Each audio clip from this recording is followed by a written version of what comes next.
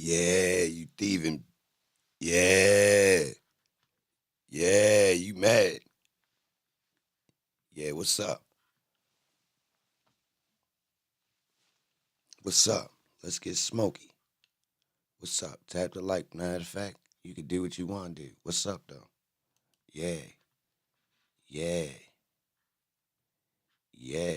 What's up? I don't know. Y'all call it. I ain't got nothing to say about it. I ain't got nothing to say about it. I don't really care. What's up, though?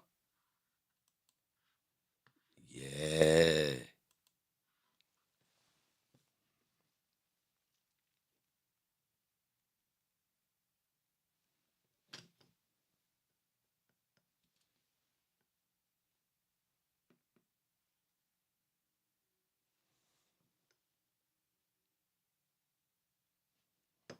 Pressure. Pressure.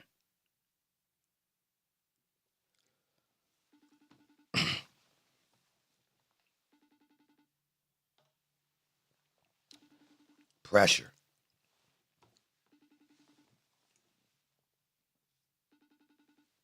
Pressure. Don't get scared. Don't get scared. Don't get scared. Don't be scared. You scared.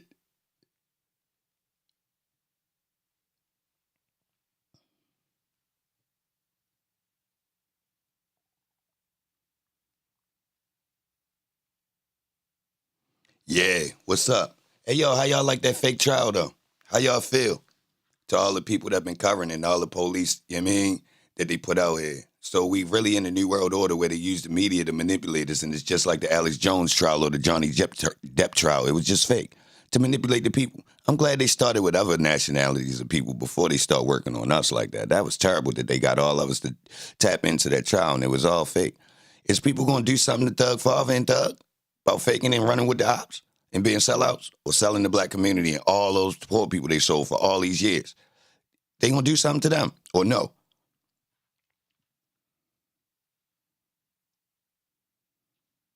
Who think Thug could stay clean for 15 years? Yo, get out my chat, Claude. Fuck you. Leave my chat. That dumbass question. Bitch, we ain't doing none of that dumbass shit. Fuck you doing asking that dumbass question. Yeah, it's pressure time today. And yep, pressure. I'm putting pressure on anything moving that looks stupid. You stupid bitch. Yeah, what's up? Yeah, buddy. It's time to get real radical around this bitch. What's up with you bitch niggas? Yeah, Claude, what's up with that dumbass question? Fuck you mean? He can stay clean. Shut the fuck up. That dumbass question, bitch. Yeah, let's rock. Now dare you say something slick. Fuck you talking about these clowns. You clowns been watching this corny ass trial. Come in here with that clown shit on the Friday after that boy got walked away. You talking about some damn drugs. Shut the fuck up. Stupid ass nigga. Yeah, yeah, heavy bags. Nah, I ain't fucking with niggas. Niggas wasn't fucking with me at the beginning of the trial. Fuck you new niggas. Yeah. Bubba Best, don't say shit about no drug usage. Get the fuck out my chat, bitch. Fuck you doing replying to that dumbass question. Walk down mode. Lame ass niggas. Go to them corny ass channels with that dumb shit. Yeah, I'm putting pressure on shit. Fuck you lame ass niggas. You niggas don't want to talk about nothing real. We ain't doing none of that lame shit. If your ass ain't talking smart in my chat, you get stepped on. Fuck you wrong. Fuck is wrong with you lame ass niggas. We've been on this phony ass roller coaster for this phony ass trial. Now I get to really drag on you niggas. And you niggas could go in and act like bitches. Cause I've been telling the truth the whole time. This whole media shit fake. This shit was real, nigga. I'd be on the top of this motherfucker. Predicting this shit. Dump to you. Shut the fuck up. Lead the chat, bitch. Shut the fuck up. Fuck YouTube, fuck Young Thug, fuck his father, fuck YSL, fuck the dumbass people in Atlanta, fuck the black people of Georgia State. Yeah, I'm standing on shit. Niggas been slaves and slow and hindering the whole black community from Atlanta. Fuck them. Yeah, what's up? Yeah, yeah, what's up? Yeah, yeah. Fuck all the people in Georgia. And I got family down there. Fuck them too. Straight like that. What's up, though? Fuck all the military black people that traded us. Fuck all the sororities. Fuck all the fraternities. Fuck the phony ass gangs. That's just the bottom level of the pyramid. Fuck the black people that sold out to high level pyramid shit. Yeah. Fuck the whole internet for not giving a fuck about Thug being a Mason. Fuck the whole internet for watching that whole trial and not having shit to say that was official. Fuck all of the content creators that stole something from me and act like they ain't never seen me. Yup. Fuck the networks. Fuck the black people that work with the networks. Fuck Doug Father. Fuck the bitch that be sitting beside him with the lazy eyes. Fuck the gray-haired bitch. Fuck the white bitch with the black hat and the black suit. Look like she be burning down buildings for Antifa and them. Yeah, fuck these people. Fuck that lawyer with that blue suit. Fuck that judge. Fuck the second judge. Fuck the third judge. Fuck them lawyers. Them lawyers don't give a fuck about black people. Fuck Brian Steele. Fuck Sharp. Fuck Weinstein. Fuck Adams. Yeah, what's up? You could challenge me and say I'm hating right now. I got foundation for my argument. I dare you. I dare you. I dare you. I want somebody. Yeah, what's up, though? Fuck the people that monetize it. Fuck the people that still want to monetize it. And I don't even want no parts of it, to be honest. I swear to God. I don't even want to be a part of that trial no more. Fuck talking about that. Seriously, like I'm really at some type of weird ass part in where I'm like, oh, bro, I'm really like, seriously. And that shit was all so they could lock up more young black men. So they just created a new 100-to-1 crack law in our face. And Young Thug was a part of them staging and putting that shit together. That's why the fuck that boy wore that dress and was acting like he was gangster with a whole bunch of phony ass bloods that wasn't even real in the first place. Yeah, niggas know this shit. Them boys tender as a motherfucker in Atlanta. Atlanta ain't got no tough niggas. Niggas bitches. Straight the fuck up. Ain't no tough niggas down there. Fuck tough niggas. Ain't even hardly got no bodies. Niggas ain't tough with legal guns. Niggas supposed to be getting their wigs knocked off every motherfucking day. Niggas ain't tough. No problem with crime down there, bitch. Some niggas be stealing jeans, breaking in cars and shit.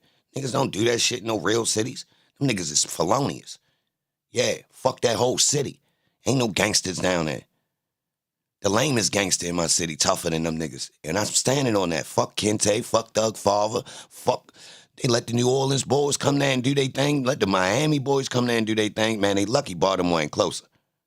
They lucky Baltimore ain't closer. Fuck them niggas. Straight like that. Straight like that. You know what I mean? Whole world was milking the shit out of them for their content.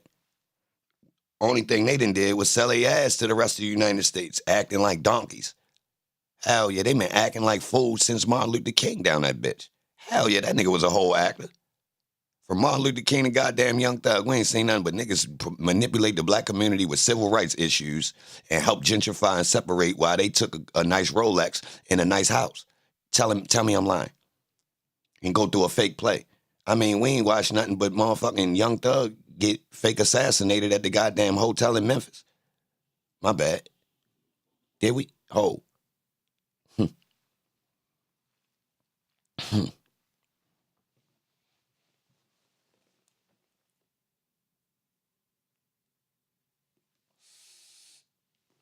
Fuck you, YouTube. You don't have to share me.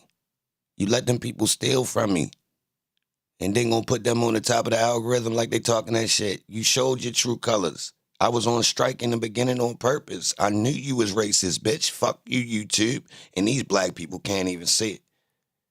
They ain't even smart enough to argue about it. That's why that boy Thug ain't had no support out front that goddamn building. He had 6 people with goddamn 20 goddamn news reporters. There ain't no damn support.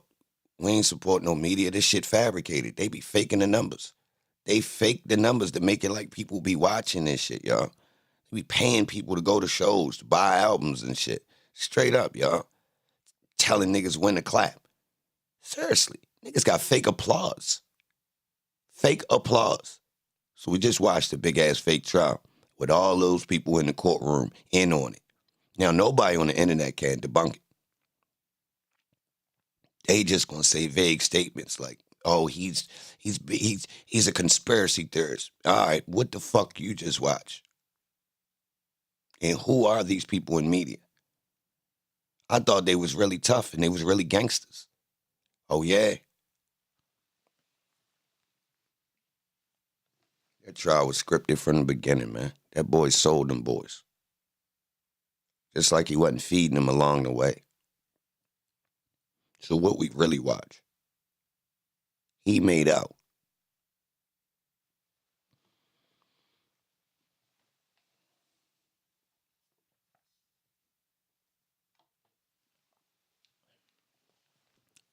He made out. People ain't gotta pull up no more, y'all. I'm gonna keep it real. I already expect the people to not be interested. I expected that it was a play. I ain't even gonna lie. I'm over it. Fuck a Atlanta rapper.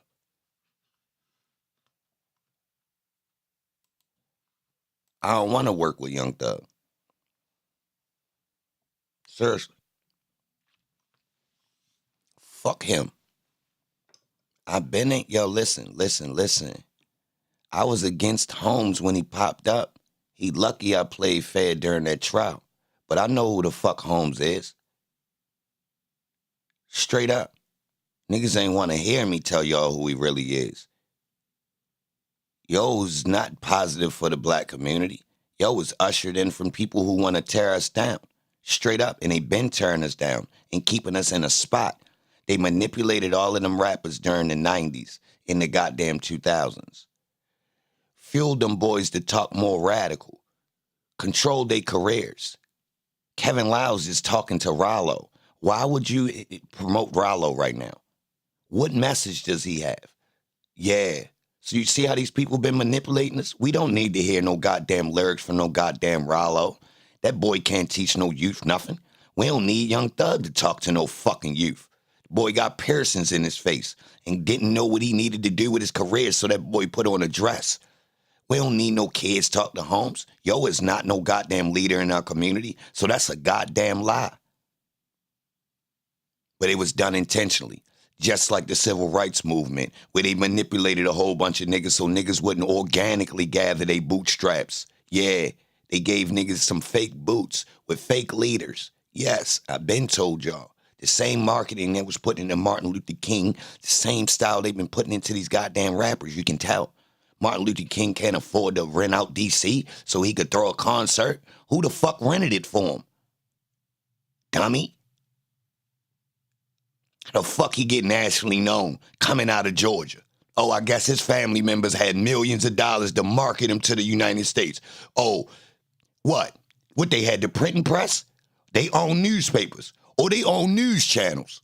Oh, all right. Coming off of racism and segregation. Okay. The percentage of 13% people all got to see this guy and knew him before he popped up. Oh, yeah? All right. Stop playing with me. So we've been getting manipulated. You might want to look into these same goddamn neighborhoods and how these same neighborhoods and churches then produce the same goddamn style of people that manipulate the rest of the people while they've been good and above that poverty line. Yeah.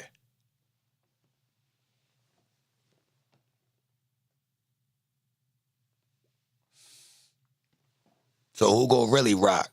Well, dudes want to see some mockery again. Dudes want to see the results of what happens when you get let off of a plantation and someone strategically oppresses you for a couple 100 years afterwards. And we get the example of Woody's stupid ass up on the stand.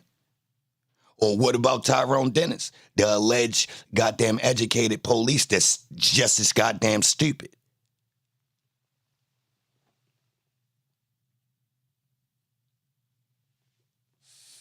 So either way, the joke on us.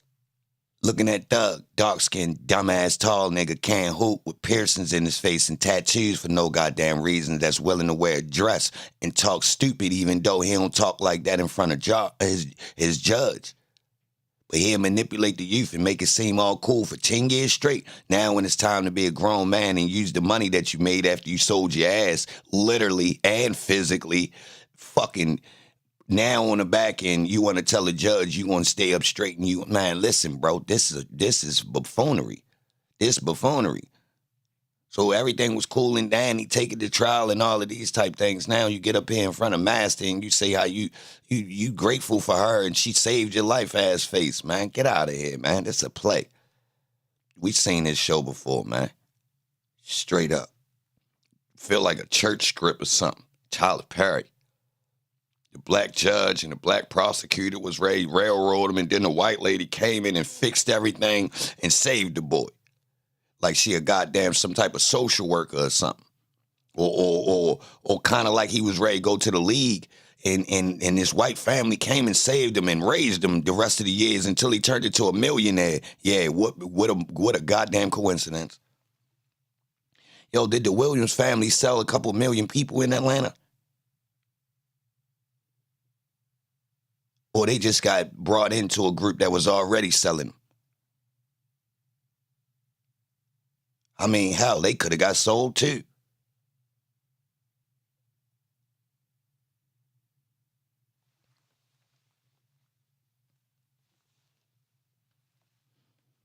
All for business. Yo, you can't displace people unless it's crime right there, right? Like you need a reason.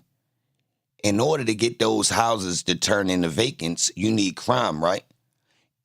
In order for it to be dirty and dilapidated around there, you need crime and drugs, right? In order for you to switch that same community over into some better housing for your goddamn college people that you done newly acquired because you didn't spread the campus, huh? Well, I mean, being as though you got goddamn colleges in the middle of the city, eventually you need to spread the campus. Oh, you say one of the streets is university? Oh, this, oh, huh?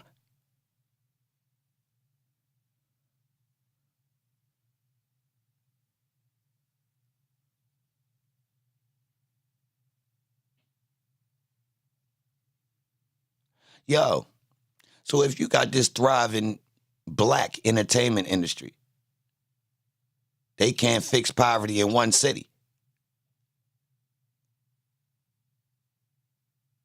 Let's really challenge this. Their job is one city. They can't fix poverty for black people. They can't make Atlanta look good.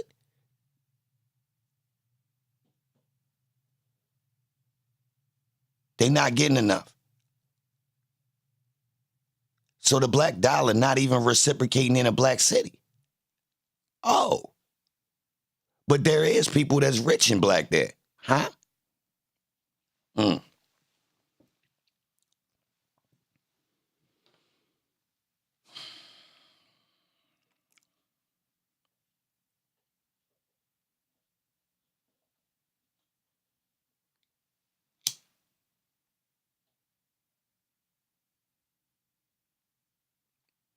We watched a big show that was a new age divider on where you stand with society and how you feel about certain elements. How you feel about rap.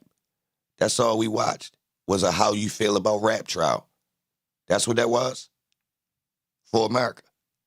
How do you feel about the current gangs, rap, and young black men? To be honest, was on trial, y'all.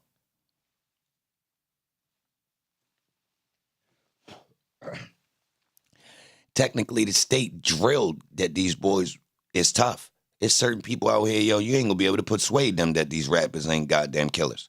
Seriously, after that. I don't know if y'all know how all that goddamn brainwashing gonna come off. Hell yeah, the defense didn't get to present their case. Bro, we watched 150 fucking days of goddamn brainwashing. Do y'all know that?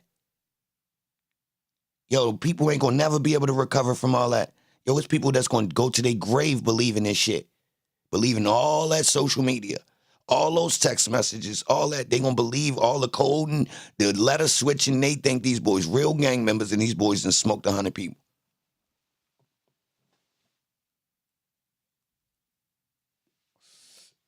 Yo, do y'all know how many boys in Georgia is ready to get fried? Matter of fact, scratch that. Do y'all know how many boys in the goddamn United States? Matter of fact, scratch that. Do you know how many goddamn young men around the world ready to get fucking smashed on the back of that? They ready to come in court in they social media, in they goddamn messages, and these, man, listen, bro. I'm telling you, it's about to get digital out this bitch in these courtrooms. Yo, do y'all know that every goddamn major city been using this gang theory as a goddamn campaign for the last 8 years?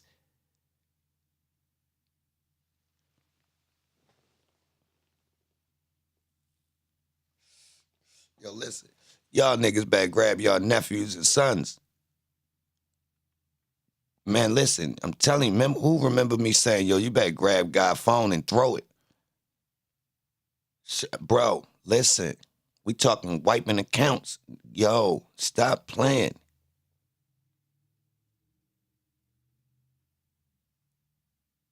All right, the anomaly is, y'all, they was winning. Holmes pleaded out.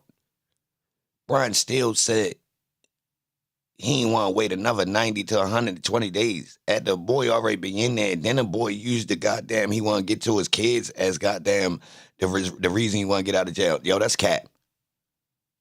That's fucking cap, y'all. I'm just here to tell y'all. That's cap. Nah, being a famous rapper, you already be moving around so much. So his kids live in Cali with him? I'll wait. They say the boy live in Cali most of his life. So as we saying, his kids live in Cali with him. Otherwise, you ain't miss him then, bitch, because you won't be in Atlanta. So stop playing.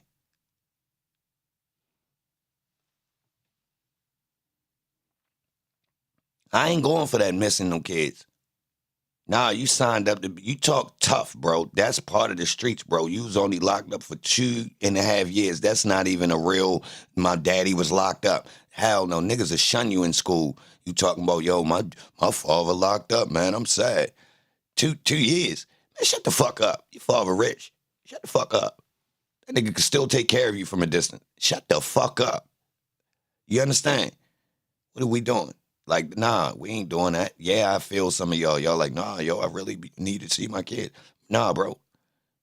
You know what time it is, bro, when you breaking law or, doing certain things in order to take care of your kids. Part of it is, yo, I might have to sit down. Y'all know what time it is. The kids making diss songs and shit, man. I ain't going for that. I ain't going for that. Nah, them kids thugging. Fuck we talking about, man. Nah. They just making diss songs and shit. Nope, we ain't doing that. Nope, here we go.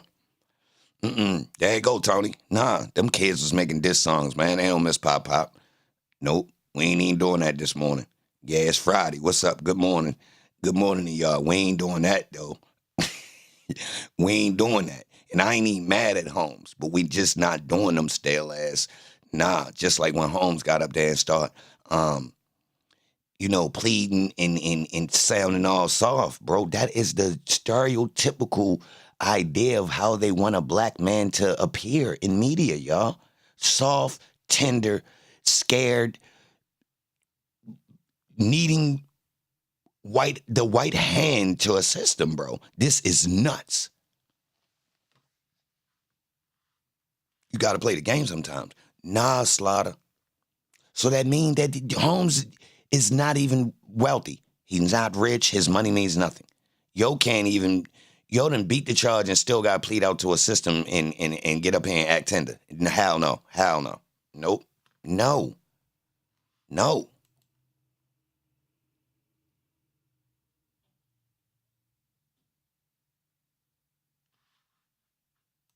King Samson, y'all dummies. First off, you can't even start like that. First off, I'm ready to open the Discord. So, Samson, if you ain't gonna join the Discord, you might as well just tighten up because I'm ready to roll. You must don't know what you dealing with right now. So I don't know who you calling the dummy, but I'm about to give you an IQ test. So come on. Come on, Samson. Discord open, cuz. You can't even talk like that in here. You gotta stand on that. Who dumb? Who dumb?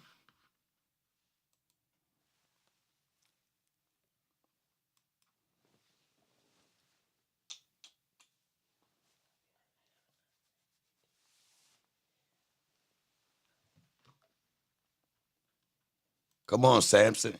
Come on up, baby.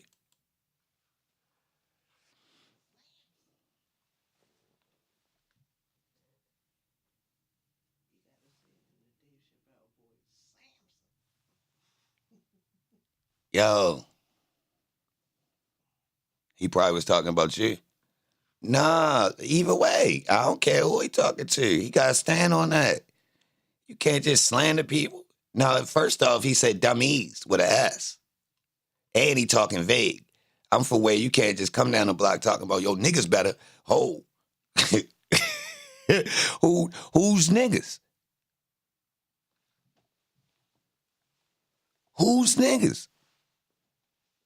You can't, bro, listen, bro. I'm from, like you can't, you got to clarify at certain times. You got to put ho. Because, I mean, you putting it out, you floating it, bro. I don't want to wait and assume, and, figure out that you really meant that towards me. You feel me?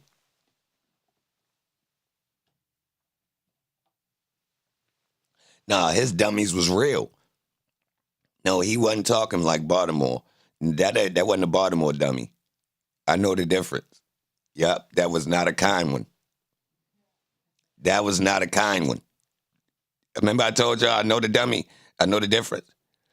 You gotta say it in a kind heart, like, yeah, what up, dummy? Like, you can't really use it in that context and really mean it. Man, dummies? Nah. Yo, it just don't go that way, bro. Yeah, I'm gonna have to keep it real.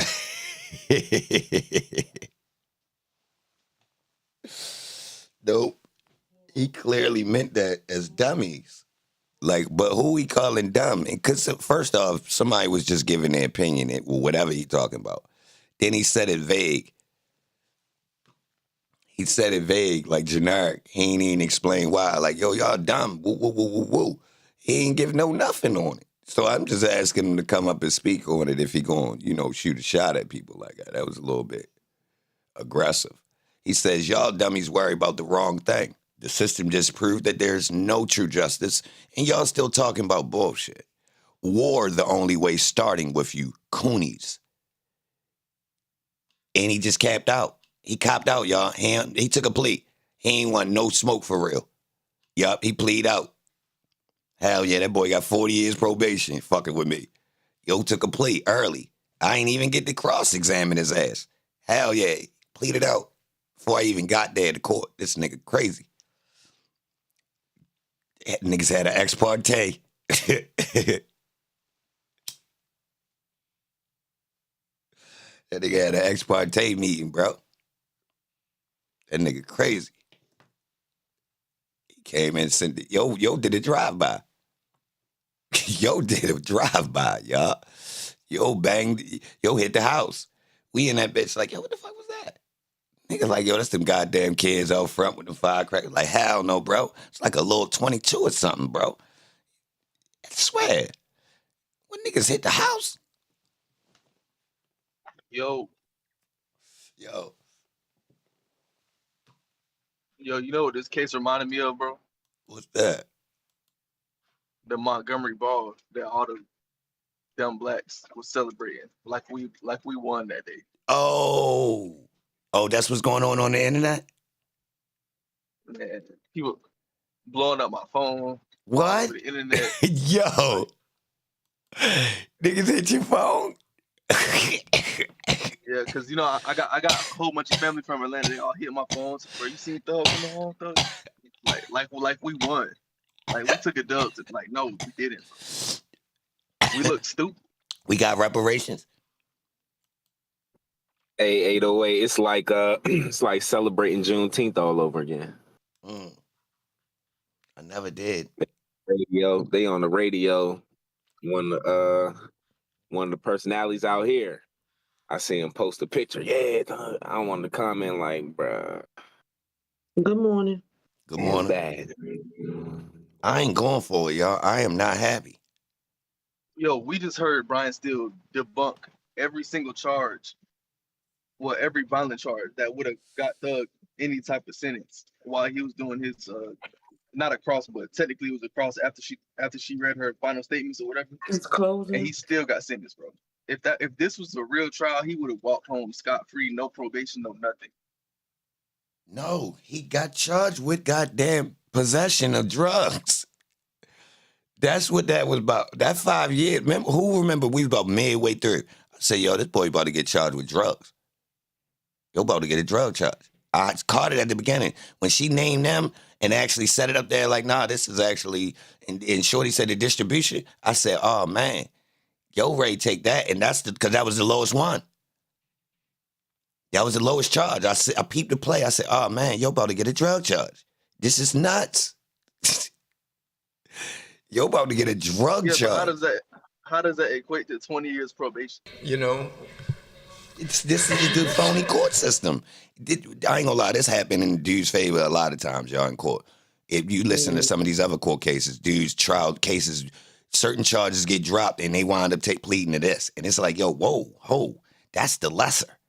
They do this all day, baby. You get convictions. I ain't gonna lie, some of your homeboys are made out like this. Yeah, they do this all day, y'all. Drop a whole bunch of stuff. Look, I put it in my raps before. They juking up the stats again. They write up, I told y'all in the police report, they'll write it to where as though they can add other charges. All right, I'm gonna give y'all an example of what they did to me. All right, boom. I get caught with 29 bags, some grass in the car. In order to write me up instead of possession, they put a conspiracy, intent to distribute by saying my man was helping me hit sales. You see what I'm saying? We got caught in the car. Everything is mine. I'm claiming it. They not accepting that. They charge my man and me with running a 2-man operation with goddamn 29 bags of weed, y'all. To put it a conspiracy on. Baltimore, a conspiracy charge give you more time than the initial charge with just the possession. You saying they doing that just to strictly keep the statistics in their favor? Yeah, because you're going to cop to the conviction. Because look, if I get more charges now, it look bad when the judge read it off. Because you got multiple charges. You see what I'm saying? But technically, they from one crime. But I juiced it the way I wrote it. You see what I'm saying? All right, let me give you another example. Say I catch a fiend. They cop out before they can read the statement of charges. Yeah, and they got an easy-ass way for you. All right, look, they got this drug court, they got stat doc, they got all this PBJ, probation before judgment. So if you're a drug addict or entry-level drug dealer, you taking these. It's a conviction, though. Right. And they tell you when they offering it, they'll tell you, well, they got this, and the third. You would hate for them to show this, and the third, and the jury say this, and the third. So you might as well cop out. That's what they do, especially with a public defender. Yo, and sometimes you might not even. Negro added to the. Oh, go ahead. No, sometimes it might not even make it that far. Facts. That's what I was about to say. This is in your best. What they're using in the third trial is in your best interest to take this because they got XYZ. You would hate because I had a charge like that. Pre-trial. You would hate for them to run. They got you on voice record because it was a CI. They got you on voice record. You might as well do this and this. You don't want the jury to hear this and this and the third. You just cop out because it's like a fear of if they do hear that, it can go either way. They try to scare you first. Only thing could save you there is a high-priced lawyer. I'm going to keep it real. Or a lawyer that's a public defender that's trying to do some slick shit. But the average public defender. Like being from Baltimore, a lot of the good lawyers like Levy and Mead and all of them, they not really around no more. No. So it'd be like, stop. Posted. Yeah. Can you hear me posted? Yeah. Why Brian still acting like he's so mad that Thug copped out? Because he knew it wasn't no evidence to prove the case. He knew he could have won. So technically, I think on his record, that's going to go down as his record will get, that's going to look like a loss. Because he got paid either way, but he still wanted the W. No, he knew he could beat that. He knew he could beat it. Yeah, he got paid either way, but he wanted the W. He wanted to prove a point. Some people that defense that we didn't even get to hear was going to crush the case, bro. Facts. I'm mad we ain't get to hear that defense, y'all. Right. And I mean, we gonna hear it if we make it to Shank. We gotta make it because they hardballing. But the judge, if y'all notice, she's still trying to play the 50 with getting a plea for Shannon and them. Y'all seen what she was doing, so she's still pressing the line. Y'all revoked the plea. Nah, you ain't trying to put it back. One of them got to cop to that nut body though. I didn't see that part. I don't think so. So Shannon and I'm still going to trial. I ain't I gonna ain't lie. see- Shannon and them got lined up by everybody taking pleas, y'all. And the jury not gonna be able to understand that dudes is gone. They pleaded out, but they didn't plead to the guilty. Seriously. I mean, How do you kind of ho. How do y'all explain that this is 4 people missing? They pled guilty. Just understand that. That's how that's gonna get delivered to the jury. Now hold on. It's gonna have the other elements with it, which turns into fluff to a normal person.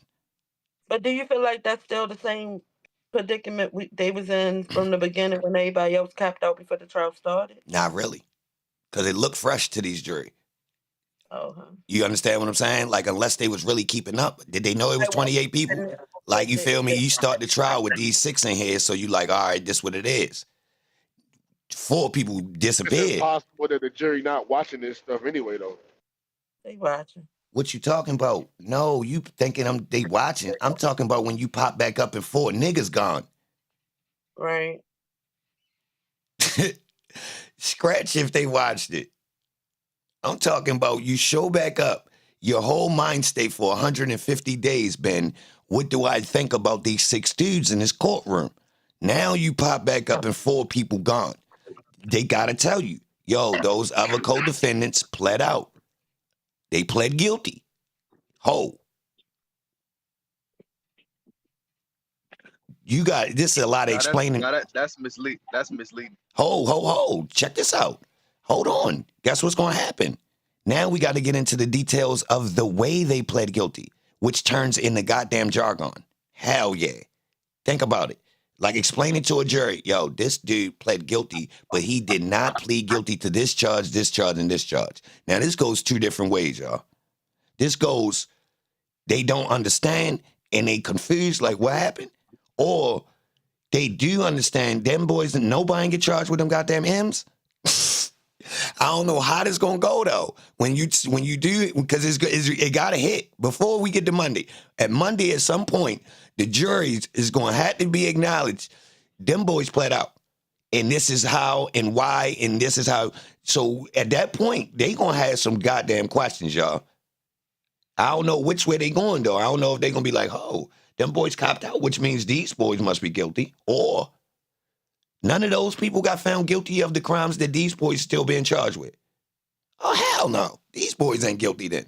We don't know which way this. I don't know. I can't even tell. I was leaning though. I was leaning like shit. They'd be like, damn, I know these boys saying like they should be straight. Get them out of here. You think that's the way they going? I think that's the way they gonna leave. Oh shit, they gonna see Thug on the street. They gonna see Thug on the street. These boys coming home. Or they might say, Nah. the person with all the money get off. Nah. Once they realize Thug home, nah, these boys coming home, y'all. Hell no. Right.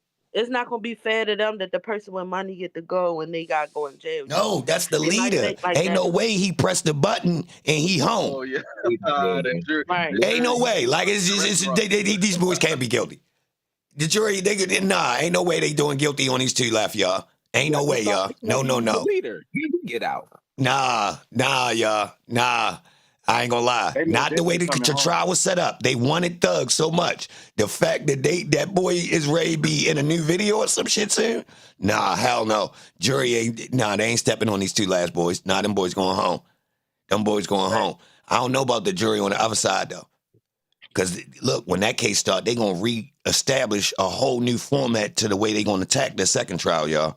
Straight up. Right. They not gonna go the same way. I don't know, because I wouldn't.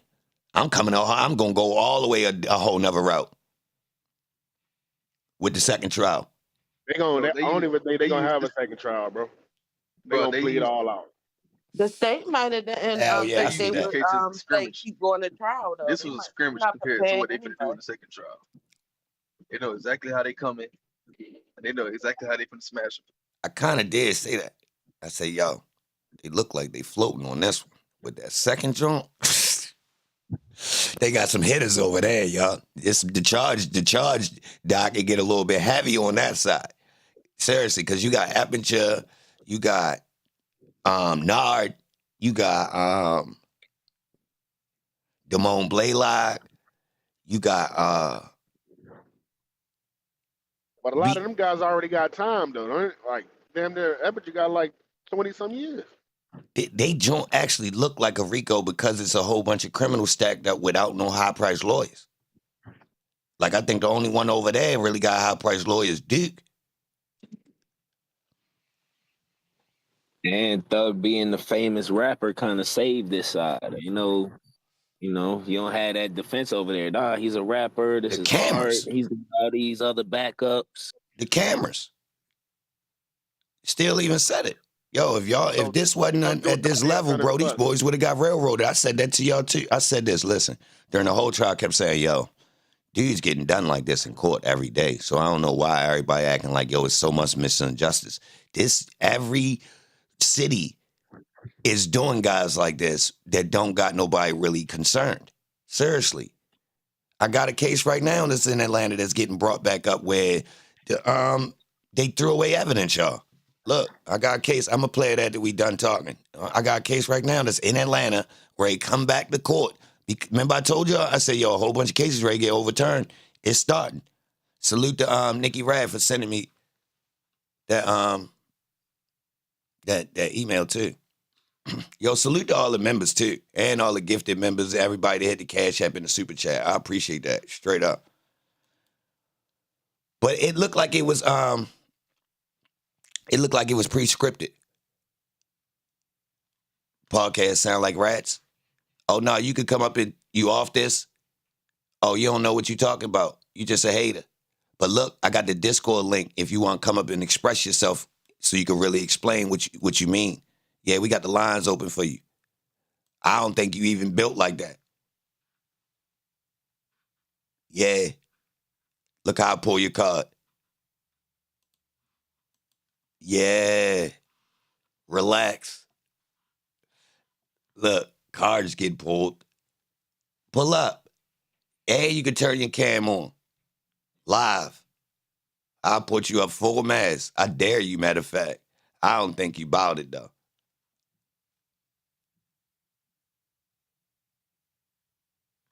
You ain't built like that speaking on another man's case, but the whole internet can talk about it.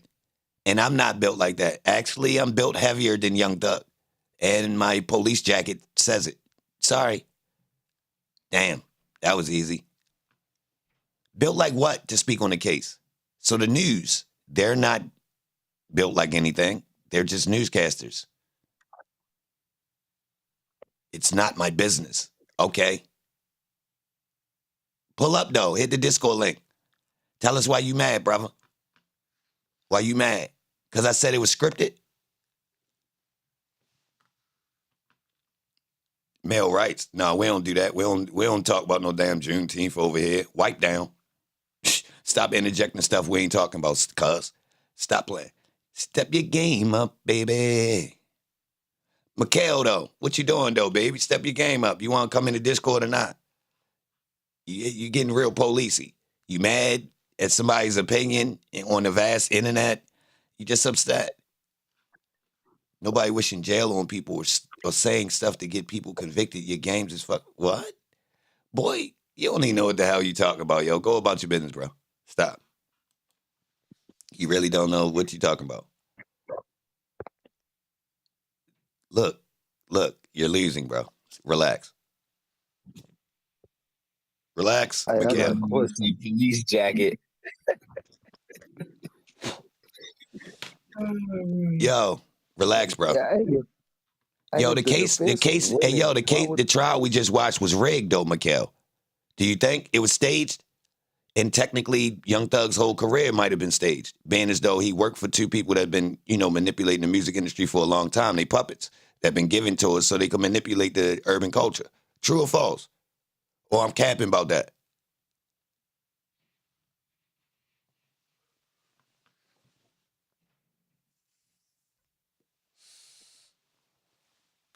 True or false?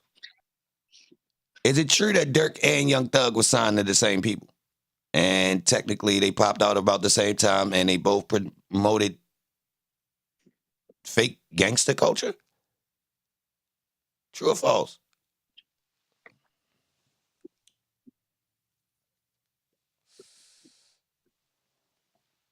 True or false?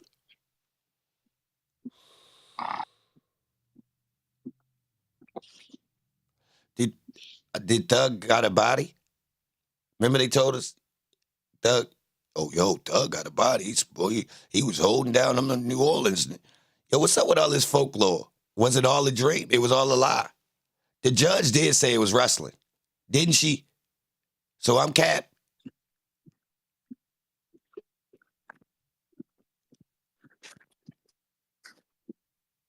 Who trying to say Dirk Booth? You don't know who Dirk is. How his father get home? See, y'all boys caught up in a smoking mirror.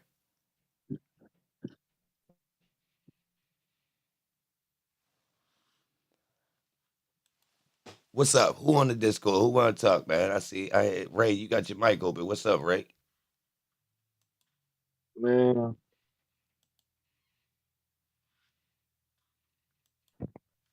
What you think?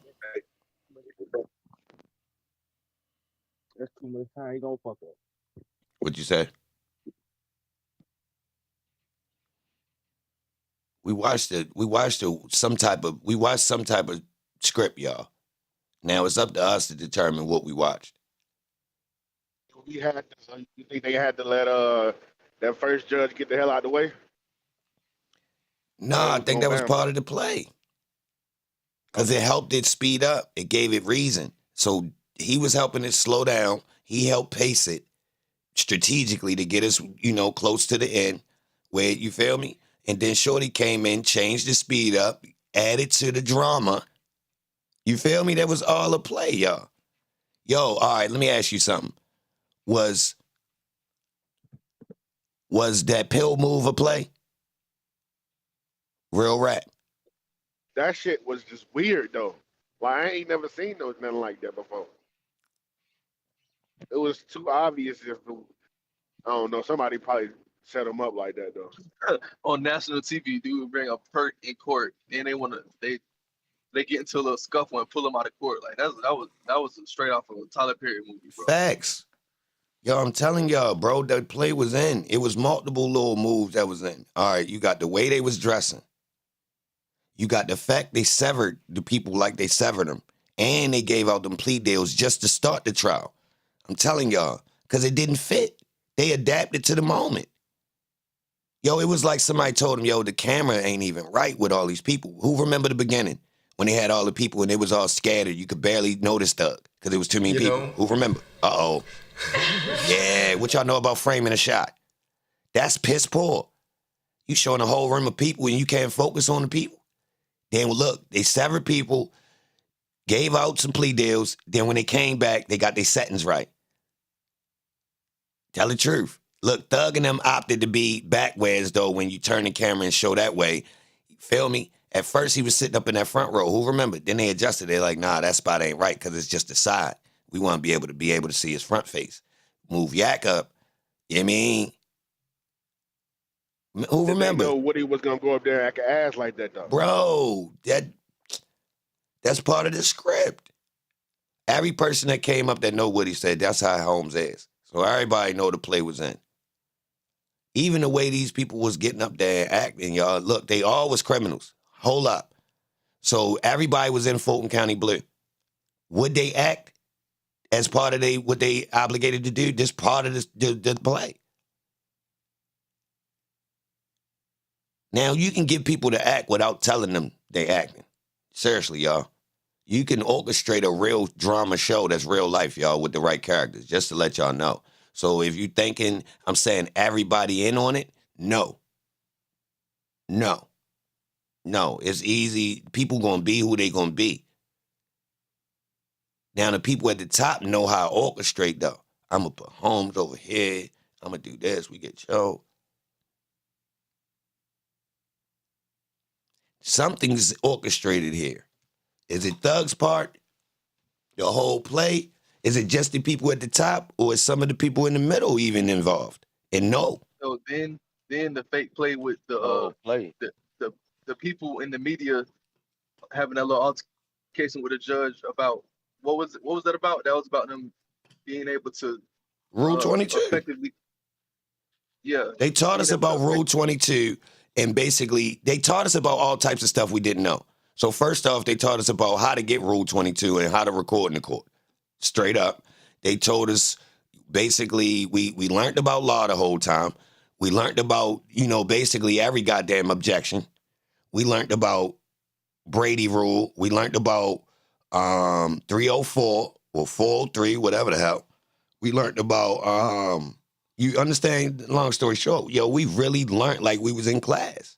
And look, the weird part about it is Adams actually said this in that little interview at the end. Everyone learned about the system. And I actually said this during the thing. I said, this is like a learning process, bro. Real rap. Like, bro, they literally, and they teach in the streets. I told y'all, the streets, even though everybody in the streets not watching, certain people was, and they're going to adapt to not get caught. I'm talking about all that stuff that they were showing. Social media, calling on this type of phone versus using this. We can't get the FaceTime, but we could get this. Watch what happened, y'all. Hell yeah. All the people that consider themselves slick, they going to adapt.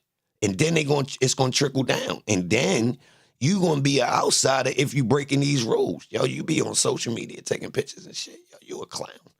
Watch. I'm telling you, watch. We already see a division in the people that adapt to this versus the people who think it's a game. Watch.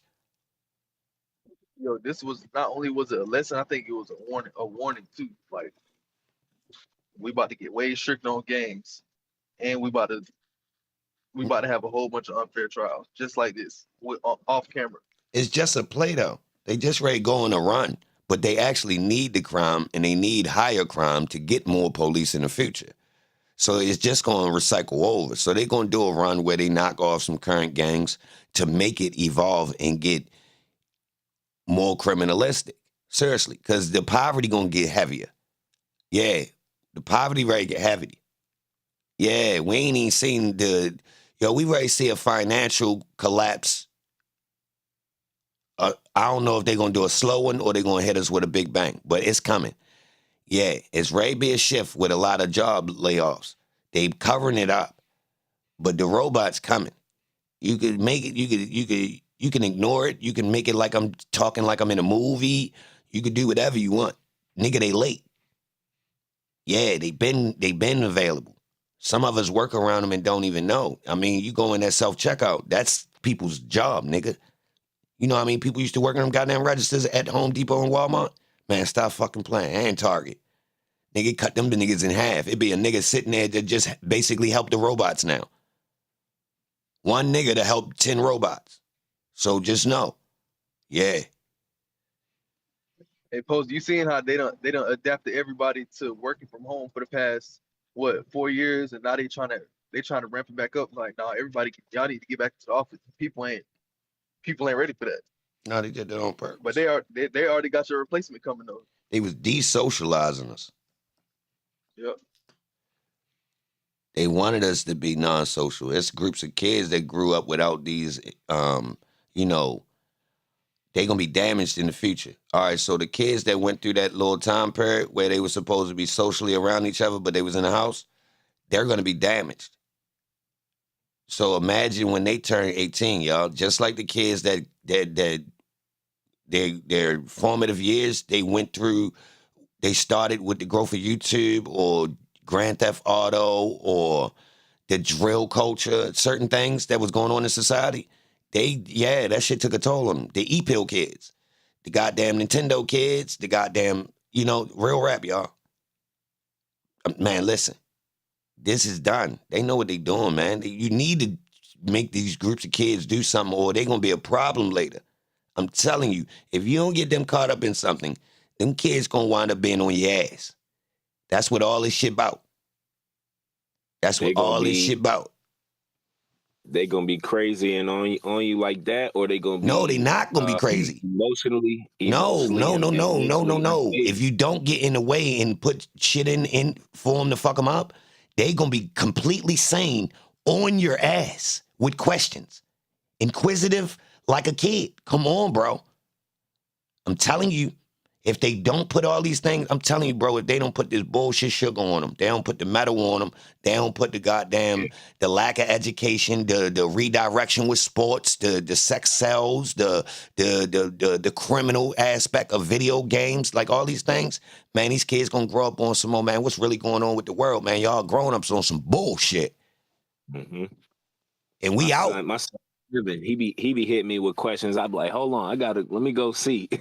I be having whole conversations. He's 7, and he's in a program that's accelerated, so he doing 5th, 6th grade work. So when he come to me with questions, I'll be like, yo, hold on, let me go get right, and I'll come back to you. But if you're not a parent that can handle that type of pressure, that's gonna make you feel some type of way. Most parents can't. My mother folded every question. Folded every question. That situation that just happened, you saw with the young boy who killed himself over the AI relationship. No, I didn't see that. So the young boy, I think he was maybe like 11 or 12, and he was on one of the AI bot apps, and it was one of the ones that don't have the trigger words. So Chat GPT has certain words that if you put in a certain sequence of sentences and stuff, it'll flag you. So this program didn't have it, and apparently he was in a fictional relationship with this AI bot, and What? the AI bot was saying stuff that led him to, unfortunately take his own life. No. We ain't doing that. What you mean? The AI ain't had no filter, so it got aggressive and didn't like him? Nah, I think I don't know. I got to go back and look at the context of what the AI said. Chat. Right.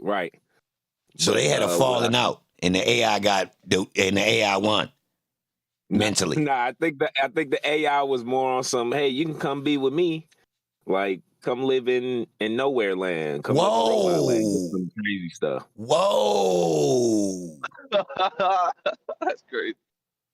Yeah. Whoa, like I love you. Come with me. Oh yeah. So the love bait. He tried to jump into the metaverse, literally. Yeah. Oh, that's unpredictable. That's a new angle, though. I never heard it from that Facts. angle. That's crazy. That is a new angle. My nigga went nowhere. Fast. He might be with that motherfucker. He might be with him. Who knows where that nigga went? That's like pulling and joining out your neck in the Matrix without being on the phone. Hold up, y'all. Listen. If he really wanted to go live with this thing, right?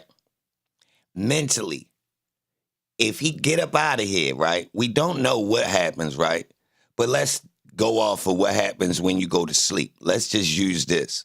Your brain go where to some shit that's in your brain, allegedly, right?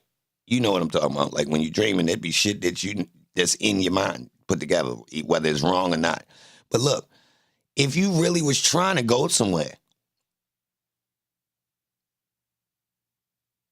like to a better place, are you going there? He manifested it. Yeah, like I'm not kidding right now, y'all. I'm dead serious. Like, all right, let me give you another example. Like, say, I don't want to get too crazy, but look, like, say a person had in their mind, a certain thing that would be a place they would like to live for eternity. Like, they got this in their head. Like, if I could go somewhere, it'd be this place. They get in an accident and pass away. Mentally,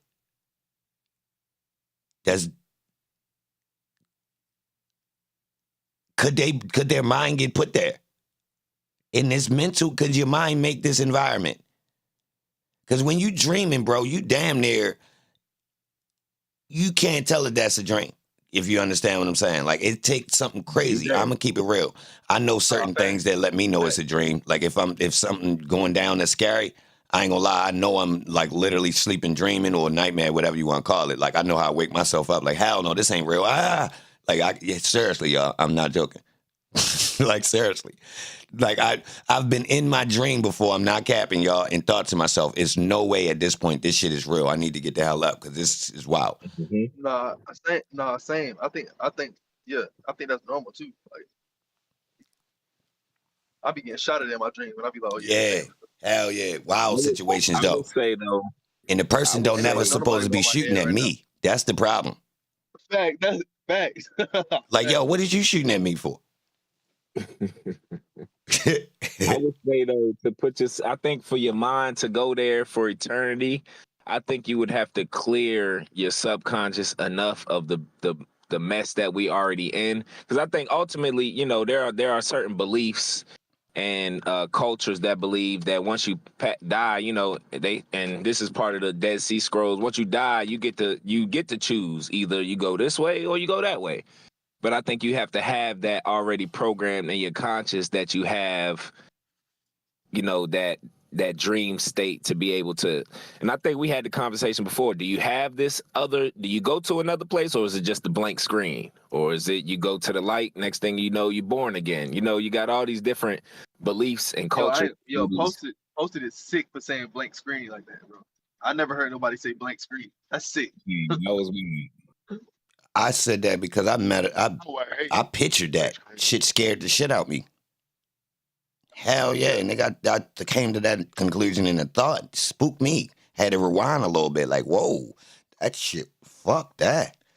Fuck. What the hell? Hell yeah, I ain't even like it. Seriously. That was one of the times where I'm like, whoa, ain't no way. But look, let me pick it up though. The pineal gland, right? If it's not calcified, can you master your afterlife? Whoa. That No. part. So you get stuck in this cycle of being on Earth as a slave. Oh, so you can ascend if it's not calcified. Yes. Right. Where you going? That's up Wherever to you you. programmed yourself to go. A different dimension. So we three-dimensional beings now. After you live this life and are you passing through? This the lowest one. The fact that you're physical is the lowest. You sure? That's the slowest vibration. Mm.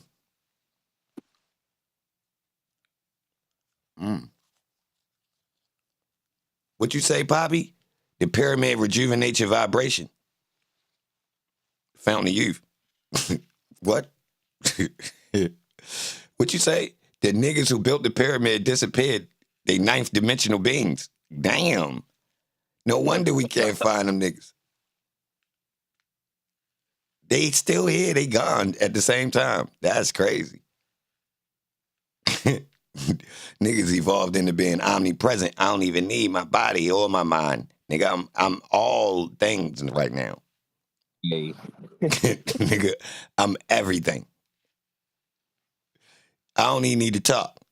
You know what I'm talking about. We ain't even gotta say it. Damn. The real light bearers. Oh, Whatever dimension you can smash in, that's the dimension I'm trying to stay in. that's petty. Hey, That's but petty. you know that's part of keeping you down here. Yup. That's part of the fall of man. You a devil. Yo, a fallen angel. Yo, wanted to stay down on earth with the women. Yo, crazy. Niggas talking about all this celestial shit. Yo, talking about, nah, man, I ain't gonna lie. Yo, these bitches down here on earth, this shit tight right here. We don't need to go into all that old golly, get futuristic, space age. Nah, bro, this regular just titties and ass down here. This shit cool. A nice bed, football, some ass. Shit tight. You been to the beach, nigga? I ain't leaving this. This nigga crazy. Yo, really with a cop? Nah, I ain't gonna lie, 808. They gonna have to show me some things for us to leave the ass. I ain't gonna lie. Exactly. They definitely gonna have to show us some things. I mean, the alien shit ain't gonna work. Cause them bitches ugly. Hell no. Niggas definitely stay. Niggas don't want a cold head bitch. Yo, who that? Damn, yo, you got your little alien. What you? He like, yo, she a gray, bro. Chill. She not a she, bro. They don't come in sex, Nah, bro. y'all already know that alien stuff is a throw off. I ain't gonna get started though. I ain't gonna lie. It took me a minute. I kind of came around to some. I ain't gonna lie. I kind of think it is. The worst one is when you really get to the. Well, I ain't even gonna do that right now. I don't want somebody gonna think I'm crazy. Well, I might as well. Is space real? Like scratch alien, bro. Can you leave Earth? We might want to reassess that idea, being as though nobody and they even went past the edge of the continent. To be honest, yeah, people that jump around on planes from continent to continent. You don't know not one nigga that really traveled this motherfucking Earth though. Like a nigga can say he been on continents. Yeah. Nigga, do you know the Earth for real, or you just trusting what Google and these maps say, bitch? Because nigga, old maps before we got into this goddamn current whatever the fuck we in, them niggas was drawing some different shit. Flat out. Now the map just been consistent for our lifetime. Nah, go back and look. Niggas is saying there's all types of shit out there, man, and we don't got no way to check. You ever heard the term not extraterrestrial but ultra terrestrial? Probably in my past. They got satellites up? Man, listen, bro. I don't want to get into this argument, but I just ain't going for satellites. For some reason, bro. I like tech. Satellites sound like cat. And I understand how they work. That's the weird part. Like, it ain't that sophisticated. I understand how it works. Yeah, I know exactly what you're telling me. I know exactly. I know. You've been telling me for years. I know. Well, explain Wi-Fi.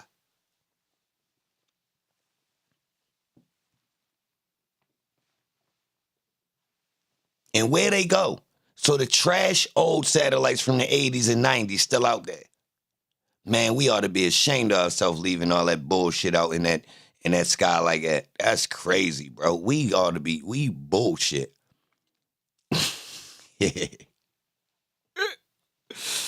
Seriously, bro. Casino, you say it's all us? Well, yo, I got this weird-ass concept where as though I think that mankind might have already lived through this and then kind of like restarted and went backwards. To this argument, but who get that? So instead of making progress, we actually declined it. You control the progress. You know it's possible. You done seen it. Oh yeah. So you restart and slowly, you know what I mean? All right. The reason why I said this is technology in the way it's being released and discovered doesn't add up. It's the concept leads more like, yo, it's almost as if people had it, knew its use, used it before, then restarted with a, you know what? If we would have never used it this way, we can apply this better now that we got all of these tools. So let's reestablish what we got going on. Now, I'm reaching like a motherfucker right now. But it's a concept I just thought of. Like, yo, hold on. Why it seem like the regular people living in like a controlled time slot? They stripped us of all the technology we could be using to move forward. Yeah. Do you think, and look, by what they release say, to us controls what we capable to make next.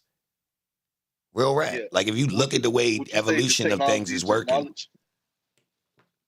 we basically relying on their philanthropy to get the resources of new science. Straight up, y'all. If you look, it's being governed. Real rap. If you look into the way, like technology, look, a big company got by it and the government's got to decide for it to be released before we get it. Just to let y'all know.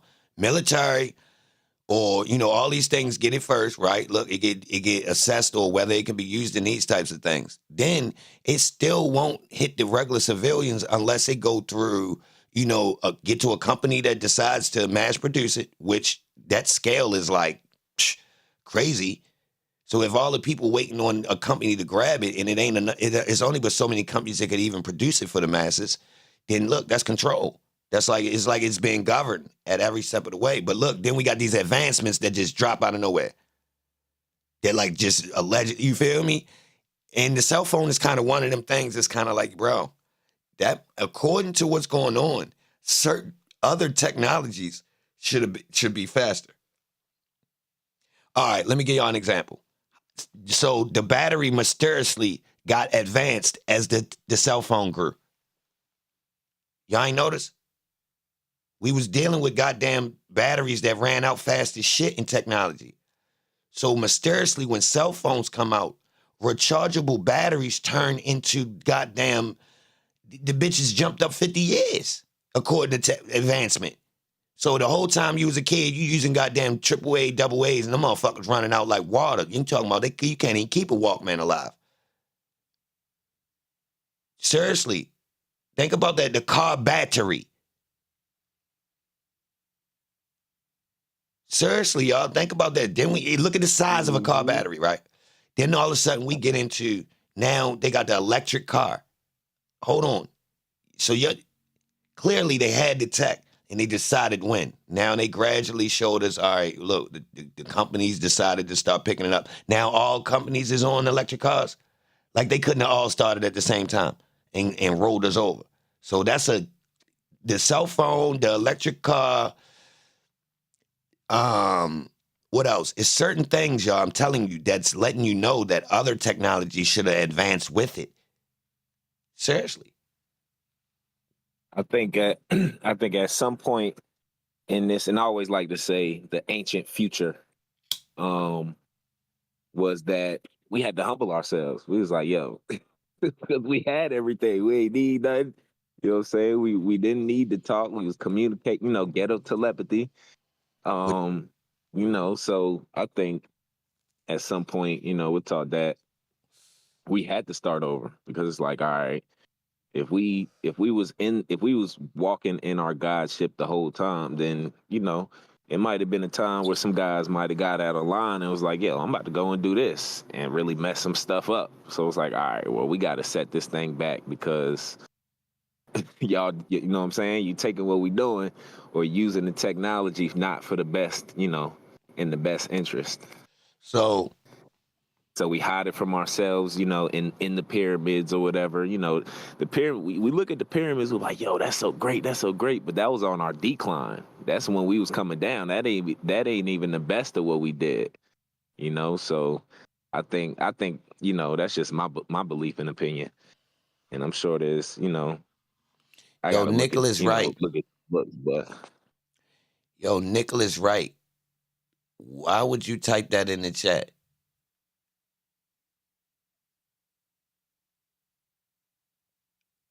I'm offended.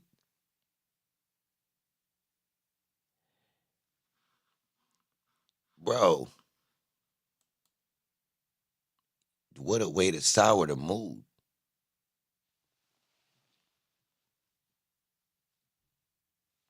That's crazy you typed that.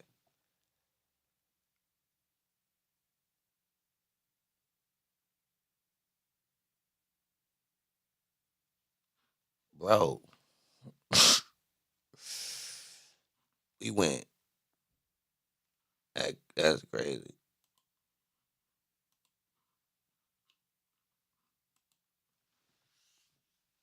I don't know what y'all talking about, but that was just, it was no need to type that. Didn't dudes get quiet? It'd be crazy, y'all. It's like people be doing it on purpose. I guess since I want to go against the grain and start talking about the trial, and I ventured off. So, y'all wanted to know, man. Listen, salute to everybody in here. Good morning. Let me bounce back. So, I think we watched some type of show with the trial. How much of a show? I don't know.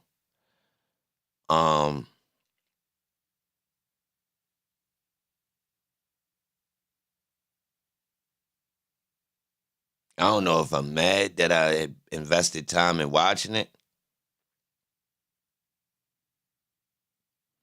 or that the people don't know that it was a show and we all can't like look at it and really assess that part. Because I left it alone while we were watching it. I Oh, didn't want to keep calling it a play and saying, yo, this part is staged, or I alluded to certain things. I showed that, yo, Holmes a Mason. I alluded to, yo, is the Williams family, you know, like kind of one of the families that appeared to be from poverty, but technically they running with, you know, the elites of Atlanta. Because if you was the prominent families, you would have to have some families that's holding y'all down in the mud, right?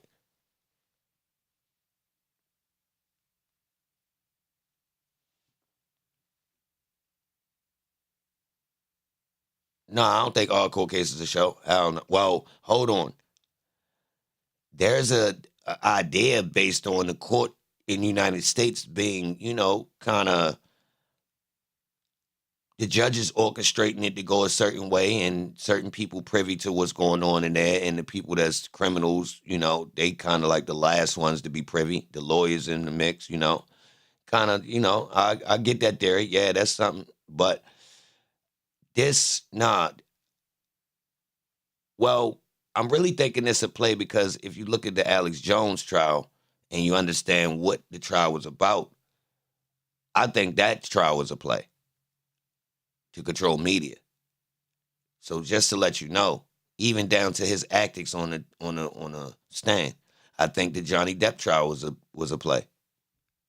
It looked fake to me. It looked staged. I was just going to say that we watched them act the whole time in that Johnny Depp trial, and them cameras was way better too. Look how they do them black trials. Yeah, and I think no, but I do think it helps the system. You know, like all right, keep in mind, y'all, they've been running court TV and fake judges for years in our media. My girl be still watching Judge Mathis and Judge Judy. Seriously, on some type of what's this channel called? Judge Nosy? Who see it's a channel called something Nosy? Where it's just judges? Why do they want us to always? Yeah, my girl be watching that. So what's the point of them making us, you know, so called putting us in courtrooms, but we watch fake court, like clearly, yo, them not real cases, bro. Come on. Like, and then the style of case it is, it's like, them that ain't, you feel me? A whole bunch of black phony child support cases. Mm. See, my girl must know not to watch them. She Those know it. courtrooms are scripted. They get paid for that. That's what I thought. Where you come from? I pop in and I pop out. Oh yeah, what's your name? Tanea. Oh, you in the chat? Yes, sir. Okay, nice to see you. Now, what you think about the trial, though, babe? I don't think Thug should have took the plea, to be honest with you. You feel like That was that? scripted. It was a lot of why if you're a free guy and you have everything saying that from the point of the standing fact of the matter that he never had no charges, why all of a sudden would you become a felon? Like they just took all your Oh, they hit her. You in the Matrix.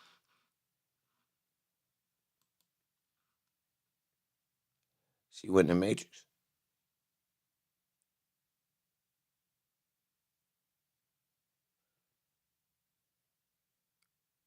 They playing Young Thug on every station. Yeah, I don't know Well, what happened. yeah, You got cut off, sweetheart. Go ahead, Rico. what's up with y'all? I What's got up with cut you? off too.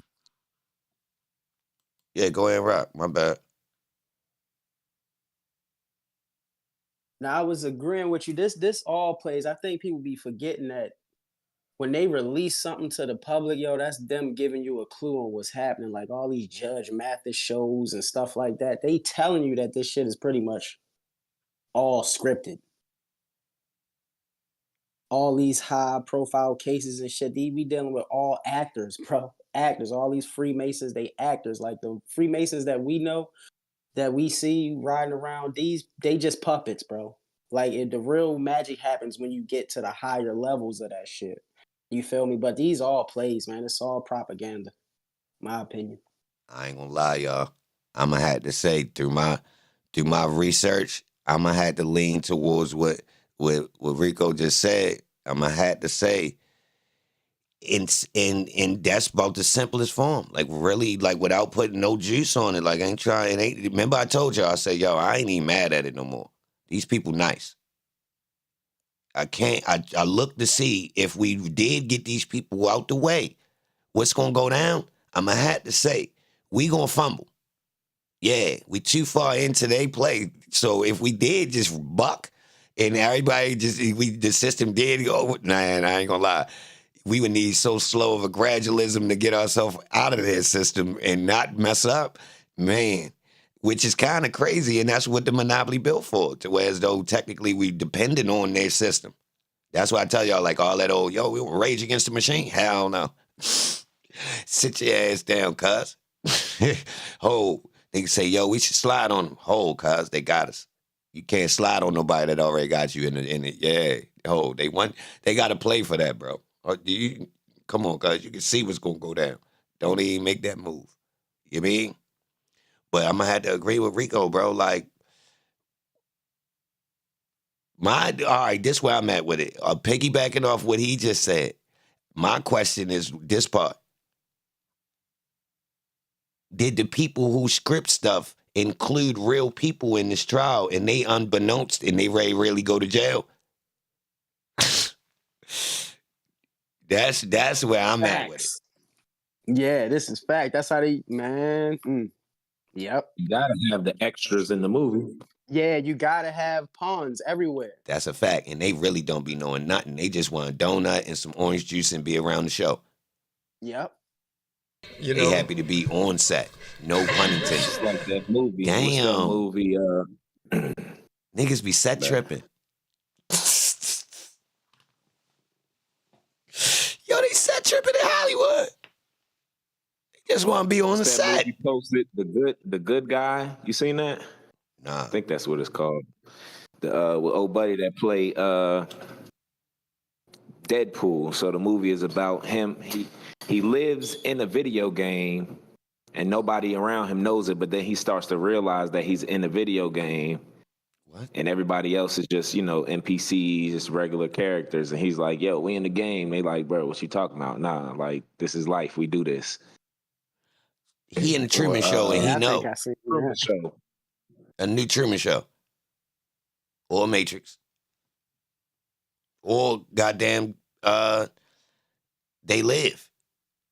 Technically, that's what Holmes did. He put them glasses on. Holmes figured out he was in the game. Yep. I mean, the whole Obey clothing line based on that. Obey.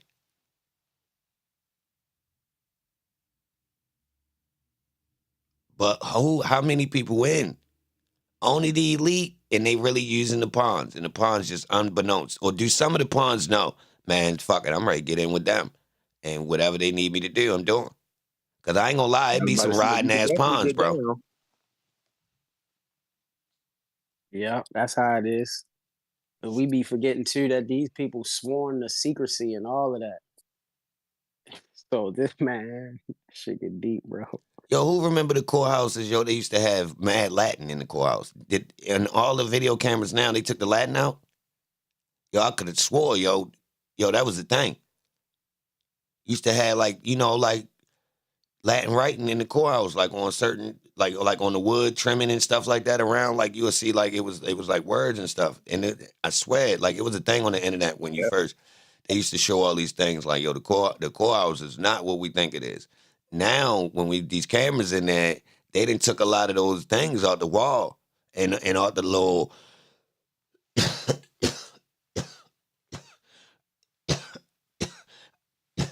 I might be tripping, but I could have swore, y'all. You ain't tripping.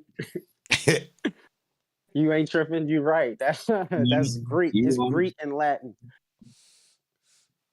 That's Hey, why our brothers who be, I know Yeah. how you feel about it sometimes, but that's how this is why the Moors be banging the way they do, or Nah, I told I or you. want to work. jump in. I I rock want to with jump it, in but on it's this just conversation because you hit it on the head. Like I had the same theory as far as it's no way that this technology just be coming out of nowhere.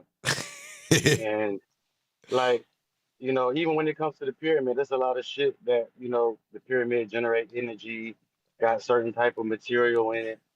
And there's no way that this material or this technology be coming out of every generation. And, it's just been progressing and progressing. They have shit for us 20, 30 years and they roll it out to us slow, whether it's electric cars, robots, when we went from VS, fucking tapes to CDs and all this shit. It's like we gradually getting to a point where I believe that we were before.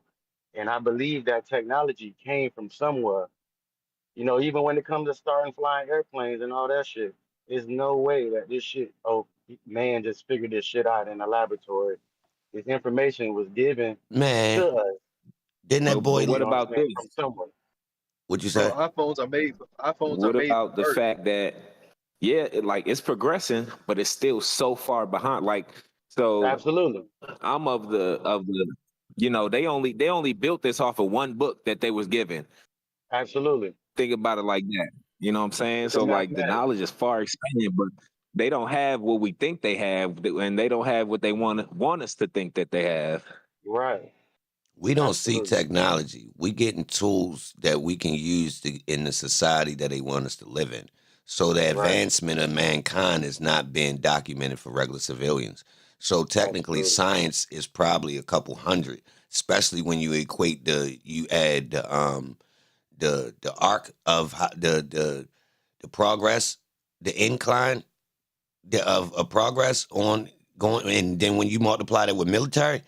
Yo, we talking these Mhm. boys. If they was 50 years advanced in the 70s, then that put them at about 400 years now. Seriously, That's because right. I can see where certain technology has been like suppressed. Like you can see it. I can see it with the phones, the camera Hey, moving. Look. even I'm the gonna tell fact that y'all we some slick shit. All right, I can see it with the phone in comparison to a regular PC. Yo, your phone should not be as fast as a nigga laptop. all right. I'm Right. just telling you, the battery in that goddamn phone should not last like a laptop, Hmm. just off But you got size. to think about it also. They put in everything that they want y'all to know that they think they know into a movie and then tell you, oh, we Right. showed you this already. Oh, how Look about at they I Am created Legend. Hollywood for How that? did the robot come out and look just like the robots did in I Am Legend? Oh, they created Hollywood for that. Our military is on a lot of the movies that's made and put in front of us. It's not Yeah. just No, ain't a I directors. lot. believe it. All of them. All of them go through Yeah. their hands. Yeah, I was ready to say all of them. Yeah. Every last movie put on Yo, TV got to go through the it's government. a Every national last one. security risk, Child, bro. It's a funny, security comedy, risk. all of it. Yeah, it's a And we could go security all the risk. way back to the future. Look at the Right. flying Hmm. car. Yo, to be honest, they got to monitor everything that hit the masses because technically, on an overall scale, that you could cause a problem with these things that's Right. promoted to the masses. So anything at that level is the security risk. Just to let y'all know. And Operating you gotta systems. pay Yo, And I'm check a, this attention out. to Check this what out. they Check this out promote right here. to us. Look. Software that's used by millions of people, security risk. Operating system used by millions of people, security risk. A vehicle used by a couple million people. A television show. You get it? Like all of these things. Your military need to be involved off top. It's touching too many people. Seriously, you talking about a message. To that mean people, it gotta be controlled. Now I hate to defend them in this situation, but I was on it. I'm against them so much. I had to figure out why, and that's the conclusion. And then I had to say, you know what? Technically, that is a gap. If you had something you had set up right, and you let certain things inside of it go unmonitored, someone could fuck up your system inside like that. Like say your news is True. not orchestrated, it's really organic. So a regular Joe could pop up today, tighten up his ties, and tell the the city of Cincinnati, yo, fuck that. Man, this city is bullshit. Everybody should leave. You The feel fact me? that Like we even hell having these no. You can't conversations, have that. that's why they fill our brains up with so much other shit because these the type of conversations that they don't want the people to have. You know what I'm saying? Start thinking about it. And, you know what I'm saying? That's why they fuck us up with rap music, drugs, alcohol, all this type of shit. I gotta To say, we might need it's it. to influence. I mean, All right, without at this some level, manipulation, will we go every which way but loose? I'm gonna have to say, according to loose groups of human beings, yes. It's gonna take a minute. Yeah. We gonna go wild. Now look, indigenous people seem to have formulas that work. They good, but they ain't never been domesticated. I'm gonna just leave that there. I think if we strip the manipulated hand off of the people that's been domesticated into this westernized way of living, we gonna get radical like Survivor. But it's too many people who's blindfolded. right? True. So we need to dip the fuck off from them. Down. That's where the separation come in at. You Can gotta we leave them survive where they without at. them? Can we survive without them? Because if so, then we need to dip from them. Yeah, that's a fact. Straight like There's that. got to be some form of separation because they're gonna hold us back. I'm telling y'all, Yeah, like I did, like I But a was lot on of that old times we yo. holding ourselves back. We holding ourselves back because we got the knowledge of what the hell going on, or at least some of it. All right, And so we is still we teaming up with participate. the motherfuckers who getting busy, we or don't we got the try and dip knowledge. and dip on them too? Because we got, is they gonna allow us to dip in away from their system? Hold on, first off, the people that got the It's monopoly, possible. huh? No, they're going to stand up for the system. No, They no, gonna no. be I'm a saying, part of would they allow us to dip and really be off out of their way? No. Oh yeah, they're gonna That's try. not- They're gonna try to keep us, but That's shit, not even we breaking possible. off. If it was, the Nation of Islam would have been figured that out. Nah, nigga, they supported by free labor that's supported in the system of United States capitalism. Hell no, they ain't going away. Right. I'm talking Yeah, about a they with it. group They of with it. people. Nah, they not know why they sitting still, nigga. They goddamn system of soldiers is built on the United States prison system. Seriously. Real And rap. their hands tied into other things that I won't speak about on this app. Yeah, What you mean, Post? Hold on. What you mean? What you mean? Yeah, they get deep with them. I get deep with them. Come on, bro. Come on. Yo, technically, the substance of their core from the outside looking in, not throwing dirt, it's reliant on the United States prison culture, meaning a lot of them people, minds have been converted in the foundation of they system. From what it looked like, they getting a lot of men out the prison system. Not in a bad, I ain't saying it in a bad way. I just saying that's what it looked like. Which is a hell of a market. Like I said, I never met one Muslim that didn't go to prison. Neither have. I know some, but they born in it. Man, I know a few. I know some. Here go one. No, I know some, but look, look, I will put it on a 50-50. I put it on a high 50-50. The ones I know that was born Muslim, their dad was in prison, or their uncle was in prison. Or their Yep. grandpa Nah. was in prison. I ain't. Well, I don't know the original foundation. I know some people where they whole families is them picked up this culture, and it's been around for a minute in their family to where as though they born in. I done seen a couple of them, but all the other that's ones very is rare. jail niggas though. Nah, we 90% we come right- from the prison. Damn, yo, put it on 90. 90%? Yeah, Nah, 90%, 90. bro. Not Yeah. 90. Maybe I not go with 90, 60-40. maybe God. the And the Nation of and the Islam, rest, but the real Muslims, you know what I'm saying, from different countries, they not all, you know what I'm saying, criminalized or No, been in prison. whoa. First off, we're not saying the American Muslim that's underneath of goddamn Farrakhan, whatever group that is, they not criminals. They're in a system that's set up to be a business. That's what I'll say.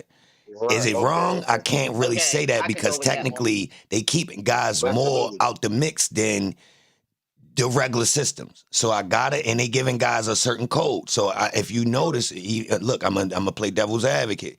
I defend them more than I throw dirt. I ain't really trying to throw dirt on them because I'd rather see niggas in suits underneath a system that, you feel me? I do got some questions, but that's more of a side note. So technically, as far as what they doing with the religion and them, man, finding ways to use the men that's in prison and giving them something to do with themselves. Technically, it ain't that bad because dudes do be needing something, and that's why they go underneath of it. I ain't gonna lie. You can see it in their face when they out there with them bean pies. I cops the Right. bean pies and I don't even eat them. I've been Straight up. going. If you pay Yo, attention, I bro, cop real the fucking. bean pies and I Listen, I've don't been eat going them. to those meetings, right? I've been going to the Nation of Islam meeting, but I get disconnected when they talk about helping the people, and it comes back to that same thing you talking about, free labor, when you can't do nothing in this country without economic knowledge. And I feel like it stopped up until that point. They give you the knowledge about self, God, and everything else, and the system that we living under. But I don't see no solutions versus blaming the white man or whatever the case may be. The solution always come back to what I'm saying, God. You know what I'm Nah, saying? we ain't doing Versus that. If that big ass group of people supposed to be Nah. right. reciprocating the dollar, but So So amongst themselves. that's what let I'm me talking about. chime in. That's what I'm saying. Let Every me- time I'm in the meeting and I bring up economics and what I'm saying, the importance of it, you know, the minister that's in the class, he got his big ass mansion and everything like that. Oh nah, So you gotta get out. I'm You got trying to no. listen. I ain't been, but Hold on. listen, I try to get into, the economic speeches and you know what I'm saying, why we still talking about, Master Farad Muhammad, and we not, pivoting to we Man, not pivoting to economics, You try and get saying? Yeah, away we got from a religion. farm and Hold on, all hold on, that. hold on, I'm gonna hold on. keep Let me it cooking, summarize what you're bro. saying. Let me see if this what you're saying. You saying you trying to Let me know when I can get away chime in from because religion. I got you. I got you, bro. I'm keeping it. I'm neutralizing it. All right. He said, well, from what it sounds like he's saying is he's been in some of these meetings and he tried to introduce, yo, won't we talk about financial stability in our community and get this dollar reciprocated? And dude shunned you. That's what you saying, bro? I wouldn't say he shunned me, but it's more so like he want to uh stay on the topic of not smoking and getting your mind right Oh, first. hell no. And I'm like that don't make sense, because it makes sense No, no, because it you can don't. No, get it don't. I'm gonna money. tell you why. I'm The saying, people in Silicon but Valley and the listen real richest quick. motherfuckers in the world But got vices. We ain't doing right, that. We ain't but doing that. listen, We it ain't doing kind of that. makes Hey, sense as far as if you get money. We've been getting money. I've been getting money since I was 15 years old. You know what I'm saying? But it's the fact that I didn't have the knowledge on what to do with the money. You all know what right, I'm ho, ho, saying? ho. Let's let Sharif chime in. And Sharif, he's talking about his experience with that specific group. So we can't say that that's how they all rocking. Now let Sharif chime in. Right. Yeah, no doubt. That's what I was gonna say. First, what city you in, bro? I'm in St. Petersburg, Florida. Florida. You can't do no Muslim G check on him, yo. Mm-mm. Yeah, Nah. I'm I was gonna say. So the main premise is kind of what we were talking about a couple minutes ago, where we said, yo, if these people not gonna get right, then you got to get yourself right, because we're taught that self first and then others, right? So if you as a business owner go and get your business right, and then I as a business owner come over here and we collaborate, we pool our resources. That's in the, if you get any of the final call, that's in the back of the final call, what the Muslims want and what the Muslims right. believe. So Absolutely. being able to pool the resources. Now what Poster said about each individual, and this isn't, I'm not saying this to, I don't know the brothers out there in St. Petersburg. I know who I know where I'm at. You know what I'm saying? But you do have to realize within any organization, there still will always be, COINTELPRO never died. You know what I'm saying? So there are still those who say they Muslim, but might not be. You know what I'm saying? And that's Right. coming from somebody who's active, So I would say self-improvement, and this is one of the study guides that we're given. Self-improvement is the basis for community development, because if I can't stand myself up, there's no way I can stand anybody else up. You know what I'm saying? Right. Because if I come to you and I'm raggedy, you're gonna be like, what you mean? What you got for me that ain't, blah, blah, Exactly. blah, what's that, Hold on, And then the ho. other Let me thing, piggyback that. All right. With the foundation they Knowledge got of over self, there. yes. Look. With the foundation they got over there, technically they should have so many goddamn formulas of what people should do with their money. It should be easy to pick. Exactly. I'm gonna keep it real. That's the infrastructure over there where curriculums could have been built by now. We talking about financial literacy curriculums that could be practiced and fine-tuned by now. That's the serious ass group over there, and they got a lot of goddamn money to practice. And they could get into Exactly. philanthropy through, using free labor. No disrespect to them. So it's like, it's some questions to be asked, because it's like this gap right here where, all right, you got all these men willing to work. They willing to put in free labor. But hold up. Why that's not spreading faster? Because technically your religion would be spreading faster if you could show people how to get to the dollar, because people would be like, oh, that religion real. You go over there, you get the religion that's square, no pun intended, then you actually getting financial literacy that proves that these boys ain't just trying to milk you. They showing you how to get money. Listen, Farrakhan been doing this Wait, since so the D 70s, nice, bro. D nice, D What's nice. up? So you saying you went through like what you went through was basically like they just teaching you how to be a masculine man, like on some black and red pill shit. Well, They all milking the it's minds called of black people, man. It's it's simple. called the FOI class. You know what I'm saying? So you learning how to be a FOI. You learning about Who? Muslim FOI, the The fruit of FOI, Islam. you know why? They whoop niggas' ass? It's the fruit of Islam. No. Don't tell It's on the them. military. Don't tell. All Say it right. again. What's So Ho. I'm glad he mentioned that, right? All right. This when real red flags popped up with me. I ain't gonna lie. One day I was in the cut. I'm actually in the cut supporting, to be honest. I'm watching Mad Farrakhan Jones. He talking. So I don't know what I'm looking at.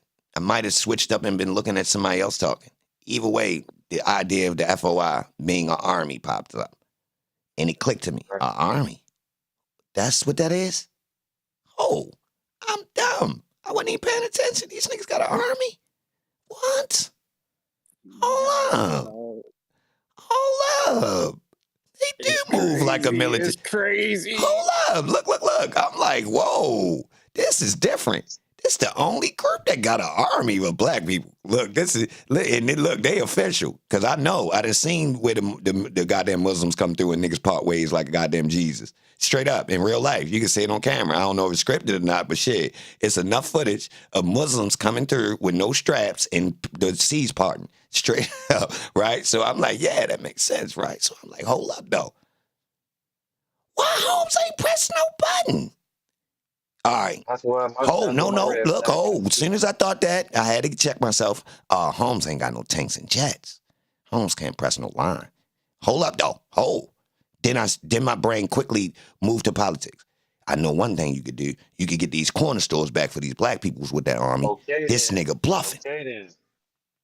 Okay then. Look, you can't start no real. You can't go up and you better not start no real It's war. all the same beast. It's all the same beast. About we ain't got no hospitals. We ain't got no Shit, we could take one. Grocery stores. Not like take it, but like. And you mean to tell me all the money generated for the last 30 to 40 years that they ain't no way that 30 to 40. I don't know. You know their foundation is in Chicago since. or whatever wherever it's at Detroit. There ain't no grocery stores in Detroit, Chicago, where they based at. In Chicago, it's kill.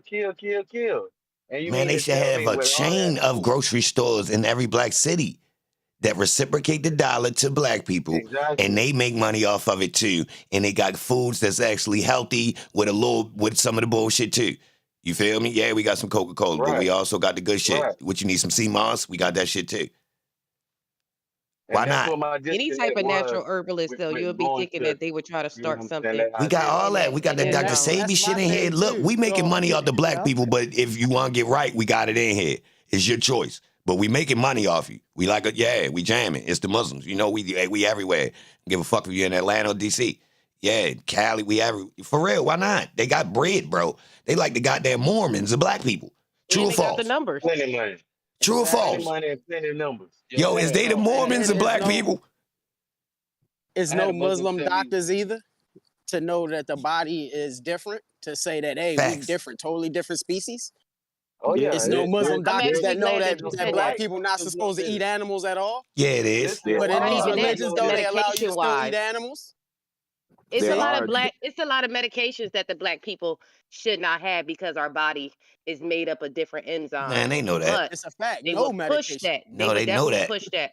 So I'm coming from the medical field, and I actually teach my patients a natural way, far as the the big farm. So I go against the big farm when I'm teaching my patients. I'm teaching my patients the natural way to heal arthritis, the natural way to get out inflammation. Besides this big Mm-hmm. farm, my mom was my first test dummy, and guess what happened? She got kicked out of her program. Mm-hmm. Wait They till you, couldn't find none of the medications that she was taking. Why your labs levels look the way that they look? Because I have her on a natural inflammation. Instead of you pushing this, hurting another part of the organ that doesn't need this medication. We can't the get body into does not know detail. how to Hey, break hey, that hey, hey, down. hey. We can't get into details on YouTube. No. So Ooh. when I quit, Nah, look. Hold on. Let me speak on that real quick, so she don't just think I nipped her off. Well, she probably familiar, but all right. They play real weird games with these types of things right here, I noticed. So what they'll do is they'll try to make it out like we going against science in that, with her explaining that right there, y'all. Which is, y'all, I want y'all to be careful of that type of, what's going on the internet. So you see how she was ready to get into what she was saying? Technically, Got you. that type of talking is really being pushed off the net. It used to be flooded. That shit was leading one of the sectors at one point. Real rap. Yeah. And I'm gonna tell Hence, you why. one of the right? dudes that got Real quick, famous. I'm talking code. You feel me? Mm-hmm. I'm still learning. Here, I'm still learning. I got you. yep. It was Here's no pun why. intended. Right. Hear me out slowly. No, I ain't tell you. I just wanted you to Wait. kind of be vague with it. Don't go into too much details because they'll try to, let a person put it out there. But when you saying stuff specifically about how you go about it, just float it out there and let somebody come to you to get the rest of it. Because the more you try to drill on it and get into details, that's when they try to make it out like you deterring them from the big farm. You see what I'm saying? And they using these platforms to kind of mute it. So they'll notice something like that. And I've been seeing this. This is one of the sectors that was getting hit early. If y'all notice, it ain't on YouTube no more. The people that's really hitting like that, you see the phony ones that's on some old just play up there, talking, yo, buy this. No. I'm talking about the people that's really and definitely search it. Yeah. so But this is why I when came quit, to you a while back, though, posted. This is exactly why I came to you. Like, I figured out I'm on to something, and I might as well spread it with my people first. Right. Yeah. Hey, listen. Before we get off, let me tell you this. Just wait until you find out that we two totally different cell types. Oh. Keep that in mind. Facts. That's it. Just wait till you find out two totally different cell types. All right. Pay attention to that. to spin back on the Muslims, when I quit the record business and on the I went on a Muslims. religious sabbatical, right? A religious sabbatical because I heard a speech given, and so I wanted to check for myself. Right. So I Mhm. investigated practically every major religion, got down with them, went with the Masons, checked them out, went down with Farrakhan and his people, and all of them, in my experience, have been that they are all nothing more than mechanisms of control. And more times than not, we have to remember that they're 501c3s by the government. So they can't just automatically, when we start talking about building wealth, I believe there's a reason why they don't do it. And it's strictly related to the rules that allow them to keep their 501c3 with the government. So they all, to me, every last one of them be playing. So I can't even So find one.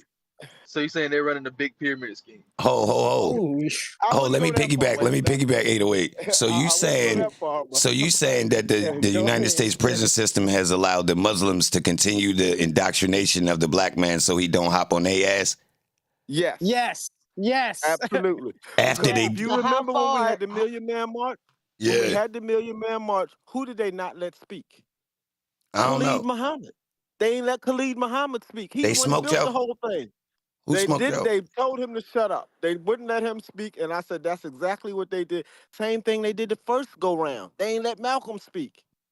So the people that really built the church, if you look, the Muslims was on the decline. Farrakhan built them up in the 90s. They was losing again. Khalid jumped on Chuck D and them albums, started talking all that crazy radical stuff, and the youth jumped on his ship.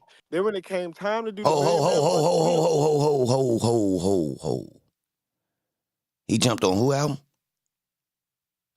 Public Enemy. That's Leo Cole. Oh Yeah, wow. that is. I found that strange too. I was like, wow, they let him say all that because Remember, yeah. ho. Let me tell y'all another trick. Leo Cohen made the Beastie Boys. The Beastie Boys Yep. came in trolling. If you know, I ain't gonna get into Yep. details, but them boys was wearing It was a joke. Volkswagen chains. Yeah, they was Ho, ho. They were wearing Volkswagen necklaces. They're Jewish. Yep. Volkswagen is German. Yep. So to let you know about trolling. But And with then that them in particular, that group. Well, look, my lawyer was Joel Katz. He used to fly out of the country under Iranian flag on a plane. I go, why you flying under a Muslim? He said, man, they tripping over there. I'm not going over there bragging and I'm this. And I went, whoa, they'll do that. Well, if they'll do that, then it don't. I was on a religious sabbatical that opened my eyes and said, you know what? Every last one of them. I'm not the Jewish community. They not out of this. The Christian community, the No, it's Muslim community. business. I mean, It's business. Hold on. Let's not make this sound like it's slander. no, Nah, it's not. this ain't It's that. This just is high level business. You can make it personal and get into what you care about, your race and pride and all these types of things. No, the dollar and the goddamn transfer of currency is what's got the world moving. It's a It's an flow. organizational model, and that's how they organize. And what they're more into is the rising of their organization, and they're not gonna let the mere fact that they beefing with Iran or any other country to slow down their movement. Hold on. Let me say something real quick. All right, so Jay Electronica, the link at the top for you to come in or shut the fuck up. So how about that? Shut the fuck up. Y'all speaking on behalf of the FOI in the nation. First off, if this your first time typing, you just came in when we start talking about fuck you and the Muslims. So suck a dick. And anybody that feels some type of way, say something. Bitch, don't make me crush your dumb ass. Pull up in the Discord or shut the fuck up. Fuck the Muslims. They stealing, bitch. Yeah, they ain't did shit for the black community. Stop. That boy got wavy hair, parted to the side. Shut the fuck up. Game over. Bro. Nah, cuz, we ain't doing that. And if you feel some type of way about it, then you could go ahead and leave. Cause this real. We ain't doing that fake trying the first time you pop up just cause niggas mention the FOI. You ain't show no support over this bitch supporting black media before now. Fuck the FOI. Y'all niggas don't do shit. Fuck you talking to. Stealing ass niggas. Got niggas stealing out the stealing from them boys that was manipulated by the goddamn United States prison system, and you gonna take them, manipulate them with a religion, and put them on the corner in them dangerous ass neighborhoods in them hot ass suits. Shut the fuck up. Fuck is you talking about? Check your team first before you come try to check me, bitch. Fuck is you talking about? My suit got AC in it. Nah, relax, bro. Relax. This ain't for you. If we cool, but ain't nobody gonna come up here and make their first time trying to check me on what I'm saying. Fuck you talking about. We ain't doing that. We ain't doing that. So where you at, bitch? Learn how to download that Discord. Stop hiding like all you Muslim bitches. Y'all niggas don't show up to support the black community. Never. Y'all got security. Y'all ain't defending them black people that's poor. Y'all ain't nowhere to be found. I was in them trenches. I ain't never seen you niggas. You niggas be on the median, on the main road. Never in the trenches. Shut the fuck up. What's up? Stop playing with me. Stealing ass niggas. Stole the most black men out the black community. Yeah, what's up? Yeah. You ain't enlightening them brothers. Ain't no dollars reciprocating. Y'all taking them, removing the men out of our community, separating them, dividing them, and stealing, and got them boys turned into new age slaves. Fuck wrong with you. And we know about them other businesses you running. Oh, yeah. Stop playing with me. Where you at, bitch? Fuck is you talking about? Did my research. I ain't reaching. Don't ever come in this bitch and tell me I'm speculating. I was being fair. Fuck a Muslim. And niggas ain't gonna do shit. Niggas know what it is. Spin one of y'all motherfucking bow ties off. Somebody can feel a type of way right now. I'm not playing, and I'm standing on my own beliefs. I don't need no phony ass beliefs from somebody that used to play a motherfucking instrument. Bitch, yeah. Fuck he go at? Fuck he go at? Bitch, you don't know how to work that tech? That Muslim nigga ain't show you how to work that tech? Why you ain't in this Discord yet, bitch? Yeah. Fuck is wrong with you? Coming in here trying to play the 50. Everything he's saying spiritually too, and biologically. They Nah, just you keep definitely just motherfuckers walked him sleep down. He and don't want no slaves. smoke. Yo, Sleep niggas say and y'all slave. speaking on behalf of the FOI. Fuck no, we wasn't. In a nation without knowledge. Bitch, come up here and get us right then. Slaves, just making more black mental Fuck is you slaves. talking about? And you ain't never ever commented. I be up this bitch talking all this motherfucking knowledge. You ain't never said nothing. Now we speaking on something, speaking our opinion, you want to come in and silence us. Shut the fuck up and tie your bow tie, bitch. My bad. My Muslim brother Sharif told me y'all shit don't tie. Just in case y'all get into a beef. Well, guess what, bitch? We beefing. I just snatched that bitch off, homie. Lame ass nigga. Fuck wrong with you? Get your mind right. I know more about Hey, that that's shit just than you. another way to get us off this conversation, bro. This shit real deep and real serious. And That's bullshit. another thing I learned, if you ain't agreeing with everything they saying, it seems like you wrong and you don't know what the hell you talking about. Niggas That's game they another. flowers. Niggas don't accept when somebody really assessing shit. Cause I told Yeah, niggas, out of all the religions, man, suck a dick. I ain't defending them no more. Fuck them niggas. Cause I played fair. Fuck you niggas. Fuck you niggas. Straight up. Straight up. And if you feel some type of way cause you underneath that umbrella, then feel some type of way, bitch. Cause that means you've been brainwashed. Cause I ain't wrong. I said I got some questions. Ain't nobody, nigga, I was being fair. But where you go at though, bitch? Nah, you held accountable to stand on that since you a Muslim brother. Why you can't answer to all this accusation you accused all these people? Y'all. Muslim brothers wouldn't even spoke like that. So where you go, bitch? Then try to cop out. The leadership don't allow them to speak on stuff. You gotta go to Farrakhan if you want no evidence. Yo, we wasn't even throwing nobody under the bus. Just because people gave their opinion, that's bullshit, bro. And y'all don't like when people try to silence Farrakhan. So look at you, being like your oppressor, bitch. But we been knew that you was getting paid by the Jewish people. So I'ma just say it. I land my motherfucking plane, bitch. I know what's really going on. Stop playing with me, you stupid nigga. Yeah. Yeah. Yeah. Yeah. Yeah. I know the real play.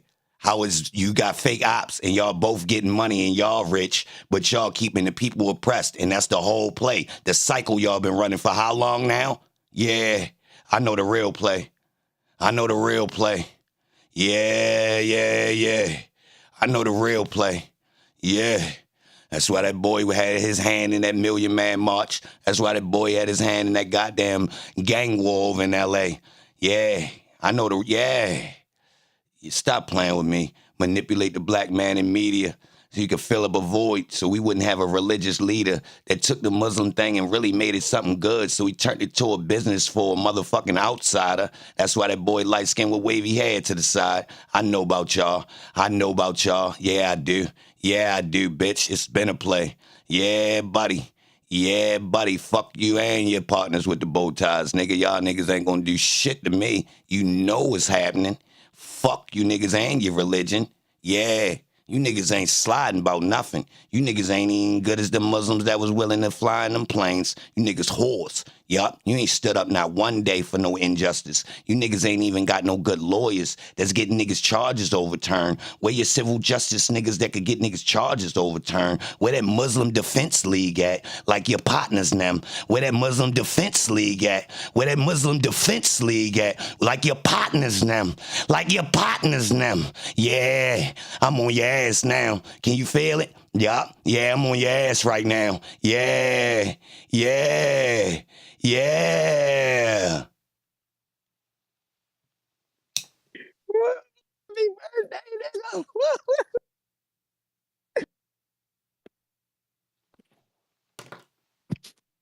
But you black.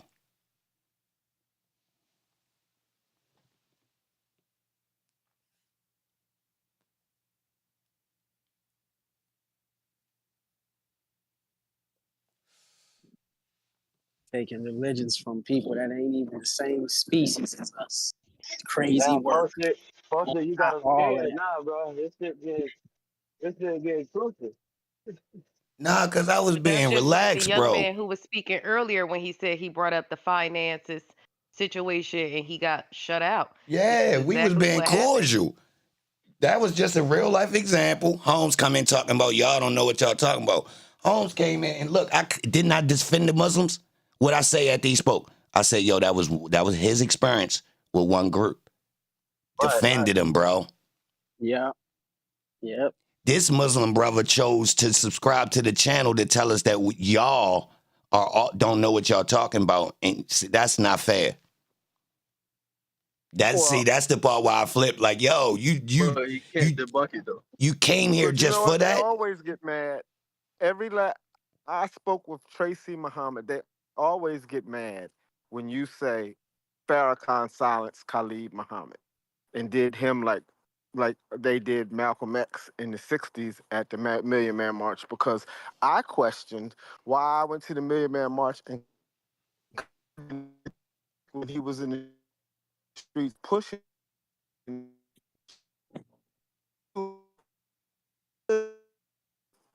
anybody, but that's when I said up. I can't even. That's crazy. That's crazy. Wrap my head around. Oh, that's what the Muslims be doing. They got to make.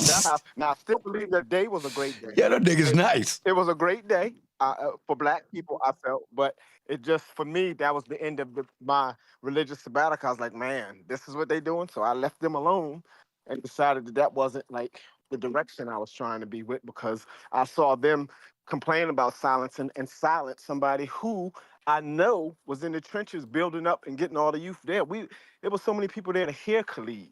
Hey, yo, excuse me, my brother. Terrible. Excuse me. I don't mean to cut you short. I'm gonna let you continue, but I just see somebody that ain't supposed to. Hey, Tiempo, ain't no long time no see, bitch. You just try to resubscribe. I'm blocking your dumb ass. Yep. You could continue, my brother. Sorry, I owe you a bean pie for cutting you off too.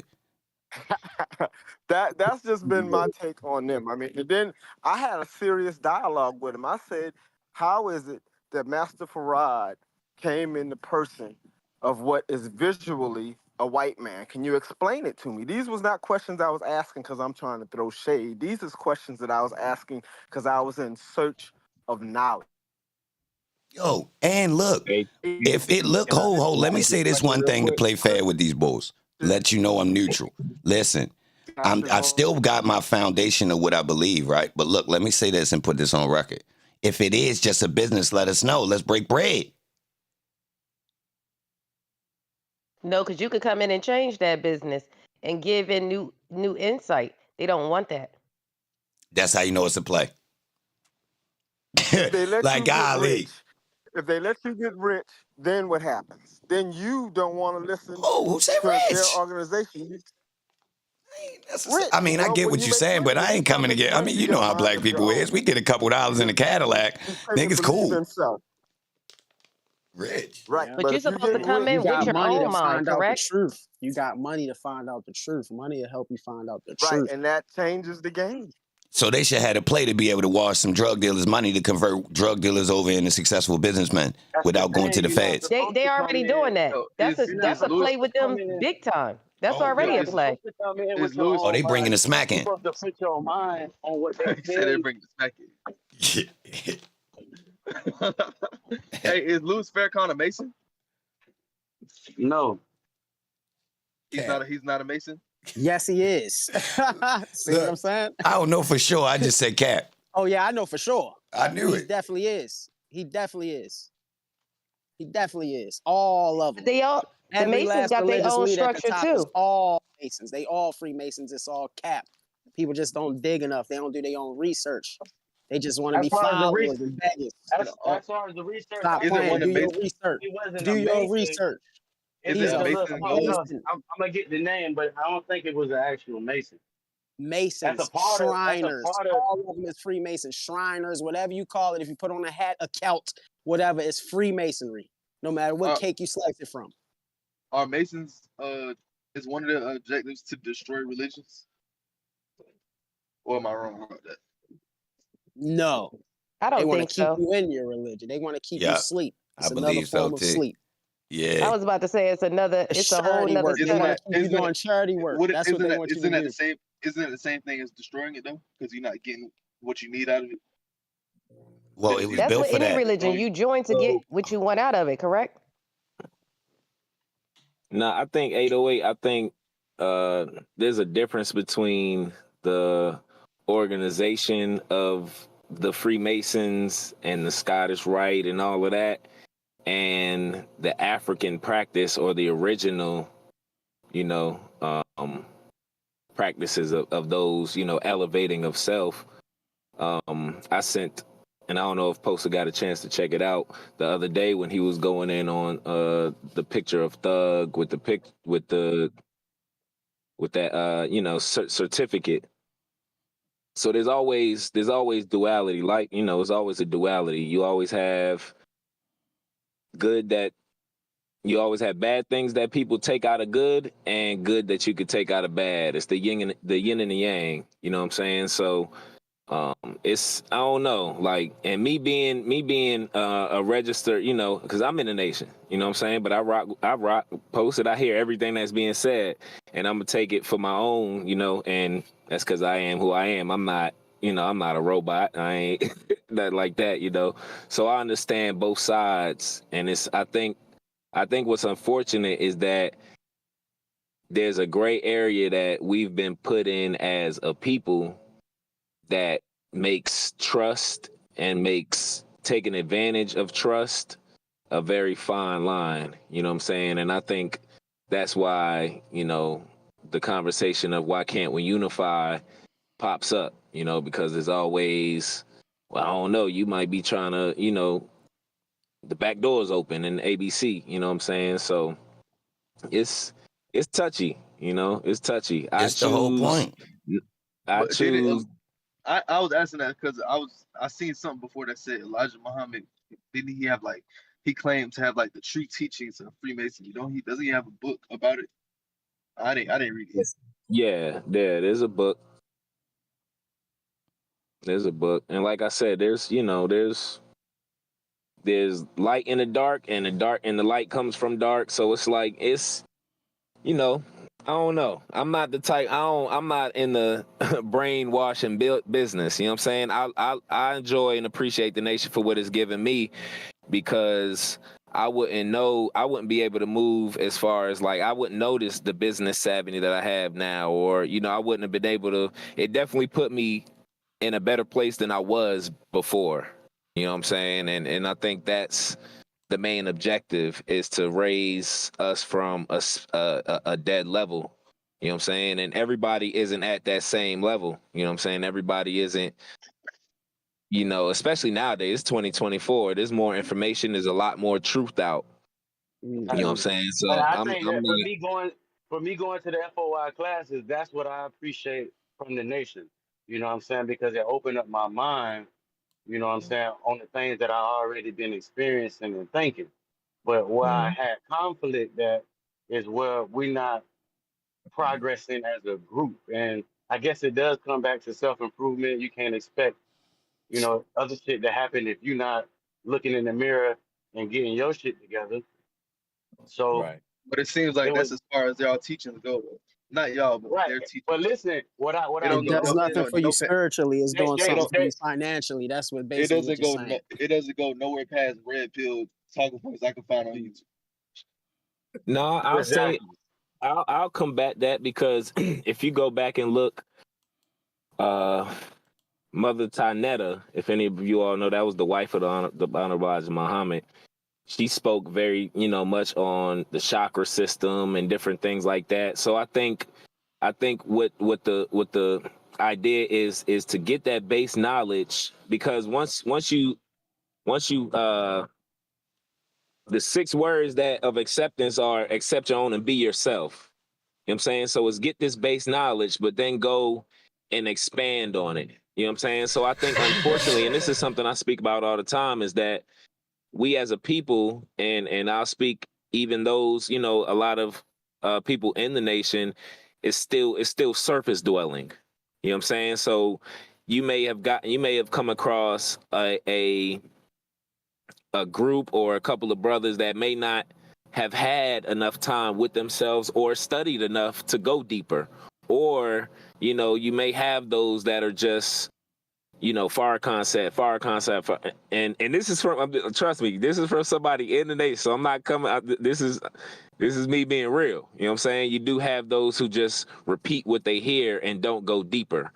So, part of what I, part of what I feel my mission is to help anybody for real go deeper. You know what I'm saying? Because I've gone through personally a spiritual journey where I'm like, okay, so I was at a point in my life, you will see me with the 6-point star. You'll see me with the star and crescent.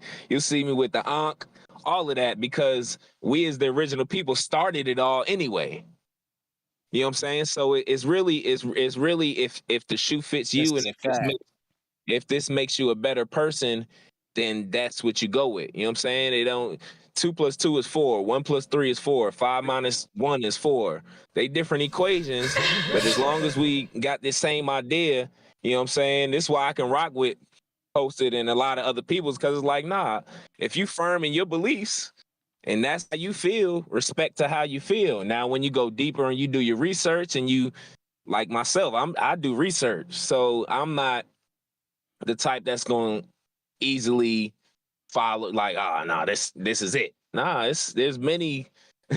We live in a multi-dimensional universe, a multiversal. I believe in all of that. You know what I'm saying? So you just really gotta, I think, but to take it back to the point that the nation gives you a base knowledge of self, and then from there you can grow on. You know what I'm saying? You can, for example, like me, my first, it's cliche, but my first idea, not first idea, because, I had some run-ins in the street a little bit with, making money, but making money as far, and then you take that and make it legal. So with the bean pies and the oils and the incense and all of that, yeah, it's cliche, but that's to give brothers that sense of, all right, do for self, start your business, get out there, become a salesman, and then grow more. You know what I'm saying? You do got brothers who own dealerships and they're doctors and lawyers and stuff like that. You have all of that. Now I do hear the family when we talk about, where's the mass production of it?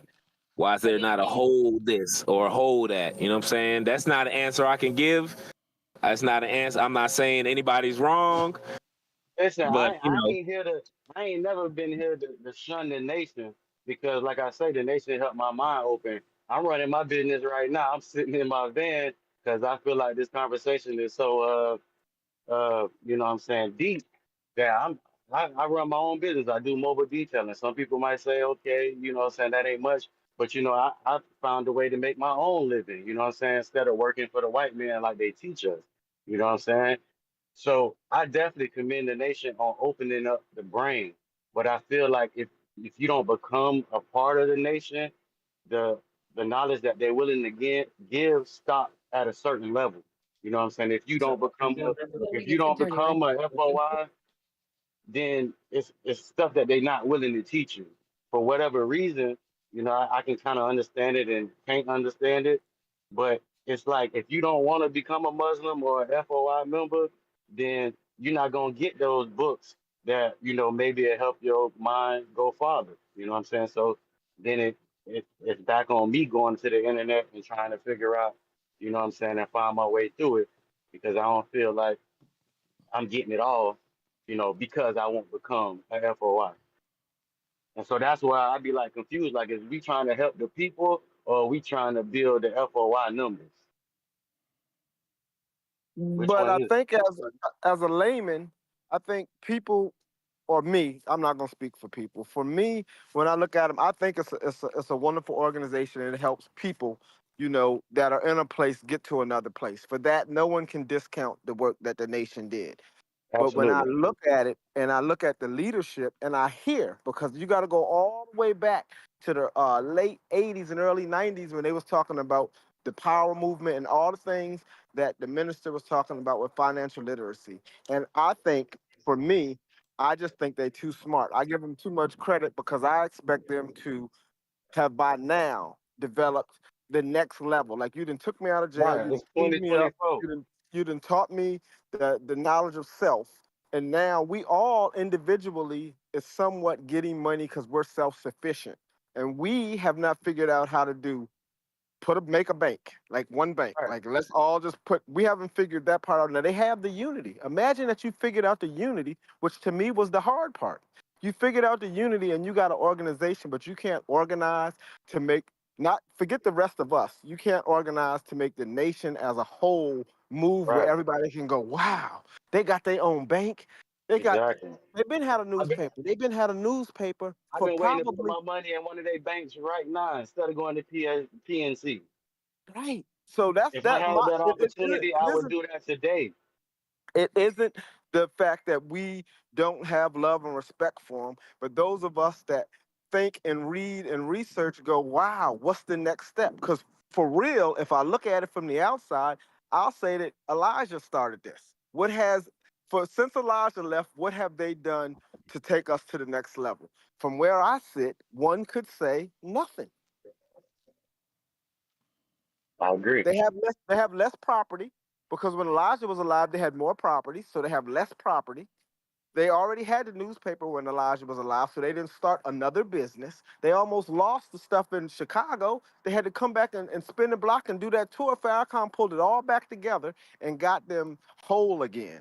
And all I'm saying is when you got to that point, to me, the school system, yes, they have their school, but when I look at the kids that graduate from their school, do they go on to you know, help us all? It's really about help. We all So we looking. saying that's basically teaching everybody how to be a better slave.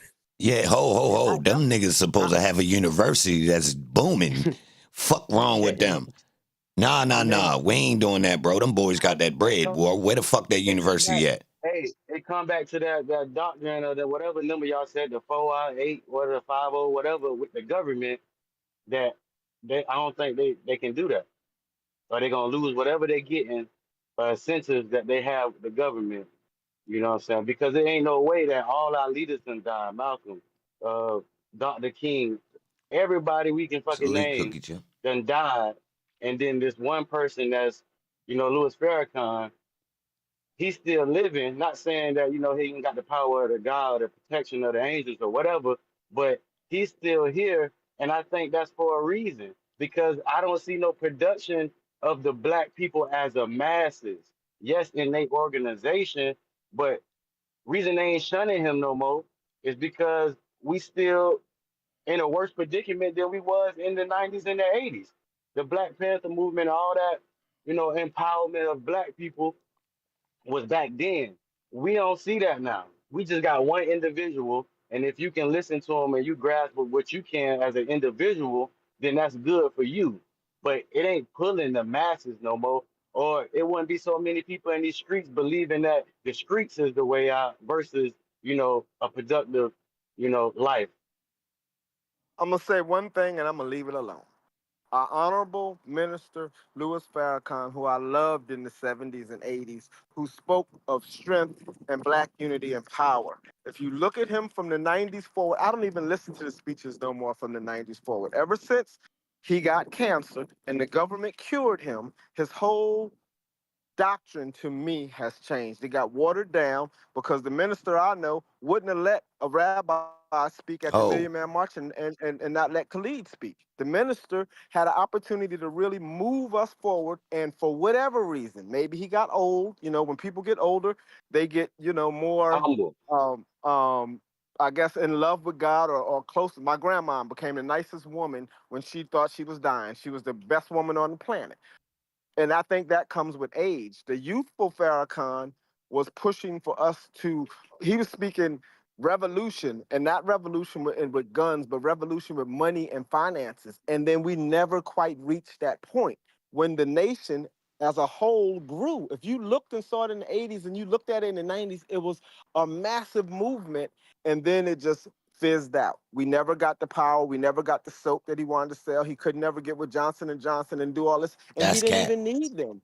I said, why he ain't just sell the soap the same way he sold the Facts. newspapers? He could sell newspapers. He can sell soap. That's what he was trying to sell. He could sell lotions. Man, So that nigga I could have think bought a whole they they business. they could have just, I look at it as the government shut him down. That's what my belief is. Until somebody I was tell me about to something ask you. different, I was about to ask I you. do not say. Do you feel like COINTEL and all of that still played a part? Because the minister says to this day Yeah. that he knows that it's someone close to him that's betraying him. So is it him or is it That's a play. somebody that might have been placed around him and No, stuff? that's a play, bro. They all working for I the think same I people. Yeah, They bro. all I think That's a like play. the government is help. They I help the think the government. minister What are we talking about? the minister himself is the government. Yo, my first time hearing Farrakhan speak was on Posted Channel, right? Like 2 years ago.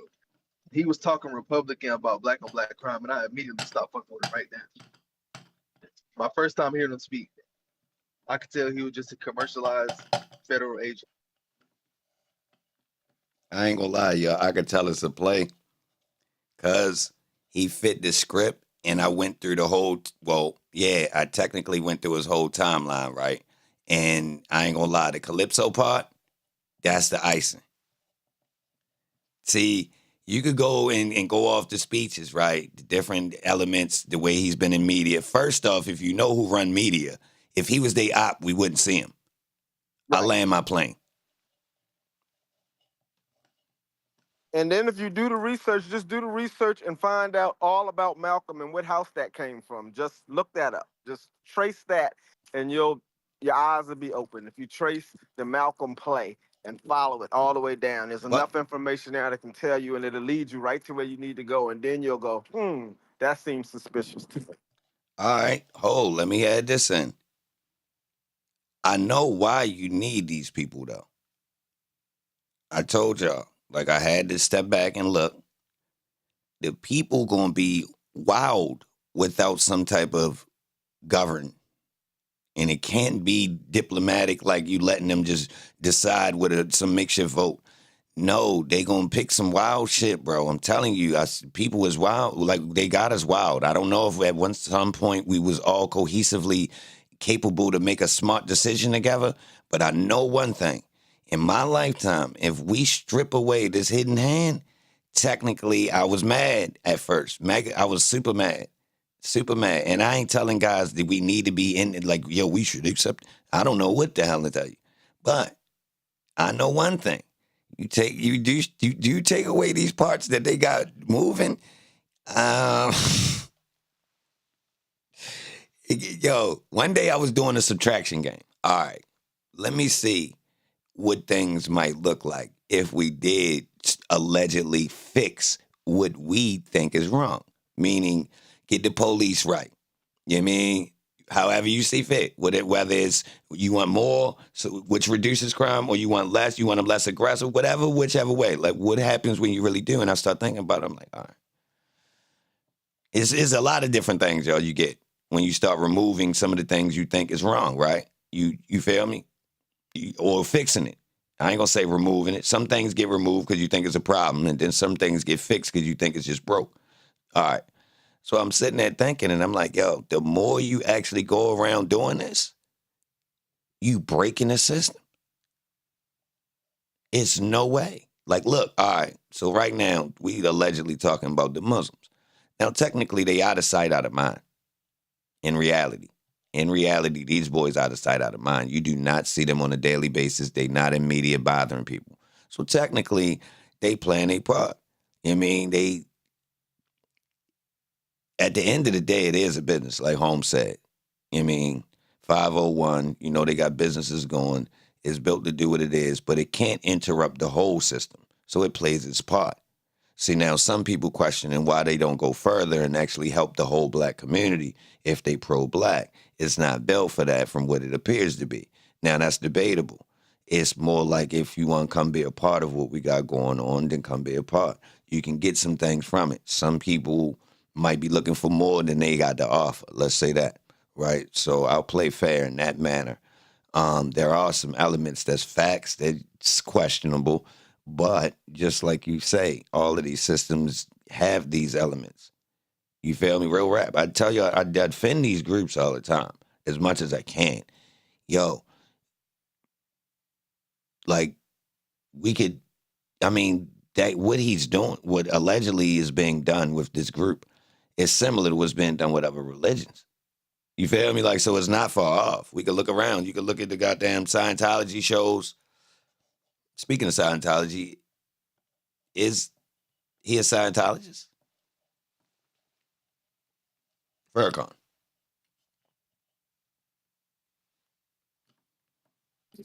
From what I understand, he took one part of it and went into this thing called Dianetics, but That's crazy. Yeah, it's all in the same workings of that part of it is that crazy. umbrella shit. But hold on. That's part of the process of understanding how different religions use manipulation in the processes, y'all, so you could brand your own, which he's been accused of before, right? Haven't he? They accused him of like kind of manipulating things a little bit. Or that's not him. I could have swore he was kind of accused of like, yo, what a lot of them do. Like over time, they kind of gradually change their teachings to push it get a little bit, what would we call that? Progressive? It actually moved forward. Like it actually evolves where they start, adding in some new elements to it. Yeah, I was just looking at a documentary about those that. accusations. Mhm. But I'm not saying that's wrong though. If y'all notice, like that might be needed according with time. I ain't gonna keep it real. And do certain people need religion as a foundation? It appears so. Straight up, y'all. Like I got my That's the understanding problem. of, I really don't need to go use it like some certain people, but do I look at it like, is it good? Technically, I'm gonna have to say it's some good in it. I just don't like the way people kind of manipulate it with it in certain instances. That's my thing. Like I don't like to see the people kind of I'm gonna have to say the way the black community relies on prayer as a way of fixing something. Let's say I'm more proactive. We gonna hit some sales, and we gonna thank God after we eat some of this chicken and smoke this grass real quick. You feel me? Like we ready to get some chicken. We ain't ready to pray to get no bills paid. And we ain't ready to go put But no then money in this trade either. Cause I don't even know what yo doing with that for real. Cause the amount of money that be going into some of these trades, technically nobody in the church should be needing for nothing. Technically, and that's then a you keep the fact. extras. Technically, that's a tight church where you really looking out. Ain't nobody, somebody need their rent paid, or we making sure everybody, like, say you live in the dirtiest of housing in the goddamn church. Like, out of everybody in the church, you live on one of the wild streets. Nah, we getting you up out of there, straight like that. Straight like that. Nah, we ain't having that. Nah, we getting married about that. She in one of the wildest goddamn neighborhoods, and you feel me? We moving her. That type shit, like for real. We ain't playing. Oh, you ain't got no wheels? Oh no, we ready. Nah, everybody got something, even if it's raggedy. You feel me? Yeah, we getting big. Nah, you feel me? Because technically, if you getting a pot of money from a group of people, you can't really reciprocate that amongst y'all. We talking about the church and the whatever it's called. Y'all all put in. the least we could do is really try to tighten up. We can't make everybody square. We can't send niggas' kids to colleges and shit like that. Nah.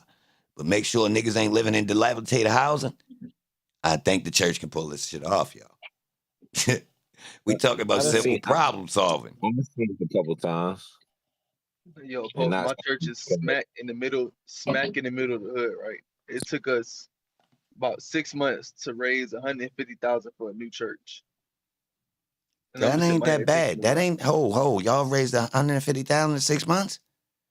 yeah, for a new church. This Nah, back when I was like 15 though. is you I ain't like start it. a church. That's what that's all right. I don't but a know lot of how people wasn't with it. They fundraising felt like go. Check it. I ran a play on the minister in the class What you say? Start because that over, bro. What you say? I said I ran a play on the minister inside the FOI class, right? He Yeah. was talking about how man out here we ain't getting no money, you know what I'm saying? $10,000 ain't shit, you know what I'm saying? Who Stuff said like that? that. He was saying the minister said that in the class. And he was and listen, he was not to try to downplay him or bash him, but he was the point he was trying to make. Like if you really open up your mind and you know what I'm saying and make the right decisions, you should be able to have that in your bank account and this and that and that and this. So, like I said, I'm running my business. He know I'm running my business. And not once did he, say, hey, you know what I'm saying, I got some business for you.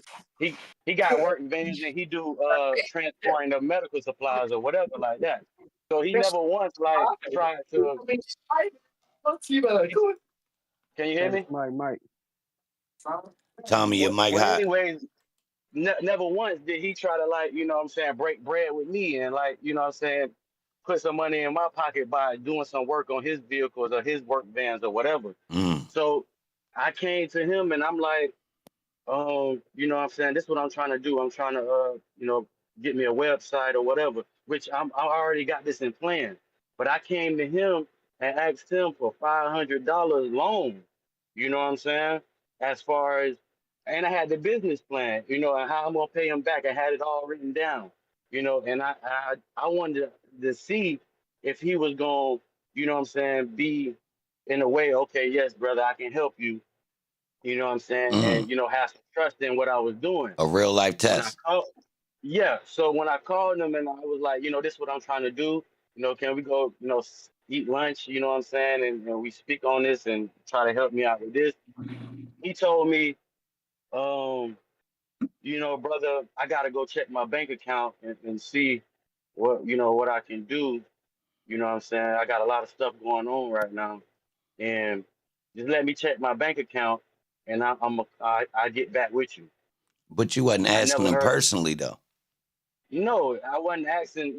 Oh, let me just get some money so I can pay my bills. This was No, about no, my no. I business. mean, like, look. Check this out. Somebody asked somebody for a business loan. All right. Right, He a person that's in position to understand business, right? And the loan is right. $500, right? Now, my thing Hmm. is this: if you run a 501c3, all right, it's some way in a business way to allot this money to you versus coming out of his personal. So my Right, my idea is like him referencing to out his pocket, his own pocket versus your link to him is the organization, right? You understand what I'm right. saying? Like this right Yes, sir. here already fishy because technically, if I run a church or religion, my idea is you coming to me as the leader of this. I'm going to see if we can go in the funds of the church or the religious funds, whatever they is, and look out for one of our peoples because $500 is light. Look, Right. hold up. Let's say he real business minded and he think the 500 petty. He was supposed to tell you, hold up, son. What kind of business you starting with 500? First off, I don't care what you doing. You need 5,000. First off, if he fuck with you. This is already started. No, I'm, no, I'm ho. already This running just my business. look. I kind of just wasn't even hardly paying attention to you, but I like what you're doing just because you're trying to do Right. something productive. But you just asked for 500. Now somebody in the chat has said, "Yo, that's too low." Technically, I know how that worked. That is, it make you seem petty when you just asking for 500 because it makes somebody say, "What the fuck you ready to do with 500?" You just need more. Right. So technically, that's why I said, if somebody really rock with you and you come to them like that, that one of their first ideas should be to scratch everything you just said and tell you, hold up. First off, shoot higher when you come looking for some bread. They Right. supposed to put you on that game off top, which would have let you know he really with you.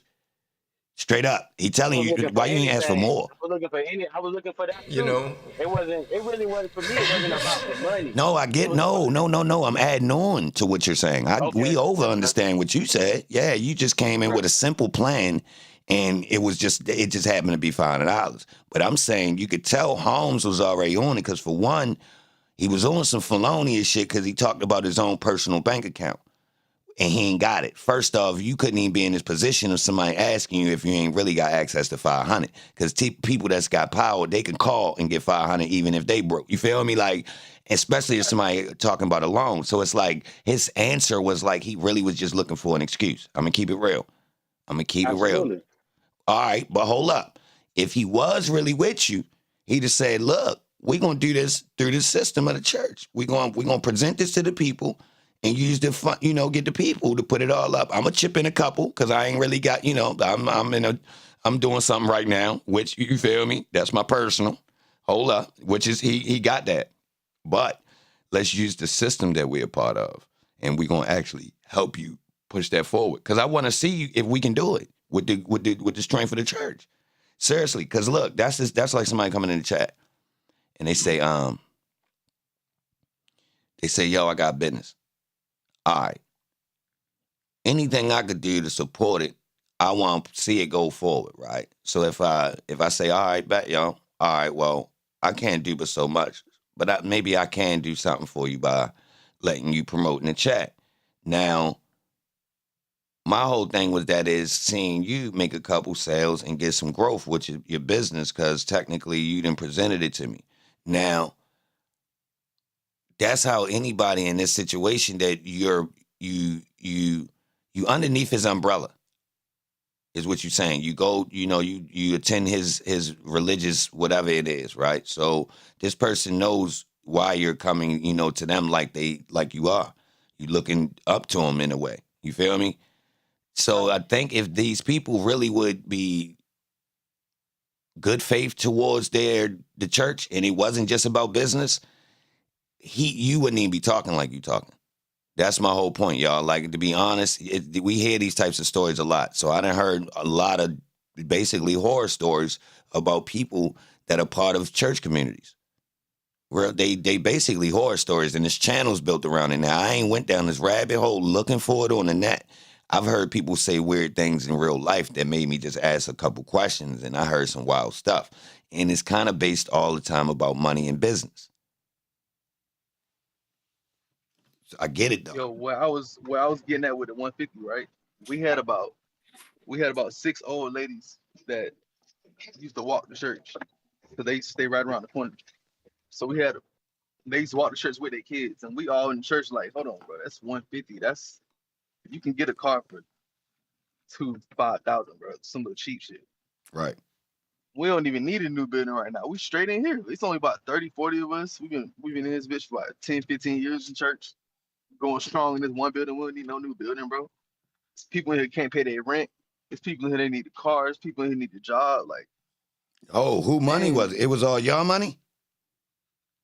that was all us. Yeah, all of us. 40 people made $150K. It took about 6 months. Yeah. Man, y'all just opened a new business. Y'all opened a business that would have opened a church in a year. Facts. That's crazy. It's about 5 dudes in there with some real bread, but the rest of us we broke. Nah, bro, that 150 should have been put into something to make more money. Yo, that's a nice whop with 40 people behind it, making sure it worked and keep the books transparent, bro. Yeah, our church literally was it wasn't big, bro. Like I said, it was only like 40, 50 people in that. All right, is we getting more people now? The building, bro. The new building is bigger, but the same amount of people. Hold on, we ain't doing no recruiting. It wasn't no recruiting. It's the same people. All right, that's kind of fair. That mean it ain't about getting money then. If niggas ain't keep flooding it, He just No, made I it was just nicer for thinking. I was just y'all. thinking the money could have been allocated way better than just getting a new building. With most people in there has under the consensus of like, yo, bro, we don't even need a new building. There's people here that need some help for You can sprawl out on the floor now. It's clean, ain't real. But the church, the it? organization, the same way they have a building fund, they could have a business fund. That's Like, my yo, we thing put this first. much money in Oh, business, and That's then what when I'm y'all saying. come, That's what, bro. I'm a teenager and with saying this too. $500, I look at them and go, yo, I've been here a year. I easily give y'all $10 a week. I didn't gauge. I'm just asking for my money to be lent back to me. Like, that's really all I'm asking, because I'm in here every Friday, Saturday, Sunday, whatever it is. I give my little $10 a week. 10 times 52 is $520. Loan that back to me for my business. yo, And we could yes, I fix would agree 40 that it people. was way Exactly. too little. That would make anyone nervous. I learned that at a young dude. Told me I'd be better off coming to him in 1990 for 5,000. I thought I only needed 500 to get me a printer and get my shit set it. I go. He said, man, even if you only need Yep. 500, you gotta Multiply. ask for 5,000 because people won't take you serious. They don't Yeah. understand the grind. A person on that level is thinking $500 is not even a set of tires for me. How he gonna Facts. start a business? They can't see the grind. If Well, But you know listen, that you're gonna manage it properly, they know they can't because they but too no, far. but listen, the 500 was no, you really don't for gotta like explain, sprinters. bro. You said you was testing. Nah, Yeah, yeah, we yeah, get it. yeah. We I get already it. know.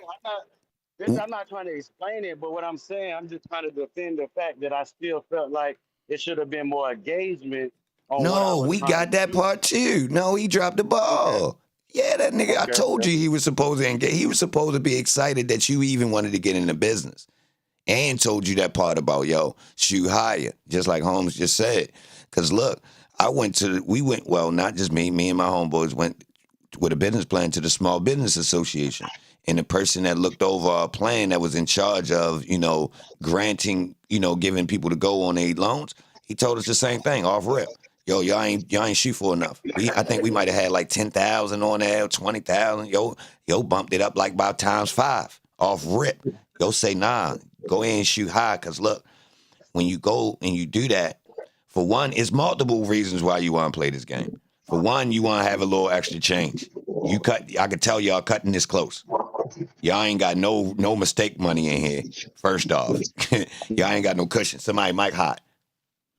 So look, That's me. About. then you underestimated yourself because technically, if anything, you want to try to really do a good job at what you're trying to do. You don't want to cut corners, and you didn't cut this price down because you don't want to really ask for nobody because you don't understand business on your first trip around. So you asking so low because you didn't did your math to a T, undercutting stuff, saying, yeah, all I need is this, and I'll be able to get the ball rolling. Technically, you don't even want to jump out there like that. And this, if you go to Shark Tank, you could go anywhere. Technically, these people telling you, bro, go ahead. If you was going to ask for 100, come in this bitch and ask for $500,000. Straight like that. Just Right. don't even play no game because you might as well get more on the front end while you got this door open before trying to come back again after you done ran through a whole bunch of money on the mistake. You see what I'm saying? So you need a little Yeah, I bit of feel you. cushion right there off top. So you might as well go ahead and shoot for that while your idea fresh and you got this this But this but this check it. this fresh start. Check it. The business was already running. That $500 was the plan to get me a extractor. You know what I'm saying? So I can clean carpet and the upholstery in the So you was cars. adding. It was an addition to a business. Yeah, But regardless, bro, we understood exactly. your point. But still, hold on. You still should have asked for 5,000. Look, you get that part? Like you still, even if Yeah, that yeah. bitch only costs 5, the rule is, yo, come in and say, hey, yo, I need like four of these new machines. Yo, you only need one though, for real. You gotta put a little fluff on it. Cause I'm trying to do some big things next year. Yeah. Okay, I get it. Yeah, you putting the little bit of, yeah. All right, it's like coming to the Connect. You gonna come and say, yo, give me like a QP. Or you might as well go ahead and shoot for the pound. You might as well. It just sound better. Like, yo, give me the whole bowl, bro. I want the whole bowl. Yeah, just throw it to me. I'll be right back. You feel me? Why is she short? If he got him. Now, look, I'll tell you a reason to shoot short. Somebody try to give you 100 of them bitches and you ain't got nowhere to put them. That'll make you say, oh, no, chill, homie. Let me go make a couple moves real quick and figure out what I'm going to do with all them extras. That's too much, goddamn. You feel me? Straight up. That's like somebody, you come in for a $1,000 loan and somebody offer you 100,000. Technically, that's a lot of goddamn cushion. I hold, bro. What you trying to set me up? Nah. But a 10-pack, I came in for one and you tell me I should ask for 10, that's reasonable right there. 10 to 50. Okay, I get it. Yeah, I need cushion, a little bit of extra, shoot higher. And then sometimes you might be undercutting your own idea. Now, you don't want to shoot too high, though, because now you sound crazy. What? You want $1 million. What? Hey, Pose, can I circle back to something real quick, bro? Hell yeah.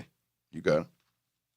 It threw me off, man. And you dragged, I understand, and I ain't, it is what it is.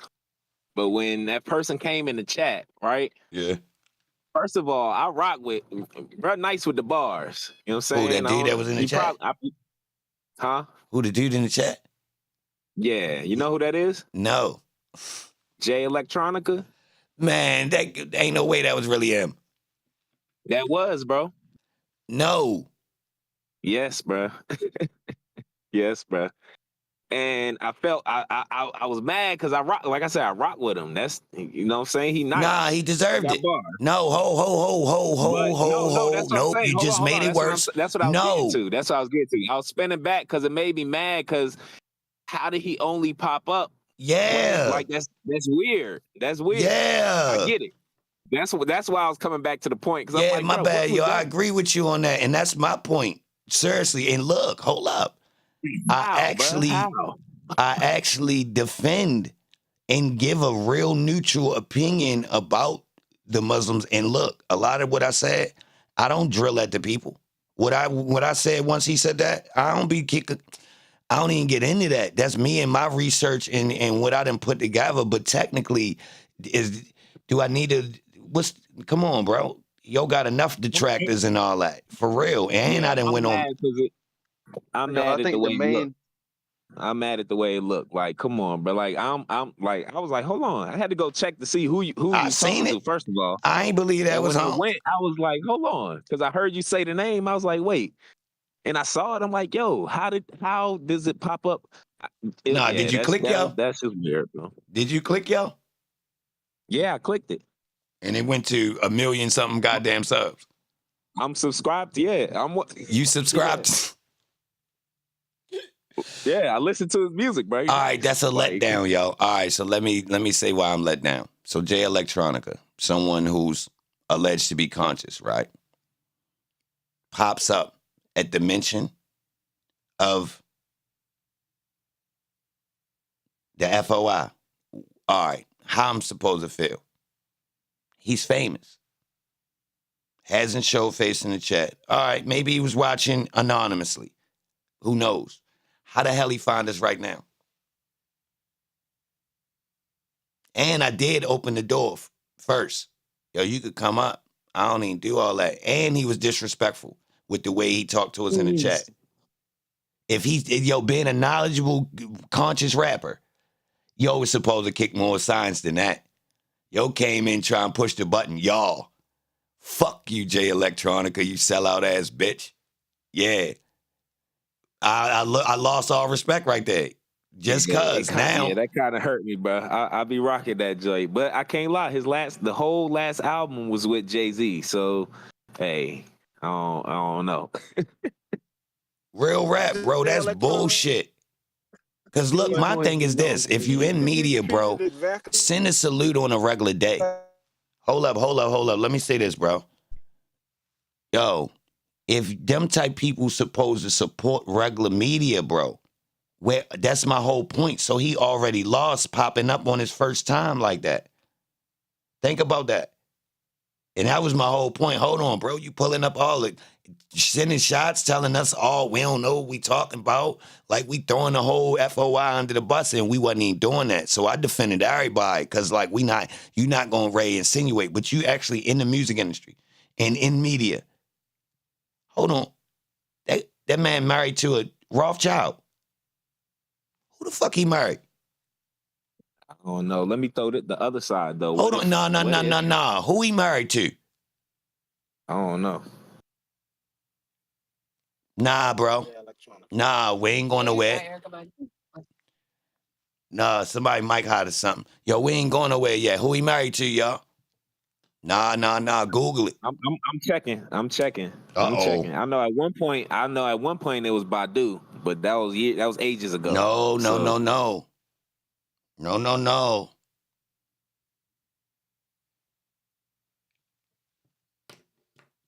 He was dating one a few years ago. I can't believe Holmes pulled that move now that you... I would have rather thought it was a troll. I'd have rather thought it was a troll, y'all. Seriously. I was about to say, what if it was a bot? What if it was somebody on his account trying to get the, I don't know, bro. No. The account, if it was real, he actually doing what he's supposed to because he's the only artist that actually openly even rep that. So technically, it fit.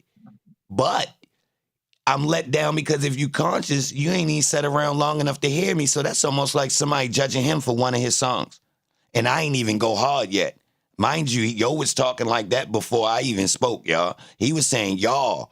Mind you, I had never even did nothing really heavy talking down on the Muslims. And that's why I went so hard once he said it. Let me give you a reason to be mad. And I opened the door though. Why he ain't pull up? But he showed face on his alleged opposition's cameras, right? Lady Goldsmith, that's who he's married to. Yes. Oh, he's not married. He had an affair with her. Where's she For the from? Rothschild, basically. Yeah, I see her name is Kate. Lady Emma, Rothschild. Yeah. Kate Emma Rothschild. Bro. And what he got? Why he coming here like that? Well, never mind, yo. Let's just get past it, y'all. Let's keep it moving. Well, that's what was disappointing to me because I rock with him. And to come in and you were being fair and balanced. It was like you was saying, wait, we not just going to be on one side. You clearly said that. And then for him to come in and say, y'all, without even... Meanwhile, if you're in the chat, this is EBAN Films. That is the brother posted. I'm your brother Sharif. We got 808 in the building. We here.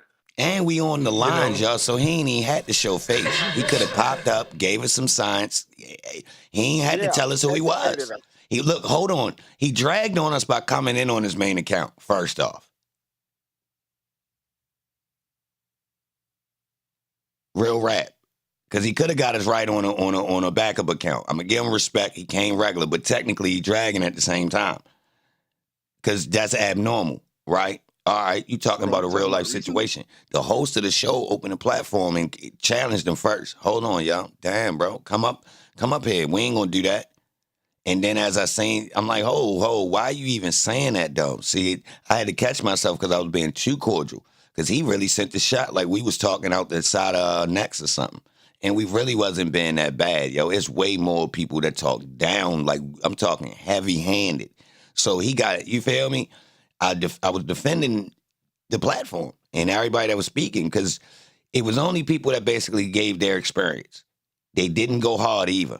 Nobody had went hard to that point. I went super hard because he was acting like we was going hard.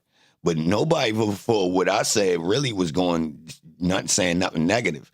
If you're going to be a religious group, you're supposed to take everything that's been said about this group and dudes acting funny about what was said up here. That was cap. You feel me? So coming in here talking about y'all doing this and y'all don't know what y'all... No, whoa. Hold on, brother. First off, if you was really Muslim, you would have came with a more positive attitude. You would have came and you would have enlightened us without throwing us under the bus. Yeah. Who told you to come in? Who told you to come in at this time, bro? Yeah, you see, I sat back. Like I said, I respect all the opinions, and I am also one who has my own. You know what I'm saying? Like, so it's hey, Posty, you really be having an op team in the chat. You just waiting. Yeah, that's crazy. That's crazy, bro. How many famous people done popped up since I've been streaming, bro? I done had Dirk pop up, Quando, Rich Homie Quan, This dude, I feel like I'm missing somebody. That's weird. Like specific, the Dirk and Quando was wild. I really ain't believe it was them, but then I had checked. No, they But don't watch. even when it come to Jay Electric, why he ain't get in the chat and like you say, enlighten us? If he got, if we don't know what we talking about, help us Well, figure out what we talking about wrong. Then if he that's what I don't anti-establishment understand. though, because they so he's know we supposed to can't. rock with me. They know they can't debunk what we talking about, bro. That's all that is. We ain't had to even talk about that. Yo could have came in and been like, "Look, bro, I'm hearing you. I listened for a minute. I ain't gonna lie, I thought y'all was gabbing a little bit, but go ahead and do your thing, bro. I'm digging it from a distance. Salute, straight up. Y'all was capping a little bit. You feel me? It's a way to. You feel me? He ain't had to really rock like that. Nah, he don't watch, bro. See, look, that watching from a distance phony. Because that watching from a distance and you understand how this media work, turn me up. Why would you be silent? Facts. That means you scared of media. Come in the chat and let people know. I really rock with Holmes. He be talking that shit. You know how this work. You work a part of media. So you know if you come to independent media and you really rock with a product and you stamp it, that adds for it. So why you don't do it? You stay in the cut and you only cut through when you feel like niggas ain't on point. That's crazy. That's crazy. So you ain't peep me cooking up That's for the bad black faith. community that whole trial. That's bad faith.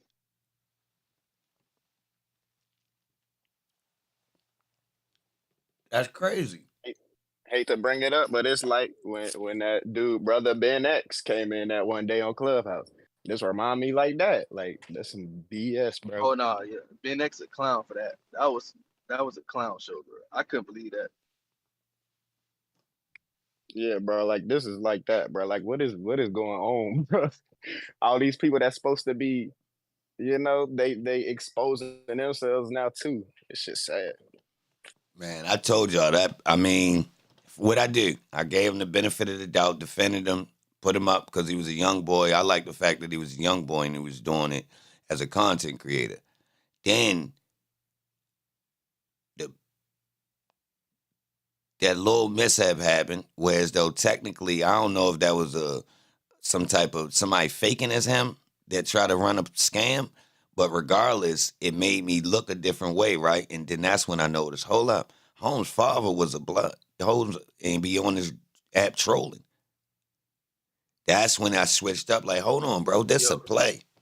I was giving Holmes the benefit of the doubt, but hold on, these two things can't exist. The father I spoke with was actually a blood and be with the trolls that sabotaged my room. And yo used my room to promote his son. What the hell? Like, how that work? These boys out here just doing all types of hustles. I get it. They running plays. Yo just got his son on that young Muslim. No wonder I see what it is. Technically, it's an open lane. That's a hustle. He used to hoop. Hooping ain't work. Now it's like, I'm going to go this route. Ain't no way.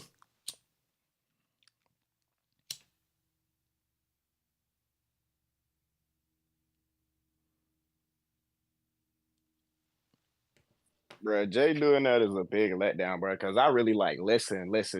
Like I don't. He's not like in my playlist, but when I listen to him, I really listen. Like he be talking, and then for that, man, I ain't gonna lie. That just still got me let down, bro. I done seen that from multiple people in media, bro. Real rap. Like, yo, y'all, why you think I said that to Kente now? Nah, bro. Where the real street niggas at? I've been doing this too long. By some point, somebody that's official that supposed to say, you know what? He right. We need to support black media instead of just clicking on a YouTube channel and being a person that's allegedly, in a position to do something slick, and you don't. Because at some point, you got to realize, like, hold on.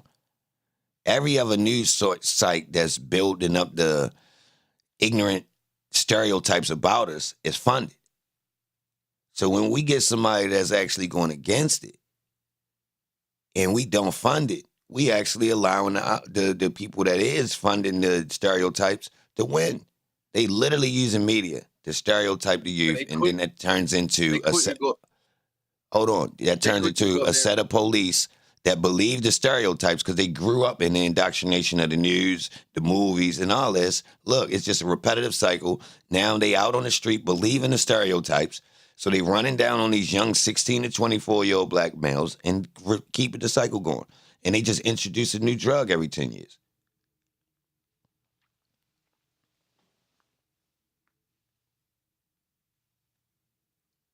My bad, 808. Do you think, you know, No, I and was just gonna say they get on. Oh, my bad, Shree. Go ahead. no, you good. I was just gonna say, could it have been bots, bro? I don't know, bro. Like that's All right. Hope it so, just bro. For real, it I don't sit, hope it so. just don't sit right. All right. Like maybe the bots are programmed for certain keywords, or like I don't know. If you clicked it and it went to his page, then it's official. It's from his account. All right. Do artists run their own accounts? Not all the time. A lot of times they don't. Some of them do because they actually in control of their own money and they understand the marketing part, so they really can run it. All right.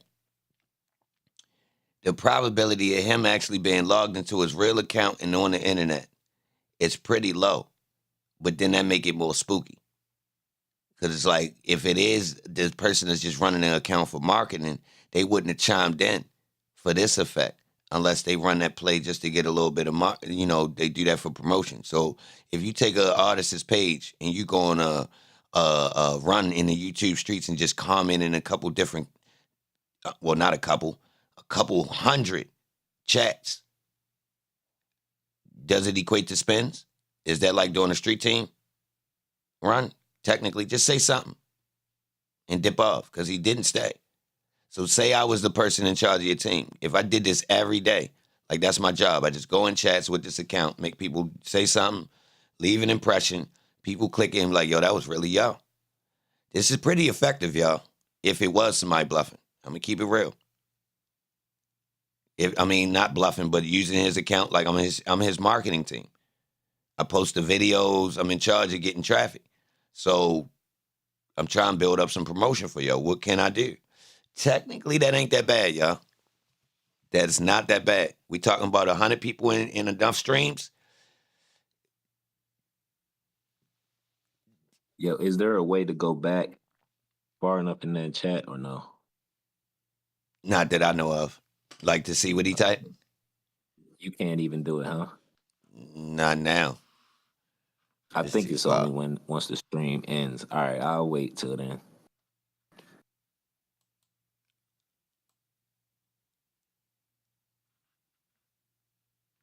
Yeah, it won't let me go backwards so far. An hour.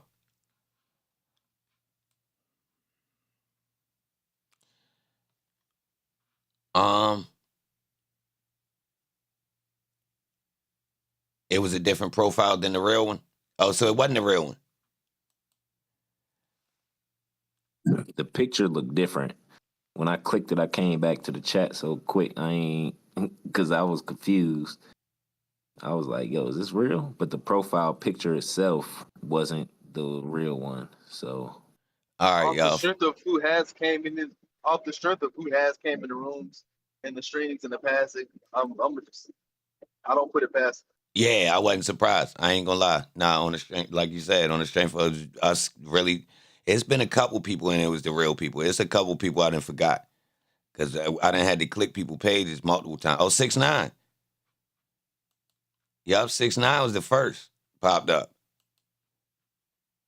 And that was yo, because at first I ain't believe it. I kept ignoring his ass.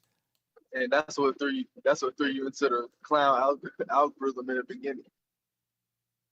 Well, I asked for it. Man, It seemed like you ain't been able to shake that algorithm since you got on the internet. Oh, nah, probably not. I hard stamped. Well, nah. I'm gonna have to keep it real. I rolled over into this one, and this one ain't got all of them. I'm gonna keep it real. This one ain't as trolly as that sector I came in over there. That was bananas. This one, yeah, this light. This the court TV people. Like these people beefing about the court, which is a popular thing right now. So I see what happened. They was already on the cases. They just ain't know the Thug trial had that much steam, so they just came, as it was going. So I just was early. But But technically, it's the same loop of people though. They just got different niches. oh But yeah, yeah. you ain't gotta look too far to connect everybody. Well, that's because the media umbrella is all connected. See, that's the part people ignoring. Even the parts that don't seem like they're connected. That's why I was telling y'all, yo, this the radio. This television and the radio continue. Like these the same people, and if you see the people that's in senior positions now or higher positions, they technically was just doing grunt work at MTV or, they was host or coming in entry level working behind the scenes and stuff. They didn't work their way up, and now we looking at the evolution of this same thing, which was controlling the radio waves, airwaves, audio visual. What we seeing here, it's connected to the clubs, the music industry, and the entertainment world. And I mean, it's in some ways it's connected to sports. It's connected to the stadiums. Keep in mind, the stadiums do what? Sports and big concerts, right? They can't survive without it, really. You see what I'm saying? All this shit kayfabe to keep the lights on, literally. Like if you go in these industries and you ask people what's really going on, yo, we creating the show to keep the lights on. Facts, like straight up, whether it's wrestling or like the Atlanta entertainment scene that's helping the politicians. You feel me? Like, all right, without drill music, Chicago couldn't advance their politician in their city. So they use this to amplify the image of crime. I bet you if you look since 2012, that city then probably made the most progress with policing as far as like funding and the evolution of how they're going to approach gangs because they just inflated the problem. The problem been there since the goddamn 70s, right? But, since Chief Keef and them came out, they made it a national problem so all of us could see it. And it just trickled into our cities. The terminology, the way they approach the beef, that's my ops. We sliding, we drilling, we get back. Like all these types of things. Certain people wasn't being that aggressive. Certain cities wasn't being that aggressive, y'all. A man got smoked. I ain't with it, and ain't nobody gonna say nothing to me about not sliding. Now today, people been left with the impression if you don't slide, y'all a horse. Seriously. Now your man might have did something nuts. Say yo was robbing niggas. Niggas came back and got y'all. Technically, should we slide or we ready to start some old nut shit? You get it? Like technically, it is sometimes where you supposed to say, yo, I ain't even gonna lie, yo, that's fucked up that happened, but like, what I'm supposed to do? Defend that? How? Yo, did that. You feel me? Like them people came back and did that. Like I mean, that's part of that. We signed up for that, so we know. When we crossing lines, like technically, I'm glad they didn't involve me in what he had going on. Real rap. So I don't even like talking like this, like I'm blaming them, but it is scary seeing how desensitized the youth is to the so-called drill culture. Like, well, let me say this. There's environments before the United States current cities. Like you can go to other countries where technically oh no, for sure. the Yeah, violence so raw, yeah. Like yeah, they get trained to be desensitized from birth. But we just not used to seeing that here. But now they trying to usher it in. Yeah. well, it go back to the Georgia Guidestone thing. How serious they about that? Because everything right now seems like it leads closer to that more than prosperity. So it's easier to be a shaved number than it is to be a thriver or a person that's on the top of capitalism. You feel me? It seems. So they got a lot of options for you to go in and make a hiccup and get up out of here. But like, was the rotation just smooth enough? Seem readily built to, if you don't want to be a part of the system, then you expose to things that could shave your lifespan, let's say. True or false? Are poor people being exposed to lifespan shaving mechanisms? Slowly. You know, Let's use the people of Atlanta as an example. Did they intentionally undereducate classes of people to cripple them financially in the future?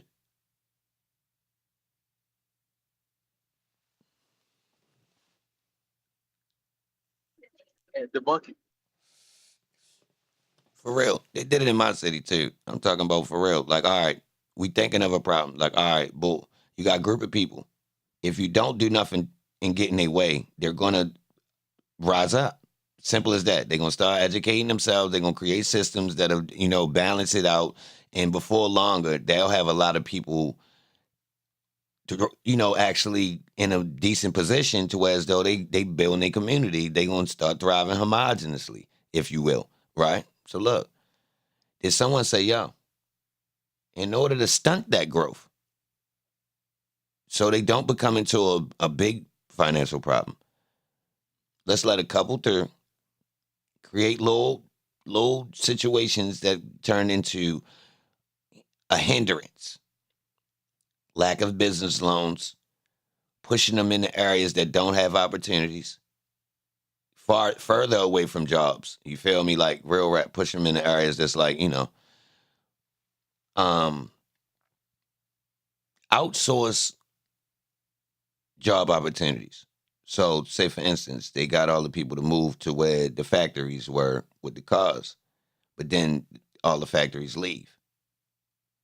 Was that a trick to migrate a whole bunch of people so you could fill up cities with the people you need to actually be poor? So, all right, let's take Chicago migration. Were the whites keeping the black side of Chicago before that? Like in a high clip. So somebody made a political move. I'm speculating right now. They're like, yo, we need more people that'll work for low wages. Just like you import, certain people just imported a whole bunch of Mexicans. Not the whole United States, just certain states just now. Just took in big groups of immigrants, right? True or false? Now I'm asking y'all, was that a business move for the city? Yeah. Come on. All right. Your restaurant businesses are fucked up. What's better than people that'll work for half price? Ain't nothing better than that. Seriously, y'all. Will that get y'all back straight? If all y'all dip, we got so much empty property, the whole damn city will fall apart. Seriously, do y'all know what New York will look like if any one of the industries really get crippled? So in order to facilitate it, did they just invite a whole load of people who technically have to work for lower wages? Why in one of the most populated cities, everybody lend a blind eye to alleged illegal immigrants or ones that was just let over here with a pass. And little laws will be created to help them fill these positions, working untaxed and stuff like this. Everybody know though. Open secret. Hold up. You know Texas been living off this. They got the border. Any day they could just go just yell, whistle over the wall. Yo, bring us like 50. Straight up. So they nuking on free labor. What? They got farms down there, don't they? Man, come on, man. Some of these people probably rich than a motherfucker off free labor down there. Giving these people probably like $1 a day. Hell yeah. California, you already know what time it is. Seriously. Oh my God, I was just gonna say that, yo, bro. When I used to drive through California like every week, bro, the Mexicans out there, they be on that field looking like they singing slave songs. Like, it's bad. I could tell. It's business. So imagine somebody say, yo, listen, I could go round up a whole bunch of people that'll work for like $5 an hour. Where? Imagine we had to pay niggas 15. So you say 5. What? Nigga, I'll give you 7. I give you $2 per person, nigga. Fuck you talking about? That's fair. Where they at, nigga? Bring me 100 of them niggas. Motherfucker. You know how much I pay daily per farm I got? You understand? Like, this is easy math. Easy. Look, the only thing is we got to make sure nobody don't check. Nobody ain't never check. You feel me? Look, think about that. Like, yo, I mean, but yo, you don't want the law to come check they paper. Check what paper? Nah, because you know they're gonna be, you know. Oh, don't trip. We ain't never had nobody. Who the fuck be checking?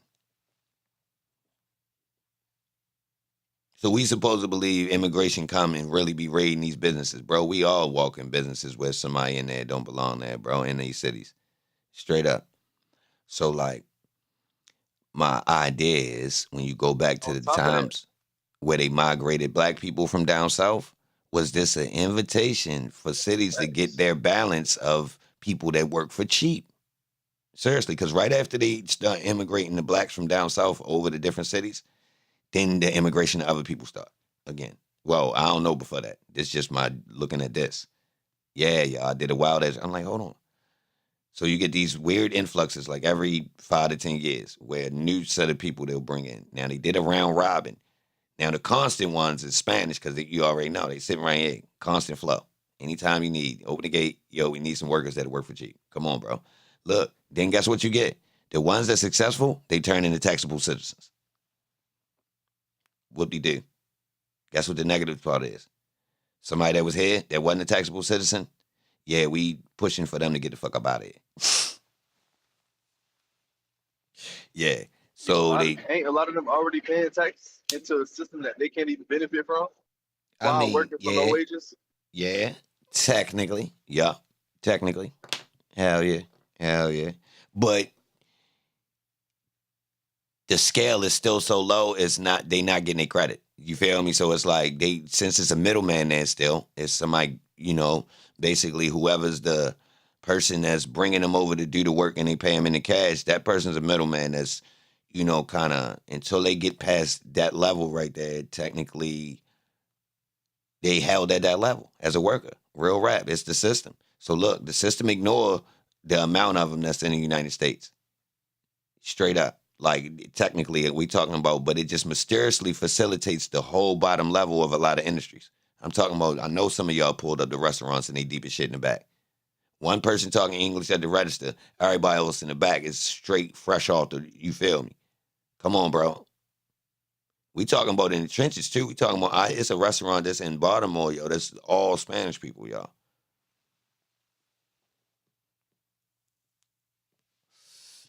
We talking about them boys look like they new too, you feel me? So it's like, not to say they all illegal immigrants, but y'all know what I'm talking about. If that place wanted to run this type of operation, they definitely could sprinkle a couple guys in. You know what I mean? And all the Home Depot. Man, look, the proof is the Home Depot. So if you ever wanted to know if it's really going down. But I say this to say in reference to blacks, I ain't talking about Mexicans. I'm talking about the times where they migrated blacks. And what was their objective?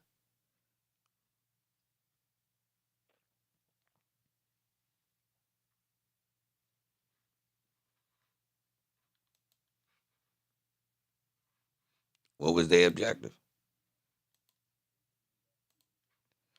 I think they've been up to something, y'all. Well, if you know,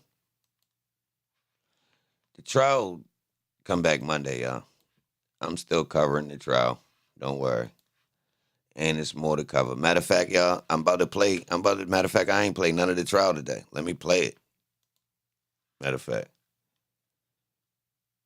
That's what I meant to do. We got off track, but that's because that trial was goddamn boring all them days.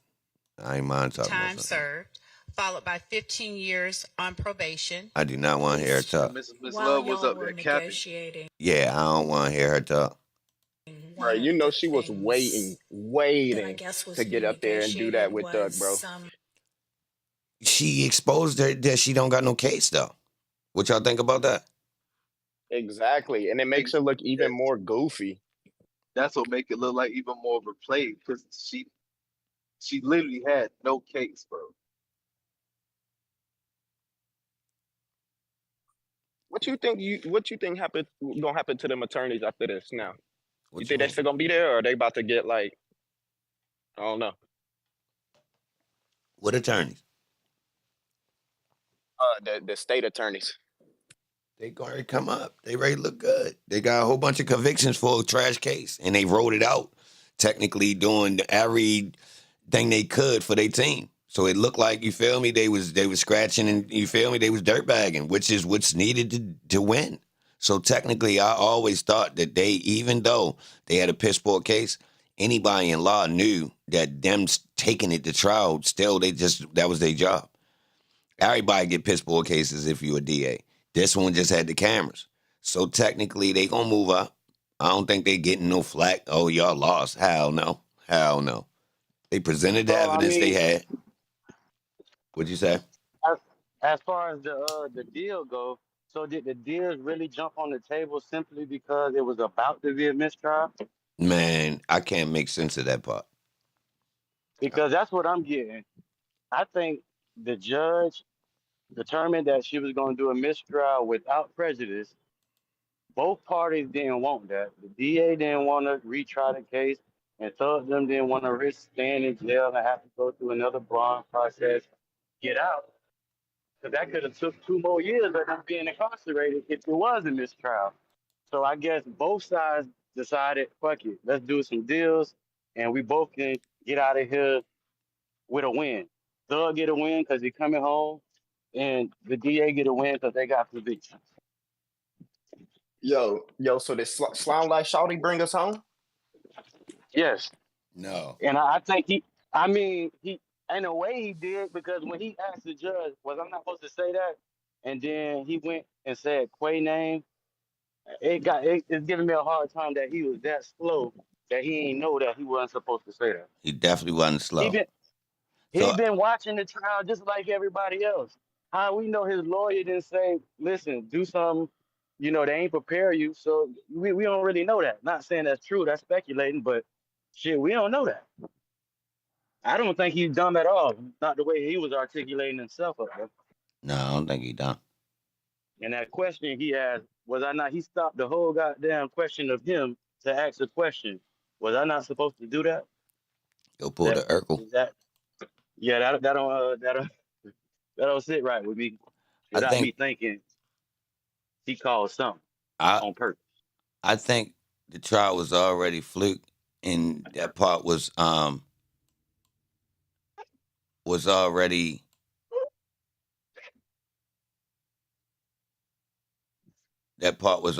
on some bullshit. Like When we sat there and watched Dennis do what he did, which caused the judge to damn near go crazy. Anybody that was watching the trial that was going to get up on stand should have known, damn, that's all I got to do. all right. But it was kind of vague, like the way it was set up. It was kind of like we didn't even expect that type of thing to trigger off a real mistrial and for the judge to even acknowledge it because she shot somebody down. So I don't think he Right. would have been able to premeditate that. But Mhm. possible though. Yeah, I mean to throw a monkey wrench out. But look, I feel like the case was kind of like light the whole way, and that's why I was saying. Who remember when before Donovan Thomas, we started looking at the witness list, and I was saying, yo, their case is going to get very light after Donovan Thomas. And they had already basically fumbled to Donovan Thomas. They showed us all the evidence and video footage they had for Donovan Thomas. And then once we got to that point, it really started looking bad. Woody came up. They ain't getting nothing out of him. The amount of Rich Homie Quan didn't show up. No, none of the other famous people. So we basically got led astray. They fluffed it up at the beginning, showing us a witness list that allegedly included Birdman, every famous people we could think of, right? So we got fluff with that part. We got fluff with no, this is not the whole Rico right now. Wait till they tell us about all of the other stuff. They lied to us about Never that. got it. Look, hold on. They lied to us about even they ain't even take the charge of poking Lucci up in the jail. Fact. Like, bro, every violent act technically still didn't get proven, and they letting dudes plead out without taking responsibility that's alleged to be responsible. Think about that. So she almost don't have no choice but to let Yak Gotti and Stillwell off, to be honest, y'all. Like with nothing, like it's almost like stuck. I'm guessing this ready to do something weird, like a hung jury or something, and not get taken back to court. Like this thing ain't No, make. he I don't going even back. think this gonna make it to the end. Still, I think we're gonna see another some type of shenanigan. Seriously, y'all, I don't think we're making it to the end. Yeah, it was a play, y'all. It was a play. Now, is some of it real? Yeah, they use real life situations. You feel me? But it was a play. They put a lot of dressing on it. Remember the flying car? They literally placing Thug in the car. You see what Brian Steele said. Brian Steele said, man, I ain't going for that. Oh, you feel me? And I said this off top, bro. Young Thug, he ain't there. Well, off top, I said something fishy because of the way they got in the gate. I called it. Yo, hold on. Ain't no way. 3 different people said they came in the gate different ways. 3 different people on record. 3 Man, different that boy ways. Brian still got up there and said everything Miss Love came up there and said was a lie. That's a fact. But hold on, let me play some of the court, and then we're going to talk about it. Hold on, let's see. Exception for, I think, somebody that is contractually obligated on his record label. Is that something that the state would still be in agreement Be nice, to? you might No, have. Your Honor. Okay. All right. Quickly explain Go the ahead. flying car. If you wasn't around for the flying car, I ain't going to lie. The car that crashed into the laundromat, I mean, it's self-explaining. Thug wasn't there. The car flew off the wall with no explanation of how it ricocheted off the house. I mean, some could say that it turned in a 90-degree angle. What a coincidence. Seriously. All right. Your Honor, as part of the requirements of 1615 4, Yes. defendant would, one moment, Your Honor.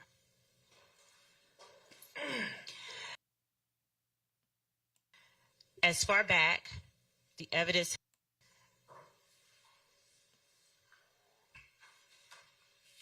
the court has heard evidence. He no longer mentions me.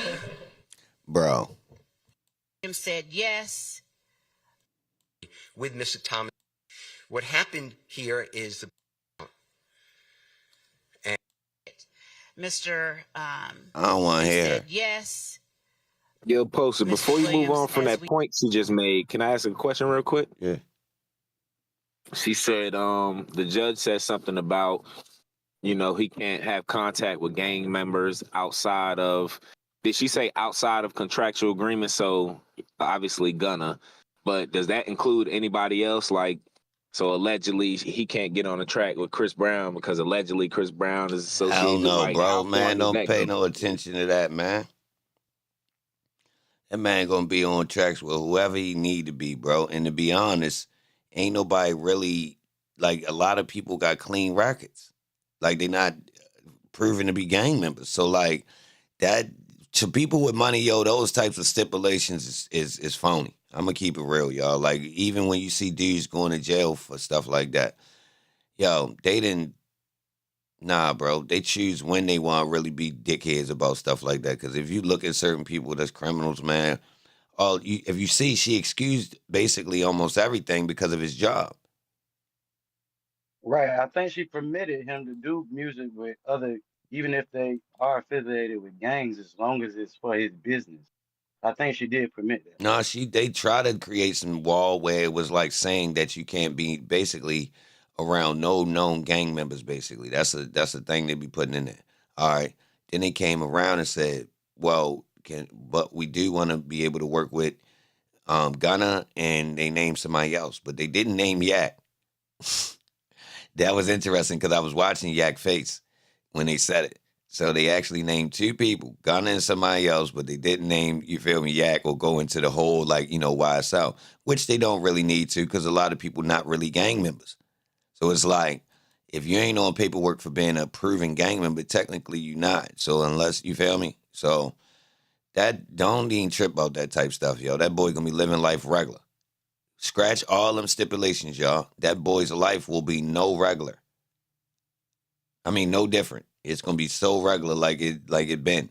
I promise you. Like I'm telling y'all because even rappers without these stipulations live inside that. Seriously. Real rap. Like grown ass rappers. They not really around no active, you feel me? Like dudes come around, and if you see them around guys, that'd be more like at an event or something. We crossing paths, you might see a picture, or we had a little situation where as though, Holmes here and I'm there, but like really hanging around, and I've been told y'all this. Beginning of the trial, they capping, this boy was not around. You can't be. Your whole lifestyle was different, bro. I'm talking about, you've been able to get what you want for 10 years. Do what you want. You got the bread for it. You feel me? Like, so all this having an entourage and, bringing everybody from home. Nah, occasionally, I bring the guys out and stuff like that. And a couple people I do have with me because, they didn't turn into my crew that I go on, this my, my clique that I do this music thing with. But your whole group for your neighborhood, nah. You do not be around them like that. As you can see in this trial, there's a lot of people that was still around the way local because they own men first off. So yeah, we know Thug, and yeah, we from Cleveland. Do we ask yo for money? No, never ask yo for nothing. I know a whole bunch of people that's cool with rappers and close to them. They have never got a penny from that man. They had knocked somebody out for yo. They ain't never got a penny. They be around yo. They accept the perks of just being cool with yo whenever he around. Real rap. Act like they done seen a nigga all goddamn year every day. Seriously. I pop up, damn, yo, what's up with you? Nothing, just came back in, been gone. That's how they move. Most rappers be in and out. Now, if you still local enough to where as though you out round the way every day, your career ain't real. That ain't a real rap career. Real rappers is way more busy than that. First off, you getting booked, and then when you're not, you trying to do other stuff to further your career. You putting in. You feel me? Like you putting your own energy. Nah, we gotta do something. You traveling, you shooting a video, you in the studio. So out of that loop right there, dudes is not round the way, if you really serious. And Young Thug's career took off early. We talking about early. Danny Glover is super early. And that's a big song, y'all. And I knew that from the beginning. What'd you say? They're gonna hit him with the Boosie. How they had Boosie on camera with the gun in his pocket. It's gonna be a miscellaneous gang member standing around, and they're gonna say, "Yeah, you was around him." Nah, that boy too smooth. Nah, bro. I know how to stay away from trouble. I'm giving him the credit, bro. You know how I stay away from trouble if you with the shit, bro. You from it. You know clearly who you not gonna be around and who not. Like I ain't even standing next to this dumbass niggas for long. If you ain't with the I'm gonna help you stay out of trouble movement, I ain't around you. So everybody that I will be around gonna already be on some. Yo, I'm gonna come holler at you. Yo, I'm gonna stop past the house, so I ain't trying to get you in no trouble. I'm gonna stop past the house, put some shit up, then come holler at you. Seriously, y'all. Niggas got niggas who came home from the feds and shit like this. So niggas know how to tighten up in order to, you feel me? Real rap. You got people who don't play. Yo, don't bring nothing around me. Yeah, I'm removed from all that. But yeah, you gotta come see me though. You feel me? You gotta come see me. But you know I come when you come holler at me. Yeah, you gotta come squeaky. I don't do none of that. We talking about none of that extra bring your homeboy or you got the book bag with all types of shenanigans in it. Nah, we ain't doing none of that. It supposed to have been that the first time. He kind of was moving like that. I told y'all. I say, yo, somebody got yo right. Because if I hope he come out with a positive message. What? When he do come out. What positive message? Man, ain't nobody listening. That shit that he copped out to, that he gonna fucking do right by the children, he gonna push peace and all that. How? Hell no. I said I hope. I don't think he will, but I hope. Because he could use his voice to come out with a positive message and hopefully try to stop some gun violence in Atlanta. What? He was a drug rapper. If he ain't got them drugs, that music not gonna be the same. Yo. I'm just talking about the message, period. Like how the judge kicked it to him, how gangs mess up the youth and all that. I You hope he believe come out that? with a positive message. The gangs Huh? mess up the youth? I'm just paraphrasing what she said. Like, If that's the what case, she was then we need to be boycotting Rockstar Games right now, don't we? But you, check it. yeah, Here you go Ho, the ho, thing. ho, ho, ho, ho, I ho. ain't gonna Don't go front. past. No, no, no, no, no, no, no, no, no. We ain't doing that. Some Let, Call of Duty. huh? I said I love some Call of Duty every now and then. Oh, you contradicting. Then we gotta stop watching movies, all that. Yeah, I don't think we should have seen all that shoot 'em up shit. How you feel? It got to be put in context. Nah, I don't even need the context. Fuck that. I could have lived without Menace to Society in my life. And Juice. And Terminator. Nah, I ain't gonna lie, I fucked with Nah, fuck Terminator him. 2. Nah, Holmes. Nah, hasta luego. Get his ass out of here. Hasta visa his ass. Yo, hold on. We got societies that don't got this type of brainwashing going on. Y'all do know this. They don't even play this type shit. They don't even play because they know, yo, once you introduce that, you're going to have some niggas out here thinking they really need to go get the strap. And then you really got straps available? This is crazy. So, like, hold up. So if we going to do this with the rap, then Arnold Schwarzenegger need to be going around talking to the kids. I'm just saying, like, you throw know away- how I you mean, gotta it's a throw little away different everything, though. bro. That's a little different because Thug is really out there. They real people. Oh, Arnold Schwarzenegger is a whoa. fucking character, and these people right here, I think a lot of people, separate movies from real life versus how they don't separate music from Nah, real bro, life. nah. That's true though, because I Besides, might put hold on on, hold on. Hold on. Tim Allen got caught with some work. Tim the Toolman Taylor got caught with some birds. I don't know Okay, what yeah. that is. Yeah. Yeah. Yeah. Yo, besides hearsay, besides hearsay, what evidence do you have that Thug was actually outside? But besides hearsay, because what we seen in the court I'm was just he saying was what I'm saying. no, hold on. Let me finish. Because what we seen in the Oh, he court, killed they called somebody? him Rapper Boy.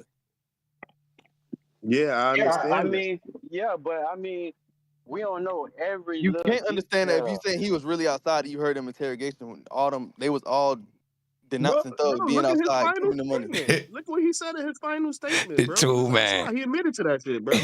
He was pleading, bro. He's trying to It get out don't of jail. matter. You He can't use admitted that. to it, bro. That boy named the Oh Tool my, you Man. are dumb, bro. He was admitted to it to get back on the streets.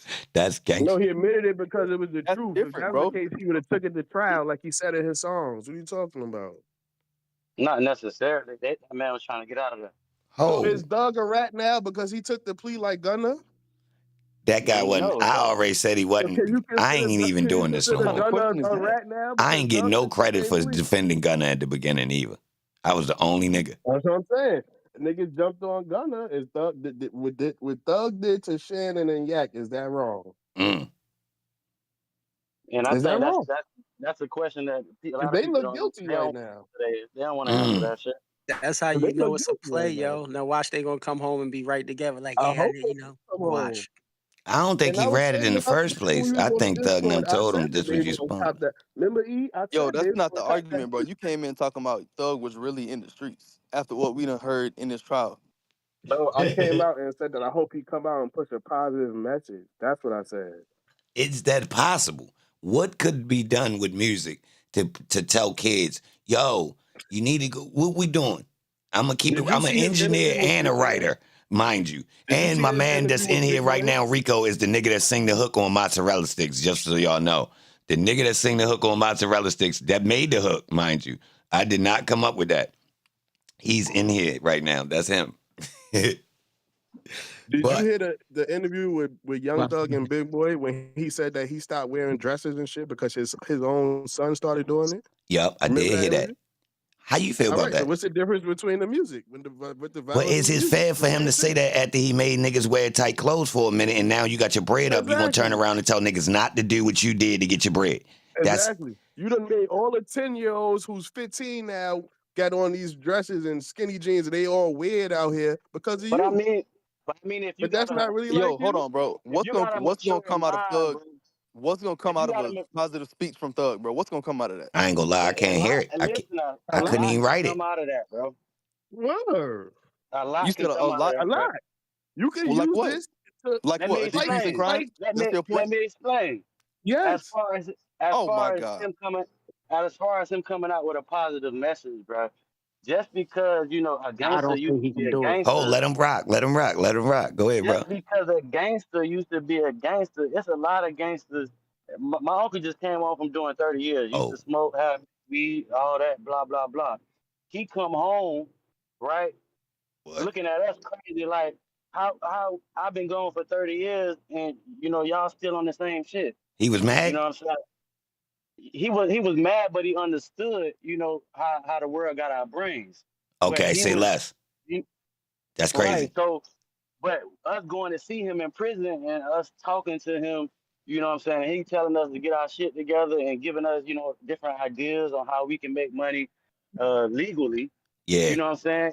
Even though we look back on his life and we like, man, you was out here, you shot a nigga in the face. No, no, You know no. what I'm Let me saying? explain. Ho. Let me explain. When you sitting in jail, you actually get a real reality check on what Right. you. Yeah, I ain't gonna lie. It'll definitely make you think strategically versus That's what I'm the saying normal with day to Thug. day just living through life on an hourly basis. So you do it. Right. That's what It I'm make saying with dudes say, Thug. "Yo, I ain't gonna lie, bro."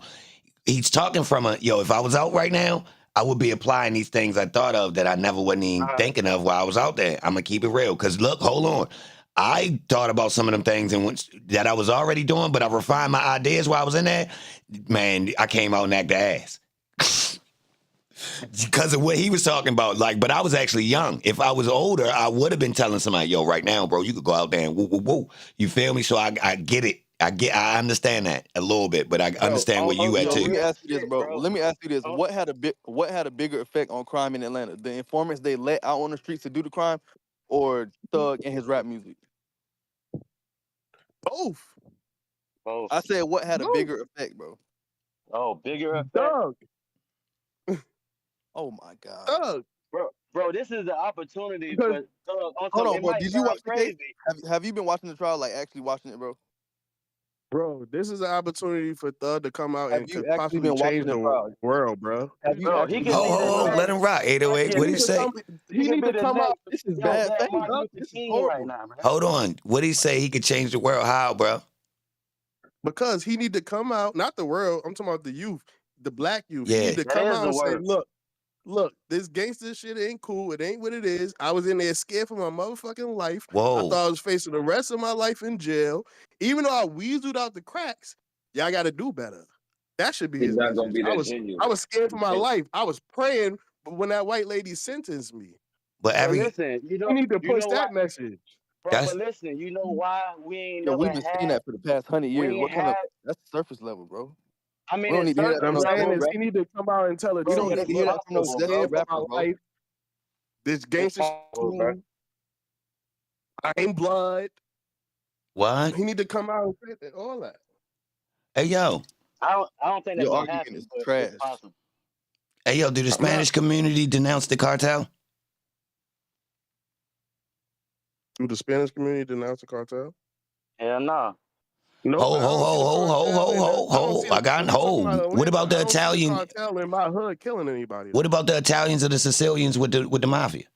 Like, do they I don't see. sure I enough don't. make They don't their? affect me. They don't No, affect I'm me. saying I'm like if not when they walking get down. caught in the RICO, None of do they us is come home and walking tell the down the street kids, yo, marching out don't join the for mafia? Italian.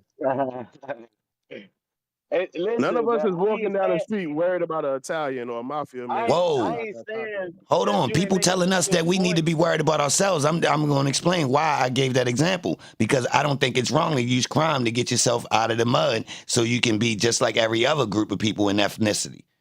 So why are we telling our dudes to stop instead of getting it in order? Matter of fact, shouldn't we make order out of chaos? I land my plane. That bitch ain't burning. Yeah. Yeah, they literally Hallelujah. brag about it. The other Hallelujah. ethnic groups literally brag about it. Hallelujah. So, Poster, you mean to tell me because we don't see a You know, possibility of him, what I'm saying, doing good or influencing people in the right way, that we shouldn't even try at all? Exactly. Tell them how to sell drugs and reciprocate the dollar in the black community so they could get rid of the black church, own all of the hair stores, liquor stores, gas stations, and use the drug, use drugs, murder for hire to facilitate all of the politicians, lawyers, and the stores and the infrastructure of the black communities reciprocating dollar. Then you push the crime to the bottom level of your pyramid and hold it where it is. Okay, I fuck with that. Order out of chaos. You use it as your foundation to stabilize your people. You coming out the mud. We haven't got the chance to do that. Every other group has got the chance to do that.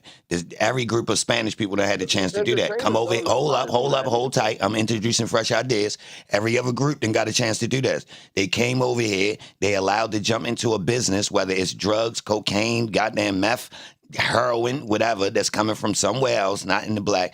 They somehow find a way to funnel that shit through the urban community most of the time, but they are outsiders, right? Then technically they establish their communities, block the other people from poverty out of these newly established communities as they turn into taxpaying citizens and act like they didn't have nothing to do with the crime. Why we didn't get our chance to do that? You know you're speaking on another RICO case, possibly, right? Everybody gonna go, what? The Ponzi scheme boys is getting charged for this. Ain't nothing, bro. RICO's is business. That's racketeering. Say less. Plus, if we get to some high level RICO's, we only doing 3-4 years. You ain't saying nothing. We'll take a couple. We getting billions off these, cuz. And we going bankrupt, so we ain't gotta pay people back. What? Come on, cuz. This business. This business. Matter of fact, speaking of this, how is it lopsided if we getting charged for racketeering at this low level when we ain't even doing that much tax evasion? But them boys are stealing all that money and evading taxes, getting lower time. Ugh.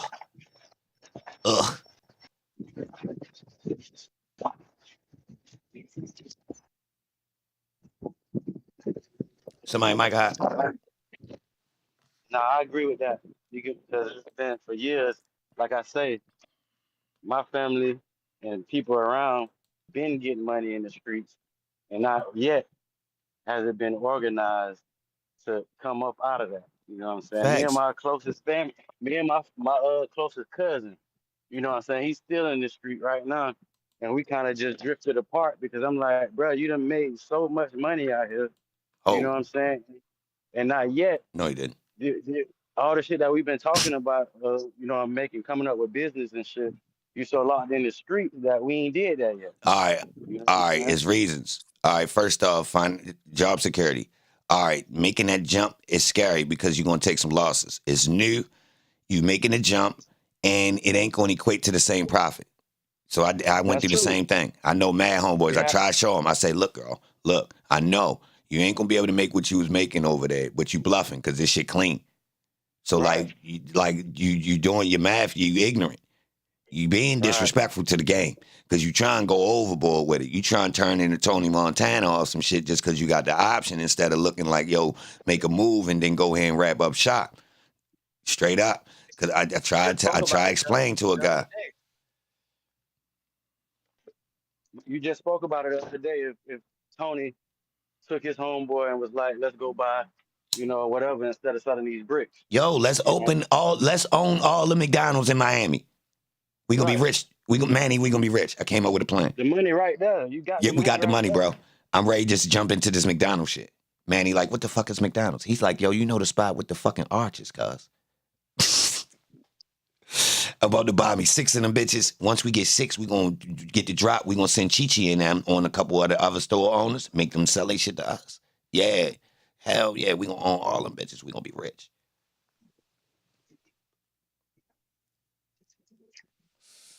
Yeah, you know Manny was slick. He probably come up with some slick shit. Yo, what if we go back home and bring some of the food and open some restaurants from back, you know, all that shit. Then now these boys own the Miami restaurant industry down that bitch. You know what I mean? Tony got the club popping. All the drug dealers at Tony Club, he ain't even in the mix no more, but they salute him because they know he bang his iron. The shit just be so frustrating because we sit here and look at McDonald's, we look at all these corporations, and that could literally be us, bro. Like literally. Well, we choose the streets. Whoa, cuz. Nah, yo, you got to scroll back. Before crack and drug dealing was readily available to the black community, and only heroin dudes had small operations. They wasn't even what drug dealing wasn't even looked at as a prominent job for real. They did that, yo. They sold us that with rap, y'all. Just to Yo, let they y'all know. literally outsourced our jobs right before the crack era, bro. I'm telling y'all. They did that. They did that, but we got the knowledge, at least some of it, to see what they did. And I ain't saying it's easy, bro. You know what I'm saying? But it's some sacrifices, like you say, you ain't gonna be getting the same money that you've been getting. But it's sacrifices you gotta really take if you really trying to make it better for yourself and your community. You can't be like, damn, well, I ain't finna be making 100 grand no more.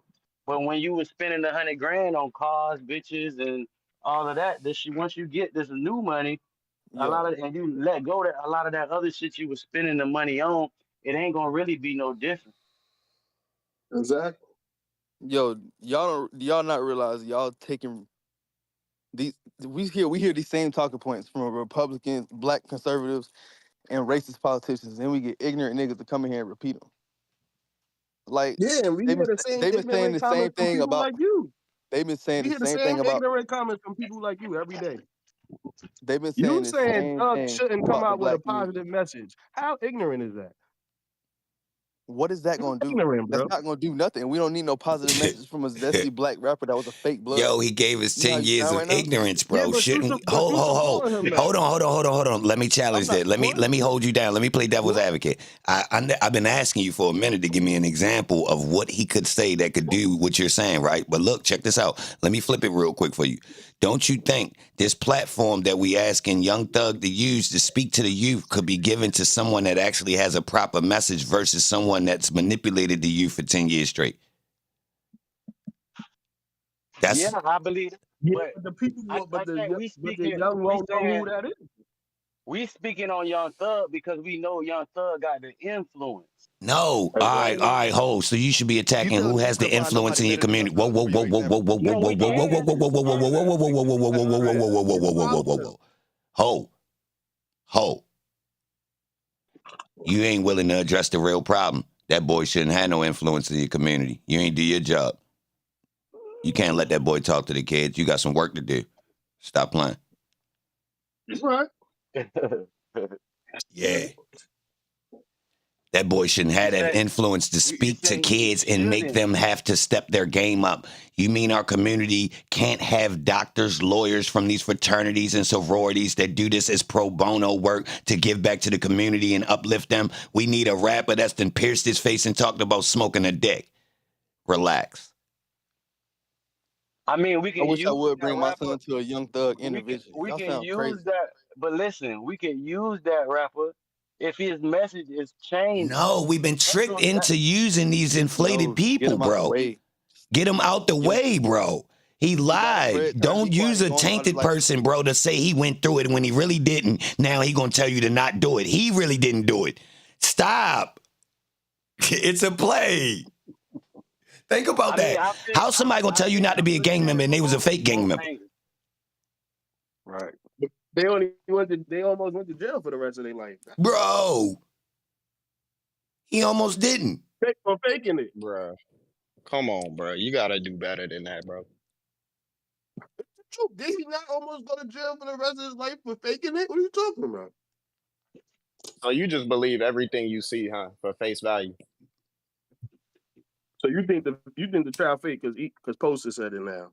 No, I ain't gonna lie. I wasn't. No. That's I ain't what's even That's pushed that proving during the my trial. point. Come on, bro. that's I'ma had to Proving my say it was point, people bro. that's a saying this troll during the move. trial, and I was not pushing it.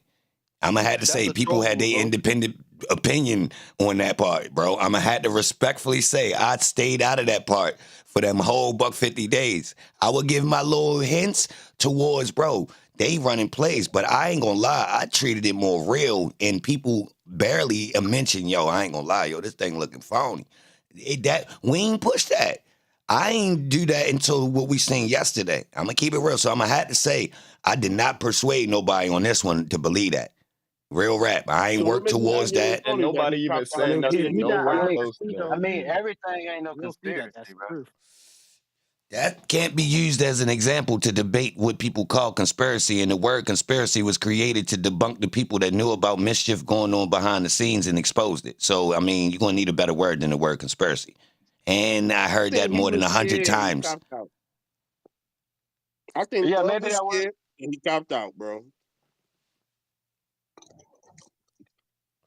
Can you I mean, the explain a word person look? conspiracy probably is the wrong word, but I'm just trying to say everything ain't as deep as it looks. It's not. Wow. So you can explain the Not devil's claw. everything. You can explain the devil's claw and that boy getting his deal on Halloween. Nah, see, Yeah, you can't released. explain Yeah, all that. damn near released on Halloween. Yeah.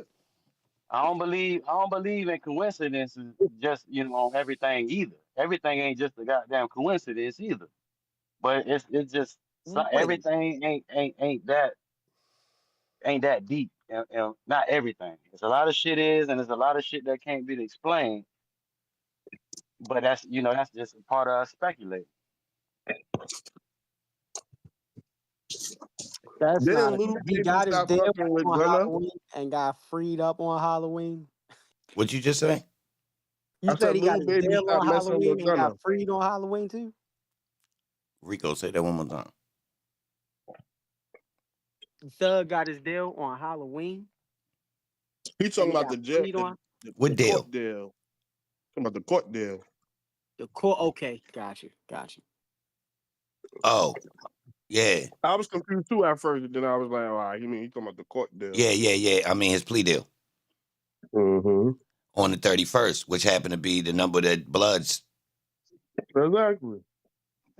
have as a. But I do believe his music executive, everybody his label and all them, they ain't show up at that courthouse just to support him. They put their 2 cents in as far as him taking that plea deal. What you mean? You know what I'm saying? I meaning like I feel like they had a say so on him taking that plea deal. It wasn't just Thug in his own brain. I'm pretty sure them rap executives, them label executives was sitting there negotiating with Brian Steele, them and Young Thug and his family on about what he should do. You know what I'm saying? What Yeah, he, man, you gonna keep praying for this. The because business as move. far as In this situation, yeah, though, that boy was getting promotion that we couldn't even pay for, or we might have paid for it. But I don't think the record label necessarily wanted the trial to be over. Because look, technically, if it's looking like he guilty, and this boy getting the most promotion he ever got, and we couldn't pay for this. it's Technically, some time of for the him to business come people might have home wanted to and get continue. more money. But You did think his you think money they was go up making from more being in money? jail? Absolutely. You think they're gonna get more money with him still in jail versus him getting out of jail? Ain't no Hell way. no. Exactly. Now that he already done, you've been in there for 2 years, you done built up this promotion for two You years. gotta recoup. That's You gotta that's recoup. like that's Hold like on, hold Drake on, going ho, on ho, ho, ho, everybody's ho, ho, features for ho, two ho, years ho. and then drop an album. Hold on, bro. Y'all just stated something without no proof as being a fact. So y'all What, they gotta saying recoup? that him being in jail he's losing money. He's worth more outside. That's what y'all just said. Both y'all just stamped it.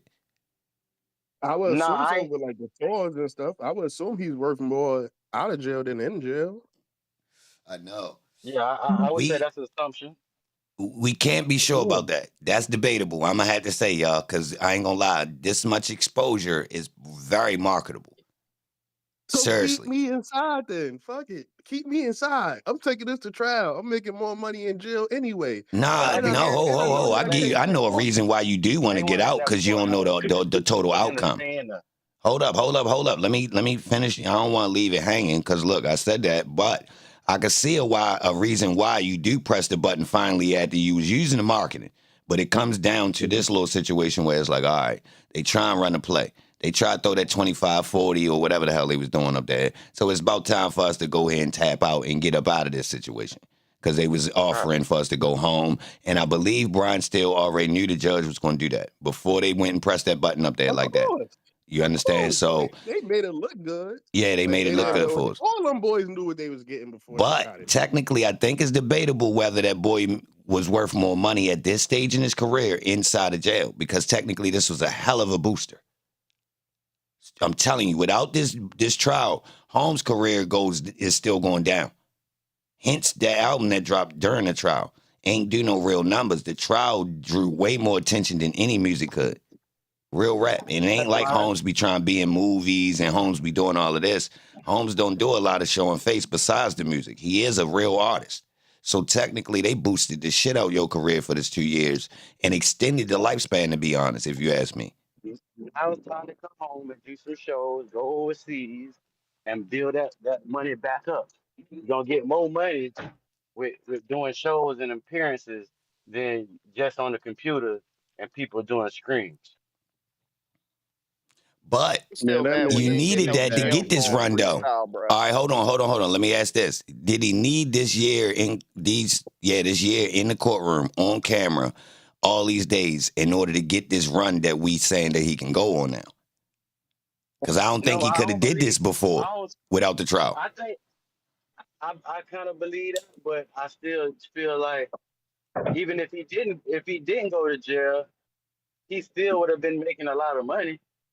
His promotion wouldn't be as big as it is now. Because this thing been talked about across the world. You know what So I'm we saying? The do this biggest so we problem can in extend our America, career. So this was an investment. it became an investment. So we made order out of chaos. Right. Did we plan it? Could have been. I damn sure ain't, bro. I ain't even at All the right. table. They did agree in court that all them boys was using that fake beef to promote their careers. The judge did say that, didn't she? After all of that evidence, they all went, well, basically, was it Brian Steele that presented it? Like, yo, they was just using this look. It was all to get these boys' careers popping. Even Wayne on the little the little back and forth with them. They technically acknowledged that all that shit was wrestling, y'all. Do y'all know that? Lucci, Rich Homie Quan, Lil Wayne, they acknowledged that this was clearly what they is being done in the music industry. Without the experts of Brian Steele. You know Brian Steele and them was going to You go in gotta, when they came up. but you gotta think, bro. If somebody shoot your mama, right, and kill your brother, just because you're in the music industry, don't mean that you ain't gonna you ain't gonna actually feel the pain and really want revenge, and while simultaneously using this to boost your career. You can do both at the same time. What if I told you you wouldn't be famous if your mother ain't get shot? What we doing? You rewinding the time? Nah, I think he Believe was. that. He could have been. He Yeah. probably She ate wouldn't that, yo. as She a soldier, bro. What we doing? he probably wouldn't be as famous, but they I didn't using know it. about Yo, that. answer I the learned question, about that bro. Say that recently. again. That just Yo, opened up a whole nother door. you ain't gonna be famous if your mother ain't get shot. What we doing? We rewinding the time? That's not true though. That's not true though. Bro, it's a booster.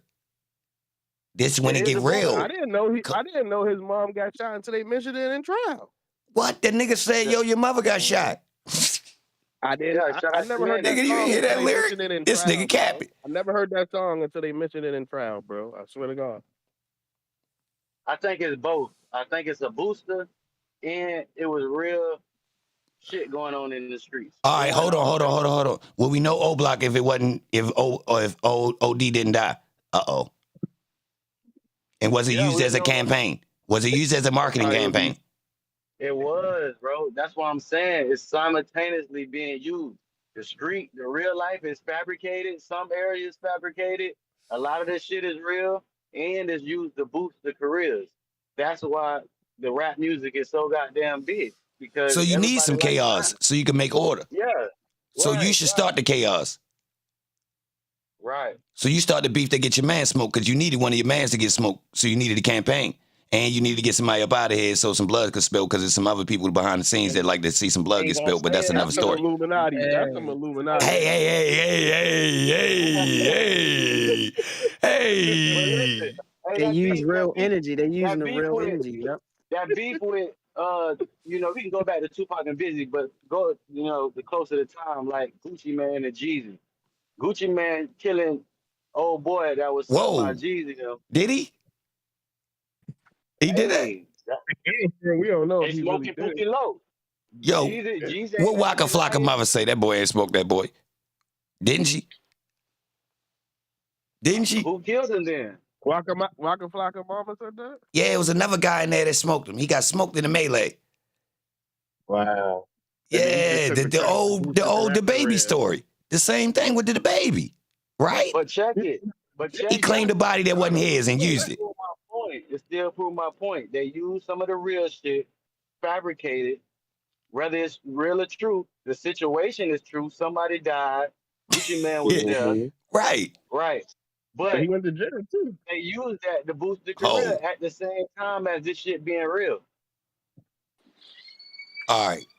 Who we need to be mad at? The rappers and the record label. I can go for that. Seriously, because look, they telling the rapper, yo, don't go out there and get no real smoke, but we need some smoke. Nigga, like, what you mean? You need the Philly All right, we got another rapper in your city. You know this nigga? He signed to us too. Like, nah, I don't know that nigga. Where you from? All right, we gonna have y'all two go back and forth. They doing that? Yeah, they doing that. Yo, 6ix9ine was signed to the same label as everybody he beef with. Just to let y'all know. They doing that. They doing that. Just to let y'all know. I'm talking about, bro, when you look at this umbrella and you see this breakdown, I did the research, y'all. I'm telling you, you can search it. It ain't hard to find. Yeah, it ain't hard to find the web of all the labels. And when you look, I went through a check. I Googled everything, everybody 6ix9ine beef with, even the fakest of beefs he had with girls. I'm talking about, I found wild shit. He beefing on the internet with girls. Everybody was signed underneath Universal, y'all.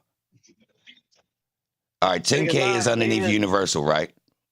The dude that owns 10K is the son of Lucian Grainge, right? All right, bet. Universal basically is the overall umbrella of almost all record labels that control everybody we see right now. So if you look, everybody technically signed underneath of the same umbrella, y'all. So this is weird. So when I was looking, I used 6ix9ine as the example because that was my investigation. That's who I was investigating. See how connected he was. And I swear, I started at the most obvious beefs and trickled off of everything Google would give me. And I went to clearly the people that it was clearly a play. Like, who the hell even knew this dude had an argument with this person? And I checked every person that was an artist. Even the non-artist is connected in some way. You feel no exaggeration, though. I'm talking about at some point I was about to stop, and I just figured, fuck it, let me go all the way to the end. Even Nicki Minaj, he had some smoke with, and it was all a play. But it's similar to Young Thug. That's been a play. Indirect confusion, where somebody write a note, and you didn't even write the note. Somebody else writes it with your name on it, forged your signature, and created a conflict. That's been a play. Nah, but hold on. What if the artists do it willingly together? How many artists done say, yo, I got hit by another person and they wanted to start a fake beef? We done heard this more than 10 times now. I know y'all did. Yeah, I done heard it. I know y'all done heard people say this now. Real rap. You think Lil Durk and the NBA beef or whatever you want to call it? Fake. You know, King Von and all of that. I think both them boys created characters, bro. I think the King Von story was a created character. I almost feel like Holmes still alive. Seriously, y'all, I think Holmes is really thugging, got locked up. They plucked Holmes out the jail, made Joe pop out like that. The formula is real simple. I went through and listened to the music. I say, oh, I see the formula. Holmes ran the play real quick. They used the Atlanta music scene in the mix a little bit.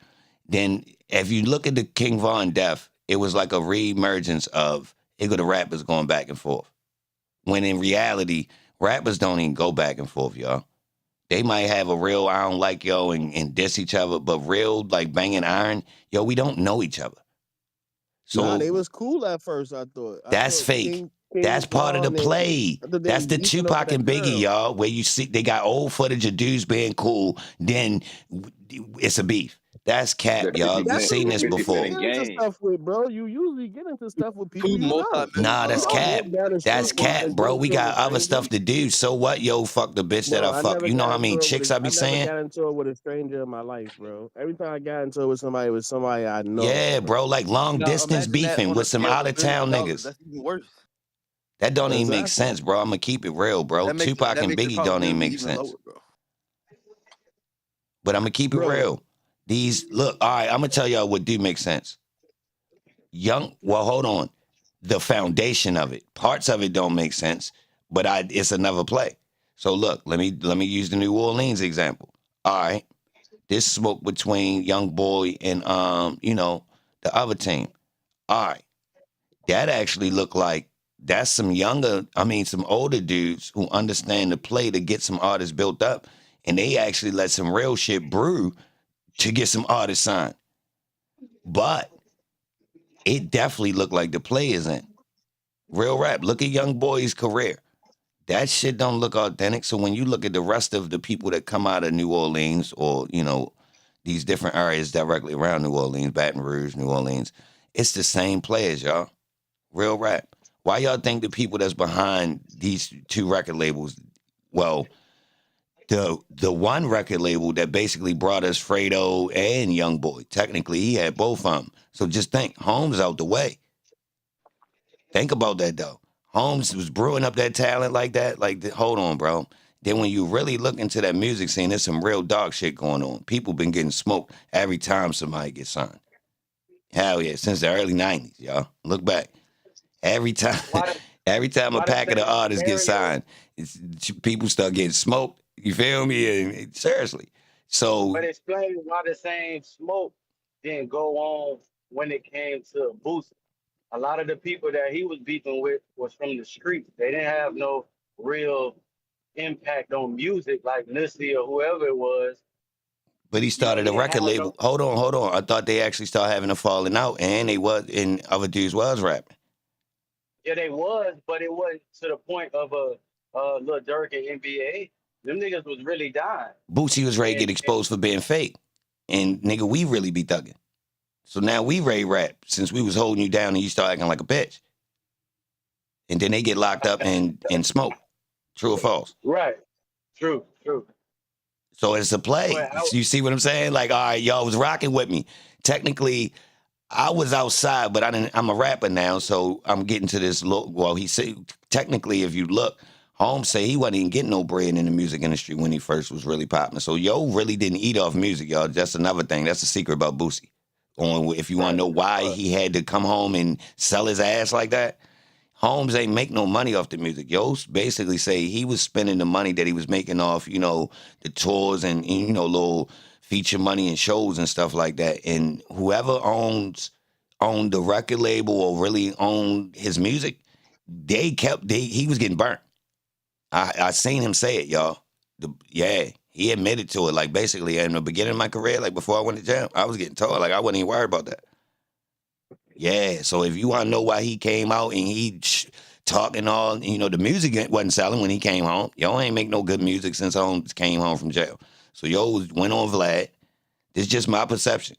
He went on Vlad and reestablished who he was. And now, I mean, look at him.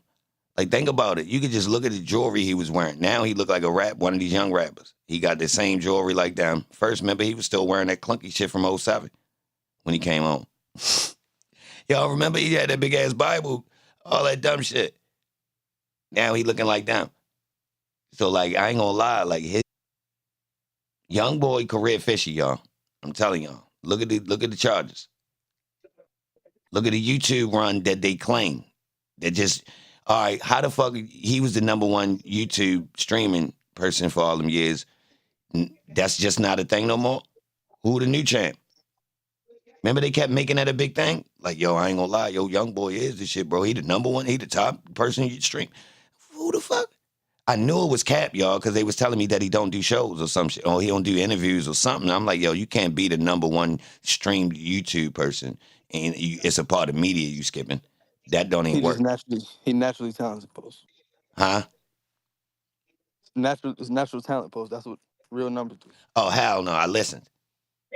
I I mean, listened. not even naturally talented. It's the message and what he rapping about. No, I listened, Yes, bro. yes, No, and all of That's that cap. shit That's cap. is the most prevalent thing when it comes to rap. I ain't gonna lie. That music ain't that, y'all. I listened, and I ain't expecting to have the same palette as a younger person right now, right? But I ain't gonna lie, bro. he real hit or miss on a like you could breeze through his albums easy. If you want to get locked into that and make that your, oh yeah, yo, I listen to YoungBoy. Cool. That's like the niggas who was listening to Gucci Mane. It's cool. Like, all right, I get it, but like you ain't telling me that it's that much of a vibe. It's got you locked in like that. Nah, I was sick 3-6 Mafia and you know, other people that came and like kind of made people kind of hop into it like cult like. The young boy cult, nah. Nicki Minaj cult, Beyonce cult, hell yeah, it makes sense. You feel me? That young But boy it ain't cult, so they much seem about like the they just get left music. on the island and he was the only one for him to fuck with. It ain't so much about the music as much as it is about the shit that he rapping about and the perception of this gangster image. Why you think we love Scarface so much? Scarface You know who? that shit ain't real. Scarface, the movie. Oh. Why you think I we hate love the all that image of good it though. shit? Like I don't keep like I won't buy nothing Scarface.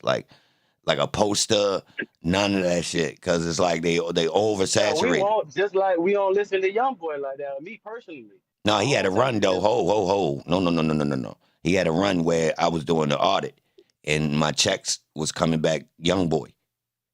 And they just didn't say young boy. They was giving me the back like, nah, he ain't just my favorite nigga. You don't know? He the jamming this goddamn artist out right now. He got the I got brainwashed. I did this what made me go look. I'm like, oh, fuck that. I heard him, but let me go listen to enough of it to really consume and see what's going on. And I checked him out. And I agree. Holmes got his shit and I get the vibes. Yeah, Holmes talking like he want to smoke somebody right now. But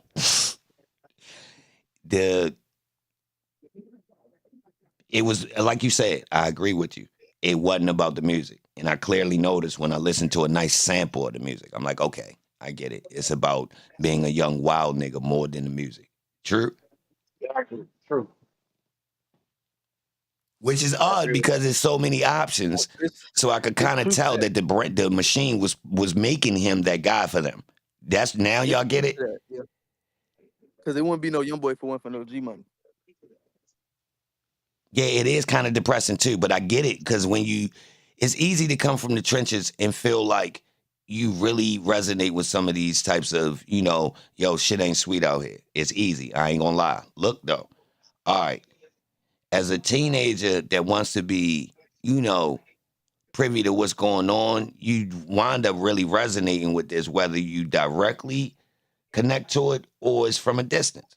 Real rap. I ain't gonna lie. Cause like, all right, say for instance, we listened to certain rappers. I couldn't resonate directly with what they were saying, but in a certain context, I could. First off, they slightly older. They talking about stuff I ain't quite doing yet. Now, as I grew up, the artists actually rotate a little bit, so you wind up, get a new group of them. But still, as you younger and you in your formative years, let's say, you listening to dudes that's slightly older than you, right? So they saying certain stuff you ain't privy to. You kind of picking up game. You get persuaded. They over the top with it. But you still incorporate the ideas that rappers are giving to you. All right, let me keep to the topic. On the strength that so many young people was rocking with Young Boy, it started being like, hold on, did the machine force this kid on him? That's my idea. Cause it just seemed like, yo, before we knew it, he was like the only one standing at the top left for the young people. It ain't like they picked him because of quality and he rose through the ranks because they like, nah, yo, he really the best one. Nah. That ain't what you feel me? So I was questioning, like, yo, hold on. Holmes kind of like got his own kind of lane up at the top by himself through default though, like the way the time slots work. He came in, it was kind of like an empty period, ain't really, he coming from over there. You see what I'm saying? So he kind of had this lane of being like it's kind of similar with what we seen with Lil Wayne. Wayne comes out, he coming from that sector of the United States, and he really don't have no comp. If you look, Yo, you don't remember the dog yet?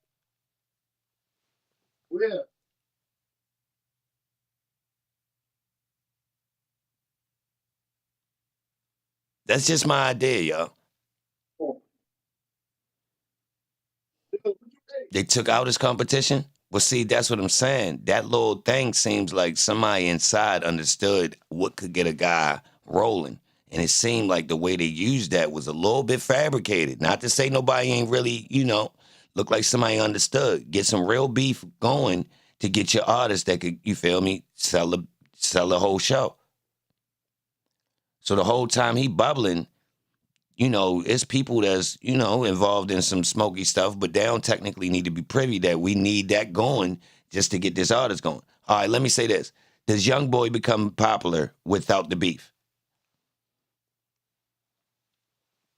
Not as much as No, he is now. No, no. not because of his music. It wouldn't be no Young Boy without Fredo. It wouldn't be no Fredo without Young Boy. Same with G Money.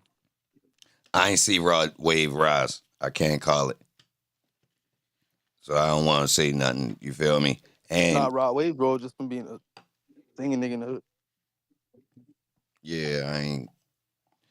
He kind of looked like it's the talent that got him in. I'm gonna keep it real, cause he stay in that zone of the kind of what he good at, and people like him for that. Hey, Which I'm you gonna have think to his music say. gonna last without no type of beef or violence or gangster image? And I like the way he dressed.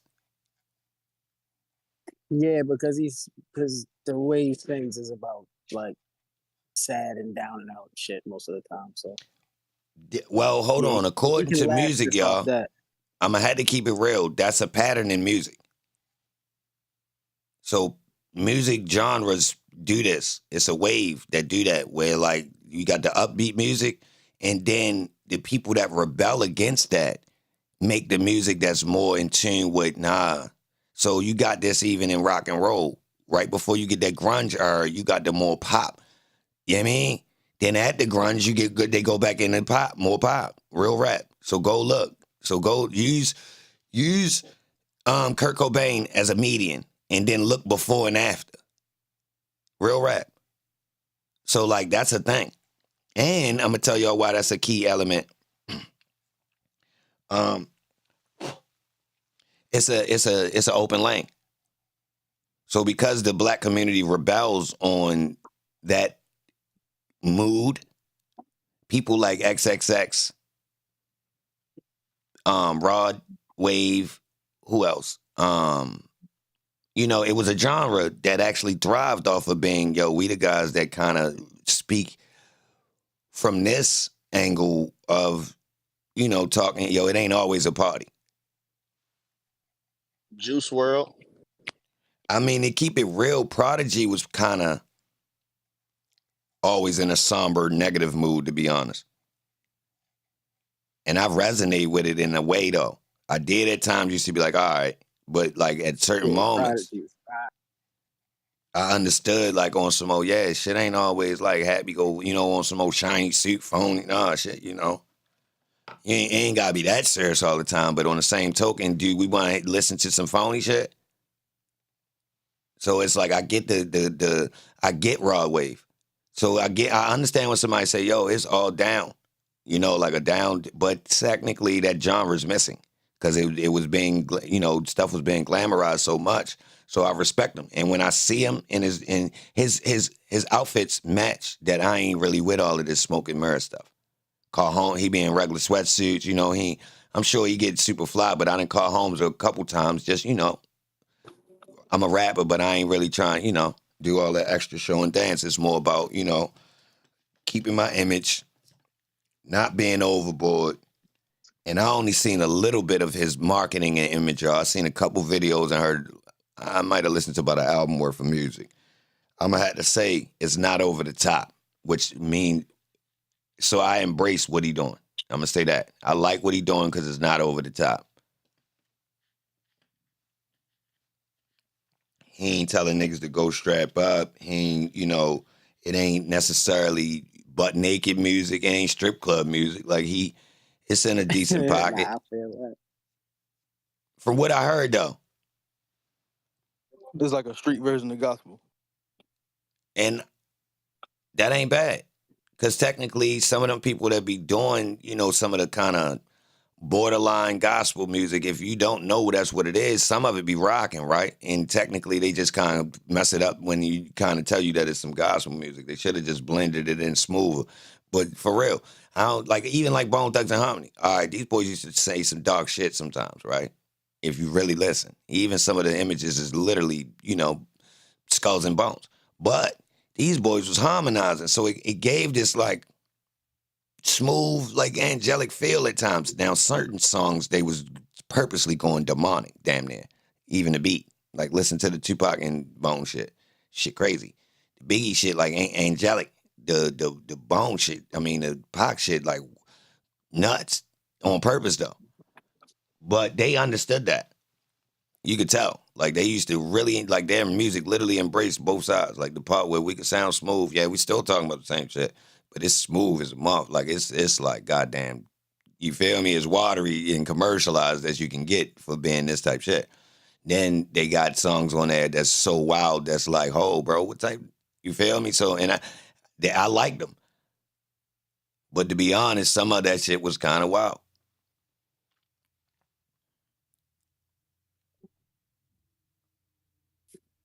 100K on all of his sad singing music, his sales. But think about it. If a person got that genre consistent and they don't got a lot of competition, he feeling his, he doing his thing. He got his genre. He got, you know, you don't need to sell out no soccer stadium every time. People know who you is. It give you a longer time frame too. You won't get saturated. You don't got to be in a rush. You can embrace the other people around you. That's similar because it's only a couple of us. So what's up? I ain't mad. Yo, ain't a whole bunch of confusion on album dropping and all that, bro. So I don't think that's that bad.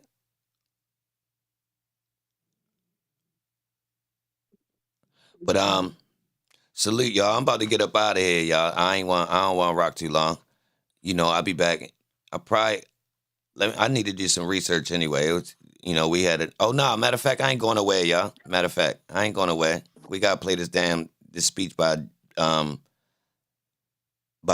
Steele. So I'm about to start this. I'm about to make some more coffee. Hold on. I ain't letting them slide because they played a game with us yesterday.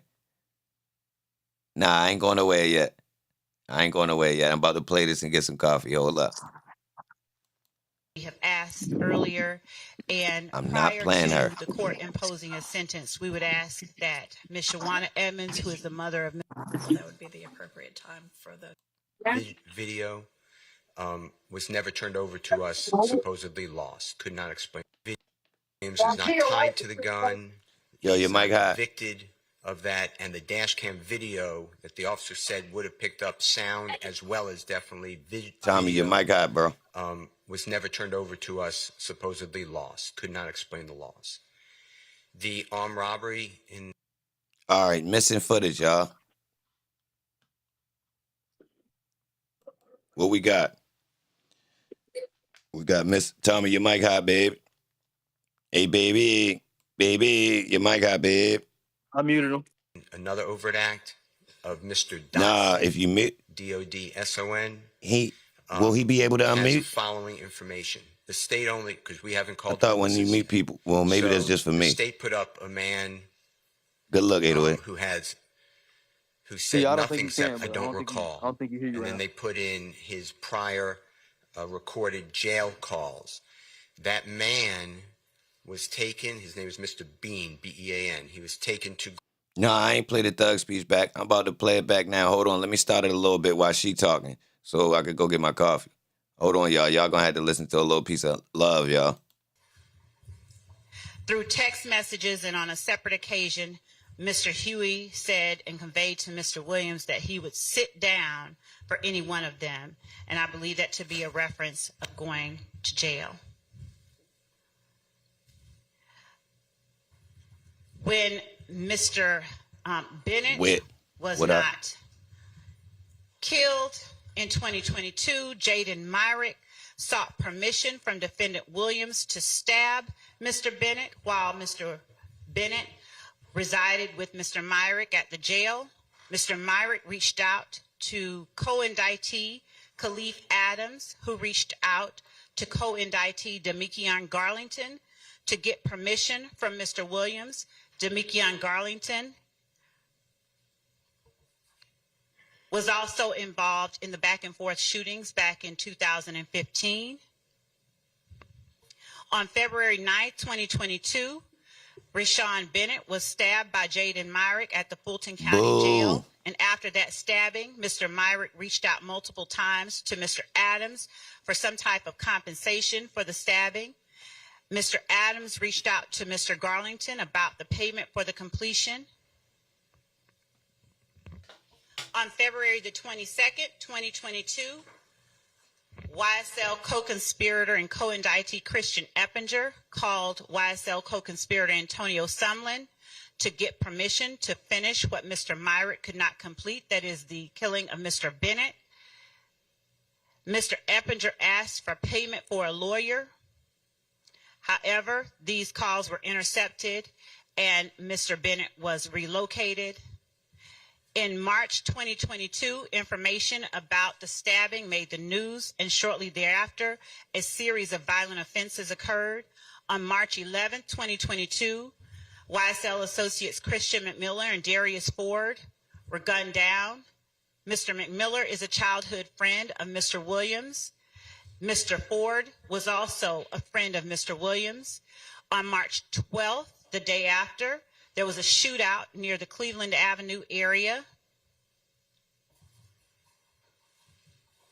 A shooting by a YSL associate, Stephen Harris, in YFN territory occurred, and a YFN member was shot in the head. March 11th through March 14th, there were a number of social media posts going back and forth between members of YSL and YFN. One of them was a post by Shannon Stillwells. We ain't the only ones who ain't going to be crying, that's going to be crying. After a posting was made by Mr. Watts picturing him, Mr. Shamel Drinks, and Mr. Jasper Walters,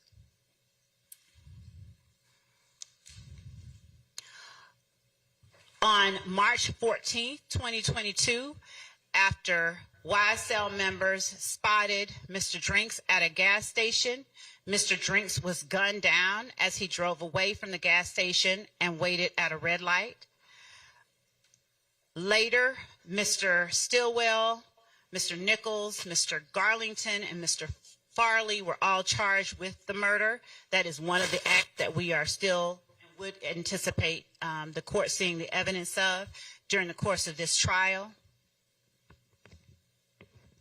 After grand jury warrants were issued after this indictment for Mr. Williams and 27 other co-conspirators, following searches of phones, wiretaps, and other information that led police to understand the role that Mr. Williams played in the YSL street gang and enterprise. Mr. Williams' home, he was arrested at his home and a search warrant was executed inside his home.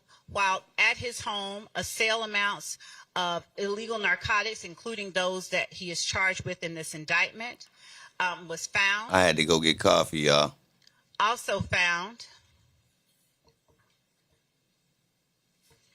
was the machine gun with which the defendant has been charged in this indictment. I'm in here. Hold up, y'all. Yeah, I'm going to get her out of here, y'all. Let's let Brian cook. Boo. Yeah, she cheeks. The gun had a switch. The narcotics included marijuana, codeine, and cocaine. And inside the home were also other guns besides the guns with the switch.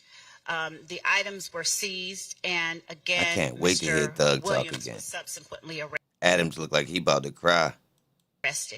Along with other YSL members at Mr. Williams' home. Your Honor, that is the evidence that I believe has been shown throughout the course of this trial and that the state would continue to show. There are several messages between Mr. Huey and Mr. Williams, inside the cell phone one of the cell phones that were recovered from Mr. Huey, besides the messages about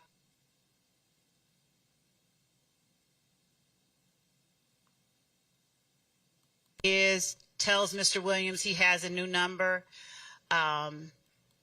Mr. Huey asks Mr. Williams, hey, my brother, I'm fucked up. You ain't got nobody I can pull up on and have something in my pocket. Mr. Williams responds, slat, let me call BEO. Mr. Huey responding, slat, I need you, my brother. Mr. Huey saying, asking whether or not a lawyer was going to go and talk to another YSL associate, asking Mr. Williams to send him some money to pay his lawyer off. Mr. Williams asking Mr. Huey, who had been accused of armed robbery, what did he want? Mr. Huey responded with a number. Mr. Williams responded, slat. After Mr. Williams stole a star ring from one of the victims in the indictment, he asked Mr. Williams stole a star ring. Thug got mad as shit. I ain't stealing no damn star ring. Mr. Williams, do you have a star ring? Mr. Williams said yes. Mr. Huey said, slat, you can't cash out me $500 so I can make a payment to my lawyer. Mr. Williams responded, slat. Hold on, bro. What does she mean?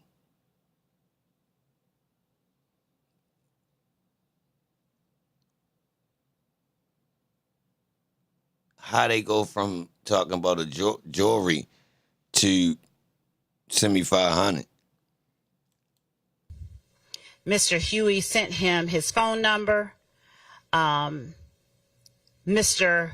Williams assured him through his responses, slat, that he would take care of them. Throughout Mr. Huey's phone, you see messages of this nature between Mr. Huey and Mr. Williams. The court, again, will hear that as this trial continues.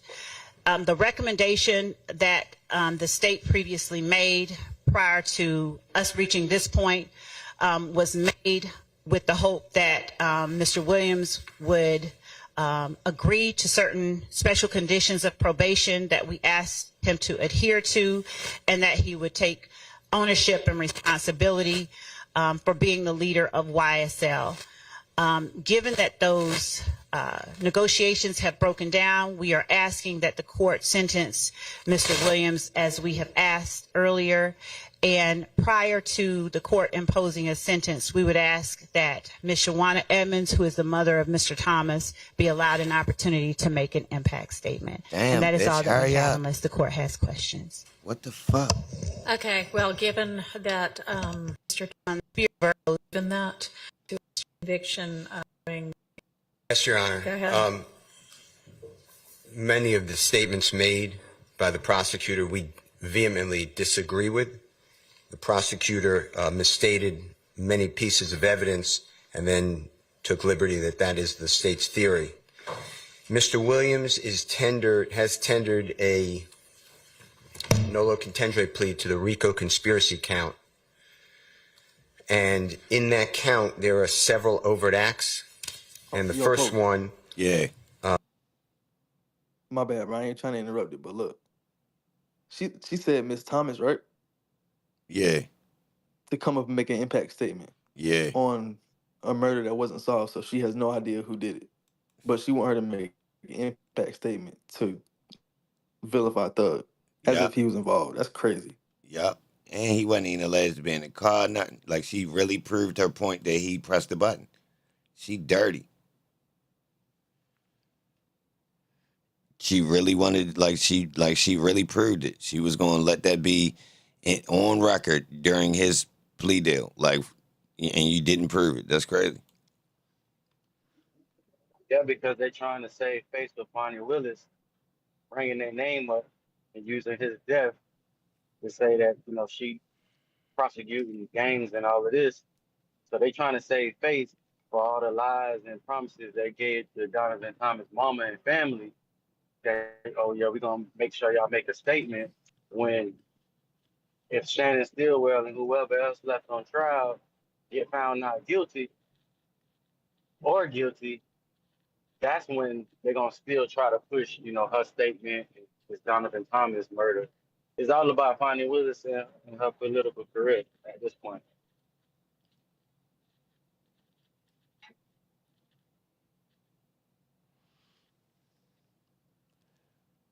For some reason, I feel like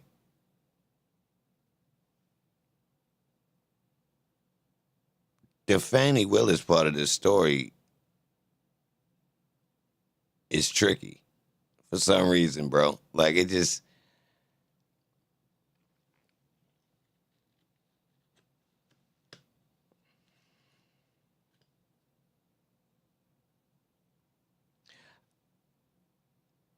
something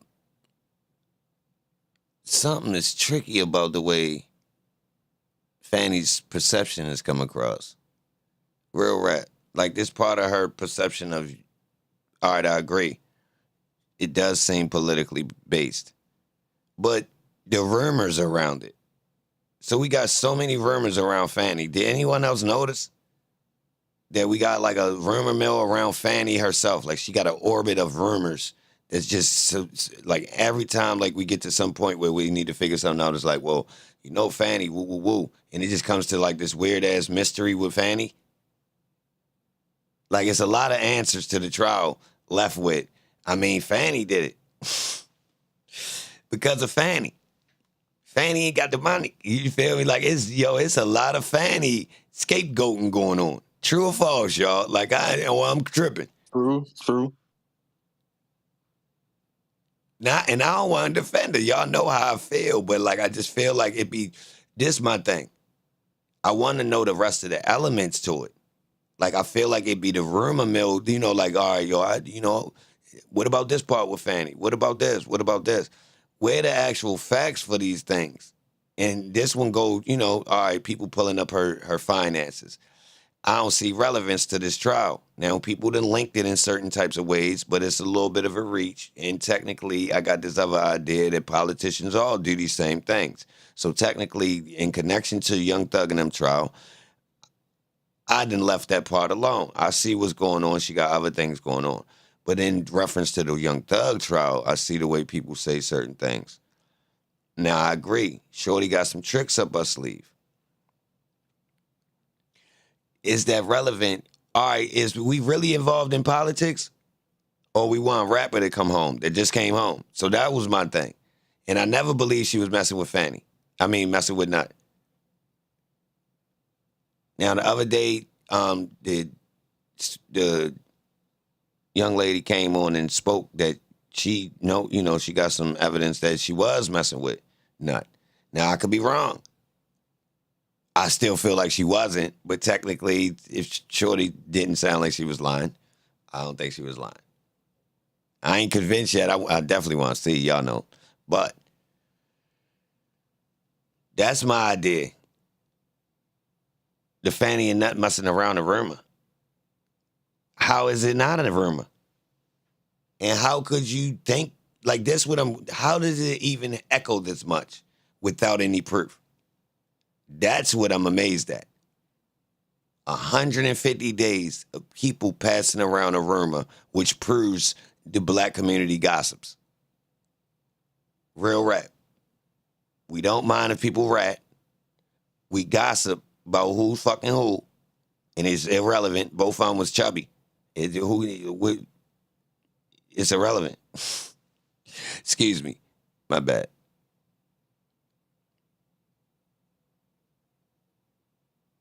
The fact that Fannie got more attention than Queen is the more important part. How slow he is. I think it's kind of, all right, look, I defended Fannie in this way. I got a mega elements to it. Is it possible they was messing with each other? Yeah, but that's kind of irrelevant. I could see it's like it defeats the purpose. Well, no. It's like it's not really pertinent to the argument of what we got going on. So it's like regardless of what happened with them, that's kind of like that can't be the answer to everything. So people use that as well, she's doing this, all this, and she's breaking the rules. Like if y'all notice, a lot of times during the trial, we would come to points where people would really say, yo, oh no, they doing that because Fanny really want a conviction on this because she used to sleep with Nut. Like think about this. This thing was being used freely amongst the Young Thug trial. We all watched it. Like it would come in the chat.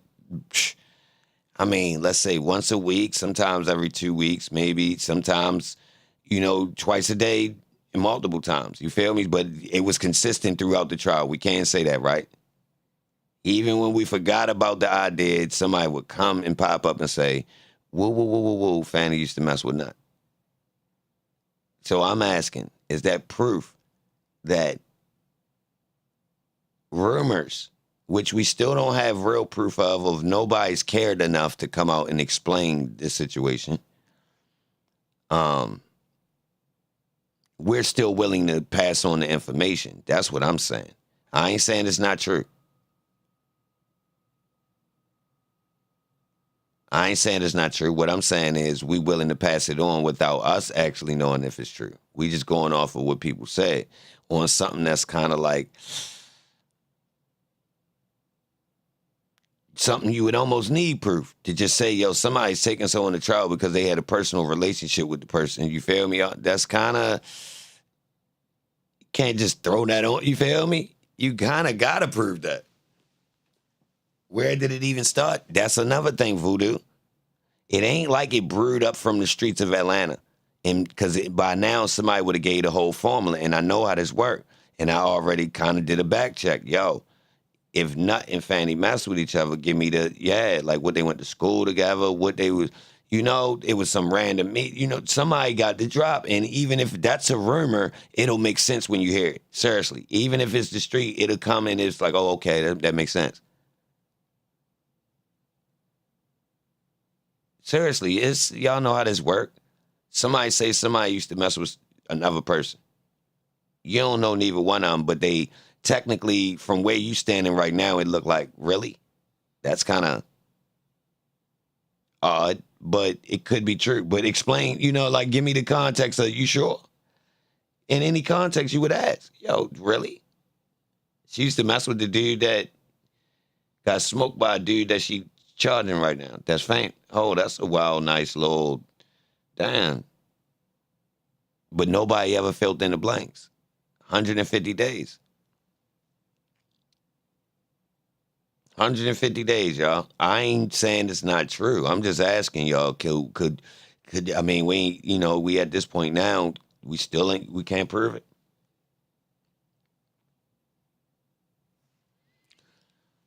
But it's still a question of the relevance. Real rap. I question the relevance. Is it important? Whether or not. You feel me? Because it's like, I think she could have used some other cases to move forward politically. I don't think she necessarily needed, ho. I'd take that back. The cameras being in the courtroom and her name being attached to this trial definitely got her some clout. So I will say I see how she used that. I would say the position with her career got a stronger impact on taking this to trial than her messing with a dude that got smoked. I think if she felt that type of way about Holmes, it would be more evidence. It would have been some type of real relationship. All right, yeah. But like if it was just something to where as though it ain't even barely no evidence, golly, how serious was it? You feel me? From the outside looking in, I think that first, it don't matter to me whether she messed with him or not. I don't think that played as much a part as anytime in the neighborhoods in my lifetime we couldn't figure out when somebody got smoked, who did it, like nobody's talking. It always came out to be those people. It was a higher hand that either got that person smoked or a rumor started and you don't know where it came from. Like nobody know where it came from. Facts. It's a good chance that that rumor was planted in the community and we just bought into it with no proof. Somebody said it, we bought into it, they planted it, because usually in my lifetime, we've been able to find out what really happened if it really happened. Like Facts. the police may not know, but the people in the community know. And if ain't nobody in the community come and look, I swear on God, she did. We ain't heard none of that. I've been with you since way back, and I ain't heard nobody come on here. I heard people come on with you with the rumor saying they heard, but nobody's saying, well, Dolores told me, and she lived up the street with Facts. him, and she saw them doing that. So I Facts. go with, nah, we tell better than that. When we Yeah. start telling, we tell way And better. this ain't even a thing that you obligated to hold a secret. Seeing somebody with somebody like a real, like, nah, I seen them in a situation where they definitely was in a man-woman relationship. That's like, come on, man, this a thing. Come on, man. Like, people know, like, and at this point we pass, it's telling. Nah, this ain't telling. We on the back end, home's gone. You feel me? You filling in the blanks for validity because that's what people looking for. Ain't like people looking to expose nobody. We're looking just to make sure it's the true story so we don't tell no lie. Keep that in mind. Like I said, there's no relevance. Ain't like I'm going to use this fact as some type of, I don't think she's that willing to throw her career under the bus for even if she did mess with y'all. So I don't think she would break rules necessarily because she wanted to get a conviction for somebody's homie. Even if she was connected to yo, I think she would do her normal job. So I really didn't see no validity in that idea keep floating around because people used it, like I said, as an excuse. Yo, we only doing this because Fanny used to mess with Nut, and it would come up like every so often. I just got annoyed by it because I seen the repetitiveness. You would have, all right, Jimmy Gomez says, you would have thought it would have came up in trial. Awesome, Jimmy. That's one of the things that didn't come up in trial.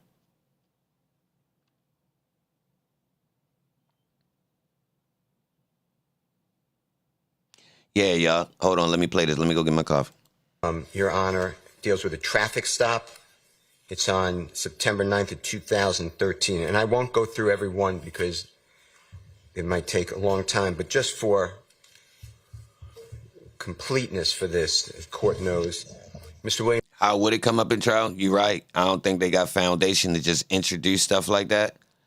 Unless, they find a way. But you're right. I think a lot of stuff didn't come up that could prove. Well, I don't know. Like I said, I don't know the relevance of that. So it not coming up. I get it. Even me. If you notice during my streams, I don't bring the idea up a lot because it's like, yo, it ain't really changing much in the trial. You feel me? Just driving a car. There is a dash cam video of the stop. The officer who testified at the trial 11 years later, the case was a gun was found under the passenger seat. Mr. Williams is not tied to the gun. He's not convicted of that. And the dash cam video that the officer said would have picked up sound as well as definitely video was never turned over to us, supposedly lost. Could not explain the loss. The armed robbery, another overt act of Mr. Dodson, D-O-D-S-O-N, has the following information. The state only, because we haven't called witnesses yet. So the state put up a man who said nothing except, I don't recall.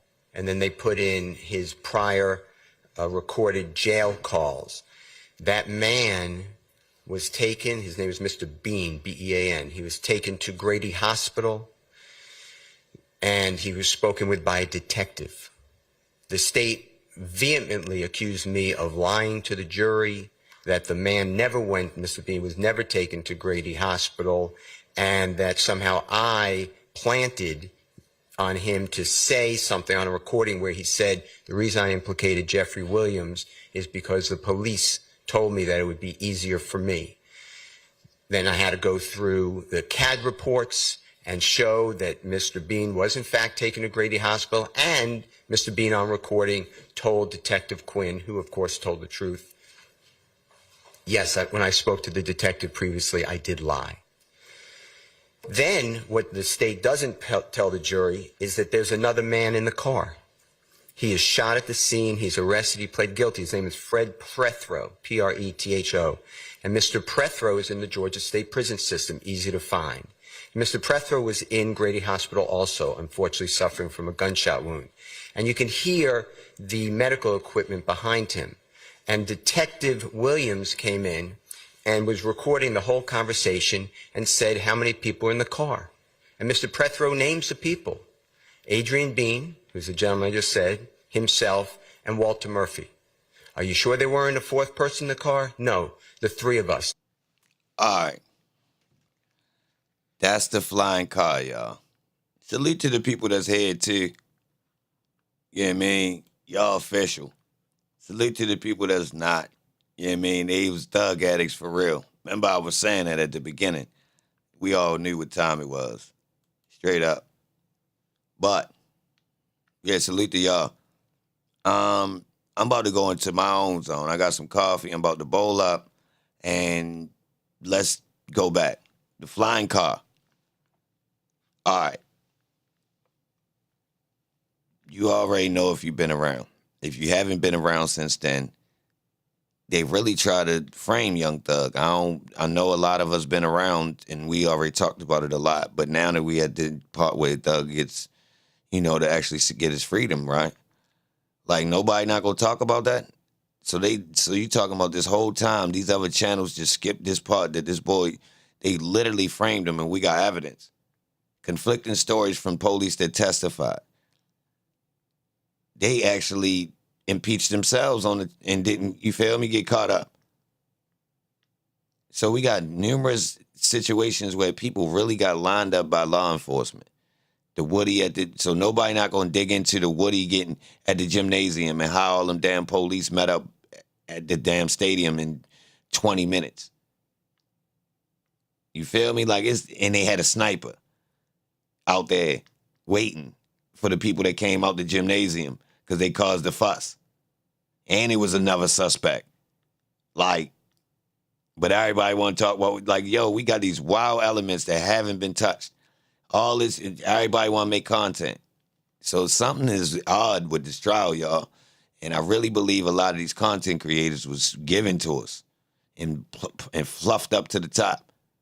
Now, if y'all pay attention, I was getting a lot of rhythm when I was being real quiet. But if y'all notice, at a certain point, I kicked up because I caught on.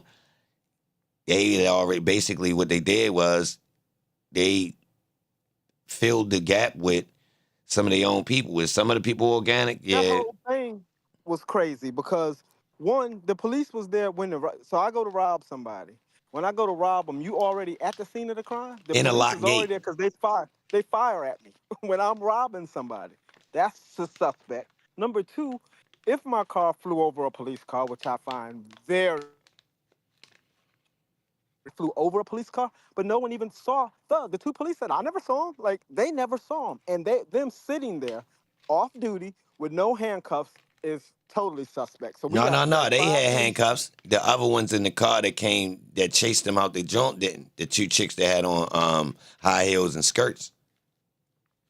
Right. I thought she said they was backed in and they used their belt to secure No. Bean. That was the other ones that drove around and chased Bean. The other two they caught, that was them. They was regular police. It was a rookie and Detective Black. But still, the part with them is they didn't know they was coming. They didn't get the call. But if you listen, Shorty had dispatched, but they should have technically been hearing the goddamn joint come through the joint. Because look, Shorty on the regular line, when she first called it in, you heard they played the dispatch of I forget the detective name that was driving the car that Robeson L was in, that was in the apartment complex. So they chased the car out. They calling it in as they chasing it. So by the time these boys is ready to hit that flying car, they radio should have been lighting up. Right. You feel me? Like it shouldn't have been we ain't know what was going on. They should have been hearing it as they saying they hearing noise. Shorty already was calling it soon as the car started dipping off. Good look, Dubs. Her name was Porter. And she ain't come testify. The driver didn't testify, did she? From in the car. Only Robeson L and the other one did. The actual driver didn't even testify, which was another The reason it anomaly. all seemed suspect to me is because it made me think this. Now, I don't have nothing to base it on, but having lived in Atlanta, when I lived in Atlanta, the police was robbing strip clubs. The police were going around. One cop said he robbed a strip club, went around the corner, and then was the first officer on the scene. Then he turned state's evidence on all the red dogs that was robbing strip clubs in the early Oh, 90s. can you find that case? What is that? Shoot, the cop they robbed a gentleman's club. It was like 1993. I lived in Atlanta. The whole police force got cited, and a cop turned state's evidence and said that him and about 4 or 5 other Atlanta police was robbing strip clubs. And back then, all the black clubs had their private security. If you went to the strip club, they had in the parking lot that they had M16s. The dudes was like really monitoring the parking lots because they was literally robbing strip clubs, and it turned out that it was the police. It was 1992. So when this happened, I said, this sound like they was going to rob the dude that they was going. Everybody was going to rob the same people because didn't the police fire into the car and allegedly would have missed because he should have been sitting right in the back. I don't know how they would have missed him because it came through that window. But if he was sitting right there and they shot there, They was I all thought they was there headshots. to, yes, I thought they was there to rob the people and exterminate some individuals. That's what it seemed like to me because you telling me you show up and I'm robbing somebody and your first thought is to just shoot at me because you don't know if I'm robbing or the robbie. You don't know neither one of us, allegedly. You just got here. That's what they said. But they started shooting at one car. That seemed suspect to me. That's all. I mean, when I start hearing stuff like that in the police, it takes me back to the police that are in the mix because I worked for the Peachtree Entertainment Group, which was Julius Klein, which Fred Tokars, you can look up his case. Fred Tokars um, tried to frame the murder of his wife on a D-boy who we all worked for, and we ran this club called the Phoenix. So the The police Phoenix. that was on his payroll, when he got murked, we had the vehicles. We was at Dion's Club 21 one night, and the police pulled up. They said, they towing your cars. They towing your cars. We ran outside. The police that we knew looked up at us and he said, this ain't no police shit. You know what time it is. Y'all will get y'all personal belongings in a couple of days. We taking these cars. But they came in police uniforms, but they weren't the police. I mean, they was the police, but they wasn't the police. Like they worked within the clique that we was in. And they was ordered to take the vehicles back from us. So the police in Atlanta been foul. Been foul since the early 90s. They've been on in business with the people, with those six. When I got to Atlanta, it was basically six people that ran Atlanta, period. It was six dudes that ran all the stuff because the person that we worked for at the Phoenix had to get permission to bring in the hard because they wasn't into that. They was like, nah, we ain't having that. They actually have a meeting that allowed him to bring that in, and then he hired Fred Tokars to clean up his money. You can easily find that. That's all over. They wrote a book about it. The brother's name was Andre Willis. The only reason why I can say that because Send he's me a trying to link put to an out a book article right or now. something. Huh? Send me a link to an article or something to get me started. I think I got his U.S. I'll send you the U.S. versus Andre Willis. I think I got his Yeah, files. yep. Send that to my email. I'll Let me send get that to started on your that. email. But that was the early 90s. That was my introduction to the music business. And that's really how I got in, by my connection with Julius Klein, who owned the Peachtree Entertainment Group. He's the one that got me Joel Katz as a lawyer. He put me down with Joel Katz in the 90s. And when he got killed, all of that came to head, and that's how I actually got into the music business. That was my end because I knew some stuff that allowed me to get a contract by saying, yo, y'all know I was down. I knew this, and I was in Atlanta. So then LaFace hired me. That was my LaFace. first LaFace Records, LA and Nah, I them, know because who it they was. Hell basically, yeah. L.A. they Reid was and in the mix, Babyface. yes. They was all in the mix with Julius Klein, all of this, and only the people that was on the inside knew what was really going on. So I got a contract to do their records. So when they talk about record promotion and drugs, it's definitely intertwined because you need cash to promote records, and record companies need to. Drug dealers need legitimate means for getting cash, and record companies need ways to turn And checks they work with each into other. disposable cash. So it works out if you know both parties. But I'll send you Andre Willis versus the United States versus Andre Willis. That'll be the Fred Tokar's case. So Atlanta evolving from Babyface and them is some of the first pioneers of Atlanta music scene. True or false? I would say, from my standpoint, I would call that true. But Bobby Brown and Dallas Austin was there before L.A. LA and them came in. So in I want to say 92, Dallas was already working. Jermaine was technically already working because of who his dad was. LA and them relocated to Atlanta and started LaFace. But at Where that he from? time, Bobby Brown and Whitney Houston was what was happening in Atlanta. Bobby Brown, Whitney Houston, they was running around. That's who was. They Bobby from New Brown was York the though. star in Atlanta. They Huh? from New York though. Yeah, but he was from Boston, but he was Oh, all right. at She this from New time in the York. 90s.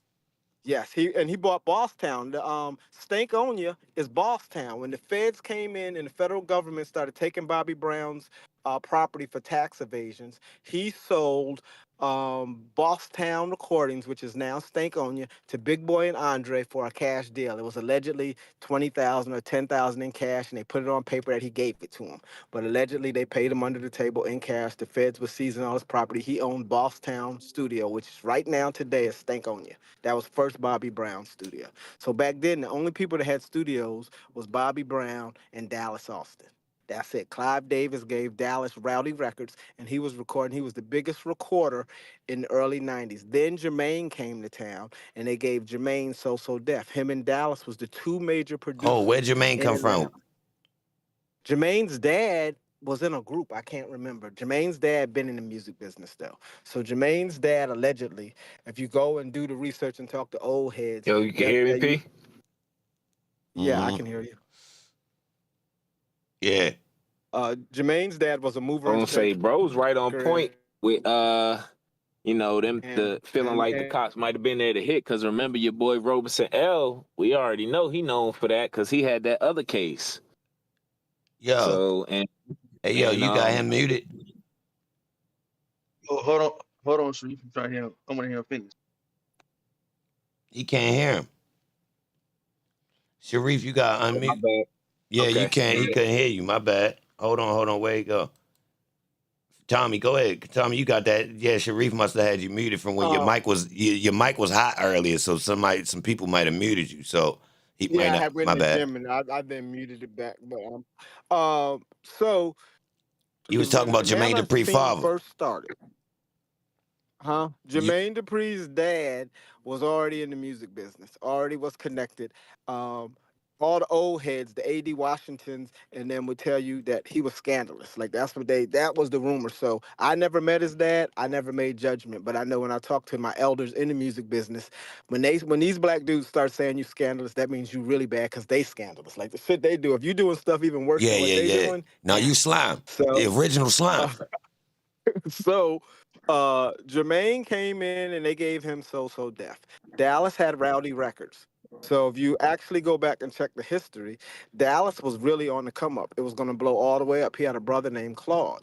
Claude was the dude that was really a real live gangster. And what happens in the Atlanta music scene, or I guess music in general, they didn't want them dudes in the business because they weren't easily influenced. Facts. So Claude died mysteriously from a drug overdose in a hotel. If you look it up, Claude died, and then that's when Dallas started getting screwed. They took Rowdy from him. All his artists started dropping, and then he became like for lack of a better term, a fuckboy. They would just use him, and that they let him in. He was already in the gang, but he was gonna excel under his brother's leadership. When his brother passed, it got real tricky. Like he just became a great producer and was like into the system. So that's what happened with Dallas. They stripped Bobby Brown. L.A. and Babyface came to town. Allegedly, Pebbles was L.A.'s husband, but cheating. Yes.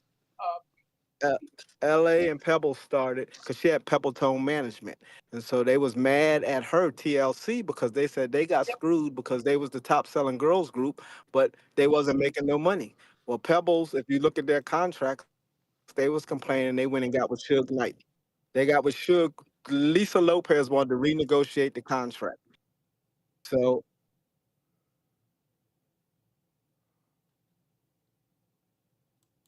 Lisa Lopez was pushing to get their money. She went to New York, confronted Clive Davis. The word was Puffy's the one that called L.A. and told on him because she legit was holding Clive hostage. Puffy called to Atlanta, told L.A. L.A. went up there, negotiated. They were supposed to be fine. That's why when she died, I said that's very suspect because she was the one who led the rebellion to get their money. And then all of a sudden, she came up missing. And what did Clive do next? He signed her group that he wouldn't sign for nothing. She was trying to get her group it began with a Z. It was 3 girls and a guy. Janae. They never could get a deal. Yes. They Hey, got Mr. signed. Oh, was that? I can't Hey, remember. It was Mr. so long DJ. ago, but I just know that it was Yeah, 3 hey, girls Mr. and a DJ. guy, and they were under Lisa Lopez. She had them signed. She couldn't get a deal from L.A. or Clive. When she died in at Dr. Sebi's joint, What? all 3 of them got a record deal. Oh, you talking And about Left Clive Eye? never put a record out. Yeah. Clive never put a record out, but all the people who she wanted to get a deal, he refused to give a deal. Then the day that she died, 2 days later, they all got record deals. I Every don't think last she one of did. them got a deal. Huh? I don't think she did. Oh, well, I've heard that. That I've heard video, people say that. I ain't gonna lie. Suspect. Shorty Very walked suspect. away. Shorty say, hold on. Just to bring this walk-off thing up. I think her story might be one of the mysterious ones. All right. If you look at her timeline and you look at that last video, it's just like she's actually telling you she went to cleanse herself of what she was involved in. All right. Uh-huh. She come back, get her people, say, y'all need to come over here and see this shit. Then she shoot a video with them that basically is the end of her film, the career of Left Eye. Uh-huh. Come on, bro. So you Facts. And get your just to people, take them piggyback to the off that a motherland. little bit, when you cleanse yourself like that deeply, spiritually, bro, you awaken so high, it will take you away from all of that music shit. So Just to no, I'm piggyback not off saying that. That's what I'm saying. She was ready to. No, I think before you leave the United States, you tired of the music industry. You go to enough events, enough parties, enough business deals, and see the fuckery. You clearly can say, you know what? Why the fuck am I even a part? I'm gonna take a couple. How much bread it take to go just live somewhere? Seriously, it looked like Shorty did that. Then came up with, well, what you gonna tell about the people? You just gonna end your career? They like, nah. Might as well make a couple dollars off of it. Real rap. Well, the estate of Lisa Lopez is still worth more than all of the TLC because she wrote all the records. So if you look, she in her death or so-called death got She knew more this. money than T-Boz and Chili. Hold She on. wrote the records. She was conscious of this. Yes. She knew She she the was one the who was person, yeah. fighting and figured out that they got burnt. She the one start bucking and not recording. Yeah. Early. Yes, that was her. I know. She I did that checked it out. early. He was hanging. First of all, she was Wow, more I didn't know gangster that. than dudes in the music business. She was bucking about her money and calling niggas bitches. She was saying, y'all some bitch ass niggas. Y'all know they taking y'all money and y'all not doing nothing. That's what she would say. I've been in her presence when she said it. So then she popped up in New York. And T-Boz and Chili say they was there, but literally, I don't remember them being there because I wasn't there, but I remember when she left, and I don't remember them saying that they were there, but she definitely went in the room and held Clive hostage and demanded her money. And Puff called and told. Puff was the one who snitched them out and told LA, and LA went over there and then mediate and got all of it worked out. But it all started because Boys the Men had signed a contract ever. They got something like, I remember Lisa was in there. We sold more records than them, and I live in my mama's fucking basement driving a sidekick. Raggedy sidekick at that. So she always was about her money. So she went and got with Suge. She said, I'm gonna let Suge Knight manage me. We can renegotiate my contract. But he That was a what play. Yeah, it was all everybody who remained in, to me, accepted the system. It doesn't matter if they look like they mad at the system because it's all, we need you to do this. So we need the Facts. yin to our yang. And as long as you're on this side.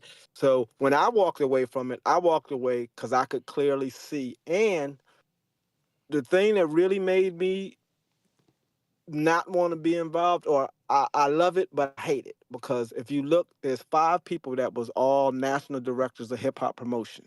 Of the 5, Jason Ricks quit and went back home to California. There's me. The other three all died mysteriously. Every last one of them. From Shakir all the way down. I was in the same camp with Shakir, the same with the dude from Violator, and I can't even remember the dude's name who was really Chris pushing How Lighty. Can I Be Down. Chris Lighty. Um, yep, all of them died mysteriously, and no one, even Dallas's brother, because here's what they all died from: alleged doing too much drugs or driving with drugs. Right. So when Claude died, we thought that was mysterious because the people that we was associated with was his server. He didn't call them, so you went and got some obscure Coca-Cola from somebody and drank that and then came up dead when you get all your soda from right here, and it don't ever be like we ain't tripping, ain't nobody trying to make no money. We trying to keep you from out the streets looking for it. So everybody was taking care of you and you went over there and did that and then came up dead. No one believed that. If you call, nobody in real time believed that.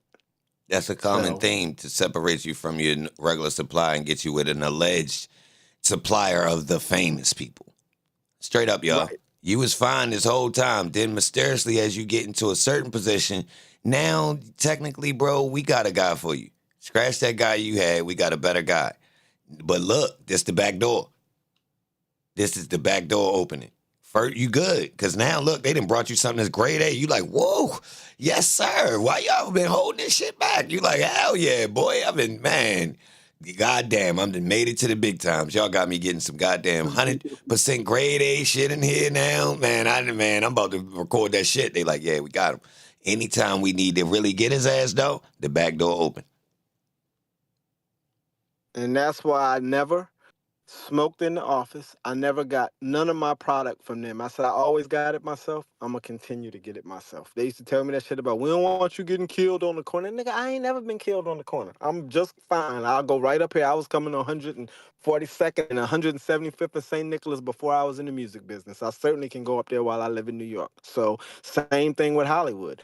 They used to try to bring it to the office. I never, for as far as they know, I didn't smoke because I didn't smoke in the office, and I didn't get my drugs from their suppliers. Never. I always bought my own weed, my own whatever I wanted. I didn't even take their liquor.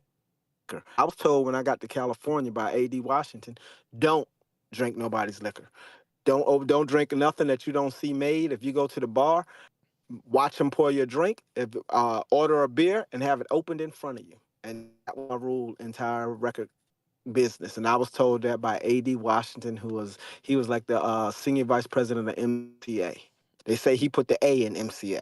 So I just listened to him and never really, it went past that. If I went to the bar, I didn't drink what they drank. I brought because in California, you could bring your own bottle in the club. You could bring your bottle, they just had to pour it for you. You could bring a bottle in, they have to open it and pour it and set it on your table. So that was brand new to me. I was like, oh, well, shit, I'll never buy nothing if I can bring my own bottle in.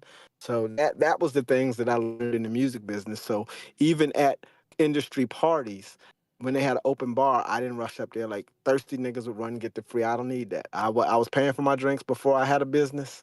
I'm going to go ahead and continue to drink my drink. And that's how I did. Right. Yeah.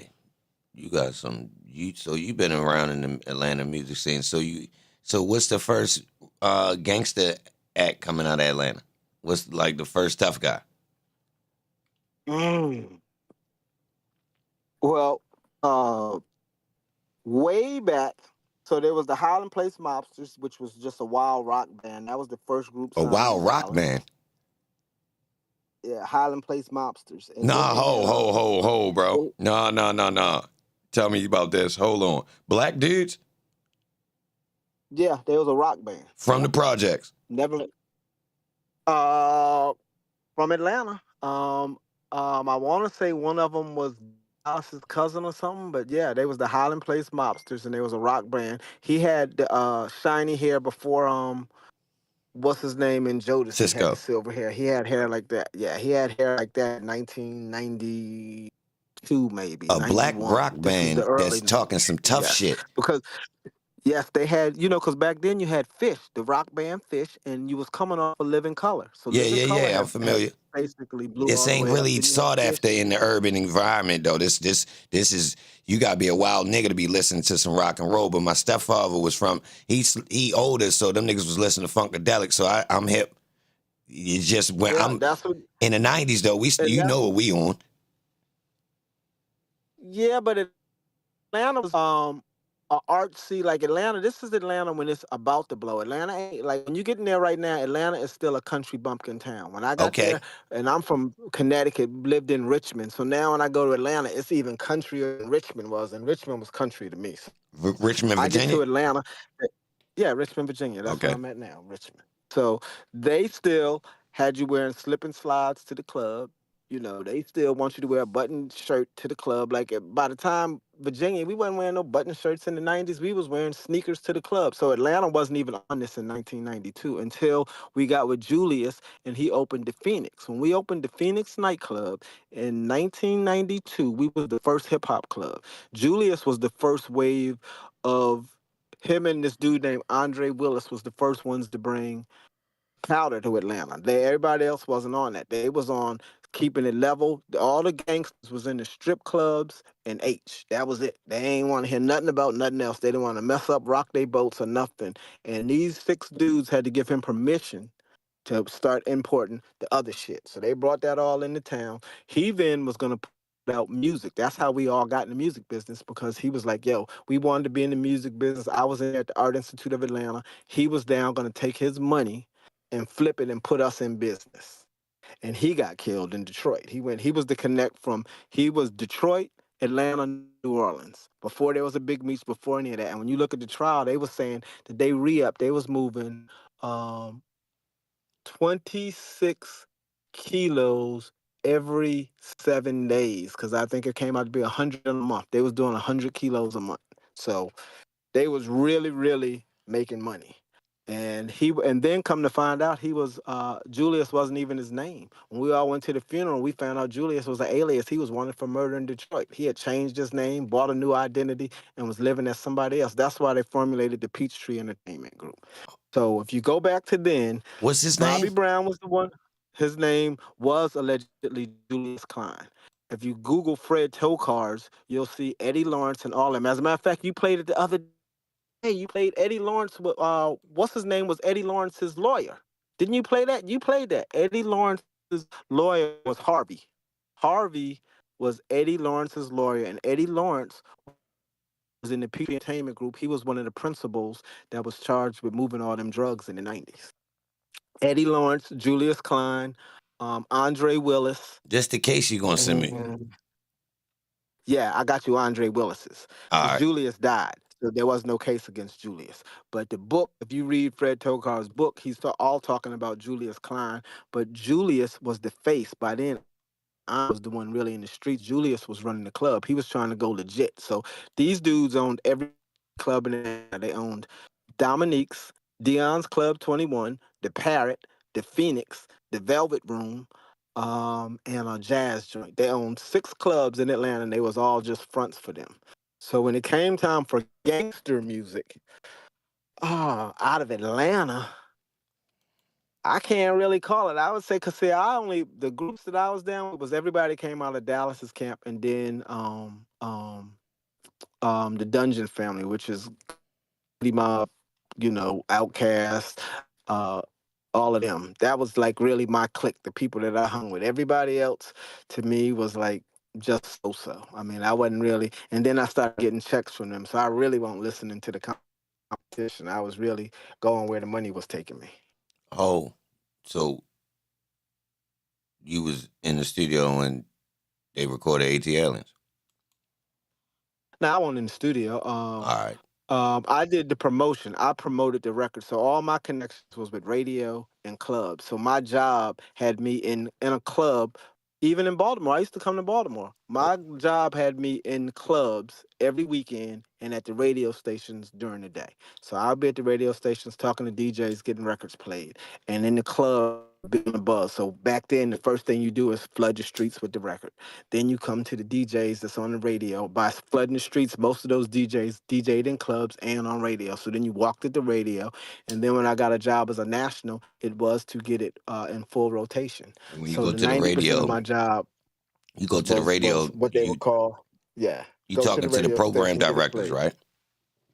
Yep, music directors and program directors. I did Chicago. I knew everybody in Chicago. Tim Baser, that's at Revolta's Music now. He was at GCI in Chicago. What is his name? They got the little TV show from California, the Bay Area. That was I can't remember these dudes' name. Oh, Sway and Tech. So Sway was in the Bay, and then you had the brothers. What's their names? The two Hispanic dudes. They ended up going to Miami. New But York. yeah, I talked to all the DJs. New York, I had Flex. It was Flex who you talked to. You wanted Flex and uh in Philly. Oh God, I can't call dude's name in Philly, but he had came from Baltimore. Kobe or something, wasn't he? Because this was like years and years ago. But all the DJs became program directors. So that my job basically was to talk to DJs and get records played. So from a payola, from how it really worked, I had a full knowledge of how you got records played and what it took to get a record played, what the budget was, what the menu looked like, and everything. How they did it, the language. When they say you gonna kiss me, I'll kiss you back. That just means basically that I'm gonna look out for you and when I send you this, you need to take what you got and send me back some. I'm gonna pay you twice, but I want half of it back. So they'll always say, I'm gonna kiss you when I see you, and that's so.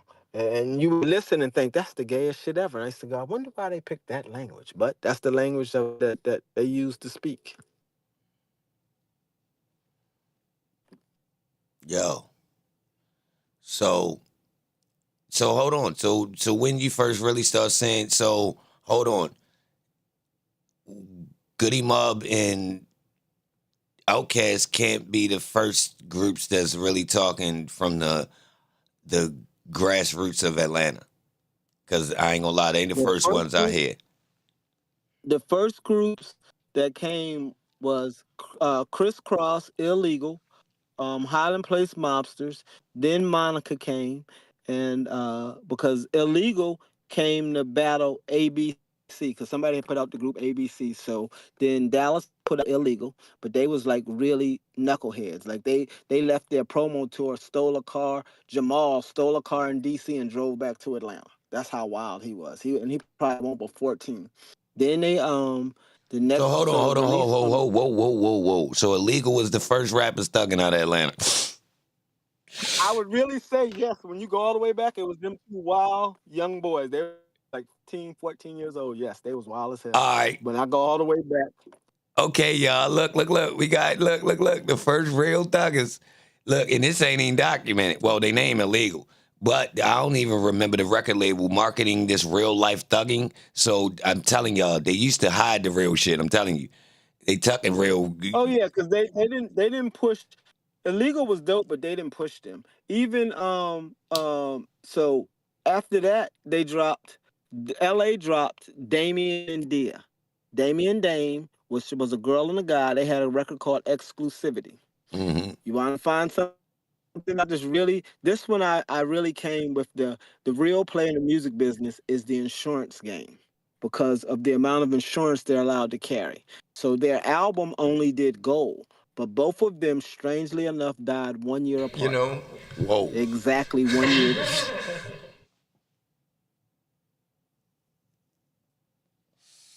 Yeah, that's pretty spooky right there. All right.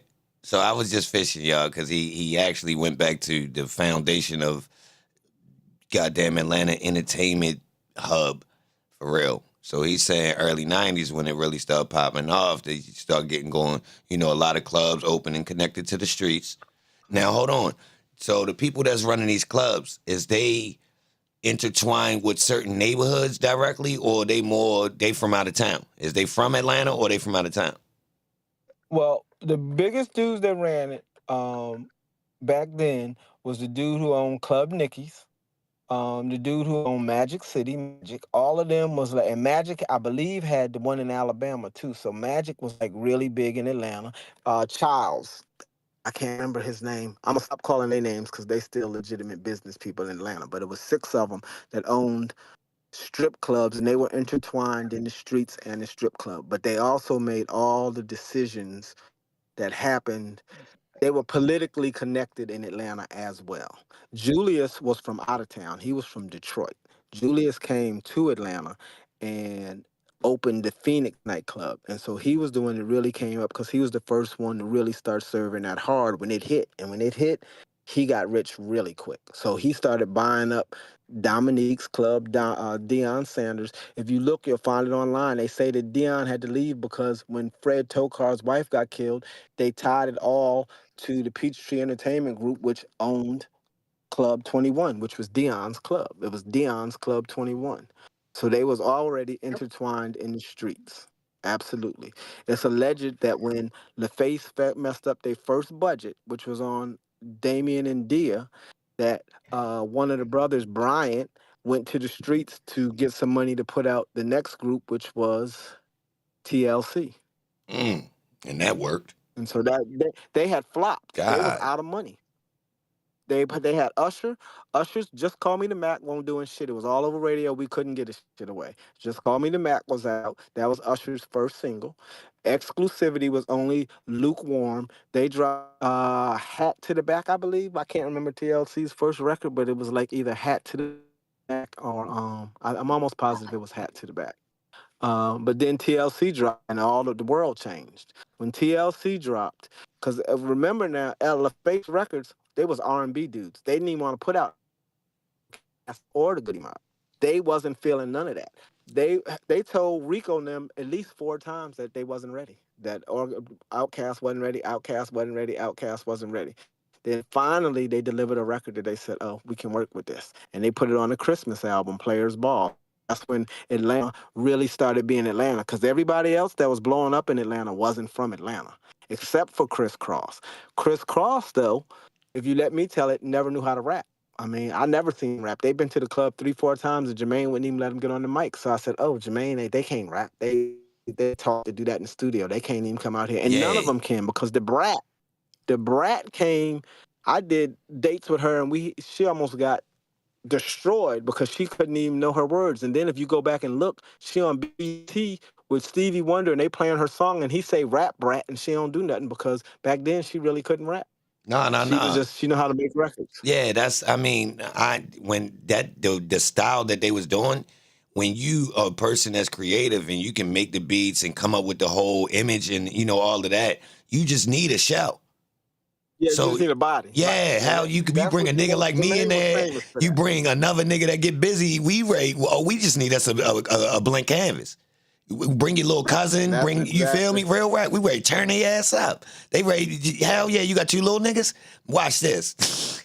You feel me? Like this nothing. We ready to make these little niggas fly, put some starter hats on these niggas, turn their shorts backwards, have these niggas talking some generic shit, and that shit still playing in the stadium now. So technically, yeah, I'm listening. He got Chris Cross because Chris Cross was already cool. Like they had the swag. He saw them in the mall wearing their clothes backwards and made them rappers.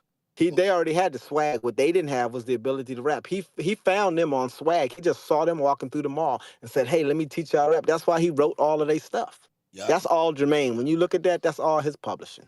Jermaine, I done told people to bring me somebody, y'all. I believe Bow Wow's first album, he ate up a bunch of the publishing. Bow Wow should have stayed with his ass. He needed that formula. Clearly. As soon as that boy separated, formula fell apart. Straight up. It was, bro, they had the formula. And technically, I think Jermaine Dupri might have been able to get that nigga into being a teenager without that big gap. That dummy gap. Because that's right where Holmes was getting to the age where it's like, all right, what it's going to do as he evolves. I think Jermaine Dupri on the run that they was on, if they wouldn't have got split like that with the run, I think he would have been able to know what was the move to do with this character I done built. Because they definitely dropped the ball. I think that when you get to acquiring so much power in the music industry, they pull the sheets from under you. So they tell him, Bow Wow, yo, you don't need him. Because they don't want him to go no further because now he's getting too big. Yeah, he maxed out. No. I ain't gonna lie. Technically he maxed out. He was a kid star. That bitch got a shelf life. Yeah. 12. Soon as you start getting pimples or your arms get longer than your head and all this type shit, you start looking weird. We can't do nothing with you. That happened with Usher. Usher dipped for a couple years. They ain't know what to do with y'all. I remember. That's because he was a kid, and that's when they sent him to live with Puff. The next album he put out was the one he had went to Puff's summer camp. When he came out of Puff's camp, that album blew up. Oh, so he really was eating cereal with that boy. Yeah, he went to Puff. That was the beginning of Puff summer camp. Puff had a R&B. I don't know if it was necessarily R&B, but an artist camp, we would call it, Oh boot my camp, where God, them he parents teaches you. is feeling some type of way right now. Them parents They feeling some teach type of you. way right now. Summer camp, bro. It won't say it was in the summer because they was in school, but it was called like We know what you did last basically summer. you going up there and he teaching you to be it's artist development. That's really He what it already is. know what's going down. But they called It's it a bumper car camp. they called it a boot camp. So that's what they called it. And what was really weird, this is what's really weird about that situation. Usher's mother never let him go nowhere. She was everywhere he was, and then when he turned 16 and she let him do that, that's crazy. I couldn't figure that move out because Now you listen, know the my play, friend bro. You know the had a play. son named young Prince Charles, and we took him and they wanted to meet Jermaine. And so I set him up with a meeting for Jermaine. I looked at his dad and said, look, I'm not co-signing nothing. I'm introducing y'all, and that's as far as it go. Look, I can't tell you what these Negroes do or don't do. I can only tell you what I've heard. I ain't seen none of it. If I was you, I would not allow my son 10 feet out of my sight when I introduce you to these niggas. That's all I can tell you. I ain't never, there's nothing for me to base it on other than shit that I heard. So anytime they start talking about going to the studio and sending you to the store, don't do that. I wouldn't do that if I was you. I definitely wouldn't let my child out of my eyesight with any of these individuals. There ain't one. When my sisters came to visit me in California, I breezed them through the office so Oh quick. man, I don't even need y'all to know I got sisters and that they in California. facts. Like, cause they always the industry always is trying to get leverage any way they can. So that's the real game, how they can get leverage The over you streets do and that what you too. will and won't do. The streets will play with you like that too. I don't play Oh that yeah. either. Don't involve none of my people. I'm talking about nobody I fuck with in the streets. None of my family. We don't do none of that. We Right. ain't blending none of And that's this. how I was raised. I was raised the streets raised me. We So ain't that's doing that. exactly, Look, it wasn't me doing nothing different when I got to the music business. I'm gonna That's show why I you the wasn't same shook. respect too. Right. I do that. I don't mess. That's Yeah, I can't mess with respect your is sister, given bro, or your and cousin. You feel me? I gotta give them that respect. I gotta give you that respect because I'm gonna expect you to do the same. Look, and we ain't doing none of that. Luckily, I don't got no real big family. It would have been some problems because we really ain't gonna be doing a whole bunch of nope. I ain't nope. So look, yo. So all right, let's fast forward to the 2000s. You still in Atlanta, right? You still in the music scene? yeah. No, I went from Atlanta to Hollywood. I lived in Hollywood from 1998 to 2000. Then in 1999, 1999, I went to New York. So I went from Atlanta. So they killed when Julius got murked. We had the Phoenix nightclub. They started taking stuff from us. There became a real live war in the streets.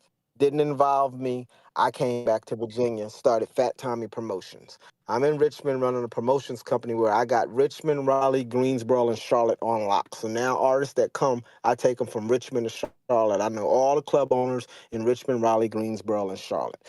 From there, Rick Rubin hires me, and I moved to LA. I'm in Oh, LA oh, in whoa, whoa, whoa, 96 whoa, to whoa, 98. whoa, whoa, whoa, whoa, whoa. Rick Rubin hired you. Yeah, How I this did work? I did the Chino Excel That's project. deep. Chino Excel, the Spanish Yeah, guy with the braids that was rapping that a little just bit died 3 aggressively. weeks ago. Yeah. He rapped uber aggressively. I had to give him respect. This Spanish guy or this light skinned dude with braids came out of nowhere, y'all. I ain't gonna lie. I remember when he popped up. I'm like, fuck is this nigga? Then he started beefing with niggas. Then he have a Tupac diss song. Yes, because Tupac said, if you remember, Tupac said, fuck Prodigy, fuck Jay-Z, and fuck Chino Excel. Who the fuck? Then Look. Chino wrote a rhyme and he said, fuck you and your dope fiend mama. What? I'm here to do it and bring the drama. That's what Chino said on the album. Then Tupac died and he put out a record with him walking on water like Jesus. And he said, Tupac died and I cried. Oh That was shit. all put out by Rick Rubin. Yeah. All right. So hold on. So you get the booming in the you're doing something in the industry to where as though one of the people that helped foundate the way hip hop is run, I'll say, from a pretty, let's say, knowledgeable angle, right? He strategically played the background of one of the foundating labels as Def Jam. That's Yeah. safe to say about Yo, right? So at this point, Yep. what company is he running that you get hired to? Deaf American. So he kept it deaf and it became American. Their logo was an upside down flag. He signed he put him on the glass. What's his name from Sir Mix-a-Lot. Washington That's my State? man. Sir Mix-a-Lot. Yep. He put out Sir Mix-a-Lot. Yeah. He put out this crazy dude, Wesley Wilson. Whoa. He put him on the glass. That's pretty. That was pretty. Was my song. I liked it only because the chicks was putting their titties on the glasses of the windows and it was kind of freaky, but I felt like I should like it, but I would never play it in my, I wouldn't click it myself. Like this shit would come on and you like, oh shit, they're going to put them on the glass. Let me see. Yeah, And that was Baby dirty Got Back, though. that was on there too. That was Got dirty. Back, all of these references. Baby Got Back, put him on the glass, and something. So that was, and then he signed DJ Cool. He put out Let Me Clear My Throat. Oh yeah. That was hard. That was hard. So that record made me famous because that record, when Rick Rubin signed DJ Cool, that record was a year old on the East Coast already. So Rick Rubin signed it, and now he wanted to put it out again. He's like, yo, I want to make this record go pop. Well, in the music industry, a black artist don't get to go pop unless black radio first supports them. Black radio saying, look, we played that's last year's record. We're not going back on it. But I was at Warner Brothers at the time. And Warner Brothers, out of every company, Warner Brothers had the unlimited resources. Like, nigga, what you say you wanted? Okay. I'll get it added tomorrow. You're going to add the record tomorrow, and this is it. Like, this is what you want? Okay, we can do that. It wasn't nothing. They repackaged that a program director. Huh? They repackaged it and stamped it to where as though the program director's like, all right, if they say so, we're going to rerun it. Yeah, and the only person who gave me problems was in Philly.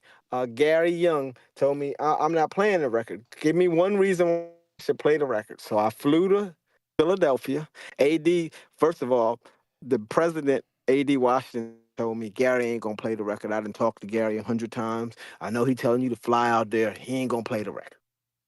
I said, I'm going to get Gary to play the record. So I fly out there.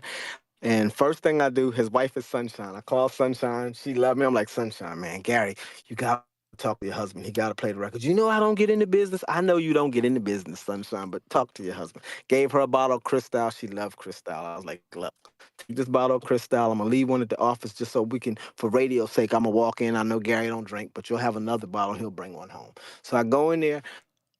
I talk to her. And so Gary literally said he ain't playing the record. It's a year old. I said, look, Gary, Warner Brothers has determined that this record is going pop.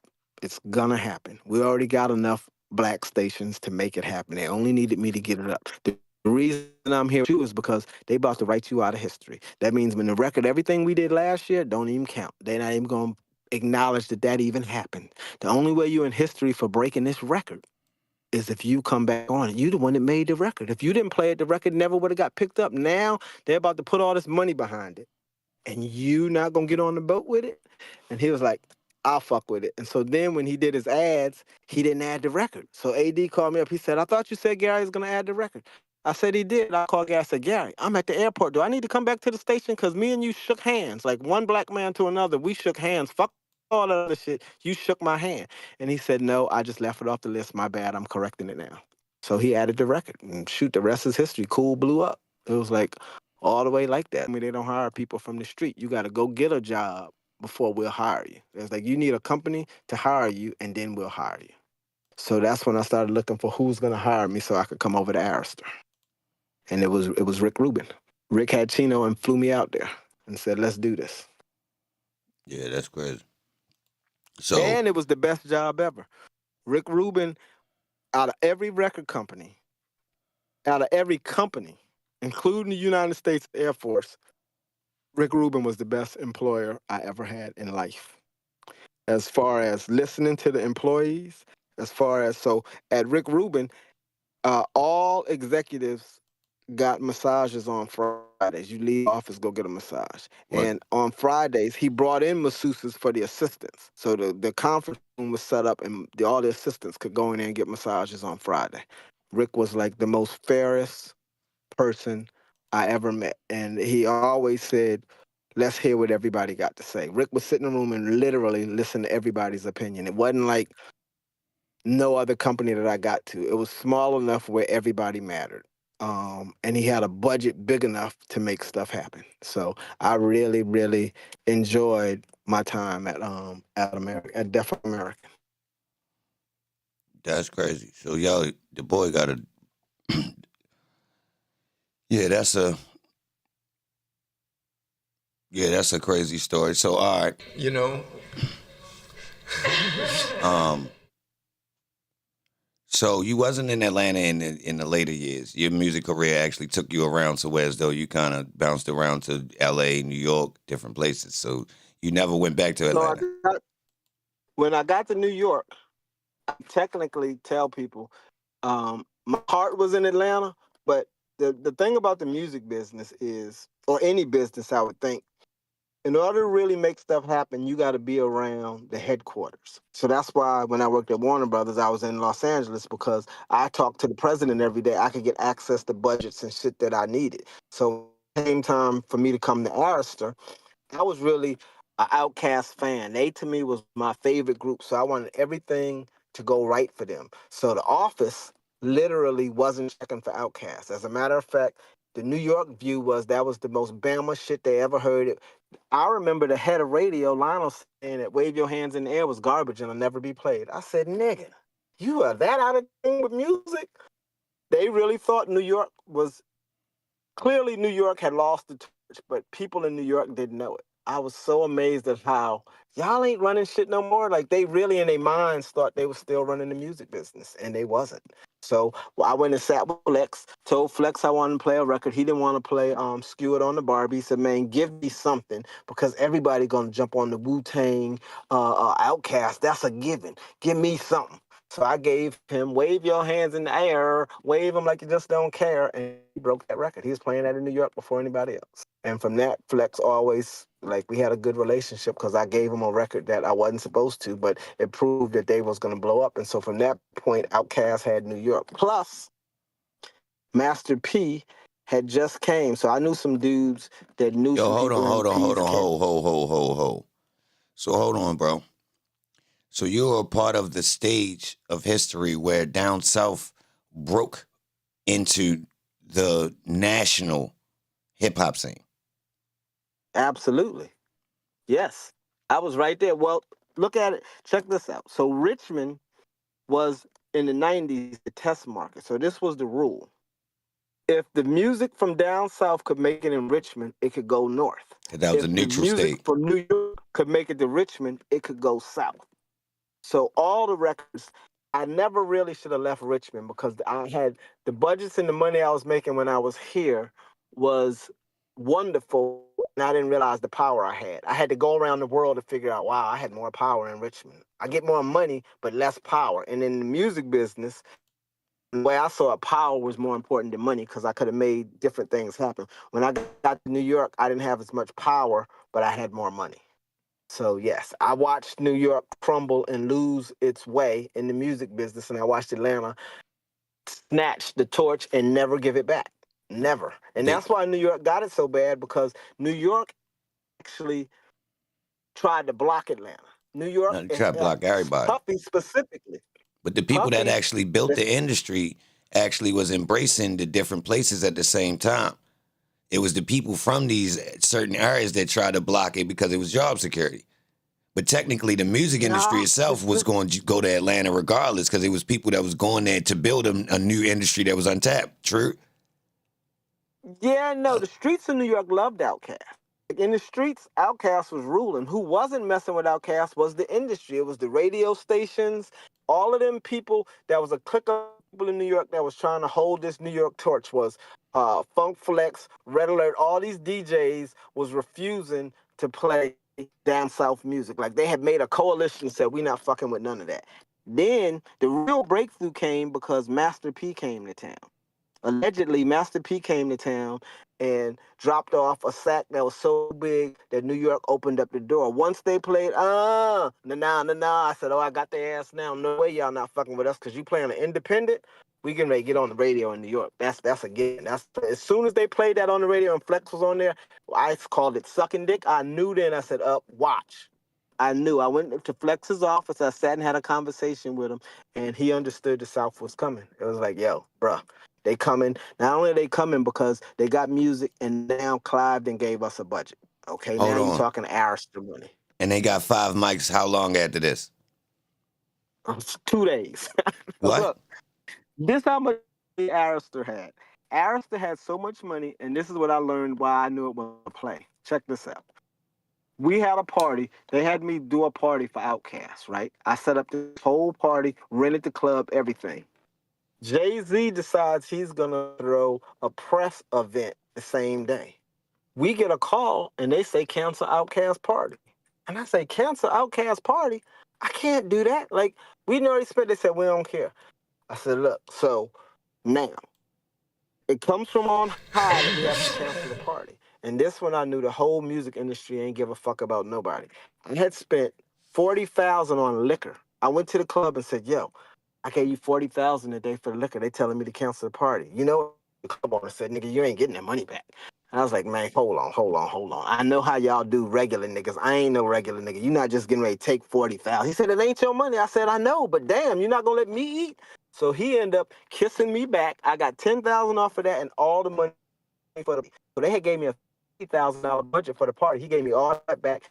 Just wanted to keep the liquor. I said, you can have the liquor, baby. Give me the money and we'll call it even. So the reason I say it was a play is because now when I look and you go all the way back, and I used to ask myself this question always, who stood the most to gain when Big demise came? And so I used to always say, it looked like Puff, but then I said, nah, because Jay-Z became the king of Brooklyn. Like he really, when Big was out, I used to tell people my favorite line was, if Biggie was alive, Jay-Z would be next to AZ. Just like y'all don't know him, that's where Jay-Z was. He was nobody in the music, but he couldn't even sell out clubs in Richmond. 30 people, he couldn't get them there. So Jay-Z was popular in New York, but the whole rest of the country wasn't messing with him. So when he pulled that move, I never understood it until I look at it now and go, wow. So Biggie and Puff had to form an alliance because they pulled the plug on the Outkast party. Now, the reason why Down South ain't messed with Puff is because Puff was supposed to cut a deal that said when he made Usher happen, he was going to deliver the South, New York to the South. He was going to make all our records work, and it was going to be no problem. On the other side, we was going to give him Atlanta. So everybody I know in Atlanta had these clubs open the door for Puff. Then when it came time to do New York, it didn't reciprocate. So automatically, there has been bad blood between and the real niggas in Atlanta because they all remember that he never reciprocated something extra hard Outkast. He love for him and let Biggie and them in that. That's crazy right now. Coast. Yo. Was more. Yo. Huh? You're in the Matrix. Hold on. Yeah. Give it a second. Hold on. They had you, your service was messing up. Hold on. They didn't did that to you numerous times, but hold on. That's terrible, y'all.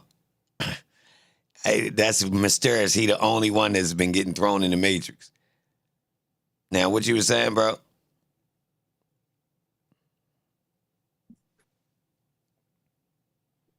I can't hear you at all. They didn't. I'm telling people, I think they're on my phone, man. They be all over my phone.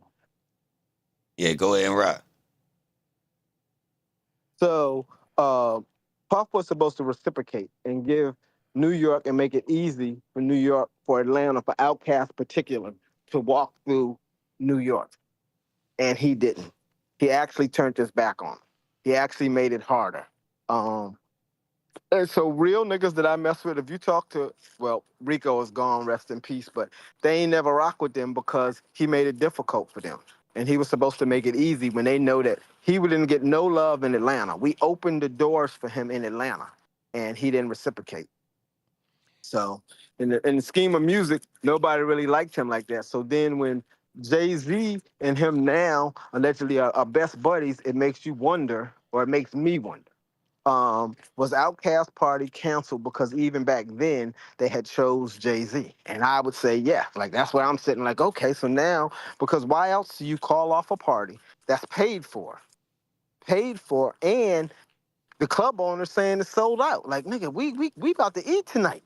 And I'm saying Jay-Z's on a press event. I don't care if the press go to his party. I said, first of all, everybody I talk to in the press ain't really going because they see Jay-Z every day. They never see Outkast. We're about to really do this. And powers that be, I remember talking to Shanti Dash. She said, they don't care, Tommy. They said, shut it down. It got Then something when to they do said, with. what about the money? When they called me in the office, this is what they said. Shut it down and you can keep the money. All the money you receive back, you can keep. They said, we don't give a fuck. Keep the money. So that party, I canceled a party and came up on damn near $50,000. Very close to it. All right. And that's when I realized that the music business wasn't what I thought it was. And all my, like, literally, that was like, my dream was to go and do something. And when I got there and saw my dream was, it made me feel like a big ass seller. Like I'm just not even that person. I was sick with the whole music business and wanted to run far away from it. Like that was the beginning of the end for me. When I saw that move, I was working on an exit strategy. Like it was already in my heart. It was over. All right. So the Atlanta music scene we seen today was nurtured in the last 20, 25 years. And technically, it's big business. It's connected to the streets. And it's a lot of hidden hands from the outside of Atlanta involved. That's true? I would say yes. Because if you look, the first person, I don't want to use the word loud, but Little John was a conscious brother, right? He wore dreads. He was one to say original man, the black man is God, all of this. So when he came out with the teeth and all of that, you got Big Boy and Andre now totally pissed because they have just now made it to a point where people are respecting the South artistry. Because before then, it was all like country bumpkin shit. That's how the rest of the world viewed it. All of them spent their whole time trying to make it not just some country bumpkins. We really got a message. We really don't just be rapping about nothing. We really trying to say something. And then the guys will tell you, Bro. all up for him. That's what they'll say. Well, they might not say that, but that's what they believe. He dumbed down the whole South, and he became this character of your dumb country bumpkin cousin with gold teeth and Big Boy once Bro. wore a shirt that said, "Have you seen John?" And he had the regular picture of John when he just had dreads and was conscious. Yo.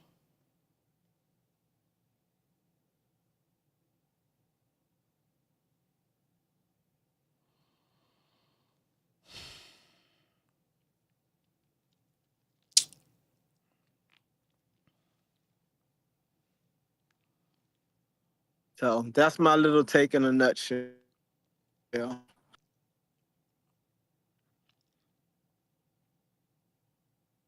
Ish. Did my phone freak out? Yep. Hello? Yeah. Yeah. Yeah, definitely underwater. Yeah.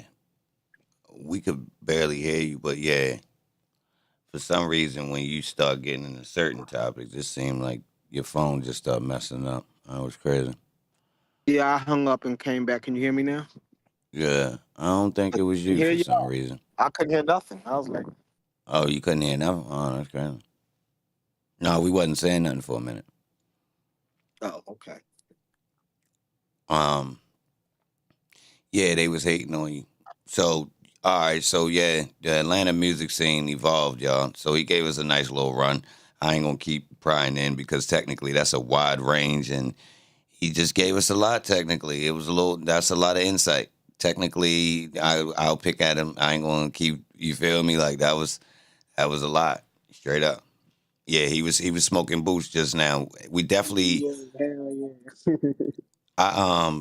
I linked it to the Atlanta, but as you can see, it's got something to do with YSL. But I like understanding how Atlanta's music scene got where it is, to where as though they could kind of give us this glamorized gangster story and the people actually buy into it. And when in reality, the overall impression of Atlanta's music scene was like actually the lighter side of hip hop, to be honest. Seriously. Out of all of the genres, well, I ain't gonna say genres, areas where music was, coming from, they had some of the most friendly music. So it's like how you go from Usher Yeah to now everybody in gangs. Real rap, think about that. Right at Usher Yeah, there's no gang. Everything's just fluff and, niggas acting like they're gangsters, but it was really just imagery. Understood, though. Like, nobody wasn't expecting Gucci Mane or Young Jeezy to be showing up selling bricks or out here smoking people because they done made it as rappers. You understand? But everybody kind of gave them their credit as being from some type of street. You feel me? Look, that's all was expected. So how did it go to super gangsterism and no, we really out here? Like, literally. That's like less than, well, I ain't gonna say less than 10. No, that is less than 10. Because Jeezy is on top, 08. So he was a Bad Boy. Remember, he was the first deal was with him and Bad Boy. Yeah. Oh, mixed with Def Jam. Deal. Ho. Yep. Ho. It was split, wasn't it? Which was odd. Yeah, between Puffy and Jay-Z. Yeah, which I always thought was odd. And the dude it was a weird move. It was what? It was weird because they weren't even in the same family. Usually when you have two labels, like it's easy for Bad Boy and Rowdy because they under the Arista BMG umbrella. But Def Jam was a Sony company and Bad Boy was a BMG company, and that's almost never heard of. Now, are these groups joined now? There's only like 4 majors now, so I believe it's Sony. So this is the time period where they were starting to buy up other groups, right? Yeah, they were trying to buy up, but they never crossed because Sony is still Sony and Def Jam is still over there. And Warner Brothers, Arista, BMG, well, BMG kind of then fell off. So BMG might have linked with Sony. I believe at one time BMG was bought by Sony. Are they underneath Universal? No. Universal was its own. So it's Universal. At one time, there was the Big Seven. Then the Big Seven became the Big Five, which was Warner, which is Warner Electric Atlantic. And it was BMG, Bertelsmann's Music Group. And it was Sony. And it was Capitol. And it was Universal. So Universal bought Capitol, I believe. So now Universal is one umbrella. So now you only got Universal, UMG, Universal Music Group. You only have Sony, and you only have Warner Brothers. If I'm correct, I think it's only 3 now. If they was the Big Seven, now it's 3 of them. All of which are owned by Blackwater, so it don't even matter. It's really one. All right, say less. There you go. Yup, there you go, y'all. Y'all got the sauce. Y'all got the sauce, cause yeah. That's where I'm at with it. So when you say how'd it go like that, again, I think it go like that because if you go back to the secret meeting in hip hop, again, they wanted a play to fill up the jails, the prison industrial complex. Once they approved that they could put Little John in there and dumb down, not just Southern rap, but all rap for a minute, just went into that craziness, and then when it came back out, I ain't gonna let you do Lil Jon like that, because 3-6 and No Limit come out before him, and I watched it, and that was pretty dumb. Lil Jon wasn't like gangster. He was just like This shit, I'm gotta let you know the same formula that I got as a Baltimorean watching this shit come from down south. I gotta say, dumb. No Limit give me the early impression. What's that? 9-4. He 9-5, Ice Cream Man and all that shit started hitting. I ain't gonna lie, that's pretty early. 90s, yeah. Now, I gave Outkast their credit because they was actually talking with some sense. But I'm gonna have to say, 3-6 and No Limit was my time of saying, all right, these niggas talking dumb. Like, you feel me? Like, this has no substance and this before Lil Jon. By the time we get to Lil Jon, I'm already kind of watered down a little bit. You feel me? I'm already groomed and ready for him. So I don't want to blame him. His was more fun because the most niggas saying in the crunk music is, basically they talking nutty because they basically saying, yo, start a fighting this motherfucker. That's what they saying the whole time. But it's still fighting. Well, dumb ain't the right word, but I would say when I say, I mean the whole image. When they look at his whole image, he was Mockery. like Southern mockery. Slowpoke on Speedy Gonzales, the cousin from down south. That's like they used to call it country dumb. Not like he's really dumb. He know what he doing. Slow. He know what he doing, but he doing it anyway for the bread. He Like playing he into the know. stereotype. He was stepping Yes, fetch it. Southern. Updated. that's what he was. Yes, and then when it came from that, then the next thing I saw, because UKG, I don't really count. I count them, but I don't really count UKG and 3-6 because they didn't really blow up. Like Little John was everywhere. When you start Yeah. talking about blowing up, I'm looking at Little John. I'm looking at Outkast. These are groups. Jeezy. These people became Nah, national hold up. I gotta megastars. say the dance little thing that came like kind of with Lil Jon, like the little groups like Nuck Uh If huh. You Buck and all the Snap Little Yeah. Music's era. That got a nice little run, but technically that's not bad.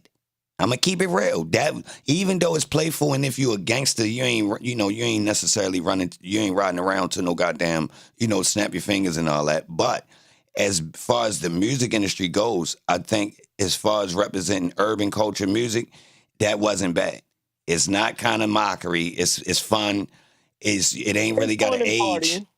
Yeah, It's making me dance. To me, it's like always thought that Little John was an evolution of DJ Cool, and then you had Fat Man Scoop come behind him, and that was all that facts, kind of call and response. Let's party in the club. We ain't selling drugs. We ain't raping nobody. We just facts. really in here drinking and partying. That's really all we doing. We don't care nothing about what else y'all fighting or arguing about. We want to party and drink. That's what I got from Fat Man Scoop, from DJ Cool, from Little John, from Bone Crusher. And he was like, I'll go to the trunk, but really it was still that, and then throw them bows. Yeah, we ain't take them serious. Nah, that's a rapper Right, that's from it, and we get it. You can't really, you come right. from one of them zones, but like once you became a rapper during this time period, you're removed from that responsibility. So let me But say when this: T.I. come out? When did T.I. I can't remember. When he did comes T.I. out on the cap end of them when the snap music's Because the dying. T.I., the Young Bloods, T.I., and Jeezy is the real, I would say, the first real memory I have of it being real street But music. It was Jeezy, huh? Ti Cat, because of that's face, ain't it? So that was them Initially understanding. he was. Initially he had a deal because when we was doing a record, I remember being in a meeting and LA was asking who that was, and they said, nigga, he signed to you.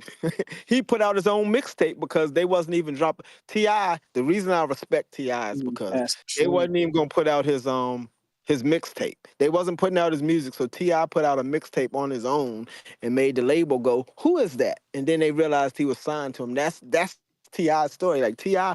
was not gonna make it. He made himself make it. Like he had to oil the wheel to get it spinning, and then they jumped back on it. They circled back around and grabbed him. But for a minute, the Young Bloods, all them, none of them was gonna happen. They wasn't really gonna go in that direction, but they forced the hand by making something happen. They became You viable in know, the streets, and it forced. I don't want to say forced. It made any businessman go, shoot, we better rethink this. And that's what they did. Even with the Young Bloods, if they wouldn't have hit the streets, they wouldn't have came out. The label wasn't gonna put them out. They was gonna shelf all of them. All them boys was about to be on a corner somewhere and used as write-offs. But they made something pop, and it happened. Yo,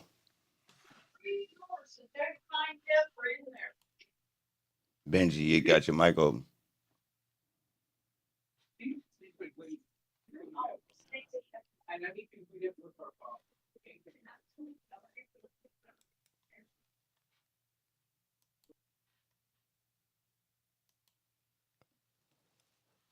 Yeah. So, golly, bro. So the Atlanta music scene had its outside hand. I think it's still prevalent, and I think it helped, kind of structure Young Thug's career like it was. And I think we gradually got to this point through structuring. Like I think they didn't just go with the flow what the people wanted. Nah, they slowly walked us here. Cause like, look, they use a partially tough element first. Like, look, you get Outkast. They talking about, they talking about it in a subtle way, but they literally representing the city of Atlanta. You feel me? All aspects of it they speaking on, right? Then you get, a little bit closer to, let's say, Lil Jon. Give you another aspect. Couple years later, all right, boom. I'm skipping people in between, but look, then you get, the Jeezy. Come on top. You get more slowly, you see this? You slowly inclining to get gangster. Then right after Jeezy and Gucci Mane, you get that time, you get Future. Then Thug. You see now, I'm skipping slight people in between, but you see this slope. That ain't no way that's authentic, y'all. Look at that. Like, that motherfucker incline right there is crazy the way it's escalating. Look at it.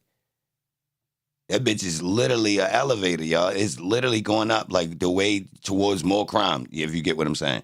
Literally turning Atlanta into a city that can be looked at as a crime city versus, beforehand, your news articles that's based on crime it's not even looked at like that, y'all. Seriously.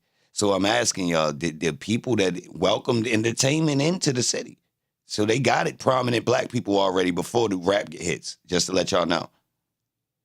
Just to let y'all know. And he's telling y'all how they're choosing what to put out.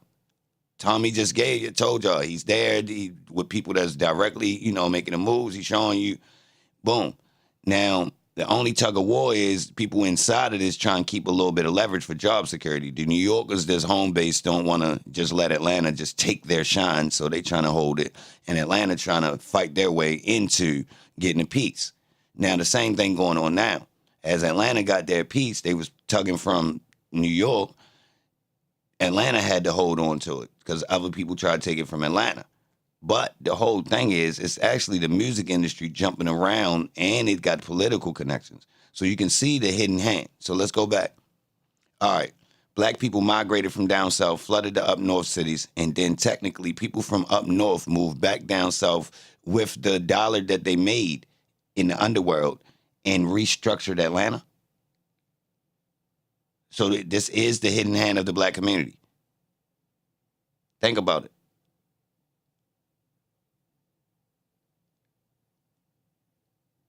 So technically, this is the black mafia. Hence the Detroit, Atlanta connection. Atlanta, Chicago connection. Think about it. New York, Atlanta connection. Look at what we keep saying, y'all.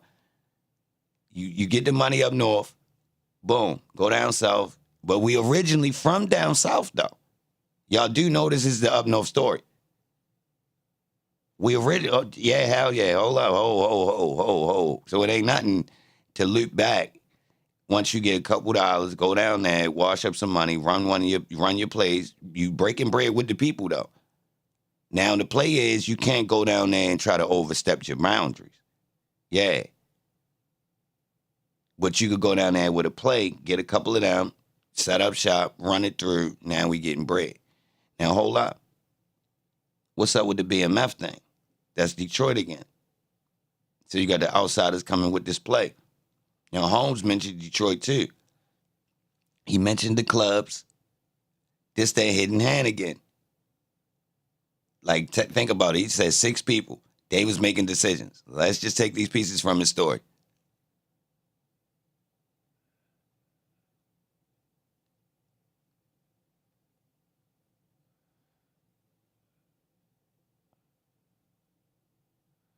Real rap. Look, if you look at certain cities, they prominent in the music industry. We know about Motown. We know about the connection to Chicago. New York. It's the same thing over and over. If you also chase this is where black people from the underworld then established a couple dollars. Now, we know about the current pattern of people from the underworld jumping into entertainment. We know about this. Like, it's a current theme still. All right, I'm just asking, because I'm asking if these people was capable to make this set of people that we watching be put up in the news, right? Whether it was from a loose back, like a distance, like it's layered so you can't really see it. But technically they needed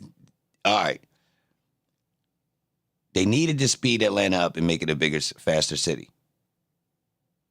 All right, which means you need to start getting your people in politics, which means black people. So literally, since 1980 coming forward, black people have been gaining position in Atlanta, the city of Georgia, right? A city inside of Georgia. That's correct, right? But if you look at politicians and the way people get control of their communities, technically this is what other communities did. I'm gonna keep it real. And they control certain markets and they monitor it and make sure it don't get too out of whack. So technically it has the hidden hand in the black community that's allowed to orchestrate the entertainment world inside of somebody else's monopoly, orchestrated what we just watched in court. All for progress. So they created chaos.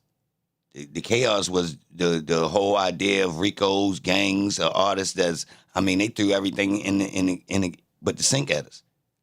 Seriously, Young Thug literally used every troll move in his career, y'all. He beefing with people that ain't real to beef with. First off, the social media people was actually reposting it, which is their play, y'all. Think about it. Yo, academics was reposting him and Lil Wayne beefing like it was real. Think about that. That's the same person that ran the play on us exploiting the Chicago gang scene that was never even promoted in the hip hop. Nobody from Chicago ever talked about gangs on wax. They all distanced it. Like, yo, that ain't for this. Until the music industry decided to exploit it. Is this true or false? Now I'm asking y'all, is this the hidden hand of the black community and the opposition using this?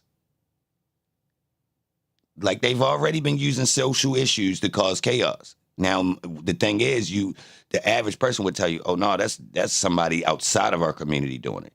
No, I'm here to ask y'all, are some of these groups inside of our community also a part of the play? Hence, we just watched the long-ass trial. Yes. Yeah, I'm agreeing. And then they're going to rock you to sleep. Because now when he come do all this, they're going to give it all back to God. Now, since you want to switch over, change your life, now you're going to give it to God now. Same cycle of shit. Right. And keep in mind, mysteriously, his dollar won't reciprocate in the black community, will it? If he's blocked from Atlanta. Will it? That's the same thing they do with the sports niggas. And get him a couple dollars, then technically, yo's removed kind of from reciprocating the dollar by distancing him from the community he come from. Y'all ain't peep that? Yo, they're I thought it was literally... the best thing that ever happened to him because, well, and it seems of business because I can't go mess with y'all because the judge, he said I can't mess. I love y'all, but he said I can't come back in the city no more. That's what he said. He But said I no, can't even be around Let's y'all. think about the reciprocating black dollar. So this person we championed up with our little small 13% of population, the people that do like him, it's our culture being exploited by him. So we all got an investment in him. Let's say that, right? All right. Yep. Now this person benefits for 10 years from this thing that we all kind of built up as our culture. We getting money off of the pain from our culture, and that's one of the biggest opportunities we can get in current vision of a young black male. Seriously, that's what this, even the females. All right, boom. Mysteriously, when he gets to this pinnacle, yeah, if you will, now he's removed from his direct community. Like, think about that. This whole time we've been brainwashed with Cleveland Ave, Cleveland Ave, Cleveland Ave, Cleveland Ave. Holmes ain't got no jacket. Now, technically, at the end of this trial, not being found guilty, he mysteriously gets banished from Cleveland Ave. That's the ultimate way to not reciprocate a dollar. Seriously, you only come back because of your legal obligations now? You're literally obligated to not interact with these people. That's pretty goddamn, no, hell no. Hell no. So now you spend your time with all outsiders.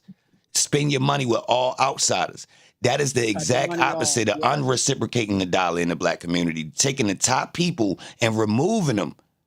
And telling them that going back and actually building a reciprocating dollar in that community wouldn't even be profitable for them. So just break bread with us. I don't like it. And so if you build that, imagine that hand in play and told.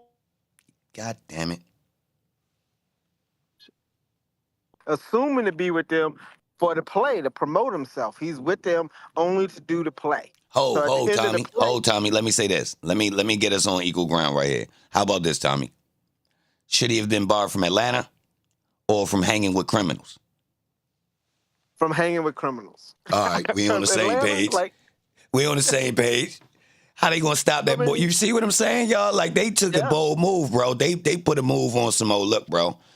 Like the way people perceived it was, yo, he damn near barred from Atlanta for real. You feel me? Like, yo, on some, I'm just gonna move to California.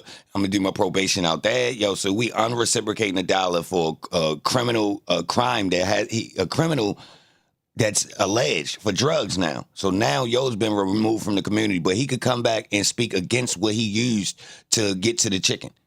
Seriously, instead of him being able to explain, look, y'all, it was all smoke and mirrors. So use entertainment to get bread to send your cousin to college. Now yo's supposed to go back and tell people that gangs are bad when yo ain't even been proven to be in a gang. Think about that, y'all. Hold on. Gangs help communities get better with politics. Politics. True or false? True. All right. So this is directly fucking up your strength in politics if you have no gang culture in your community, y'all. I hate to tell you. Straight up, go check. Go check history. Fuck black people. Yup. Go check history, y'all. I learned this from them. Bowling alone, messing them groups up on purpose. Got them people bowling alone. There you go. Pretty clear, pretty crystal. See what time it is. That's bowling alone, yo, when you really disrupt this, especially when gangs aren't illegal. So think about it. Yo, Ray, go say kids don't be in gangs. Gangs ain't illegal. That's actually a structure for a whole bunch of broken families from poverty, y'all. So these dudes can literally use that with the right foundation to actually stabilize themselves and actually lean on each other's shoulder to become grown men that's actually successful in the scope of things in capitalism. For real. So fuck gangs being bad. Niggas don't tell no biker gang stop. When you seen a convicted biker gang, go tell the white community, yo, y'all kids don't need to be in no biker gang. I'll wait. And she admitted it was the WWE. So we gonna sit up here and say, ain't none of this real. So really, he pleading to something that's fake because you just submitted, Your Honor. Yet the judge said.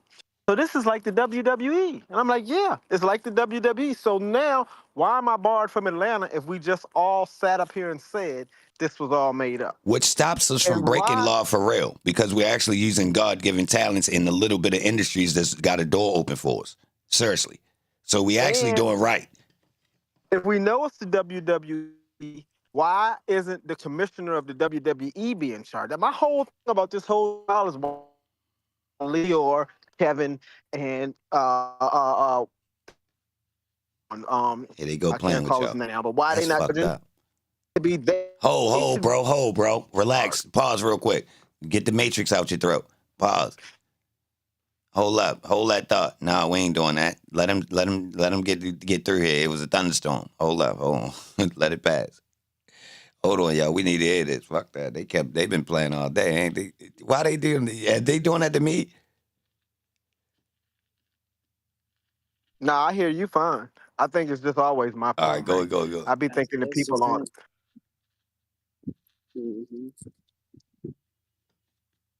Go ahead. That's why I don't be worried, y'all. They been on my phone. I once had an AT&T phone that they let the bill get up to $4,733 and didn't cut me off. I gave the phone away. I said, you know what? Take it back. Y'all can have this telephone. I went a whole year with no phone. I was like, I don't need a phone. The point is, I don't understand why they didn't charge, why no one is talking about the labels that are doing this. That's my only point. We can clearly see that Leor, they told us. If this started in 2012, so did the record label. 300 started at the same time. Who was their biggest artist? Thug. When he went to court, what did Leor do? Go work at YouTube, and they sold 300 to Warner Brothers for $300 million. So they used one individual to blow this whole label. No. Whoa. Two. Not just one. Dirk, Yeah, Dirk, not Dirk, just and one. Thug. Oh no, we only got two. I don't fuck them other people. Nah, these two niggas, they built that motherfucker on. Nah, hell no. You got that. I'm just gonna add. They put Dirk on that. They rolled these two since 2012. We just was They asleep. brought them all the way up, and then they sold and they ran away with the money. And she called it the WWE by her own words. So if it's the WWE, all I'm saying is the presidents who, by my own thought process, when Kevin Lyles went on the stand and said, his money is my money. In Virginia, the judge would have said, take him into custody. Then I'm he mad. just said, his I'm money is mad. my money. He said that on Nigga the just stage. admitted His to a money is my Rico. money. I'll put up $1 million. I mentored him. So wait, this young Hell man yeah, broke they would no put your crimes. ass right with him. He Man, broke no crimes. And then when he got a You mentor know, from the music business, Kevin Lyles, then he became a Rico. Like, think about this. He had no crime before 2012. He had nothing. So you started mentoring him in 2012. You started a label. And all of these plays that y'all said was manufactured, obviously wasn't manufactured by him because we've proven that Birdman was before him. So all of these plays y'all told him to do. facts. He wasn't hip to And this type then, shit. He wasn't hip. He ain't get. right, You gotta get in with some he slick know, niggas to know these plays going down. Straight up. yes. They got the money. They made the money. So when I read the indictment and it said currency, if you saying in furtherance of currency, who made the money? Because I ain't seen not one. They had all that. They ain't tell me one sale. This nigga had 30 bottles of lean or whatever he had. Did he sell one? Because y'all ain't had nobody saying he sold him no lean. I'm He's thinking not he just selling happened it. to have No, 30 bottles everyone because there's knows. 28 No of us one's in the selling no house. damn So we all bottles of lean if they right. got it. No. I can hard They was stamp. drinking it. Yes, we ain't They was selling drinking it. shit. You ain't what lean? This is not for sale. I could tell you Right. that off That's top. the last thing. That's ours. If it's 12 Yup, that people in is the house, not being sold. it ain't. It's Ain't right. none of It that ain't shit enough. really been being sold since about 2016, 17 to be, and really before that. If those bottles was authentic, to be honest, that's a wrap. No, you're not getting no real, like, no, we got that for us. We drink pure. No, Right. because what we supposed to buy some bottles off the market? Hell no, that's Right. one of the most chopped up joints out there. Besides the Fenty that they looking for. But niggas, nobody wants K-Roll. That's why Right. niggas face So falling off, I think. I'm going to keep it they had real. no control bias. They had nothing to prove this case. So then look, they wanted to bring in his lyrics. I looked it up. He had 3 writers on those songs. So I said, hold it. They can't even do that because it's 3 writers on the song. Bring them other 2 writers in and lock him up. He the performer, but 3 other people wrote on these songs. Nah, They once you do said, that, it's not even tangible to be real lyrics. Once you get into it was a ghostwriter, that's mythological off top. I'm writing it for somebody else. What the fuck? Ain't nobody do that. Seriously, this imagery off top. bro, Soon as we get into ghostwriting, y'all, this all fluff. I wasn't even thinking about what the fuck. I'm going off of what the sales market is to write this for you, to make you slicker. What? I'm ready to go astronomical with this character of who I perceive you as a ghostwriter. What? Or if I wrote it for myself and it's being sold to somebody to be used, it's still written in a fluff manner, and technically it wasn't for you. Feel me? So either way, right. once we say somebody else wrote it, y'all, I ain't gonna lie. Any accountability out the window, straight like that. And all rap, any artist of music is gonna say this. Like what? Like lyric account? Like what you mean? Like So if it's a hidden hand, Yeah, that's the a hidden fact. hand pull you to the side and say, look, young man, you about to get all this money. The easiest way to keep you away from your family, the judge gonna order you to be away from that's a them. You fact. don't care. You was leaving Atlanta anyway. So you go ahead and bounce to LA or wherever, into our home, Hollywood. Let's bring you out to Hollywood. You only need to come in town when you're doing shows anyway. You That's a was fact. already removed from the neighborhood. Now you can leave and keep your credibility that we built up That's because a it fact. ain't you. It's the judge saying you gotta leave. It's the best So move. all of that looked exactly. And what was the most dangerous to me was the fact that Love put on the record that this was going to be the case used as, she said, do you understand that your case will be cited?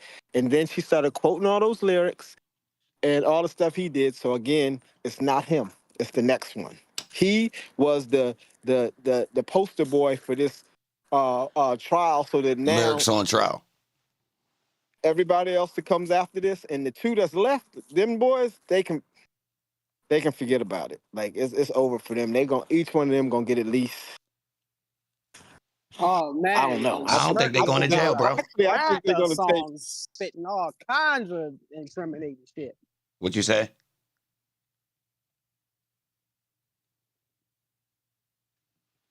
I don't think they going to jail, bro.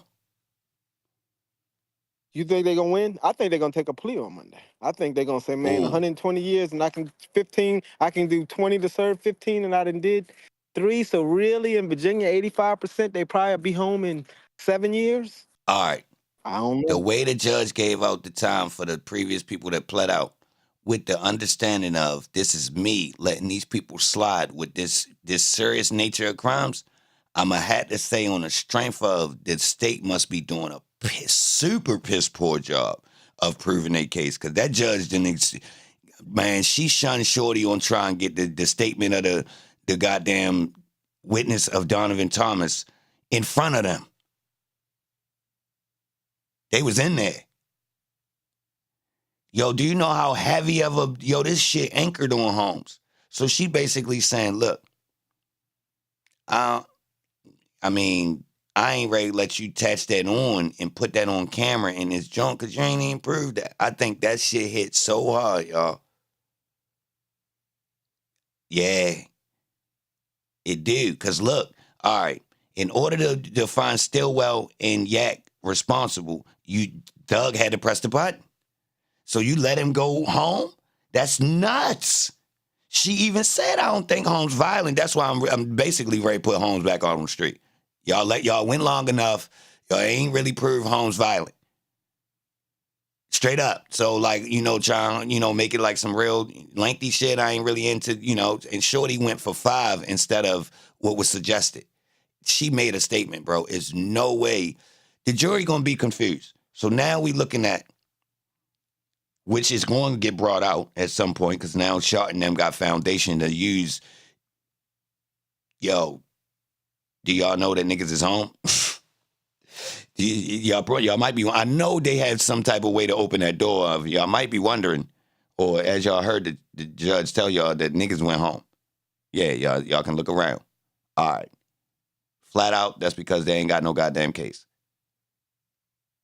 Real, and look, the judge hard stamped it, y'all. At first, I was a little bit scared because the internet reported on her saying that she's seen evidence to prove that, the state, it might be a gang or whatever she said.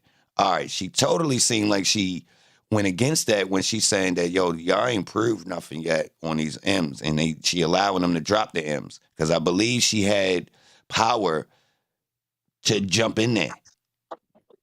I might be wrong, but I believe Shorty, if she believed that this time was light, she could have went for a higher way, a higher sentence. So I don't know. I could be wrong though. That's the way I'm perceiving it. I'm saying I'm thinking the judge even thinking, bro, y'all ain't got no case. Is if y'all get a win out of this, y'all lucking up. I think now look, I don't even think the judge liked the state's plea deals for them last 2. Straight up. Look, this would confuse me. Why would she tell Donovan Thomas' family to testify if they already testified? No, not testify. She wanted them to come up and do a victims, impact But they statement. already did that in the beginning of the trial. No. They just testified then. It's an impact statement to do when people get their deals. So it's kind of like before the judge read off, we're gonna use what we got as far as like something in reference to the crimes that's being charged as to put on the books for the judge to hear before she make her decision. So that's that. So what's the difference between a testimony and the other? The testimony is direct questioning to get different information out. That right there, Ray, be whatever the hell they want to say at the very moment that they can put on record to impact the case. Like it literally says it, the victim impact. Not the testimony is us asking you questions about whatever the situation is pertinent to the actual facts of the crime. All right, victim statement is what you want to tell the judge about what you went through on the strength of this crime. That's the victim statement. So this shit right here could get, it depending on what they say or their emotions or whatever the case, this shit can have an impact. You feel me? So it's slightly different. I see a difference. It sounded like they was trying to railroad that boy. They kept talking about, oh, he's responsible for Donovan Thomas' death, but the lawyer kept saying, like, this is not true. This is not factual. So why she kept regurgitating the same statement she knew wasn't true? It's like, it's crazy. I think that part shouldn't be allowed. I'm gonna keep it real. That was a little bit aggressive and excessive. I think they should be able to say he pleading guilty to this, but it hasn't been proven guilty. I mean, proven. You understand? I think in their wording, when they reading that shit off, and it's this type of situation that somebody pleading out, although court didn't finish and all that, because they say this: if court would have continued, what would have been proven? Don't they say some shit like that? Like, hold on, oh, whoa, that ain't. I'm not agreeing. Oh, so that part is kind of like that's the part. What'd you say?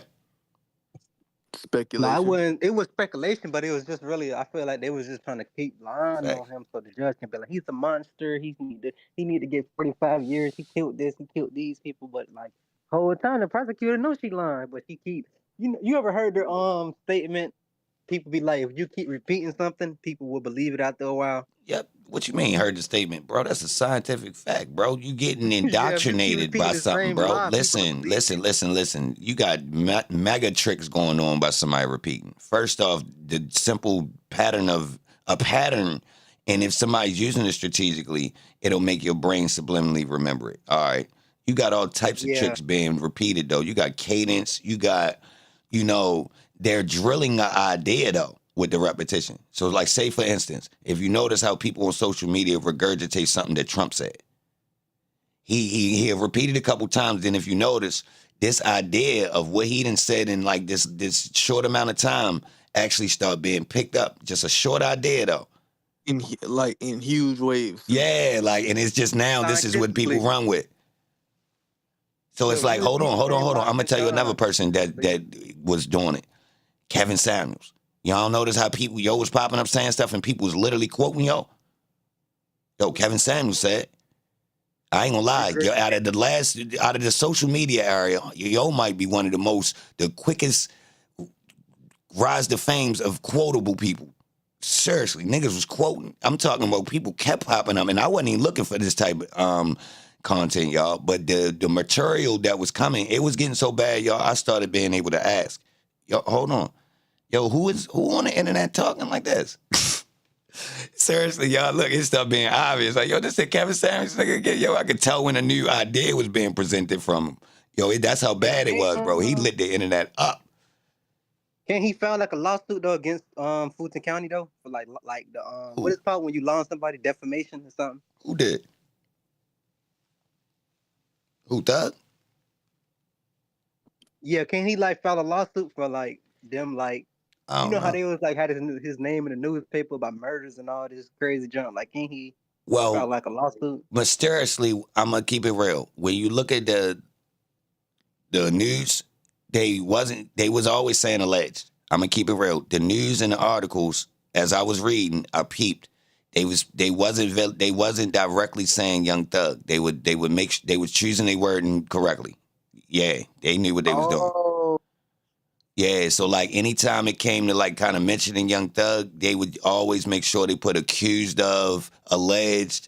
They played the game right. I'm gonna keep it real. On that note, the headlines of YouTube videos, they played the game a little different than that. The printed articles that you pull up, I'm gonna have to say all of them. I'm gonna have to say they played it how they supposed to with the alleged and accused and all of that. Woo. They made sure they established that before they get in their articles. YSL is accused of or alleged to have, you feel me? So I'm gonna give them their credit on that. I will say the YouTube, some of those same places played the titling a little bit different. So I'm gonna have to say I noticed a couple of the news stations go a little bit uncorporate with some of the titling. Once we got to like Woody, they start going a little bit like they start playing the line with, like, I seen the word snitch used in the title by a corporation, which surprised me. It was. If you look back, you will see Law and Crime, 11 Alive, Fox News. I don't know exactly which one, but y'all know the main four. If you look along the time, the way when they start making the clips, some of the titles is a little bit like they playing the line right there. They ain't directly, but they definitely could have titled that more cleaner to be a news site. Let's say that. Real And rap. also, Woody, they may have no money. They ain't care about them. Facts. Damn. Thug could go and cry to his, because see, he in a club. And when he cry to Exactly. his boss got money. Clearly. And his boss actually printing it. So that's even when you look at all the stories on Diddy, they controlling the stories. That's how you know who in and who out about what the stories say, because they control the story. So if they not saying it as a group, don't fall for it yet. It's too early. You don't see no major people running around throwing Diddy under the bus. That means the people in charge haven't really gotten rid of him yet. Because if they had, everybody be open season on him. It ain't open season on him yet.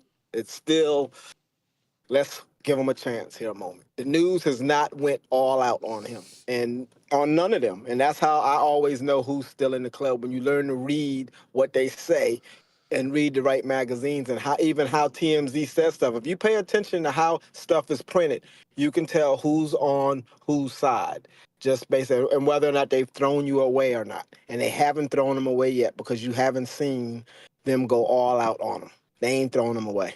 He still, I don't know what he got, but he still got something, because they won't allow the press to go all in on him. Yo. So yeah, they ain't really talking about Diddy no more. They talking about Thug now. Hold up. Who Dubs in the chat came up with an awesome idea. See, it's too late. But yo, in solidarity with Young Thug, all y'all gotta go wear y'all tightest pants today. So even if you out and about already, go home, switch it up, put on your tightest pants, preferably with the cheeks out. Black faded tight, skin tight jeans with the cheeks out is the best. Oh. Yeah. Thonged skinny jeans. Thonged skinny jeans. Yes. That's the best. So in solidarity, y'all, if you really repping, hold them down. Well, you asked the question this morning, and I think I have a answer, not the answer, a answer. You said, what do I do with all this information, or something to that effect? Did this look like a play? I feel like they really set us up. And the answer for me is simply that I'm 59, I think. I'm 58, 59.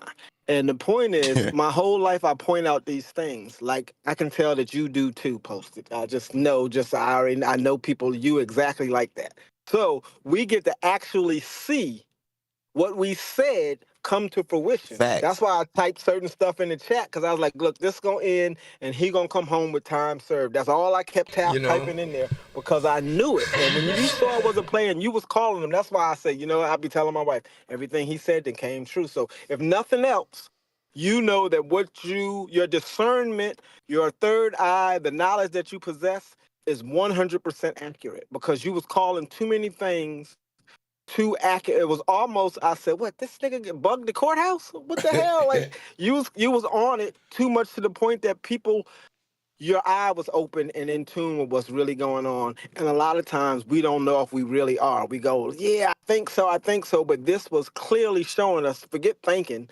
We said it, we watched it, and it happened. So now it's verifiable, at least for your own personal life, and you probably never questioned yourself anyway. But now if there was any doubt, you're like, look, I called that right there. See that? I said that. That's why you say stuff. We always call it predicting the future. I look at it and go, this was getting ready to happen. And then when it happened, then everybody forget that you said that. They're like, yo, yeah, I said it. Don't you remember? And then you got to confuse, but you said it online, so you can go back and pull up those. Anybody same thing? He's like, hold on, let's scroll back and see, because I watched you call all the plays and say, uh-oh, that really happened. I saw it. So now what he said was 100% true.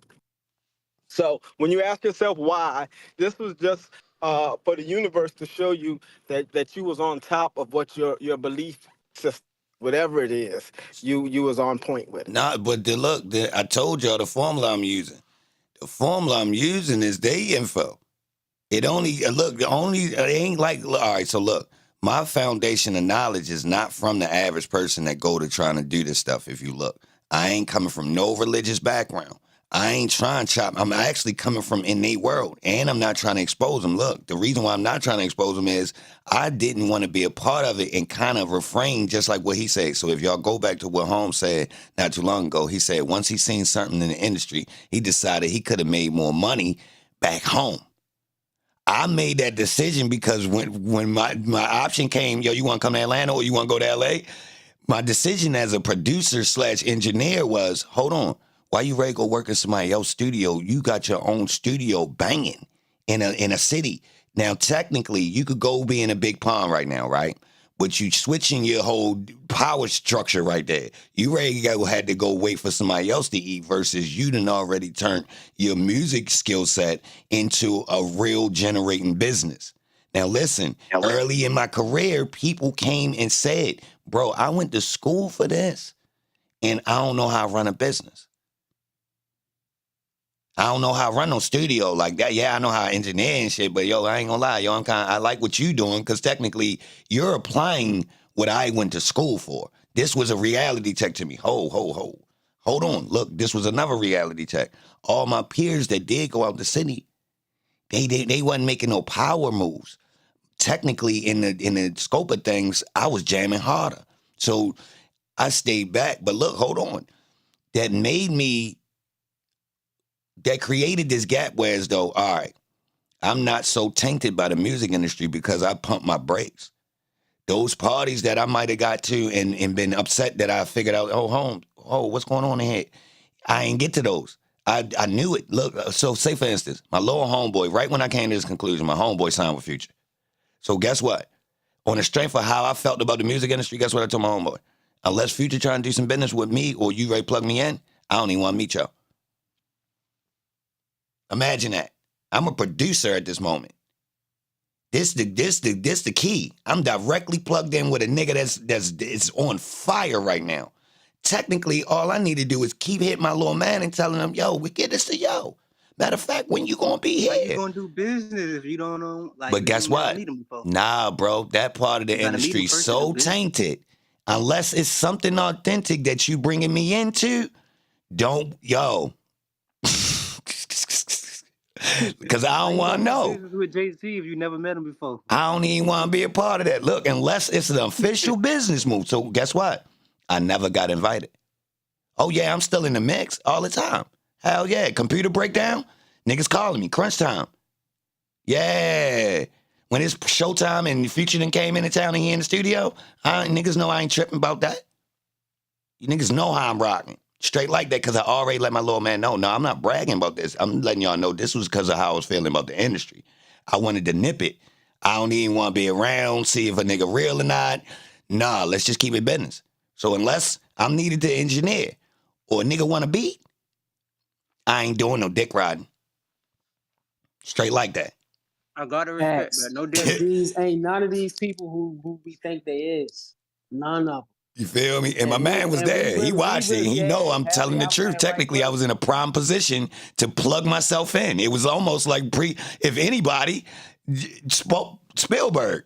Real shit. But I had to see, like, all right, this that spot where I'm not ready to dick ride. I'm not ready to force my way into no situation. Niggas know what it is with me. So I'm ready to let my peoples know. Yo, it's something official. Hit me. Other than that, I don't even need to, you feel me? So you feel me? Look, I'm still in the mix. When I talk with yo, I got the tribe. Yo, what's up with you and yo? Is he doing right? Oh, all right, say less. So technically, I'm in the mix. But I don't need to know you. I don't need to meet yo. I don't want to be around when all the dick riders around because he around. I don't even want to be there, bro. That's a part of the industry I don't even want to see. Straight up. I don't even want to see that shit no more. I seen it. Before that moment, I had seen enough to say, nah, you know what? Let me just go get my money in the city of Baltimore doing this music shit. I'm glad to see my man signed and he's in the industry and that's tight. But am I ready to try to be a part of what that is? No. If niggas want to get me a check out of it, somehow, if it's possible, you niggas got my number. But that never was presented. Now, I was a little different. I wanted to go in Salute, Mike. really more so for the knowledge, because I had heard all of these stories. I had heard that this one sacrificed this one and that one sacrificed this one, and you can't do it unless you do this, and you can't do it unless you do that. So I went in really not even concerned about the money. I knew I was losing money the minute I left my city, but I wanted more exposure. I wanted knowledge more than I wanted money. I always wanted to know if what I thought was true. And when I come back, and for now, I guess I'm a professor now, so it helps because I got to go in and see. But for me, I really wanted to know if it was true or not. I didn't want to be running around at 55 guessing, well, are they really like this or not? Now I went in and I saw, and I have a very clear understanding of what's real and what's not, and I can discern the rest of it. And that to me is more valuable than, well, damn near more valuable than all the money that I made in the industry. The knowledge and the things I got to see and know that's what's really real, so that I can see who's pulling the strings. That to me is great for me. What I'm trying to figure out now is, well, how do you make money off of knowing all that? And really, you don't. I don't. Yeah, you don't. That's priceless. That's priceless. Well, hold. Hold on. Glass half full, 50-yard line. Nah, that's cap. Let me tell you. Mm-hmm. You go back in. Play the game. What you just described was you have the keys to a part of a monopoly that you was invited to because of your skill set.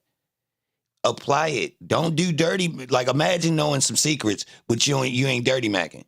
This the best of both worlds. Yeah, I know how to play in this system, but I ain't got to be a dirtball.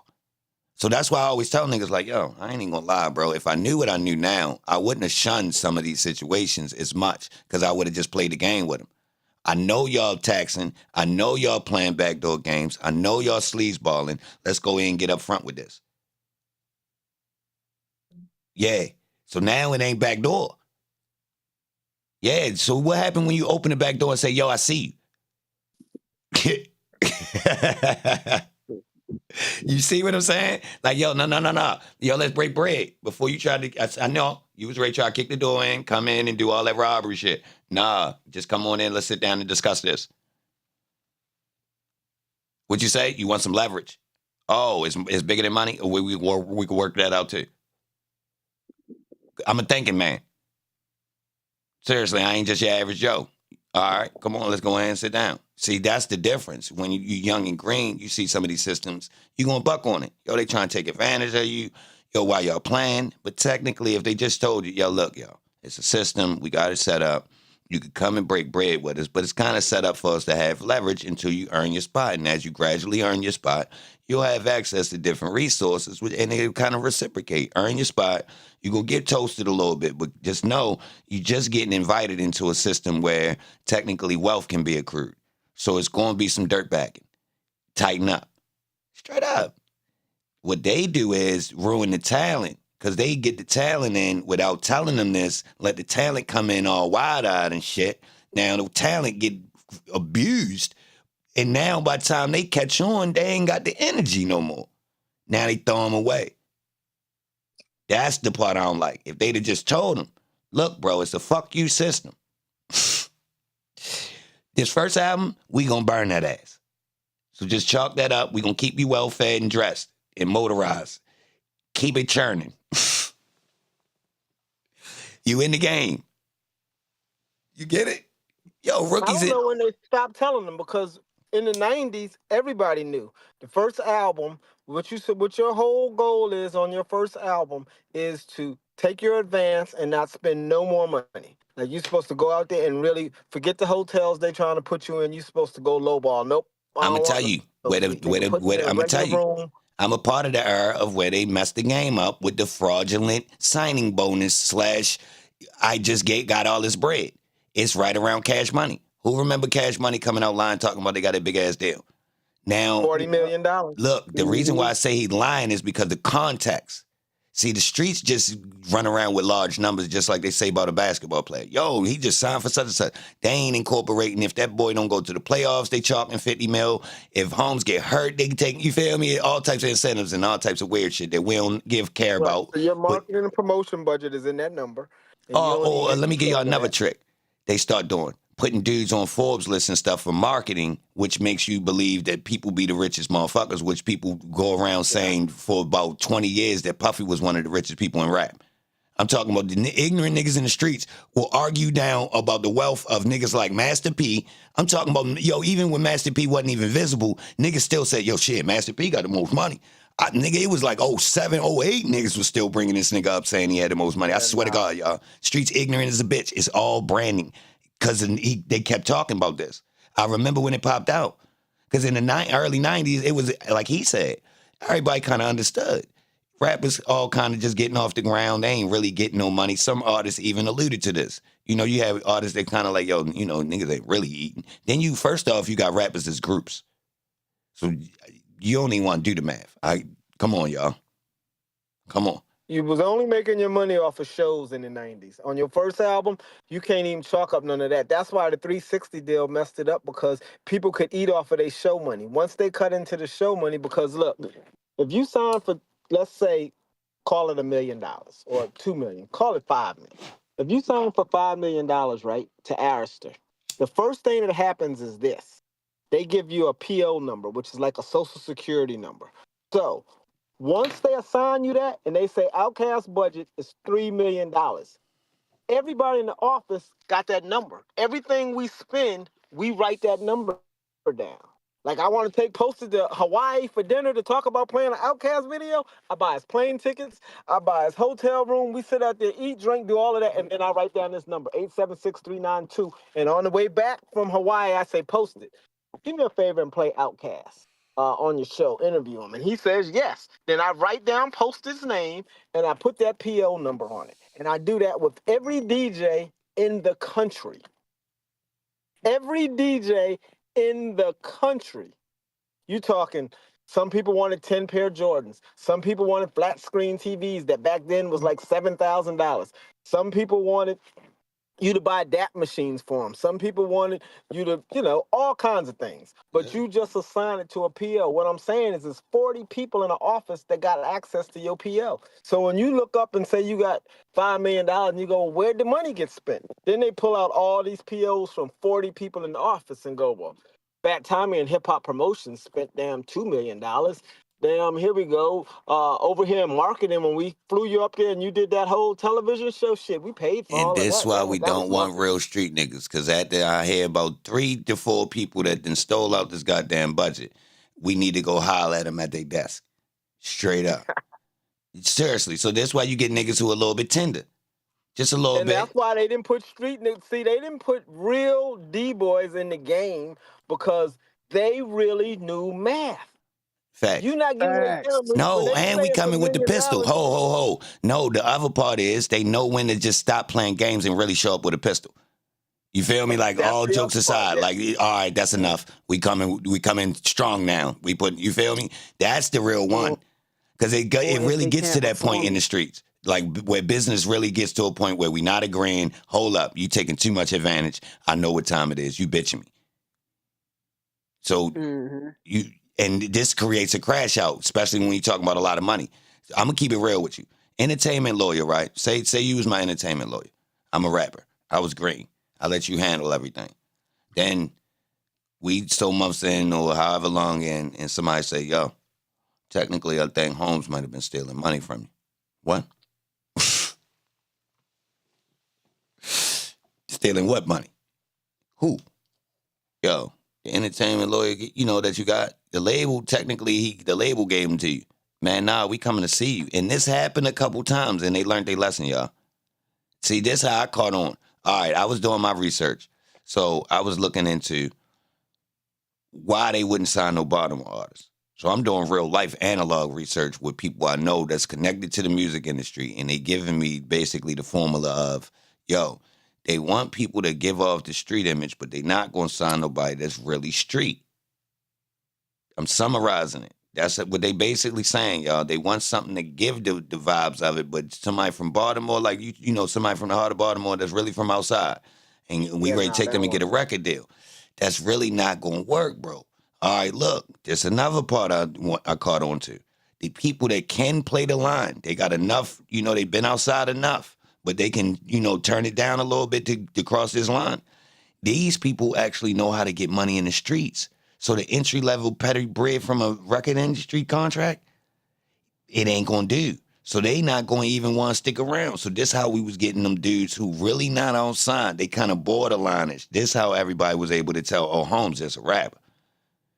Seriously, y'all, in all our cities, you could tell it was a line. Look, I'm not going to accept no bullshit fuckery from the music industry if I know how to get money out here in these streets. You know, it's a line. I know niggas. I knew niggas who could have been rappers who technically they too turned up in the streets. That petty check that they offering or what they would give them ain't worth it. We wind up using all this money from the streets to try to get into the music industry. If you ain't even really trying to get there to wash some money, first off, you wouldn't try to be a rapper, to be honest. That's a weird-ass way of getting into washing money. But if you was going that way, technically you'll quickly come to, it could be another way, because technically the music industry don't want nobody that's really they're close to the streets. First off, you're accountability. I mean, what is it called? Come on, y'all. Come on, what is called in business? Whereas though Liability. a liability. Yeah, my bad. Don't quote me on that, y'all. I don't do this level of business, but y'all liability, right? So all right, I invested all this money into you, but you be in the streets. Now look, we can put insurance on you and all this weird shit or however they go about that. You feel me? Understanding that, well, if you do, it'll be, good for business. I think they really wasn't into that according to the way they were signing dudes in the early 2000s when I was really trying to help people get signed. I don't think they was really on some old, let's build a dude up and we want somebody that's close to the streets. Even though this could work, I don't think this was the main business model. Some people might have been running this line. Let's get us a nigga that might get smoked. I don't know. Don't quote me. Well, Empire, definitely. Empire, that was their business. That's more recent, though, ain't it? Yeah. Yeah, that ain't the early 2000s. Now, I don't think in the early 2000s. So by after 2010? I'd be worried because L.A. ran that play, man. With Damien and Dia, they ran that play. Damien, Dia, Left Eye, Biggie, Luther, and Aretha Franklin. And then you can go all the way back to Janis Joplin and Jimi Hendrix. That's 8 people off the top of my head that was all signed to Clive Davis that he might have ran that play. Oh, you talk Whitney Houston then? Oh, yeah, and Whitney Houston. I didn't even forgot about Whitney and Whitney. That's 9, just without even doing research, we know. They stumbled on the insurance stuff and monetized it? Nah, Poppy. Technically, that insurance one, I think they might have burnt down in previous time with the music, with the entertainment world, and they kind of chilled on it. Because if you go back, you'll see some ones that's pretty hot. And then, I forget what era that is. They was going ham. The mob niggas. So look, it's a famous mob nigga, white man, that was known for his talent getting the body here. Seriously, he had a bad jacket, y'all. At a time where as though it's basically what we gonna say? Hey, can't prove it. It's somebody, I forget. He was basically like, yo, got like 9 bodies. Like 9 of his artists died. Yeah, a couple niggas we ain't get to meet. He was pulling the move. And I think it was his shirt, no bullshit. Because I went down this lane. So a lot of these plays, they ain't new, y'all. So that's why what helped me understand with Mike. Or come to some of my conclusions that I believe with Mike. Like, Holmes ran more plays on us than we think. Because some of them plays is old plays. I don't know, Holmes might have ran a complete play. That's what I'm saying. Like, a lot of them plays ain't new that he ran. Like, even the negative part that we perceived, Holmes got accused of a crime that he didn't never get proven guilty of, but technically, that actually sold him. Yep, blew him up. That's crazy, y'all. See, that's the weird part. Like, if you just know Michael Jackson, all right, getting the crown of being the king of pop.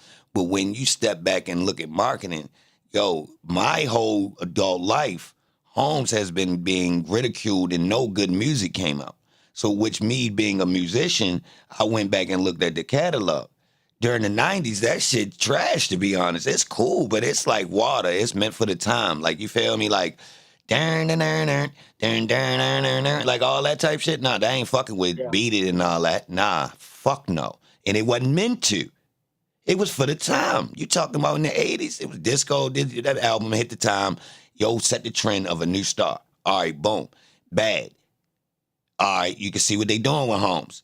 They making Holmes goddamn androsexual. You feel me? Holmes got the goddamn robot level on for real.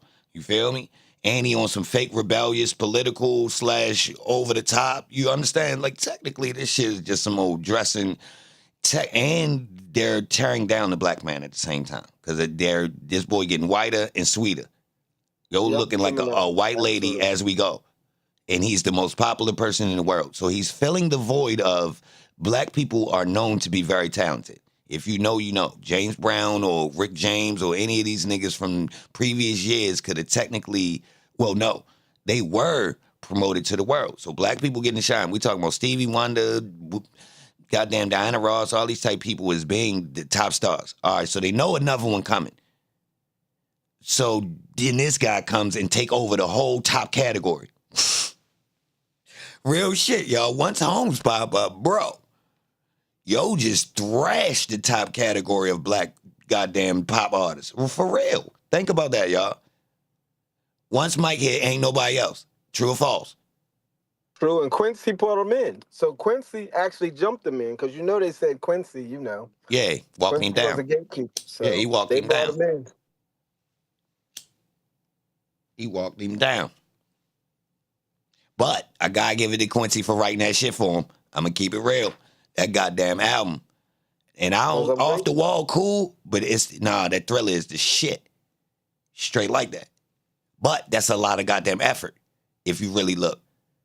That ain't they put it like this. The people that put together them albums in the 80s was people that was already armed to go. So whoever the fuck got picked by the machine was ready to have a hard-ass album. Once you put these groups of people on there, straight up. Yeah. If you look at any of them album combinations of the musicians, the producers, this shit, they cheating, y'all. They got super teams. Straight up. So anybody this how I knew, you could tell. So like in the 90s, they continue the same formula. They getting all-stars. You put them in the lab together. They work on certain artists, and this how you get the albums that they was putting out. Now, you get this talent from a little bit of natural talent. Some people better than others, but to be honest, the machine grab you and make the product what it is by the time we see it. Some people come and they know how to dress and they got the look, and their skill set on music might not be that good. It's rare somebody got all of the joints. But there is out here.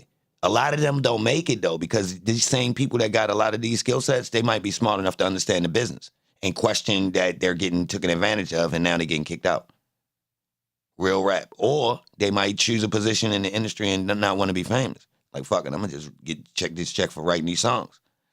Now I'm just turned up. I'm a writer now. I don't even fuck being an artist. So the people with the good talent, they still be around sometimes, but they be smart enough to evade the bullshit in certain types of ways. So they around, they quiet, because they don't want to fuck it, you feel me? They seen the bullshit. But I'm sad that these people don't thrive as being the main artists. Like, if we really got the most talented people, y'all, I ain't gonna lie, you would be more interested in music. Because it's some motherfuckers out here that's, like, crazy. But, like, expecting them to go through the loops and accept the fuckery, they not. They not. It's a lot of them. You feel me? It's a lot of people, y'all. I'm surprised they don't tell the game. Like, for me, if I was Michael Jackson, Prince, Whitney Houston, any of them, I leave the game. There got to be a book of game left sitting right there, just so everything you thought you didn't know was true, what really was true, because here it is right here. Take this and rock with it. Nah, that'll get you smoked. That'll get you smoked. They got smoked anyway. Nah. So that means the book might have been that. All jokes aside. So look, All right, let me explain Yeah, something they to gonna you. search all your stuff. You had to give it to somebody real close. Nah, to it's you like this, yo. Listen. Yeah. You just said it yourself, yo. You said, yo, it was 6 dudes that dudes had to ask to bring a certain Yeah, product that's in. true. All right, check this Yeah. out. Hold up. All right, say I'm in the loop of these 6 dudes. We all using a certain way to cook, right? Nobody else Yep. don't really know it. It's got us banging. I done told you, and all 6 of us the only ones using it, right? You come and say, yo, I just told my little man, I might have to smoke you, bro. Oh, let me give you another example. Say we playing with the age. I got a certain cut Yeah. and got the streets Big turned. money gonna take you out. Big money not gonna. Yeah, like, yo, and no you matter cut what through they and say, do. yo, Yeah, I gave a little bit of that to my peoples over, yo, when I've been hollering at you, yo, I've been busting half that down and giving that to my people. What? Nah, Yep, bro, that'll that get was you for out of here. us. What? You feel me? Like, hold on, bro. Like, yo, you gave up the sauce. Oh, well, hold. Let me tell you, you went and, hold on, you stopped working with us and then made a video about it? What? Yeah. What? So look, if you wonder, the NBA players, when they retire, they give up a little sauce. Like niggas will tell you, yo, the draft a little rigged. They won't hard stamp. They'll tell you, yo, my situation, I was able, if you catch it, a couple dudes will tell you, I was able to choose where I wanted to go. Straight up. Which is blatantly telling y'all. But they specifying, they won't specify and say the whole NBA rig. What they're telling you is, man, shit, before the draft, I mean, they told me what teams, I had the choice of going ahead. Shaq said this.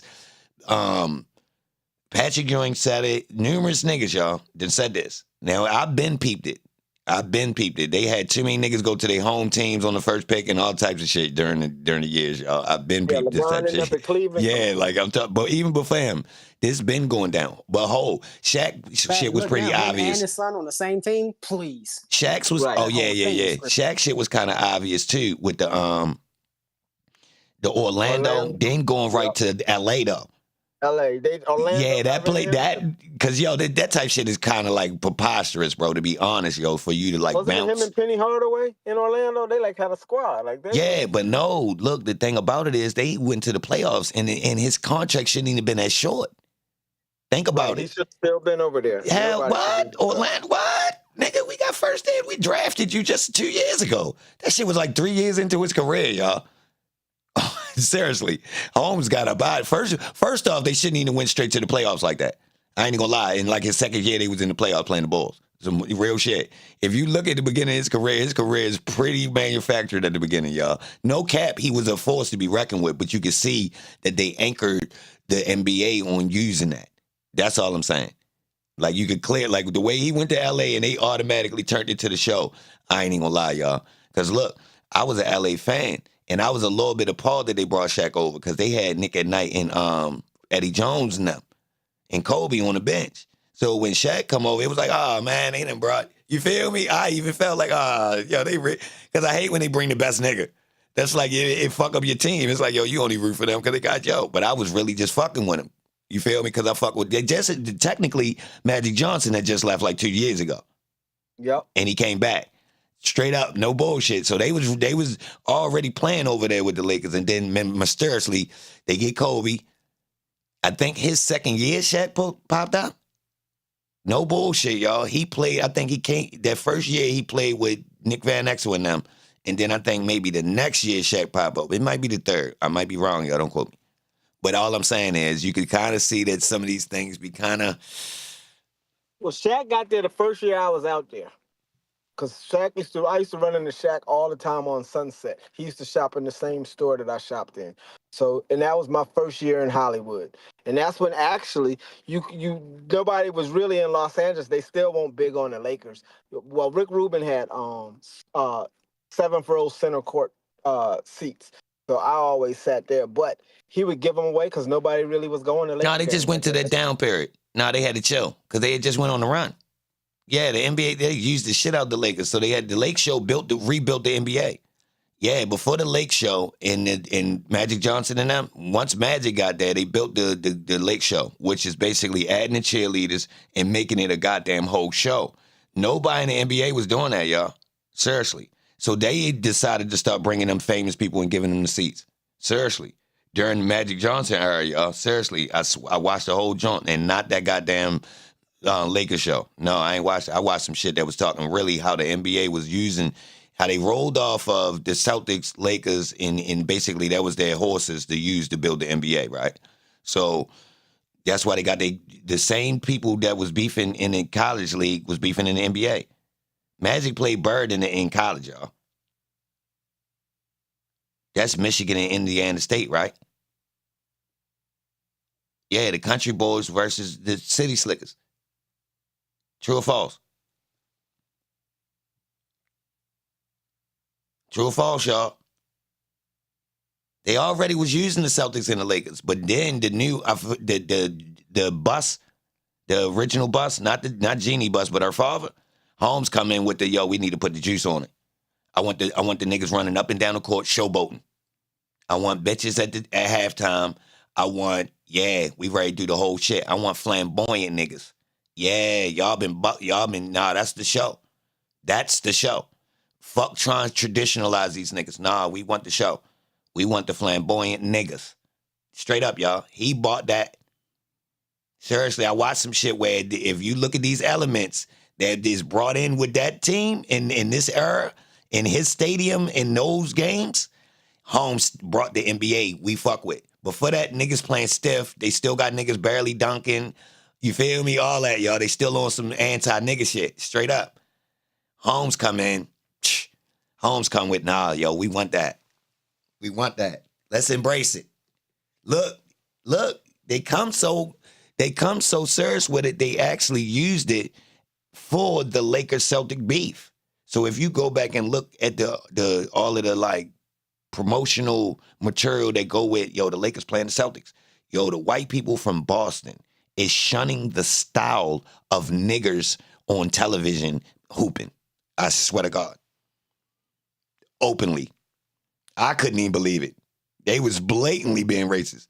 They might as well have said, man, nobody ain't trying to see no niggas coming up and down the court, man. They might as well have said that. Fab Five followed up with the same thing, where they was hating that they was bringing nigger culture. I hate to say it like that, y'all, but it ain't no other way to put it. If you go back, they got old footage, y'all, where I'm telling you, these people in Boston was talking some spicy shit. Even though they had niggas on the team, y'all, these people, the fans, these people were talking some spicy shit. Straight up. Now, I did go back and look at the Michigan shit, and the same thing was happening. I'm going to keep it real. They shouldn't be dressing like that. This going on. You got comments. They was printing comments from people in the public in the newspaper that was basically saying, we tired of saying these niggas playing. I swear to God, y'all. We in murky waters. I mean, I ain't got nothing to lose now. What the fuck? They got the numbers low anyway. It's us. If YouTube, what they gonna do? Flag me? I mean, all this is on YouTube, technically. So, I ain't that muddy. We could talk about it. They play these games. It's media. It show you that it really ain't no beef. It just be used. I mean, they used it again with the Patriots. That was damn, you feel me? Real shit. They used to whoop our ass. That was like a slave owner, the way the Patriots was whooping Baltimore ass. Straight up. That was literally metaphorical slave whooping.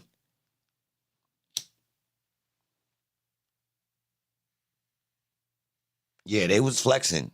Yeah, I know that people in Boston ain't no joke. Because look, one time, I don't even fuck with baseball, but look, this before the the Raven Stadium was there. I'm lying. It's baseball season, long story short. I'm at a red light by the Oriole Stadium. I just happen to I hear some white people cutting. They come across the street. So I happen to look. They all got on goddamn Boston Red Sox equipment. Not equipment, jerseys and hats and shit. So you already know. I know what time it is. Oh, they playing Boston. The game must have just let out. It's late though. They must be coming from the bar because these white people they a crowd by themselves. They about 10 deep. Long story short, so they loud as shit.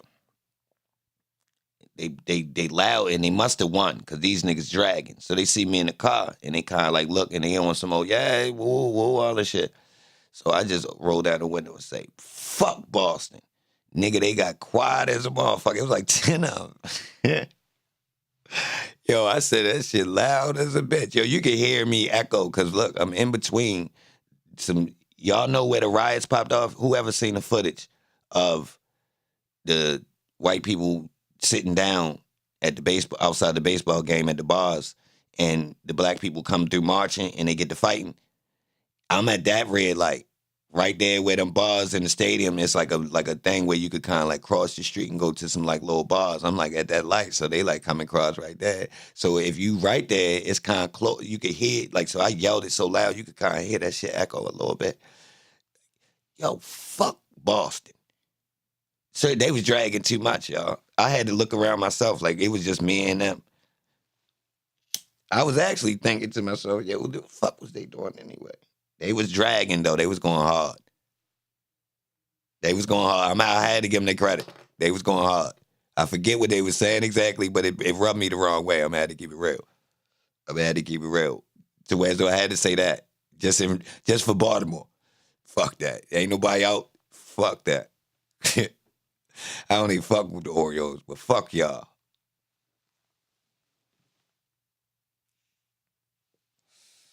Straight up. Same thing would have happened with the white Baltimore people. Yeah. They more playful though. To be honest, I'm normally more playful with the other teams when they come. Because if you be in certain areas, you'll see when people coming down to the stadium. Like if you come down, like anywhere close to downtown, you'll come across whoever's in town. The Yankee fans, Boston, all them, whoever the fuck they be playing. So normally it just be like, oh yeah, they playing. That's who they playing. Oh fuck it, niggas like, yeah, we ready to whoop your ass. Niggas just laugh. Ain't no big deal. This night, these people was dragging. You feel me? Like, yo. Mind y'all, nobody in Baltimore really cares about baseball. Like, it's rare for you to find a regular, like a black person I know. It's rare. Like, I met probably like 5 people that's like, nah, yo, I fuck with baseball and I fuck with the Orioles. It's rare. So it's like, it ain't no thing in Baltimore for you to be really like, yo, what happened with the Orioles? They win? Nah, nah. So it ain't like I care. I don't give a fuck.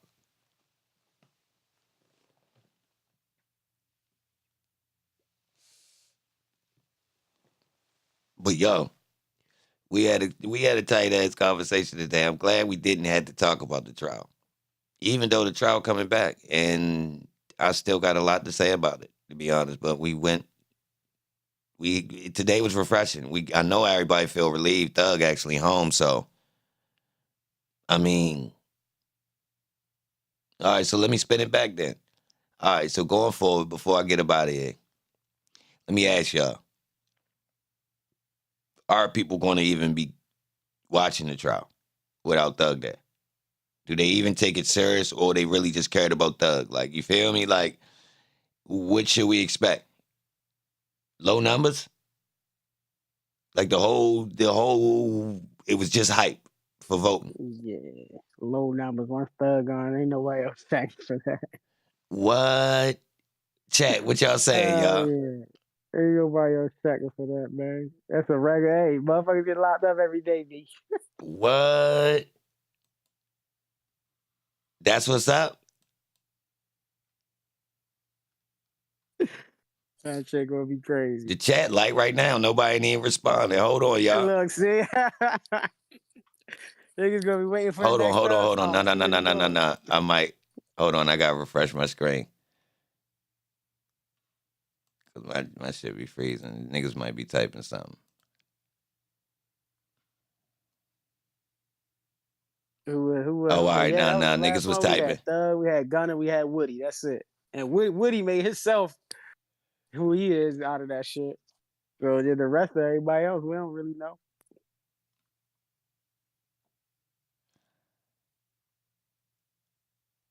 Oh, yeah. I couldn't see some of your opinion. I mean, some of your comments. They said, yeah. I'll be here. Now, see, it's all, I know we got about this people, but look at the numbers right now. All right, I've been talking crazy today, but have we already seen the effects? Real rap. I know today I went a little bit left. You feel me? But are we already seeing the effects? Which Facts. Thug home, Dirk locked up, man. Everybody ready to see what's up with Dirk now. nah, people gonna keep in, but they not gonna watch like them. You feel me? Like technically, all right, to keep up with the rest of it, do you need to watch like you was, or do you feel all right? Thug ain't he get hit hard? He home, and I ain't that worried about these other two. Real rap. Think about that. Like we really at that spot where it's like, who really still wearing yak? All jokes aside, or is that just clout chasing at this point? Because nobody wasn't really worried about them. Now, honestly, I ain't being disrespectful to him right now, but I'm saying on the scope of things, this thing was the young Thug Rico trial. So now that he home, yeah, some people gonna still watch the trial. Is we talking about the numbers rate get cut in half? Just because yo ain't in there? Yeah, I say at different times. Because you definitely going to have them people still want to come back and peep in just to see what's going on with it. All the nosy, non-thug fans that's still trying to see everything to the end. Yeah, some of y'all found my channel and we gonna rock and y'all gonna stick around as long as I can keep y'all interested. Yeah, we talking about overall. YouTube just kicked you? Yeah. That's a thing they do. To me. You ever got kicked from another channel?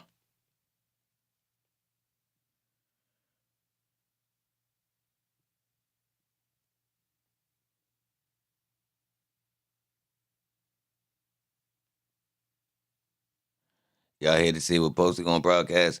If I could keep a couple hundred people in and float the chat, still booming, I'm Coochie. I ain't worried about a heavy amount of people. Long as I could, I definitely got some content.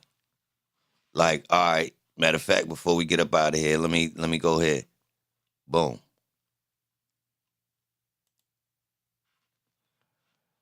All right, we got some work to do. Watch this. I ain't playing. I'm going to stay in Atlanta, though. I ain't done with Atlanta. Not yet. And it's because it's the hub of music. It ain't because it's Atlanta. I don't have no beef. A man serving a life sentence for murder is waiting to decide if he'll get a new trial. He was convicted with 2 other defendants in the 2016 killing of an Alpharetta man, but the case has already been criticized for missing evidence. Channel 2 investigative reporter Ashley Lincoln joins us live with what's next.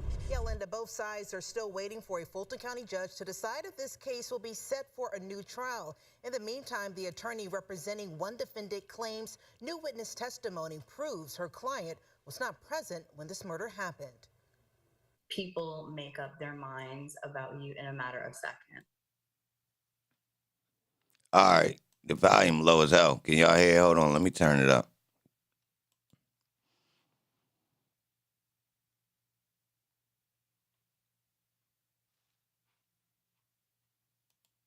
Attorney Janice Mans believes that's exactly what happened in the case against Jamel Ganes. He wasn't given his fair trial. Ganes was found guilty and sentenced to life with 2 other defendants in the 2016 shooting death of Kadarius Metlock in this hour. Y'all want to look into this, y'all? Who can help me? Who interested in this, y'all? This corruption in Atlanta courtrooms. If you like, you could do my story. How you gonna come in and interject? What's your story, bro? Oh, hold on. Are you saying that you want to be interviewed on my channel? Let's get this right. let's. It's a mutual agreement. You saying that I need content. I'll meet you in the middle. You telling me I need some content, and you got some good content for me. That's good. All right. I like this. All right, how about this? Download that link at the top, right? And then let me know when you got it. You gotta get this app right here. I'm already put you in the mix. I ain't playing. Come on. Yeah. Get that. Come on, let's rock.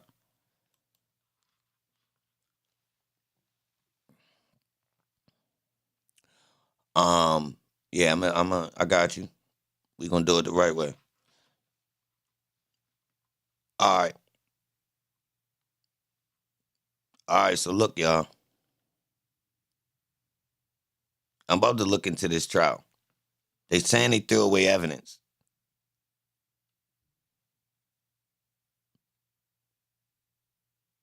Yeah, we ain't done with the Thug trial, y'all. I ain't done. Like, they coming back to court.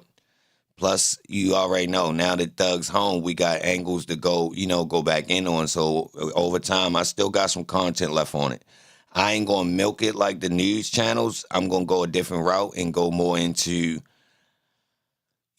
closer to what I was starting to do towards the end, with the, some of the other elements that's attached to it. So don't worry, we got some content left on that before we fully, is all the way done. Don't worry. But this right here kind of connected to it because it opened the door.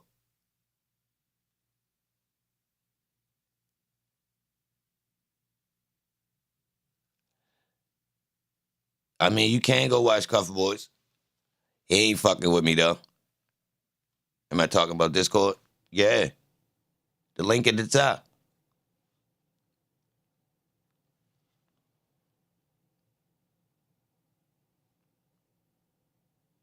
You love all the stuff, but you interested in the music stuff? Hell yeah. Sad one has to sell out to make real money. Waco, nah, you might have to put in the double work to not sell out. So, like, pick something where you can make money, but it's a line right there between selling out. See, selling out, technically, it could get profitable, but it's that thing where you got that conscience of, but, I can't keep doing this. So, yeah, it's some things where you could get into it, you run up some bread, but you ain't got to do that. It's out here, yeah. I'm proof. I'm right. I'm with you. We ain't getting into the extra stuff. I can't just put in that overwork at this level and run it. Yeah, you can technically. You can. People want to shortcut it. You gotta know when it's good. To be honest, to get into an industry you want and actually make decent pay, that's tight right there. Straight up, because it's something you want to do. Most people go to work and do stuff they just needed a job. So if you actually get into a career and that's where you wanted to be, as long as you technically above the poverty line, you made out. Because a lot of people, even if they get money, do they want to be there? So, I mean, who the fuck want to be on the side of a skyscraper cleaning the windows if it's a high-paying job? I'm not going out that bitch. Scratch that. You get it?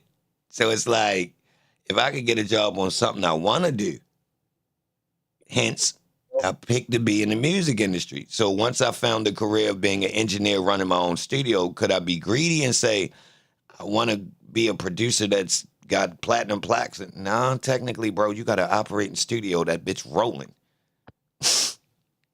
Did you already crack into the industry, my nigga? Or you being greedy? Because there's a lot of niggas that ain't got that. Straight up. So what you doing? Did you just open up a door to a career and you ready to ignore that part of it? Or you want to just go for the glory and just be you want to be Lil Jon, huh? Fuck that. Nigga, get your bread, nigga. Run that studio like a trap. Yeah. It's legal. What they gonna do? Kick the door in? Fuck no. Bang. Bang. Hey, can you hear me? Yeah. Oh, okay. Yeah, I was trying to see if you want to do a show on my story, bro. I was exonerated for a sexual assault case that I didn't do. All right. Let's go ahead and rock. Huh? Let's go ahead and rock. You might as well go ahead and get into it then. Well, you know, I got a book out too, man. You know, like I said, All in right, and, and ho. Let me get this out the way. You promoting your book? no, I'm not. I mean, I Not don't own it right directly. now. I ain't mad at it. I'm ready to let you No, go ahead and get the I was commercial gonna out the tell you way. that. I'm gonna tell you, I like to, you know, give you an autographed copy of my book. That's what I was trying to say, bro. Yeah, no, I want you to run the commercial. That's why I asked. Like, yo, hold on. That's what is you technically. Oh yeah, I'll tell you about the book. The name of the book is called, You know, "Guilty Until Proven Innocent: When a Woman Cries Rape." Whoa, The life story of Ronald Eubanks. that's what you called it? Exactly what I called it. Come on, cuz. How that look on the shelf? What the cover look like? This boy crazy. The cover of the book is player, bro. I got Player. the Dallas Police Department band. That's where on you the from? cover. And I took out all the words and put guilty until proven innocent On the all badge. the way around the book. All right. So you see hold what up. I'm saying? Basically, the book is making a statement that we are guilty and we have to prove ourselves innocent. All right, hold up. Justice system. All right, so let me say this. So before you get into it, just don't say that R word. Okay. Yeah. Go ahead and rock though. Yeah. Go ahead and rock. You got the floor. Okay. Well, Yo, tell us where you from. Where you say you from? Dallas? I'm from Dallas, Texas. Yeah. Okay. Texas. Big my Texas. phone real quick. I'll be back. All right, go ahead and rock. So you just want me to run through it? I mean, wherever you feel comfortable. You got the floor. I'm going to chime in from time to time, but I'm going to bounce off you. Yeah. Okay, Ben. Well, in 1992, I got into it with my girlfriend. We was driving down the street. We got into it.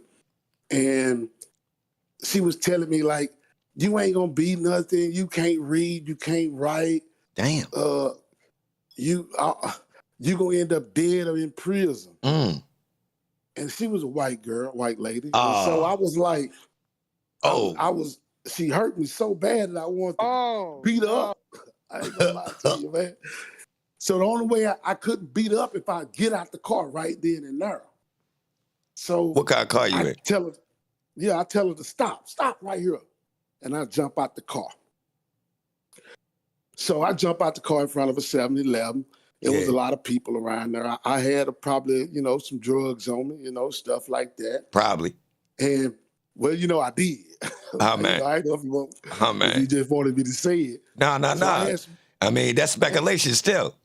To this very day, that's speculating. Right. So I had some drugs on me, you know what I'm Allegedly. saying? Allegedly. And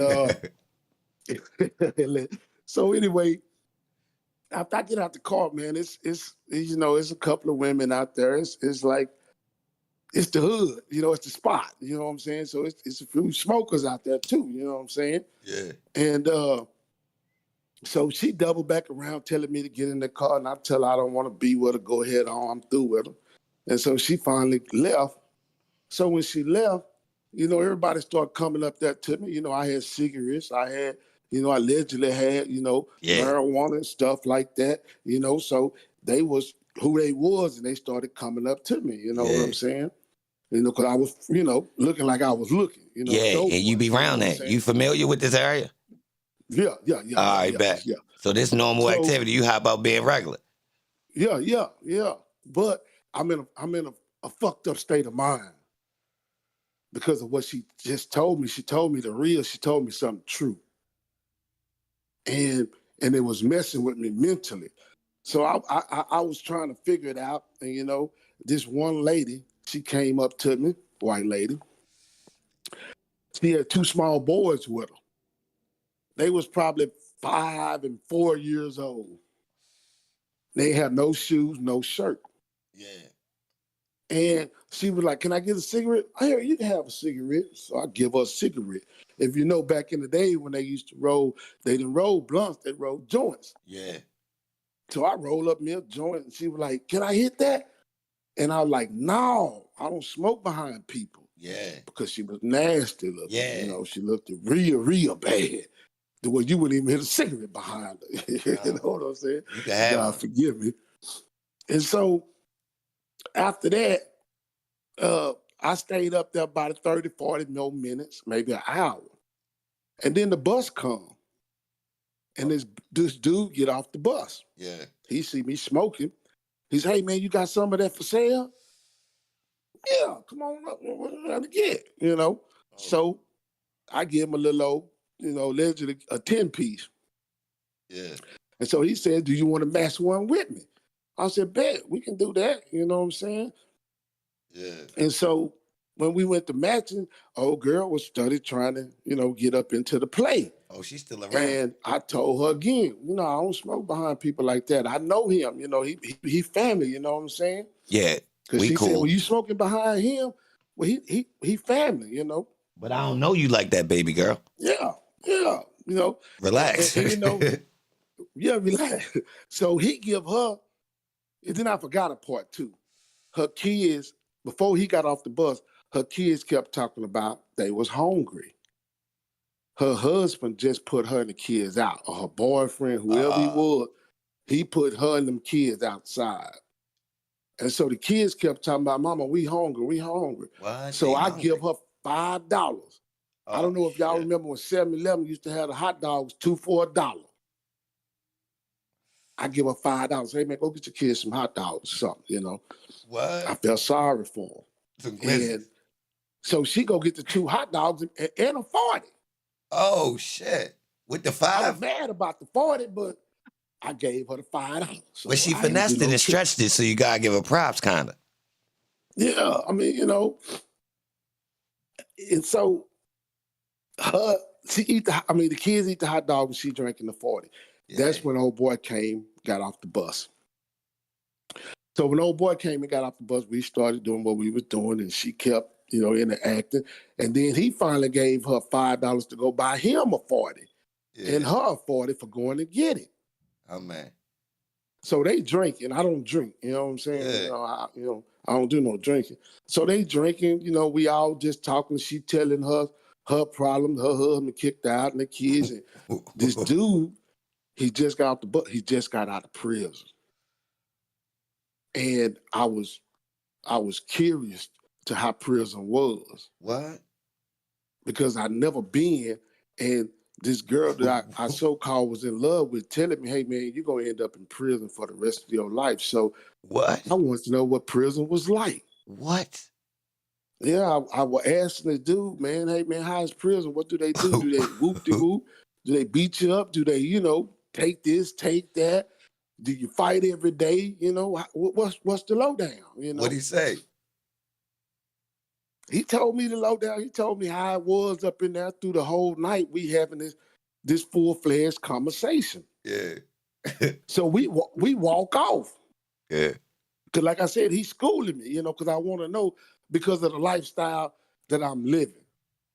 Because I feel like I can't get a better job because like I said, I didn't have an education, nor could I read and write. So you felt like you was headed to the clink. So you asked about it. Right. Niggas need to be prepared. Yeah, man, I was trying to get prepared. I feel him. I've been real. He did his own scan straight. Yeah, I was trying to get my mental psyche right to what I was facing, what's ahead of me. Mm-hmm. So me and him walk off. We walk down. We leave the people that was down there where she was.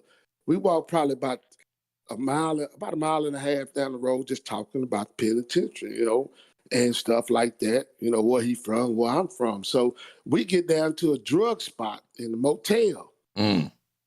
We walk around the motel and walk out. Mm. We just chopping it up. So when we walk out, 2 police cars jam us up. Oh. Hey, bam, they run up on us, bro. And all this and that. And I throw the little issue down, so-called, supposedly had. Yeah. I threw it on the ground.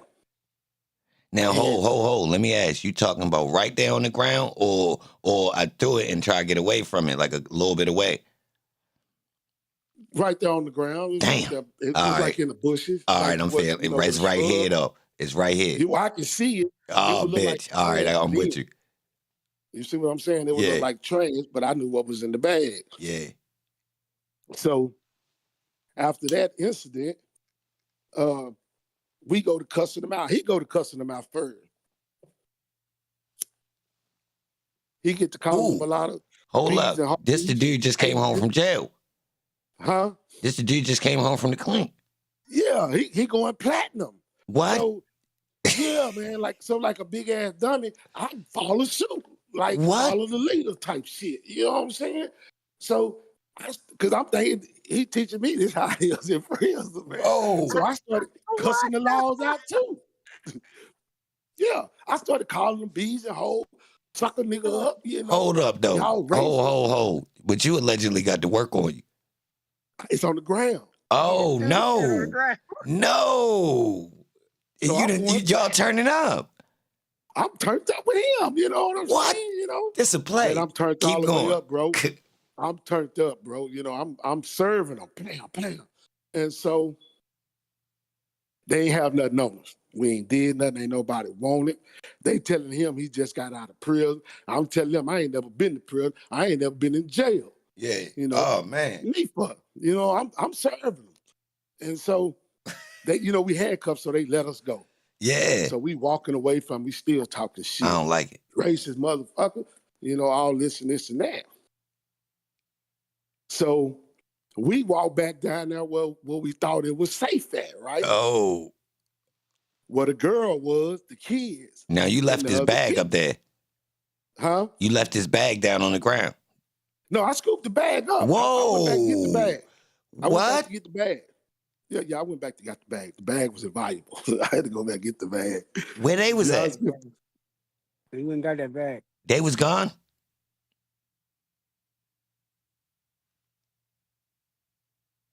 Where you go, bro? The law was gone when you got in the bag? Or you just played it off on some more, yo, this is my Doritos. Oh, where he go? Yeah, yeah, we ain't hear you, yo. You was breaking up. What happened? You went back and got the bag in front of them, or they had already spent the band real quick? They already burned off. All right, say left. So that's when we went back and got the bag. And then we went back down there where the girl and the other people was. Yeah. So when we get back down there with them, everybody gone but except her kids, and this one dude, black dude. He was like, hey man, sell me a sack. So how much you got? He said, I got $250. I said, $250? Man, I don't want no $250. You can keep that. I need $5. Whoa. So he be like, man, that's all I got is $250. Man, you been blessing everybody else up here. Why you can't bless me? Hell no, I ain't got no $250. I said, man, I need $5, bro. Bottom line. He was like, man, go on, sell it to me. Like he was trying to buck up. So I tell him, bro, if you don't get the heck away from me, I'm gonna slap the shit out of you, man. Who the hell you think you talking to? So he burned off. Soon he burned off. 2-3 minutes later, police came from everywhere. About 5 or 6 cars that came out. They had the guns all out telling us to get down, get down, get down. So we get down, you know, I don't flip the bag over there in the bushes. They telling us to get down. We get down. They come over there and, you know, pat everybody down, you know, and get us up on the car. So they were like, what's going on? The other dude, he said nothing. They asked me, what's going on? I said nothing. And they asked the woman with the 2 kids, what's going on? She said nothing. Right? Yeah. So then they separated us. You know how they put everybody on the individual car. If anybody else dealt with the police, they you know, if there's a lot of them, they're going to put you on individual cars. So they separated us.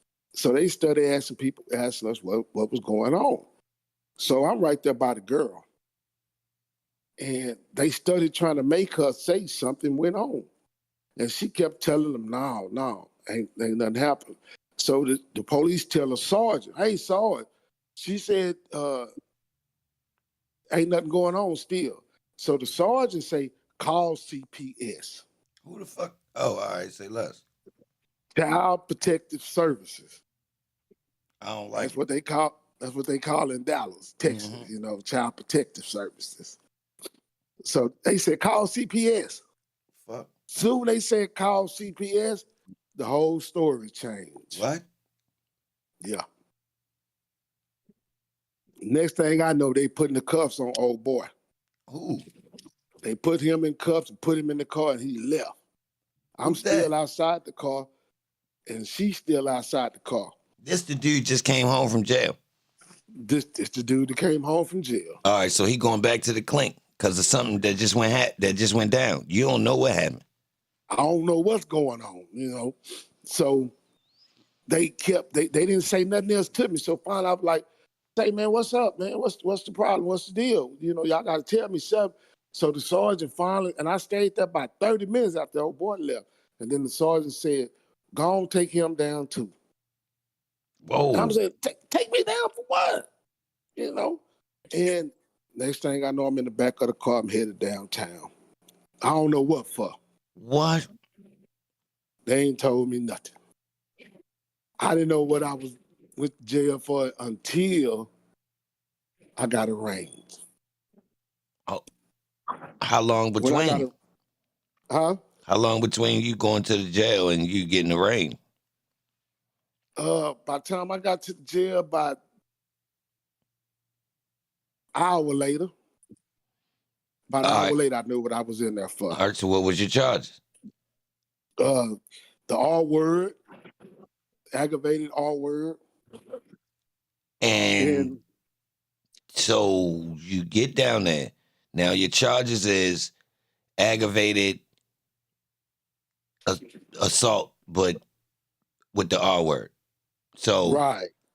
Did they tell y'all how it played out and who you're being accused of doing this with? With the woman, with the two small kids, the one I gave the $5 to go get her kids something to eat, her. And allegedly, this happened when, according to them? 1992.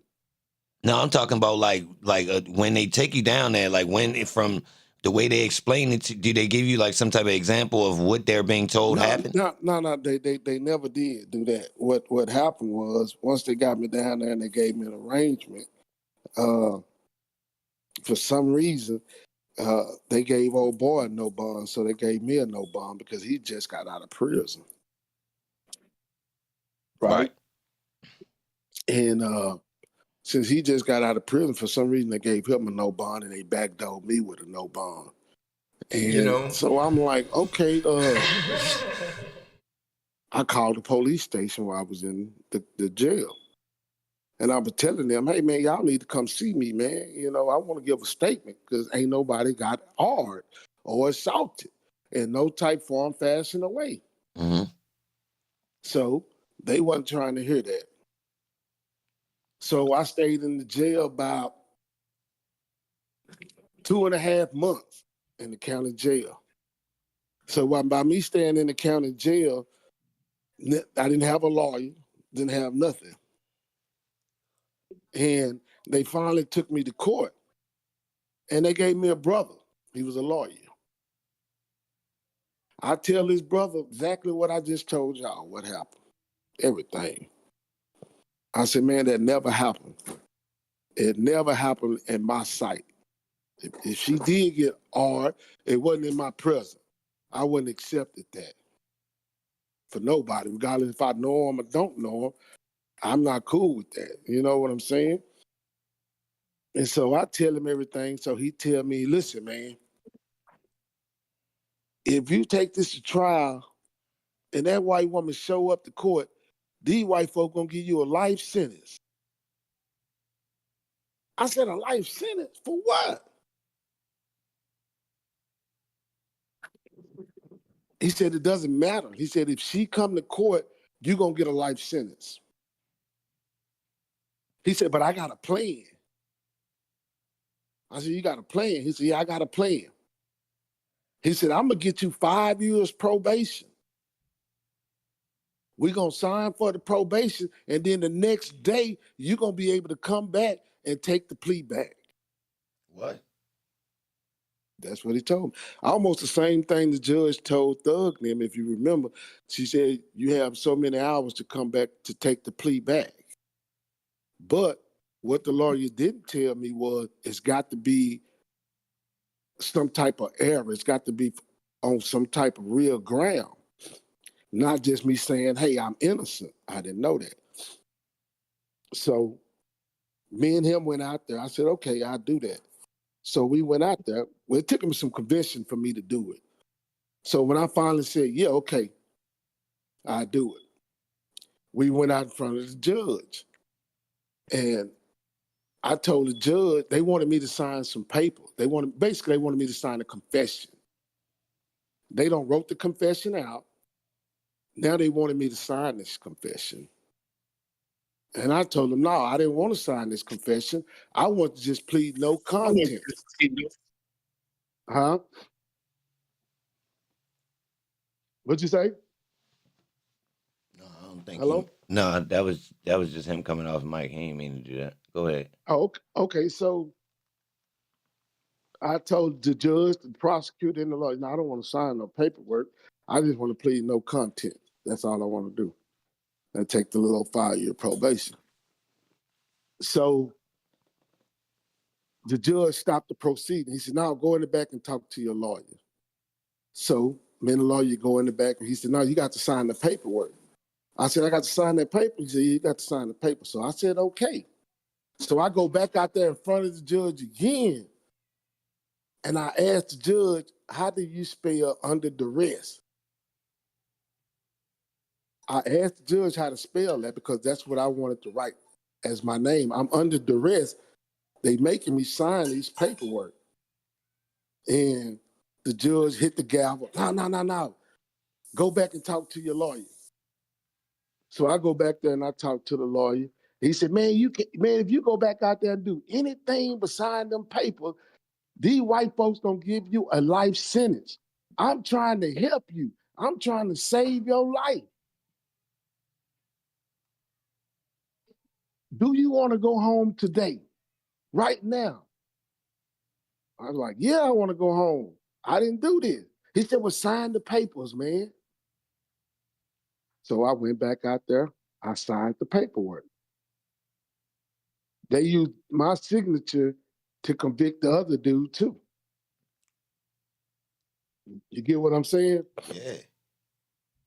So basically, by me signing the confession, that opened the door for them to convict him, too. And I got out, had the 5-year probation. I basically went crazy. I started talking shit to the probation officer. I started throwing paper at them. I literally used to throw paper at the probation officer. and cuss them out and tell them they racist. They sent my file back to the judge to get my probation revoked over 20 times.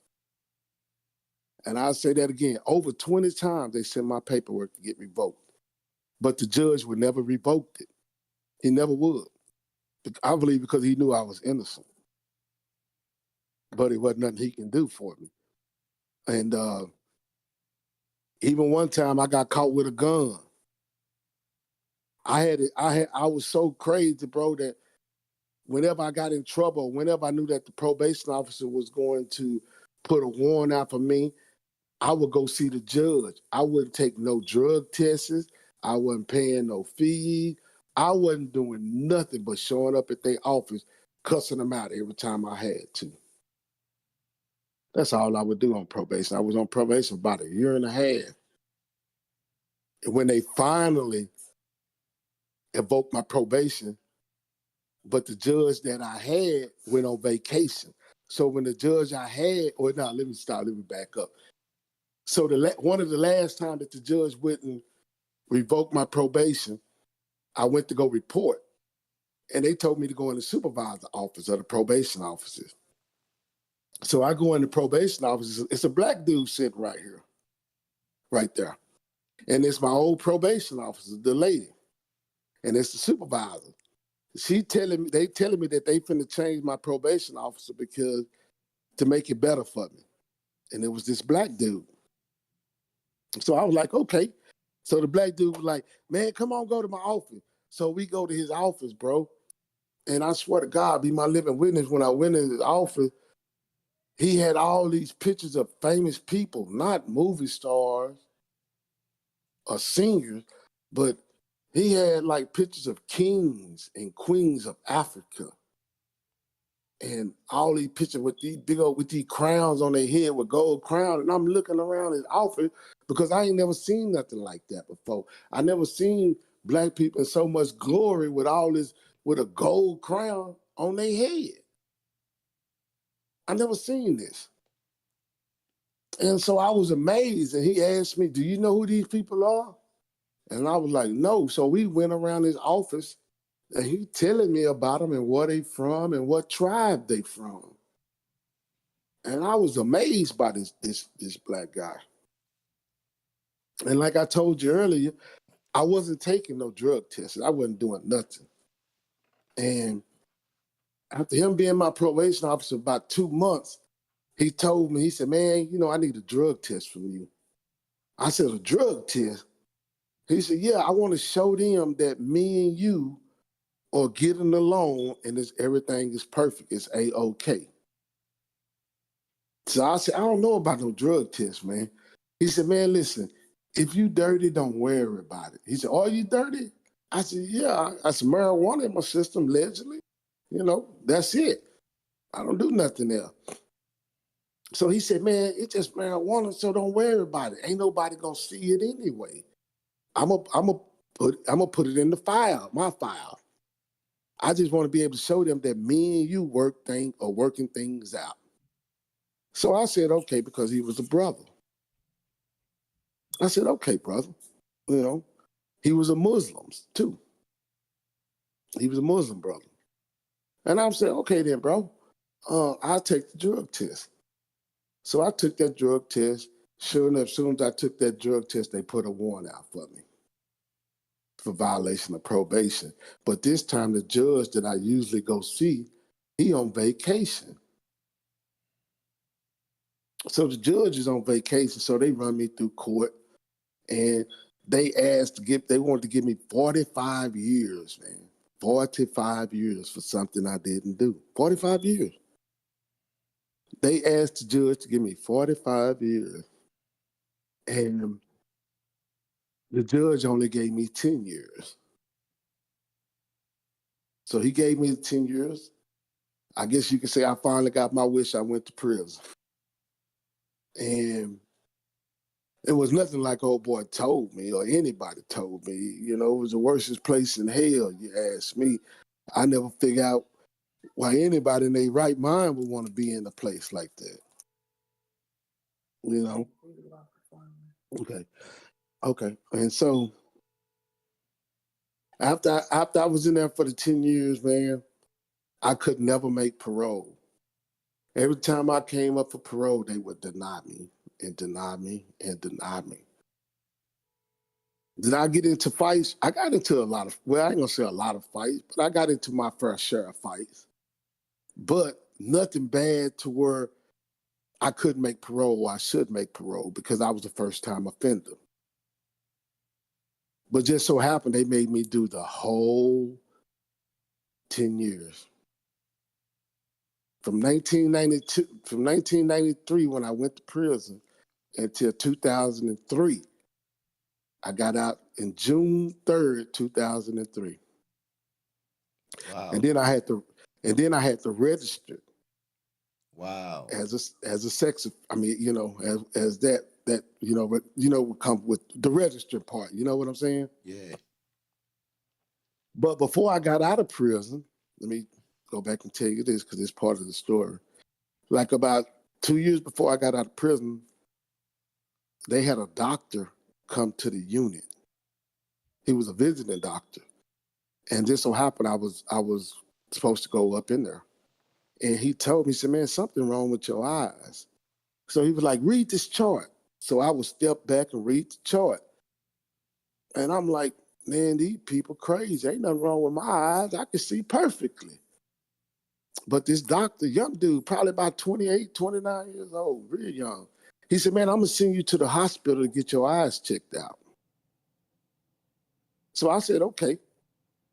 So he put in for me to go to the hospital to get my eyes checked out.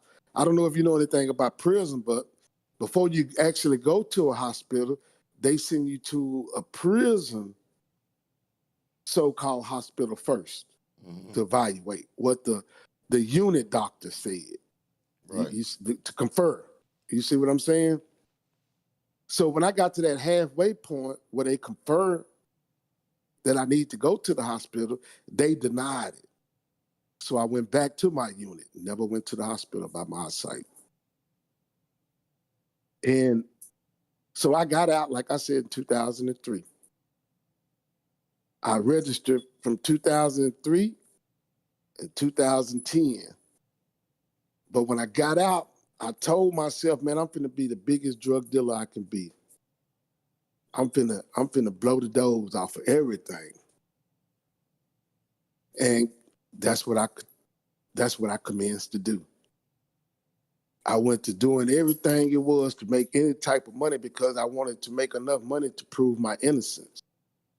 And then on the loan of doing what I did to make money, I got into the music business, which I was already in the music. I was a DJ. And so I got into, record, making music. I was a writer, but I wasn't a writer. Somebody had to write what I wanted to say. So I started doing all this. I did a lot of shows. I even did a song. I got a song recorded with Big Mike of Rap A Lot. They used to be with the Ghetto Boy. I don't know if you heard of Y'all Berlin Peoples. Don't you stop it. Don't stop the music. You don't ever want to stop. No. They was our engineers. I had them as my engineers. So, they were good friends. They ended up being good friends of mine. And if I tell you I was running with the big boys in Dallas, I was running with the big dogs. You know what I'm saying? I aligned myself with the big people because, like I said, I needed money. The first time I had $15,000 in my pocket, well, I had over $15,000, but to just throw away, I went to a lawyer. And I went to this lawyer office. I don't know if you ever seen that big old green building downtown Dallas with all the lights. It was that building right there. I went to the top floor. The baddest lawyer in Dallas was on that floor. And I went up there and I told him my story. And he said, okay, I'll take the case. And I went to pull out this $15,000 and slapped it on his desk, thinking that was going to be enough. His white man looked at me and told me, man, we're going to need $100,000 just to start. I said, $100,000 just to start? He said, yes, you need $100,000 just to start this case. It can go up to the millions. But when he said before it's all over with, he imagined it'll probably be $2 million, a little over $2 million.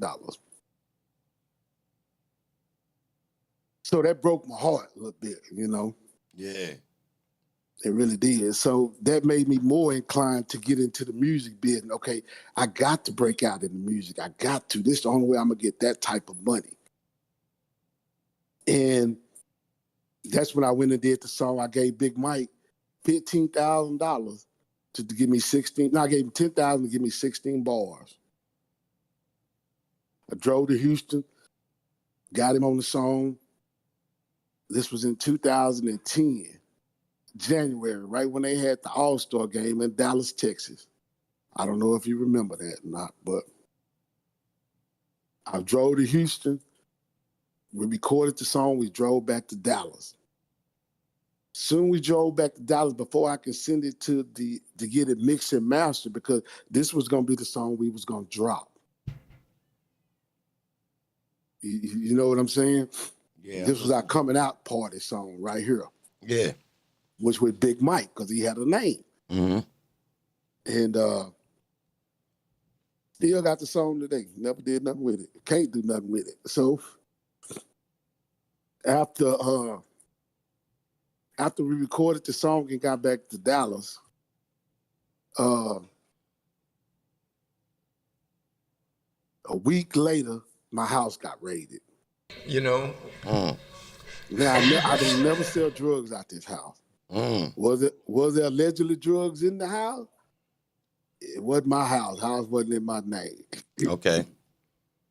But I was staying there. But never sell drugs out the house. Never. And well,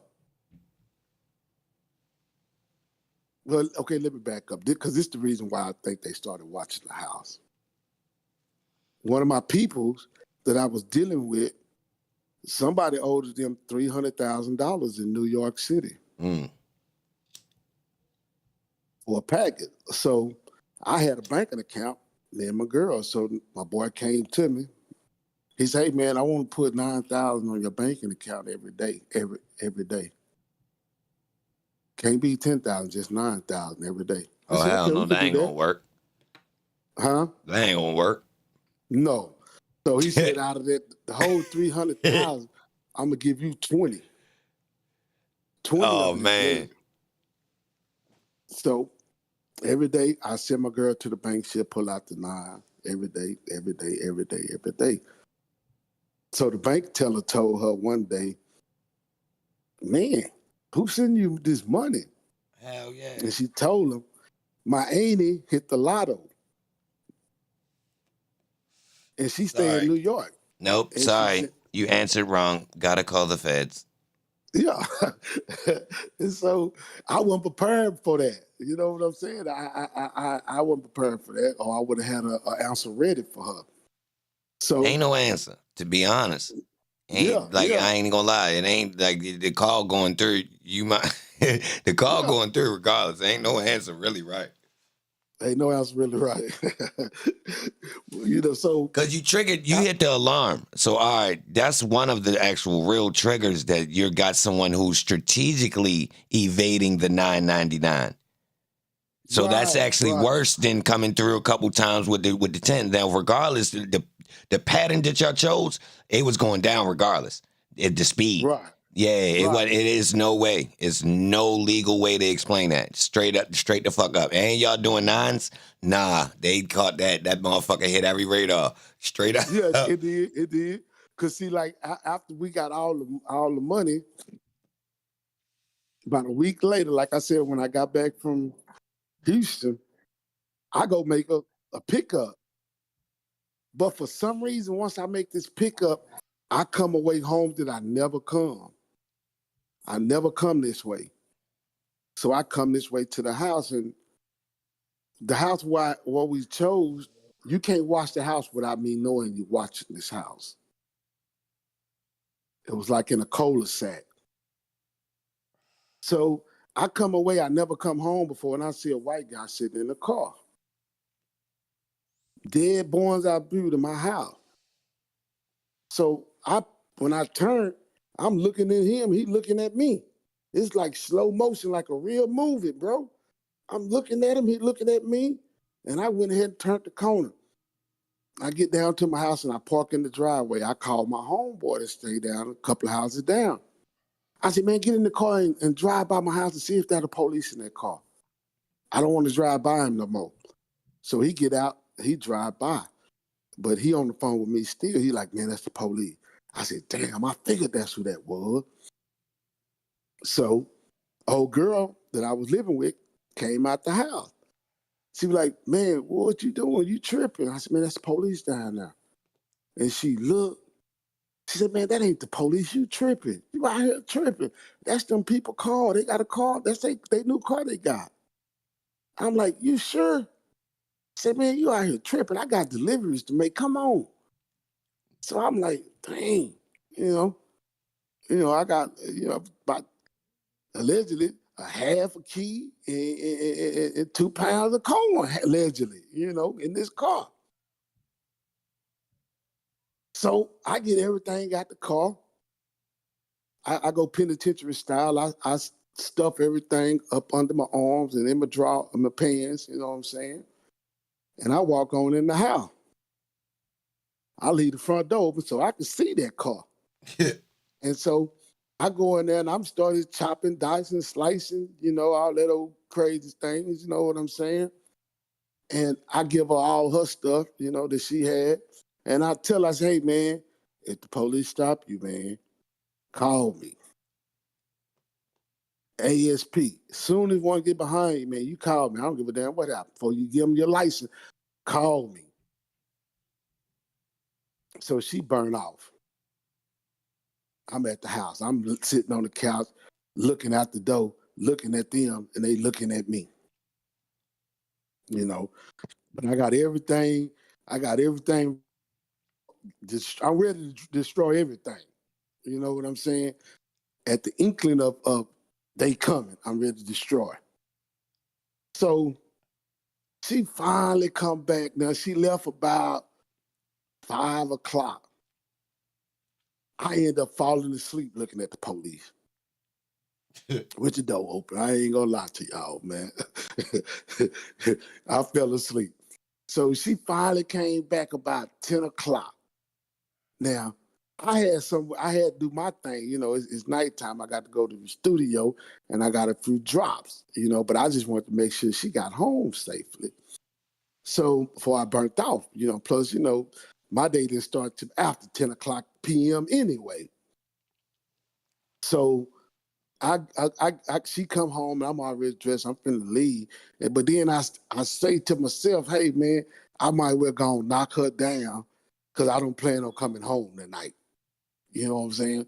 Mm-hmm. I had another little broad house I want to spend the night in, so I'm finna go and knock her down so I ain't got to worry about calling. So I'm taking my pants off to go in the bedroom, and soon I'm taking my pants off, boom, boom, boom. I'm thinking somebody trying to kick the door in. I grabbed a pistol. The next thing I hear is Cedar Hill police. I throw the pistol down. I throw the pistol down and run in the kitchen, cut the garbage disposal on and went to dumping. You know, cause I put everything up. You know, I went to dumping in the garbage disposal. You know, they rush on in, throw me down, you know, hit my head on the ground, you know, all that old good stuff to flow. And after they did that, I tell them that I need to go to the hospital. I don't feel good. So they take me to the hospital, bro, and let me go. What? They let me go. They didn't even arrest me that night. What happened? And they found all this stuff.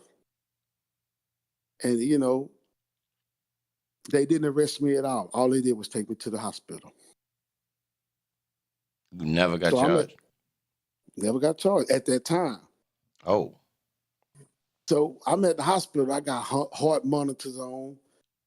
And they don't drug the nigga up. So I guess I woke up about 5 hours later and ain't no police around, ain't no doctors around. I tell the nurse, I'm finna go outside and smoke a cigarette. She said, okay, just be careful.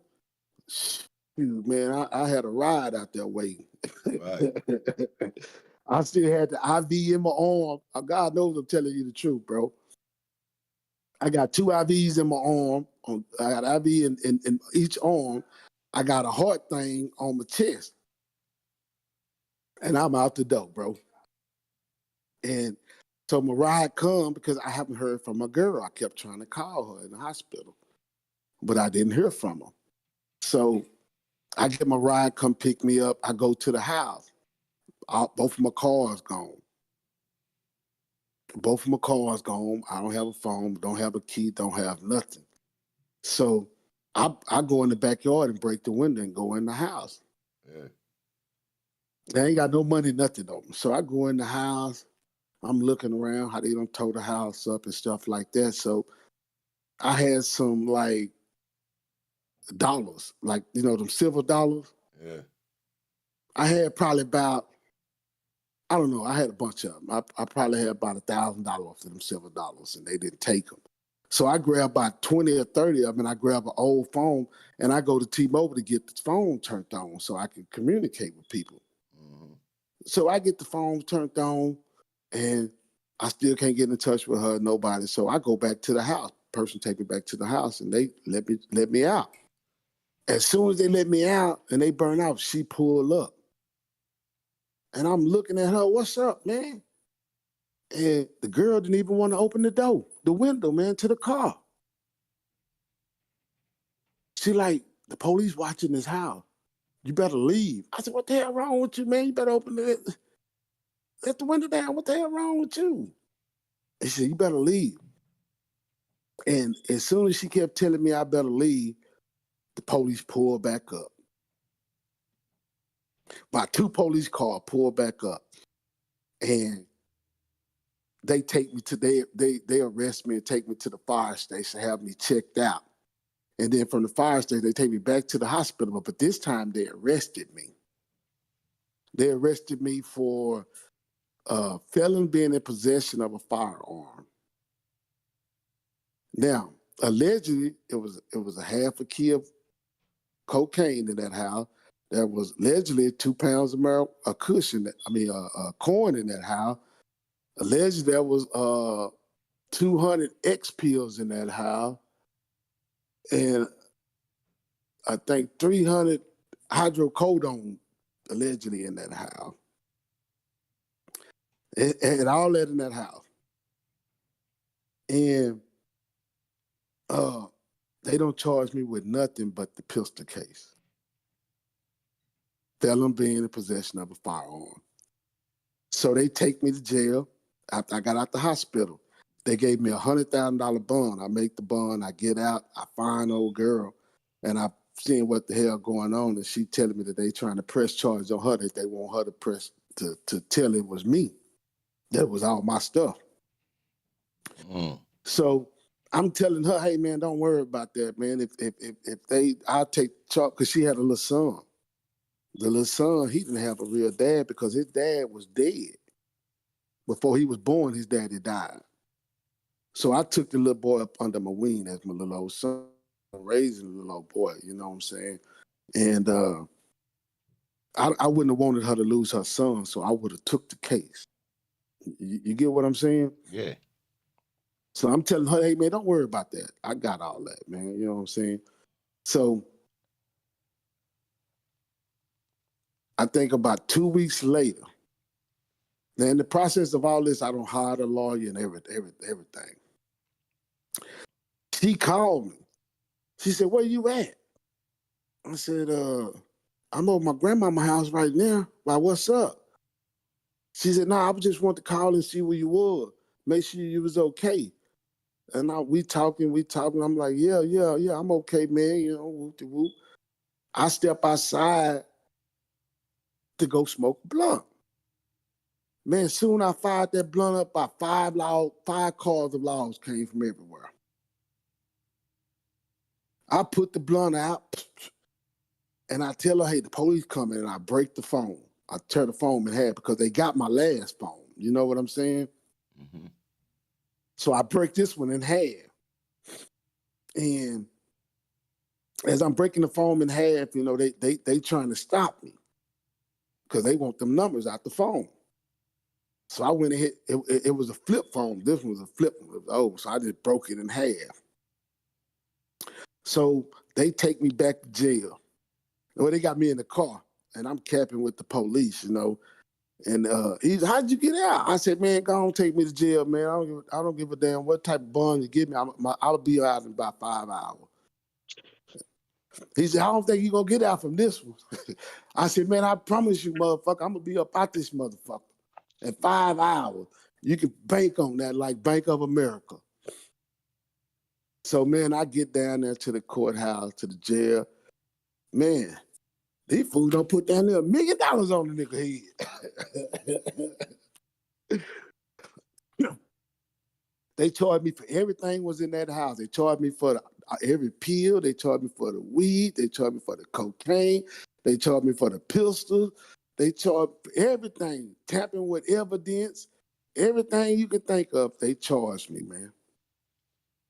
And so now I'm in there, and I'm finna make this bond though, you know, because the people that I kick it with, which was the main person, was my brother-in-law. He was finna reach out and touch me like AT&T. He was finna get me up out of there. But the lawyer told him, hey, man, if y'all put up this bond for this dude to get out,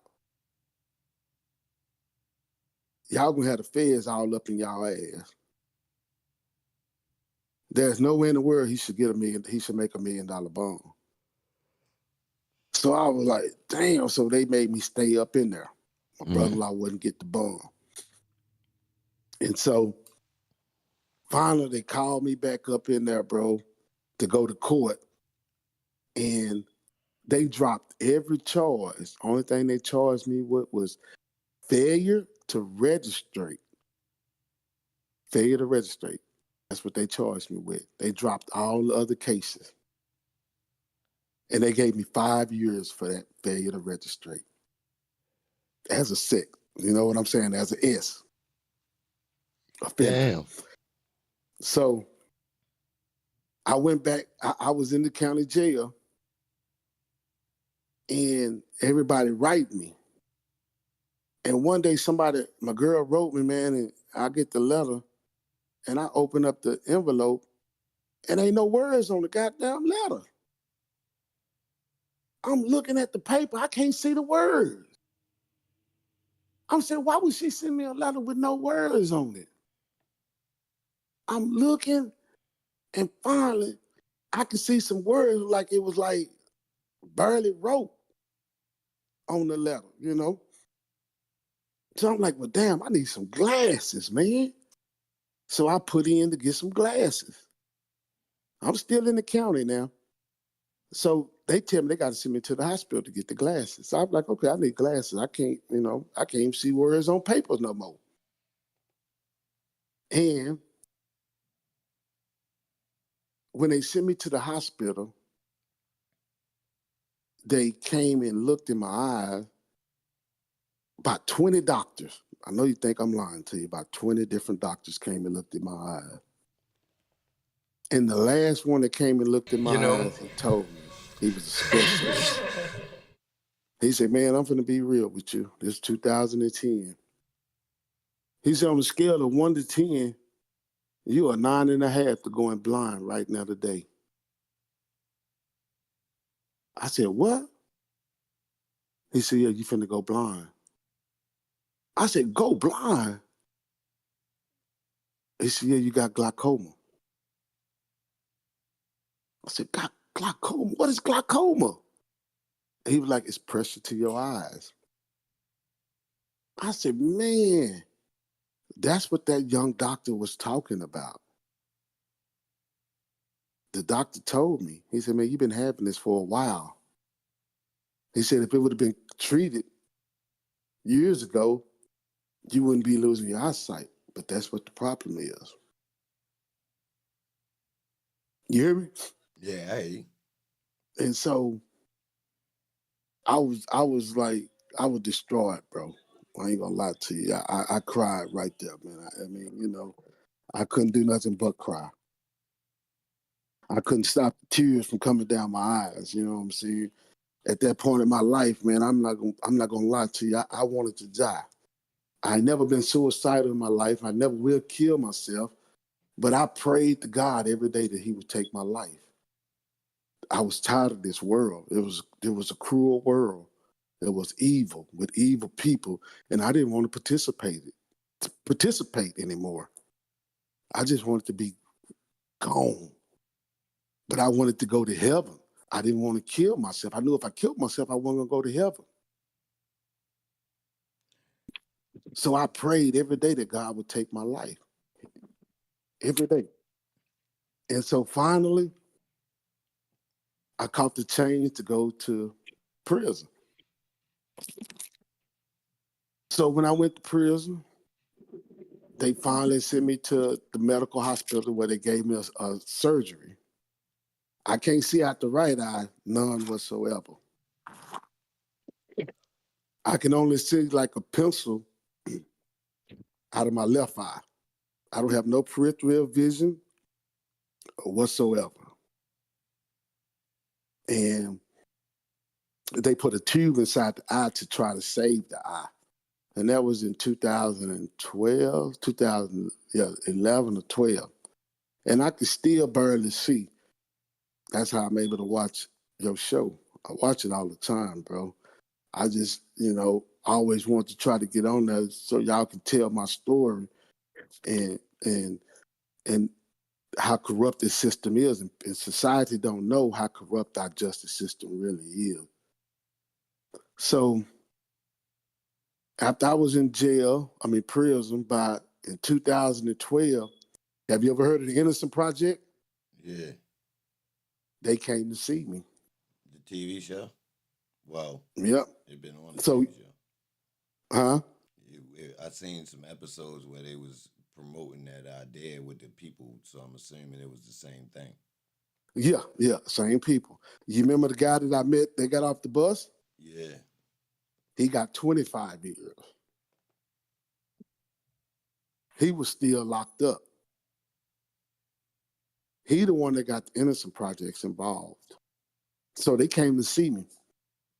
And they was like, hey, man, we want to talk to you about this case.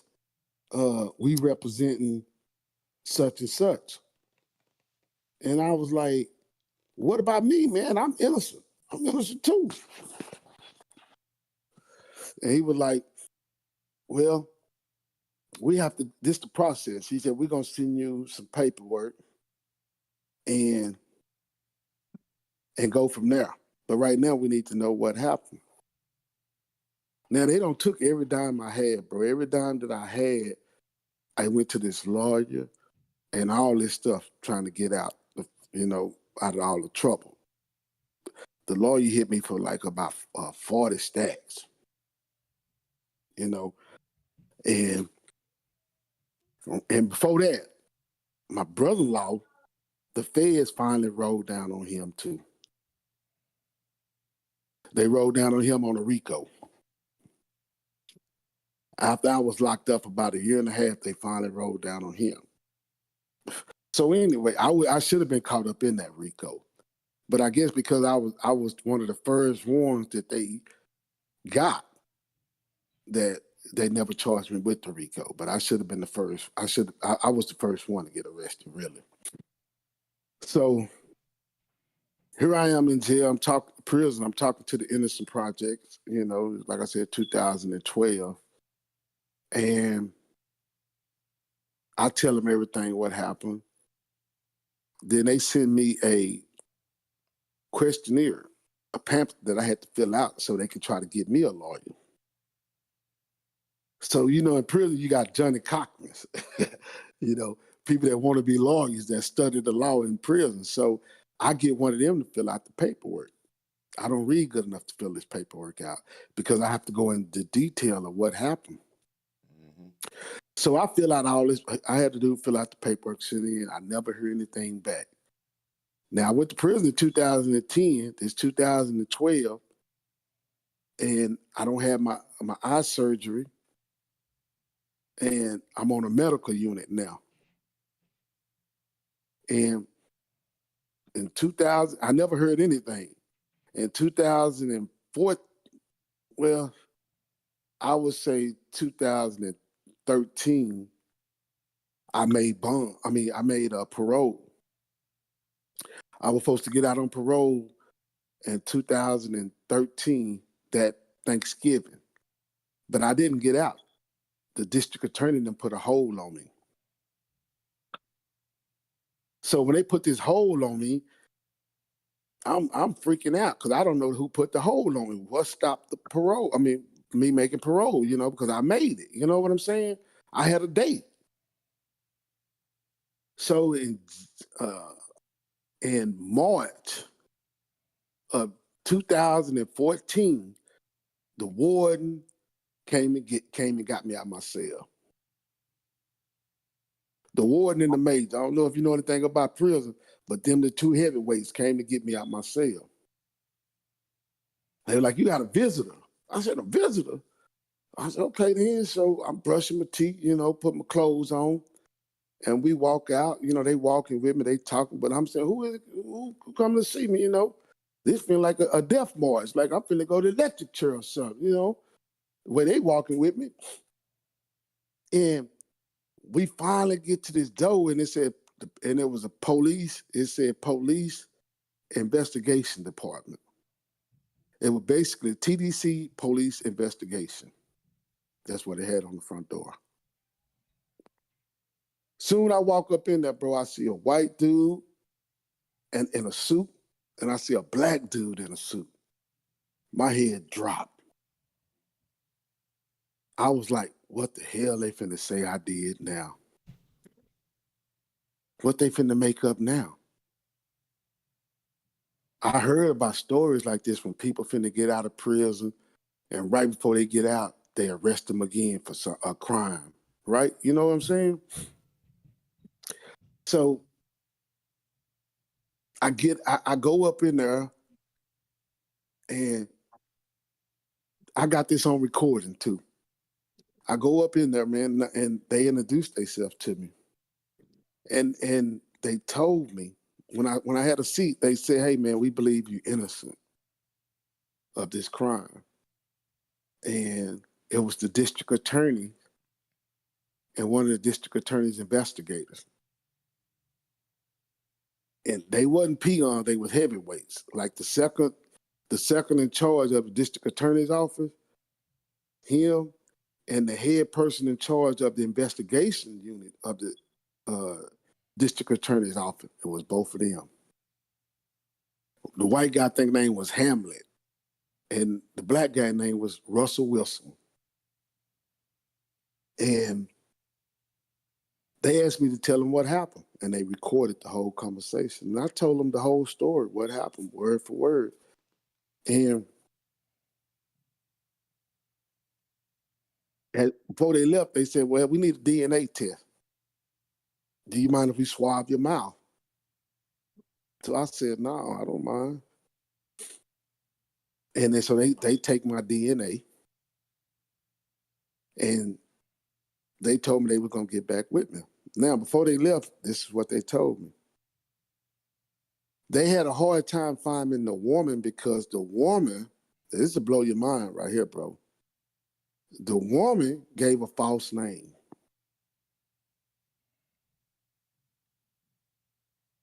You get me?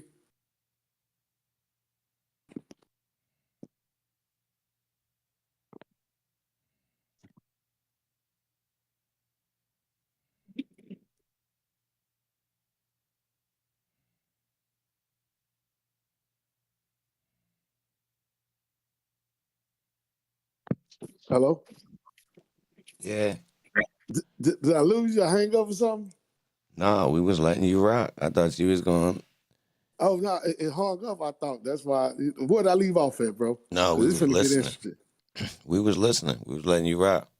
Okay, what part did I Well, leave that's off at? kind of the end, kind of. You kind of told the whole story, kind of, right?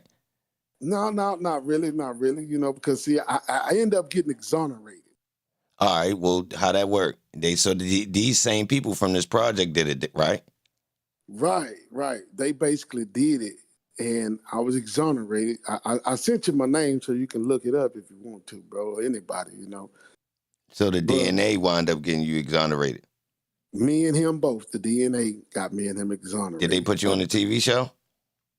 I've been on a bunch of I've been on the Will, what's his name, like the Will Kane show? If I'm saying his name right. Urban News or something that be on Like a TV show. Yeah, I've been on one of those too. I just can't think of the lady's name. It was, I don't been on one of them too. I've been all over. I've been up there to Colorado where Deion Sanders at. I don't talk to that school. I don't talk to a couple schools here.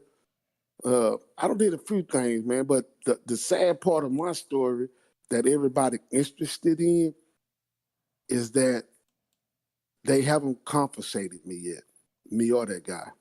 Oh.